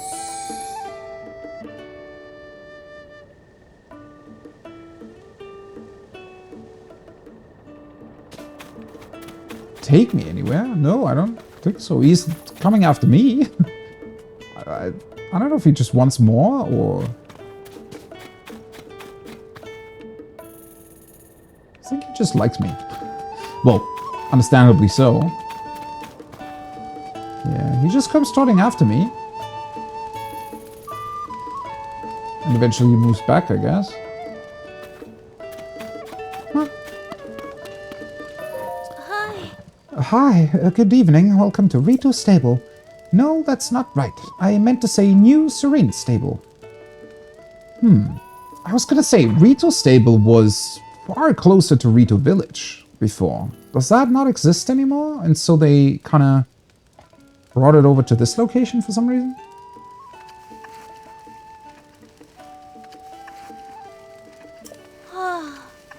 Yeah, sorry. I just moved over here from Rito's stable, so I keep saying the wrong name. Oh, wait, so Rito's stable does still exist. This one's just new. Wait, you moved over? Are there guys who are literally living in the stable? I guess so, right? Oh yeah, she also has her hat has a, like, horse symbol on it. So I guess she's part of the crew that is running this one? There was a stable much like this one, but in front of Rito Village, to the west of here. The big cold snap shut it down, though. Oh, wait, so it did shut down. It was because, yeah, that's what Pura mentioned, right? I guess the giant storm? Where is it? There we go. That just massively decreased the temperature all around that area? I think it was replaced by a newspaper company or something. Oh, right, yeah, I remember that too. So, a lot of the older stables got taken over by the... What was it called? Something Gazette? With the weird pelican dude that we saw. And I guess the stables relocated? Wait, how's the newspaper dealing with the cold then? Hebrew was always cold, but it's gotten really bad. If you go to Rito Village, you need to prepare for extreme weather. Which probably means 2 times cold resistance, I'd assume. At least that's what the Hebrew Mountains required previously. Unless they extended that somewhat. Oh, by the way, please take this. Spicy elixir. Grants a low-level warming effect, increasing your resistance to cold environments. Very useful when exploring snow-covered mountains. I don't need it anymore, so if you'd like to use the stable, please talk to the shopkeeper at the center counter. That means I definitely want to create more spicy food then, I guess. I still have some from the tutorial area.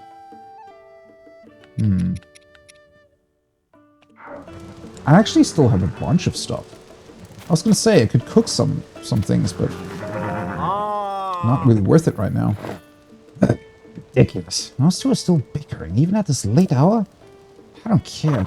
If it's that rumored beast or the legendary weapon, then we just pick one and get going, huh? You look like you have very spiky hair. You need something. If so, you'd be better off asking a stable worker for help. I'm just a visitor. Well, the brothers have been arguing incessantly about where to go next. It's exhausting. I got so tired of listening to them that I had to seek refuge out here. I don't put much faith in either legends or rumors. And more than that, I find the caves and fallen ruins caused by the upheaval to be a much, much more interesting area of study. Well, I mean, they kind of are, right?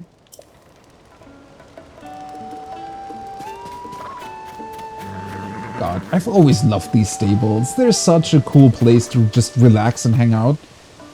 It's really awesome that they also placed something like the main quest here next to the stable. Because I always felt they were heavily underutilized previously. Since they're so cozy places,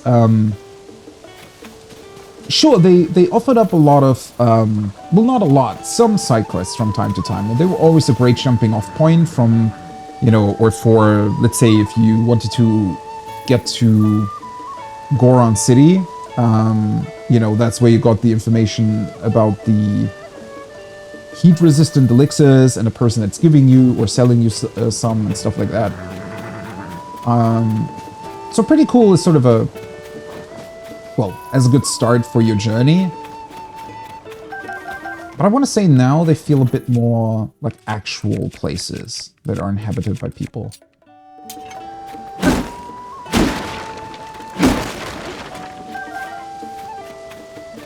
Seriously, who keeps building these large boxes and then just puts 1 or 5 arrows into them?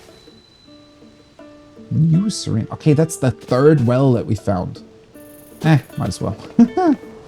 Might as well go into the well.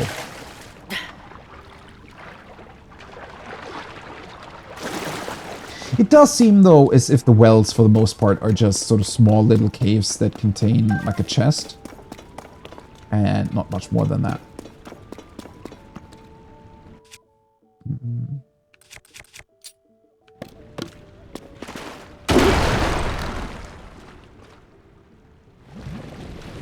Ooh. Oh, that's neat. Well, hopefully nobody still needed the water from the well. I guess there's still something over here.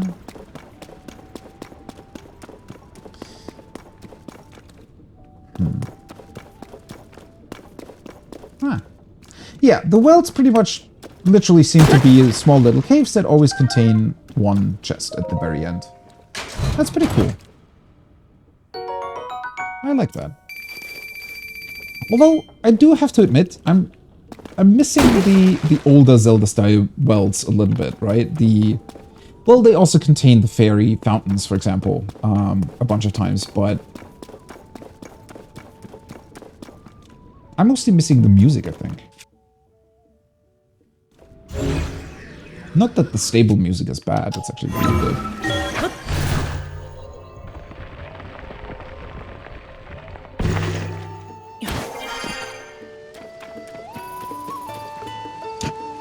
This entire ascent ability, right? It's so crazy to me how this one ability solves so many problems that other games are facing when it comes to level design, right? Where some RPGs, I mean, it was very apparent in Skyrim, for example, where every single cave and dungeon you enter is always designed in sort of a loop pattern, right? Where there is always a shortcut that can only be accessed once you've completed the cave. Sort of at the very end, some part of the cave will lead you back to the entrance, right? And while I thought back then that it was pretty cool level design, it also made them all seem a little bit samey. Because that's not exactly how actual caves would behave, right? As if they're purpose-built for the player to be able to find a way back out.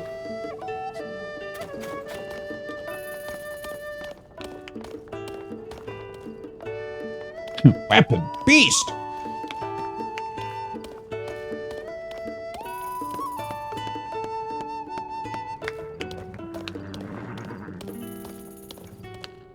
Oh, that's Beetle who's clapping. I was gonna say, wait, who's clapping?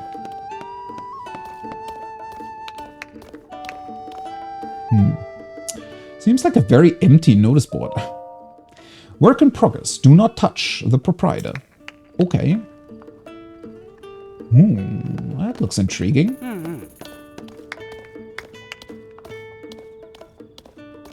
Okay, you guys. You do know that your brother outside, you know, is kind of annoyed by your constant bickering. A legendary weapon, you say? Anya, give that a little more thought. Things with the legendary in the title are usually just stories. There's simply no way it exists. As in the Legend of Zelda?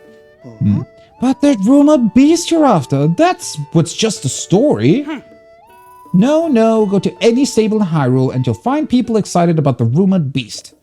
Stables are places where information gathers. If it weren't true, you wouldn't hear about it at so many stables.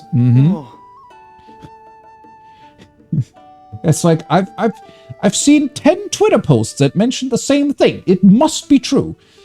Even if I grant you that, we don't stand to gain anything by finding this rumored beast. A legendary weapon, on the other hand, is bound to be strong indeed. We would have nothing to fear of monsters. And what if this weapon is legendarily brittle and useless? About that, guys, I think it is, sort of. Let's start visiting stables to gather information and track down that rumored beast. Okay.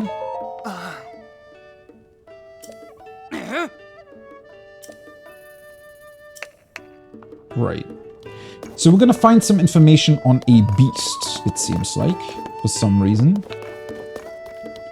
Also, really, guys, you couldn't have upgraded all the beds to be soft beds. It's still only one. I guess it's the usual marketing trick, right, of offering you...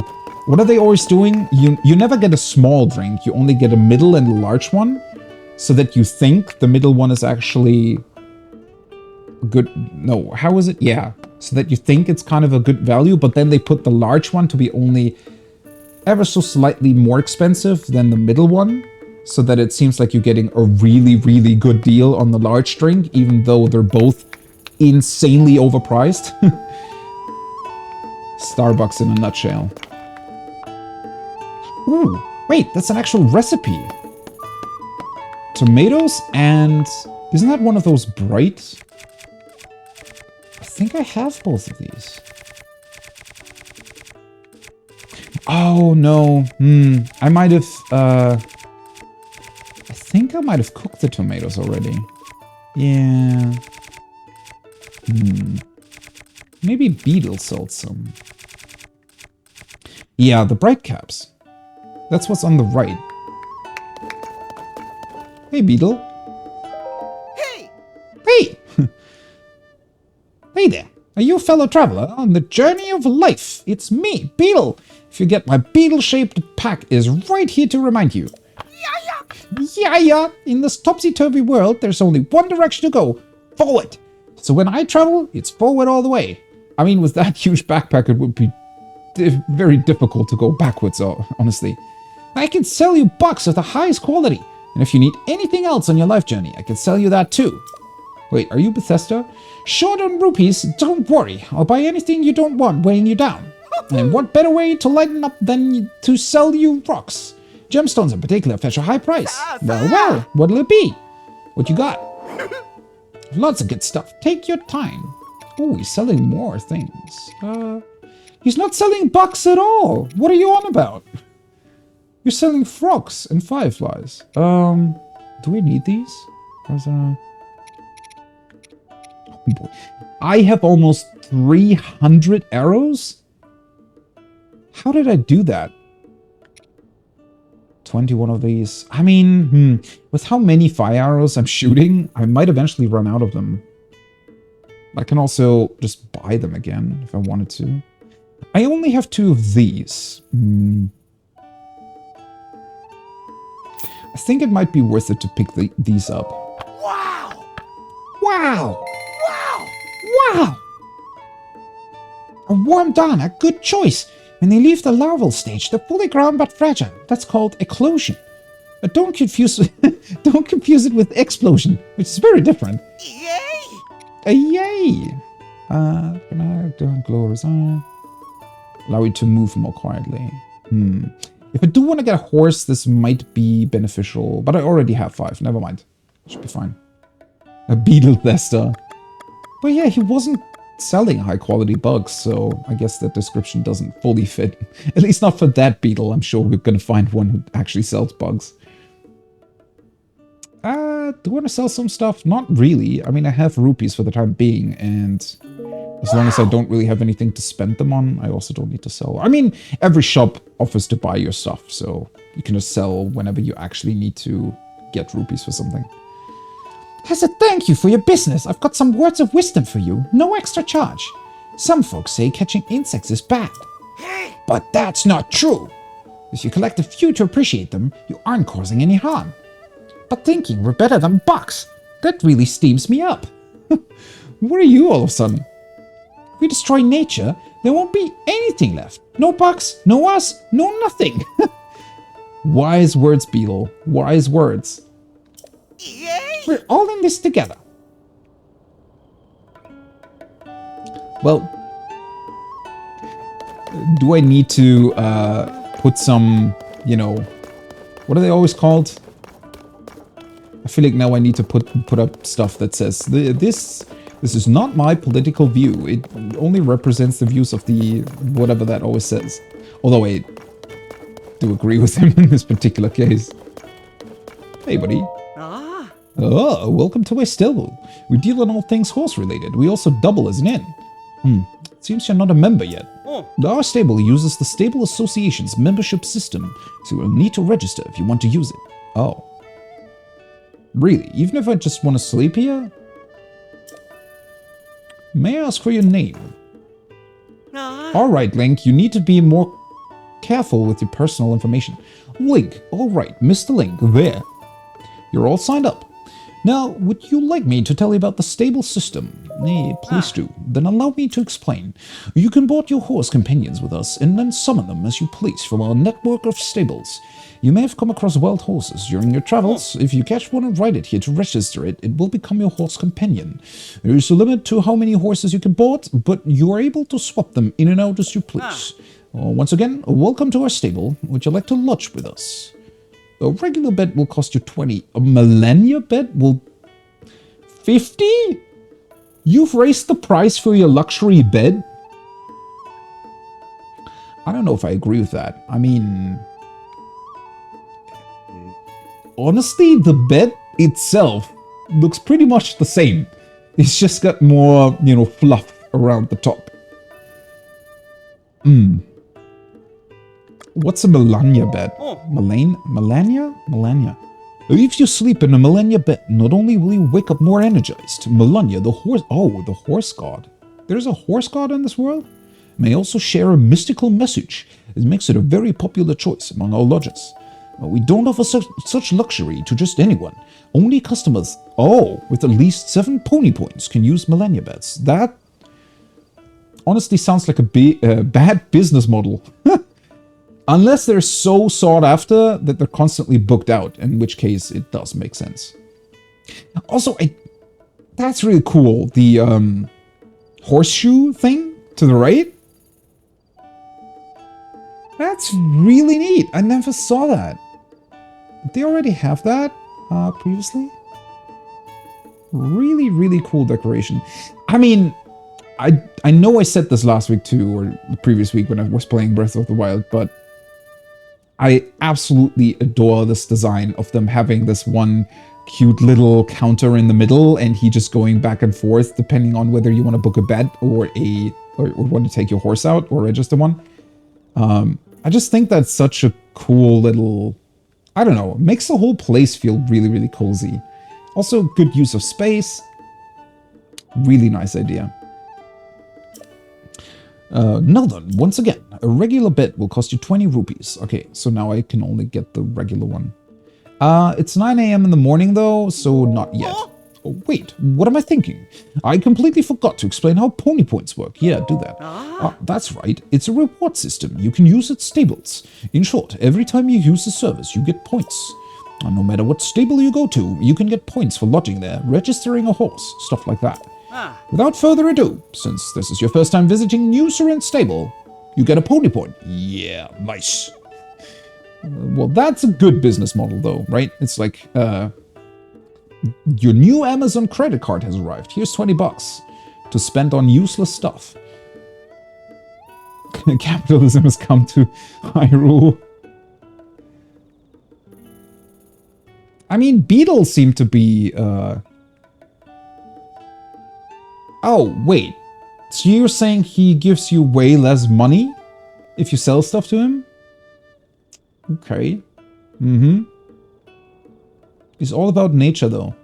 Clearly. You know what? I wonder if he's just saying, be more careful of nature because he wants to have a monopoly on selling bucks and stuff. Because if nobody else catches those, he's the only one who has them, right? Clever little guy. Pony Points card. Using a stable earns points. Collecting points grants rewards. Points needed for the next reward, 2. Wait, so I can get another reward at 3 already? Save up points to earn a wagon load of wonderful rewards for you and your horse companions. Oh, wait, what? Can we upgrade our saddle or something? You can trade your pony points for prizes at the ledger counter over there. Check out the ledger for prize details, member rules, and other information. Come back anytime. Alright. Cool.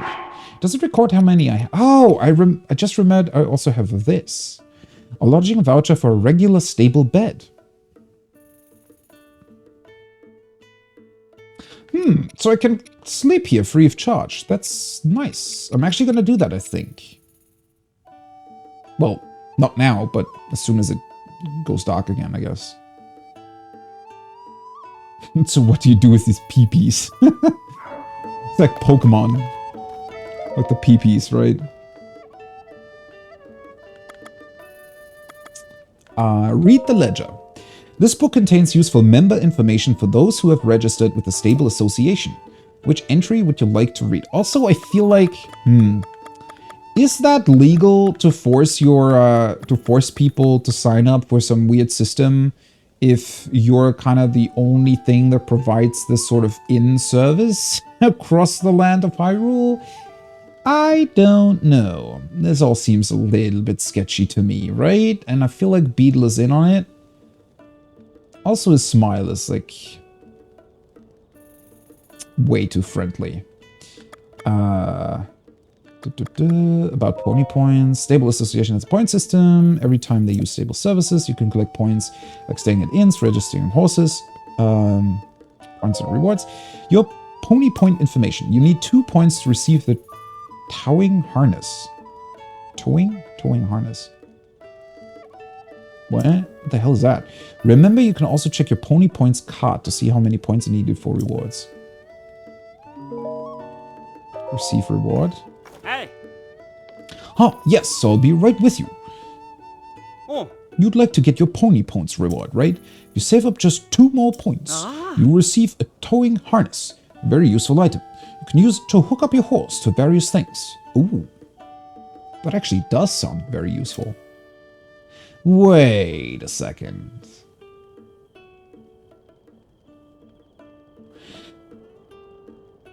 Does that mean I can build a cart and then attach my horse to it? Like build an actual carriage with a horse?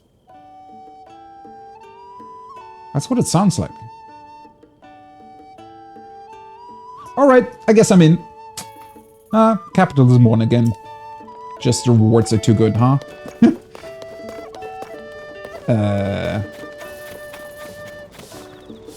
Yeah. Well. How am I getting those, though?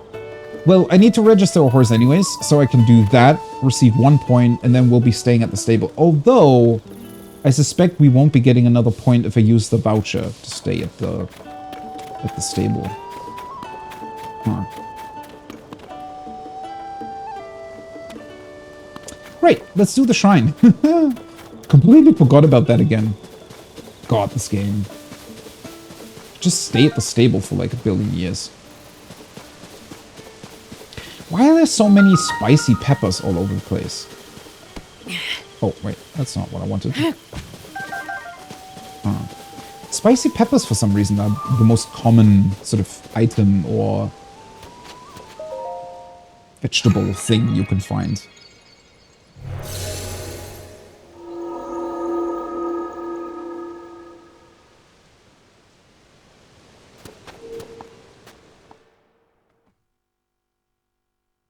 So they did still keep the whole system or idea with having shrines close to stables, but that makes a lot of sense, right? That's kind of where you want to teleport to, especially if you want to pick up your horse again.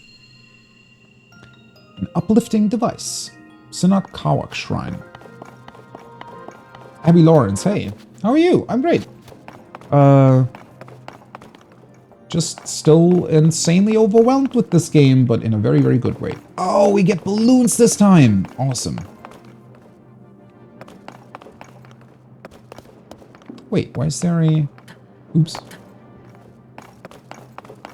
Why is there a wooden plank here? That's curious. I played...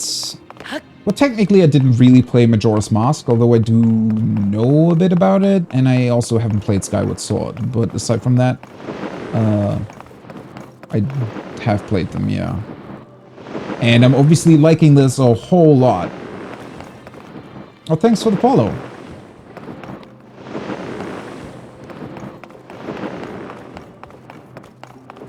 Which quest? I'm currently doing the... this is a shrine next to... I guess one of the first stables you go to? The stable that's on the way to Rito Village.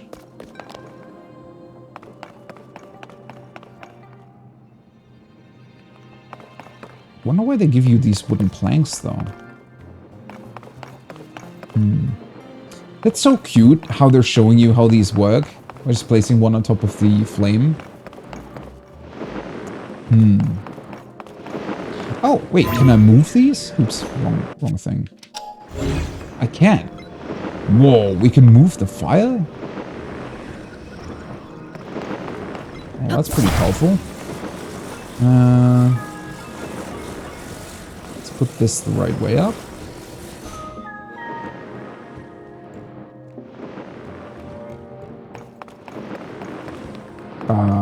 When did I get it? You mean the quest? I mean, this isn't really a quest. It's just a shrine, so you just kind of see them on the horizon and go in whenever you want. I don't think it really gets... Well, it gets recorded if you do them eventually, but... it's not recorded as a quest or anything in your log. Wait a second, though. If I... Oh. Wait, you can attach the fire? Whoop. Stay here.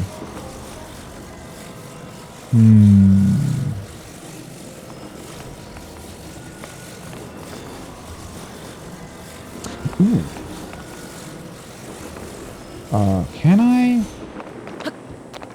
No. Ah! Wait, what?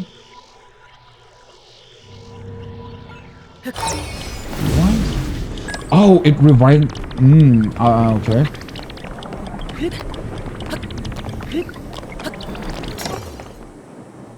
That's really funny. Didn't really help, but... Okay. Let's wait a second. I guess... I'm just gonna sit the... Oh, when I got the game. Well, I bought it when it released, but didn't start playing it until Sunday because I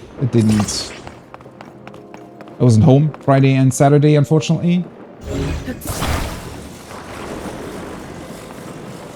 But it also seems to contain such a ridiculous amount of things that, well, I want to say I'm not exactly far in. Oh, seriously.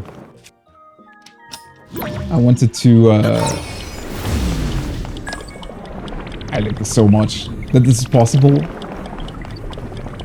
I wanted to steer slightly to the front, but sadly that didn't really work.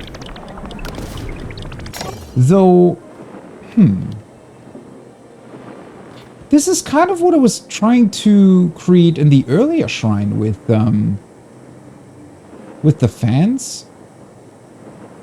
Isn't this pretty much a device that can take us anywhere we want? pretty much. Yeah. Just gonna hit the ceiling. Huh. Bonk. Okay. It's a bit more difficult to go forward, though. Ooh, what other games do I play? Well, I mean, currently the only other one that I'm really playing is Final Fantasy XIV. Other than that, I mean, recently I've played, what, Outer Wilds, Final Fantasy 1. I'm still trying to get through that franchise. Played Stray. Demon's Souls, also quite recently. Okay, well, this isn't going to help me much. The problem is... How do I get this thing back down? Can I target it with recall wherever I am? Or does that need to be close to here?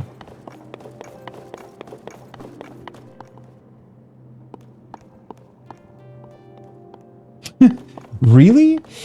I want to say... There are multiple Kung Fu Panda movies, right? I've seen the first one, I think. Although it's probably a really long time ago. Well, thankfully they're giving us more balloons. That being said, this is the same symbol here that I saw in the other wind shrine.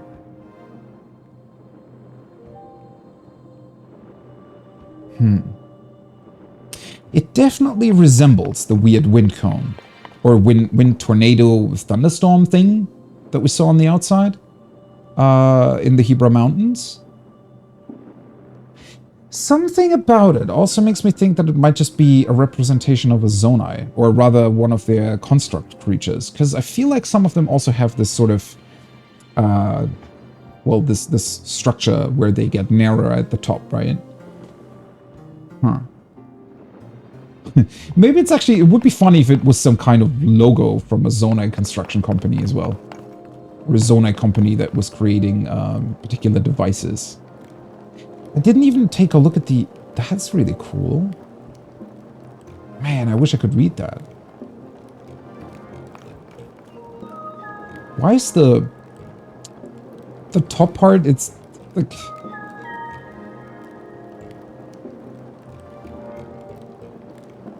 That looks really cool.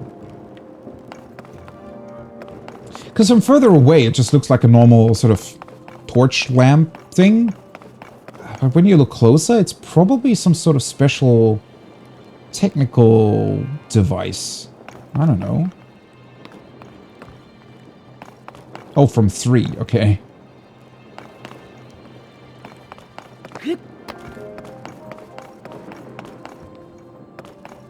Oh, Pothog, have a good one.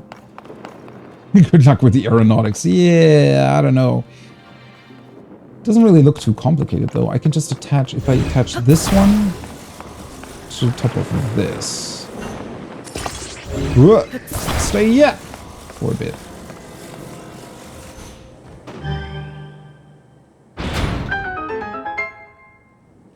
Well, it was a very simple solution, though.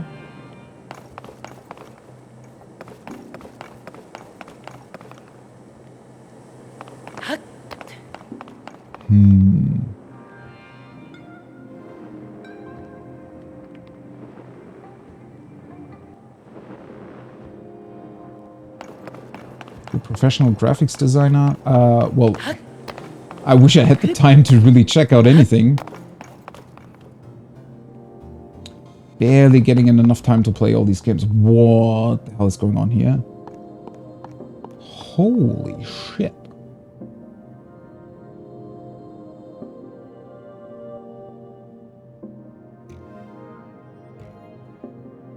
Huh.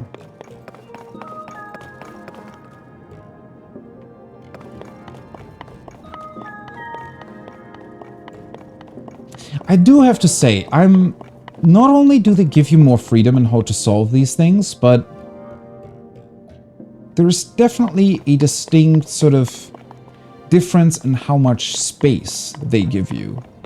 Although we did talk about that earlier too, with the whole game feeling a little bit more open in a lot of ways, or not a lot more open in a lot of ways, but it really seems to be represented here too, where they really weren't afraid to just give you room to explore and come up with your own solution rather than...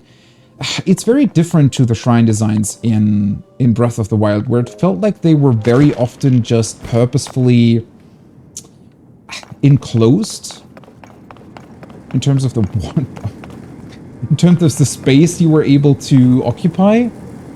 Yeah, this doesn't look ridiculous at all. Okay, so we need to get the ball up there, and we apparently get 4 flamethrowers to do that. We also need to get the little ball up there.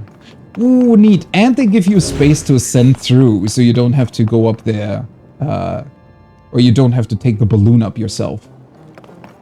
That's very cool. Right, so I feel like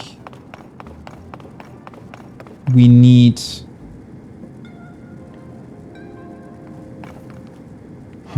Yeah, what do we need in order to get the big ball up there? Because now we don't have any... Oh, we do! Wait, I didn't see the wooden plank. Right. Oh, and they even give you 4... We only have 3 balloons, though. Right? I think...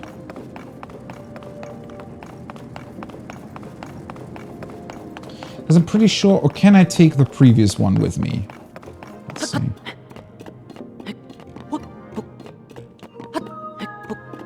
That's a long ladder.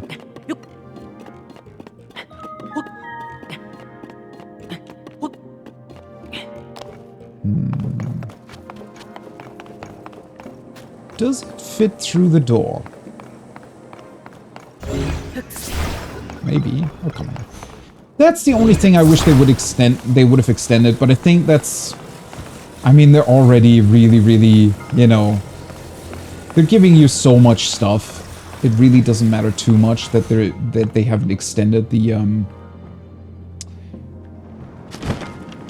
ultra hand ability that far. That looked really cool, by the way, how the balloon was actually doing what a balloon would do, right?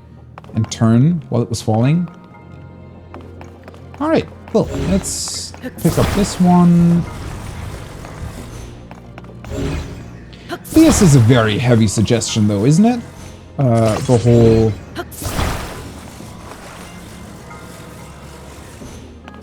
whole bit with having 4 candles or 4 lamps in that formation around the ball. Also, the really, really cool thing is, and it kind of goes to show the same thing, right, with the sort of openness, that they allow you to just attach the balls to the structure. It's really awesome. Wait, do you think we can take both at the same time?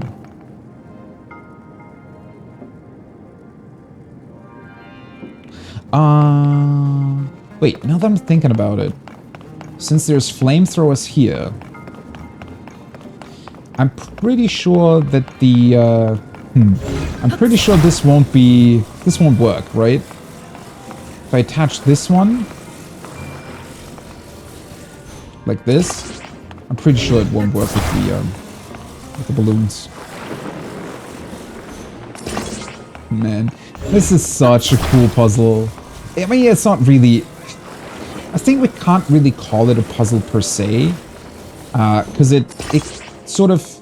Ooh. Wait a second. It sort of gives you the solution, kinda, right? It more or less shows you what you're supposed to be doing, but once again, it feels like it's less about the solution, or only the solution, and more about the fun that you can have while doing it.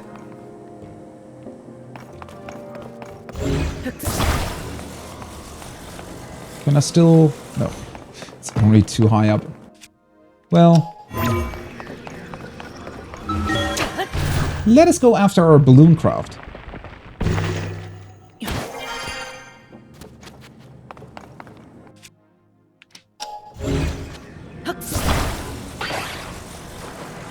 There we go. It's a big one. Boom.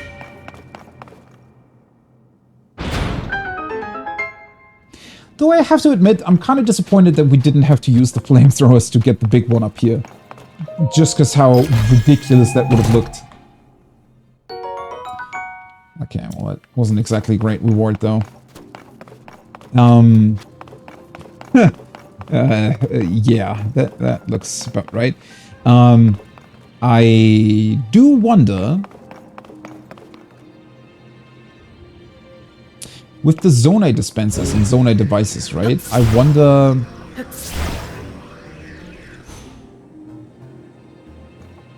if we'll be able to get all of these from the dispensers eventually. Because if so, that would be ridiculously awesome. Like the balloons too.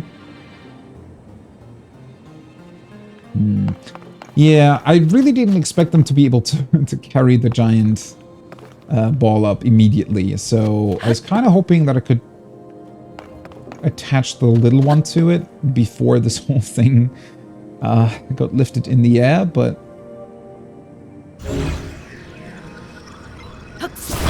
Ah, there we go. Kind of lucky on that one.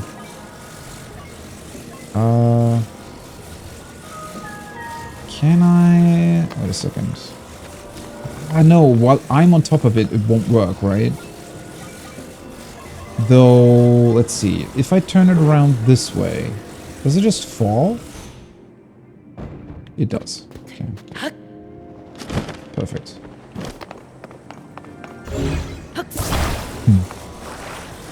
There we go. Well, it's a bit of a weird way to attach it.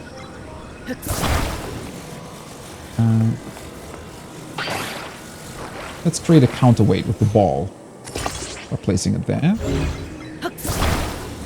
Then we just move the entire structure again and place it a bit closer to the wall this time. There we go. It's going up. Yeah, I think it's mainly about just the fun that you can have with these shrines that makes them so cool in comparison. Yeah.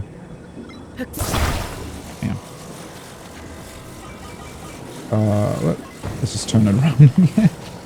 There we go. Now it's not going to fly away. It is very interesting that the lights are still staying on. But I guess it's mostly because they're actually, you know, Zonai-powered lamps instead of normal ones. Or just candles. Because candles definitely just wouldn't work anymore at some point. There we go.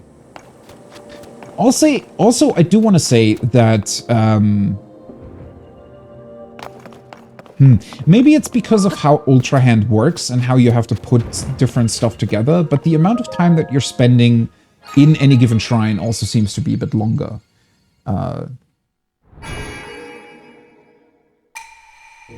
So I think that adds to the experience. It definitely does. At least as of now. Although, I guess we'll have to revisit the topic eventually.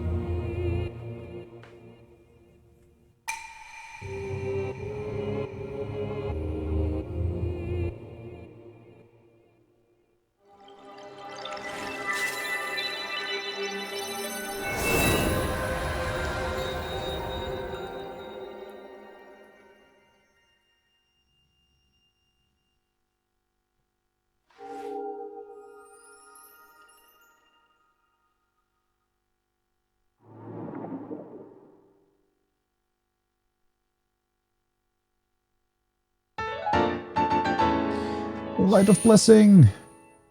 Oh, damn it. I knew I forgot something in Lookout Landing. I completely forgot to get another heart piece. Oh, boy. Well, you know what? I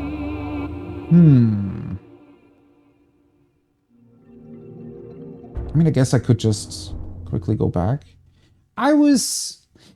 I mean, I don't necessarily want to do a playthrough without fast travel altogether. And technically, I've already fast traveled at least once at the very start of the game. Though that's technically its tutorial, so it doesn't really count. But I don't know if I really want to do entirely without fast travel. If it's just for quickly, you know, leveling up a heart piece or something, I guess it's fine. Although I could test out riding a horse a bit. You know, we're not exactly that far away from the city.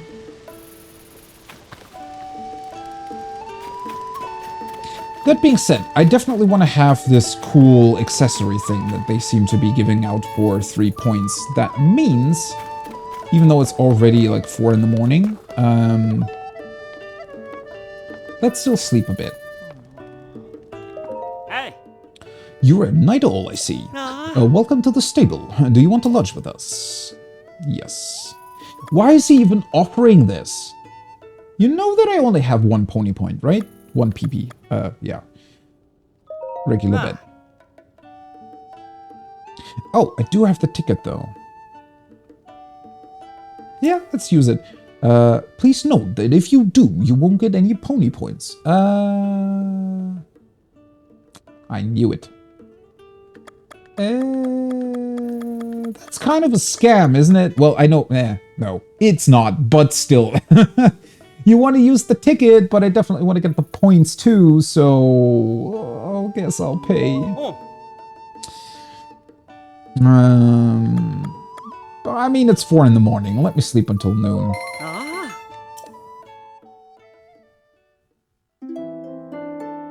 I do wish the amount of time you're sleeping would actually correspond to how many hearts you get. So, you know, the Melania bed, it would be cool and also worth it, I think, more. Because at least the way it worked in Breath of the Wild was that the soft bed would give you 1 additional heart. Like 1 temporary additional heart, right?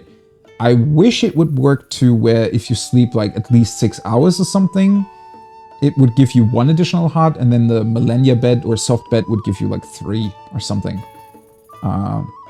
Because then it would also be worth it to really invest the additional rupees, which now I think it kind of is not really worth it. I don't know. Good afternoon. Sleep well. As thanks for lodging with us, we present you with 1 point. Bonk. Ever since Hyrule Castle started floating, things have been falling from the sky. Almost makes you wonder if this is the end of the world. Yeah, imagine one of those huge stones suddenly crashing through the ceiling here. I don't think that would really be that fun, honestly. I guess they can't really do much against that. Oh, Beetle vanished. Or maybe he's outside? Doggy! Right. Oh, there he is.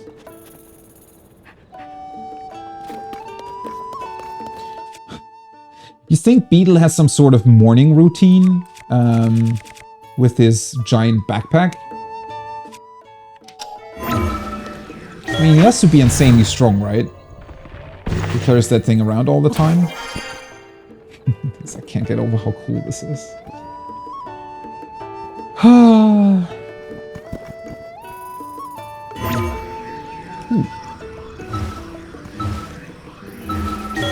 Nice. Didn't think I would actually find a spot where you can ascend through. Also, where exactly does the smoke come from that is emanating from the horse's head? I mean, it looks awesome, but they're not exactly cooking anything in the stable. Huh. So, I guess they're creating the smoke just for show? Or rather, well, so that people know where the hell the stables are, I suspect, huh? Ooh, one of the pieces just fell there. How does that work? So it wedged itself into the... Oh. Well, no, never mind. If my theory is at least partially correct in that they kind of almost continuously grow, like these stone pieces, maybe they do work a little bit like our abilities, and that they kind of attach themselves to objects if they hit them, and then just spread their weird texture thing around. That is really, really strange, right? Especially seeing so many stones, it's almost like they're also spreading some sort of weird, like, I would definitely be somewhat wary of that too. Maybe it's not exactly, you know, directly unhealthy like the gloom is. But that doesn't exactly mean that it's you know, good to be around it, I suppose. Like, what if it suddenly turns you into stone if you're too close to one for too long? Something like that. Well, either way, that being said, it was a very, very long session, and I want to take at least a short break before I start raiding again tonight. So that's going to be it for now for Breath of the Wild. For Tears of the Kingdom, why do I think it's because I say Breath of the Wild so much, because I'm constantly comparing it. No, it's Tears of the Kingdom. And it's also, but kind of a lot better than Breath of the Wild. Oh, why is that so bright?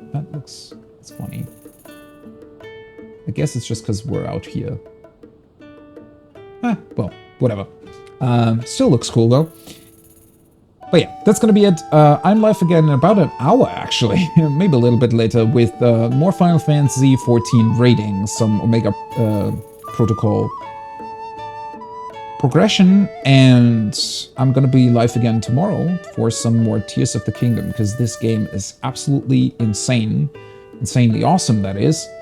And I want to check out more. Although, unfortunately, I probably won't be able to play that much of it towards sort of the end of the week, so I need to get in as many hours as I can until then. Also, I really, really feel as if I've barely, like really barely scratched the surface of what this game has to offer, which is kind of a scary thought, but also awesome, because that means there is just an insane amount of stuff still left to discover. Insane, by the way, seems to be an adjective that is really quite usable in this particular case. Well, anyways, thanks for being here. Thanks for hanging out. Thanks for chatting. I wish you a super awesome rest of your day, morning, evening, night, wherever you are. And maybe I'll see you in an hour or maybe tomorrow for more Tears of the Kingdom. So until then, bye-bye.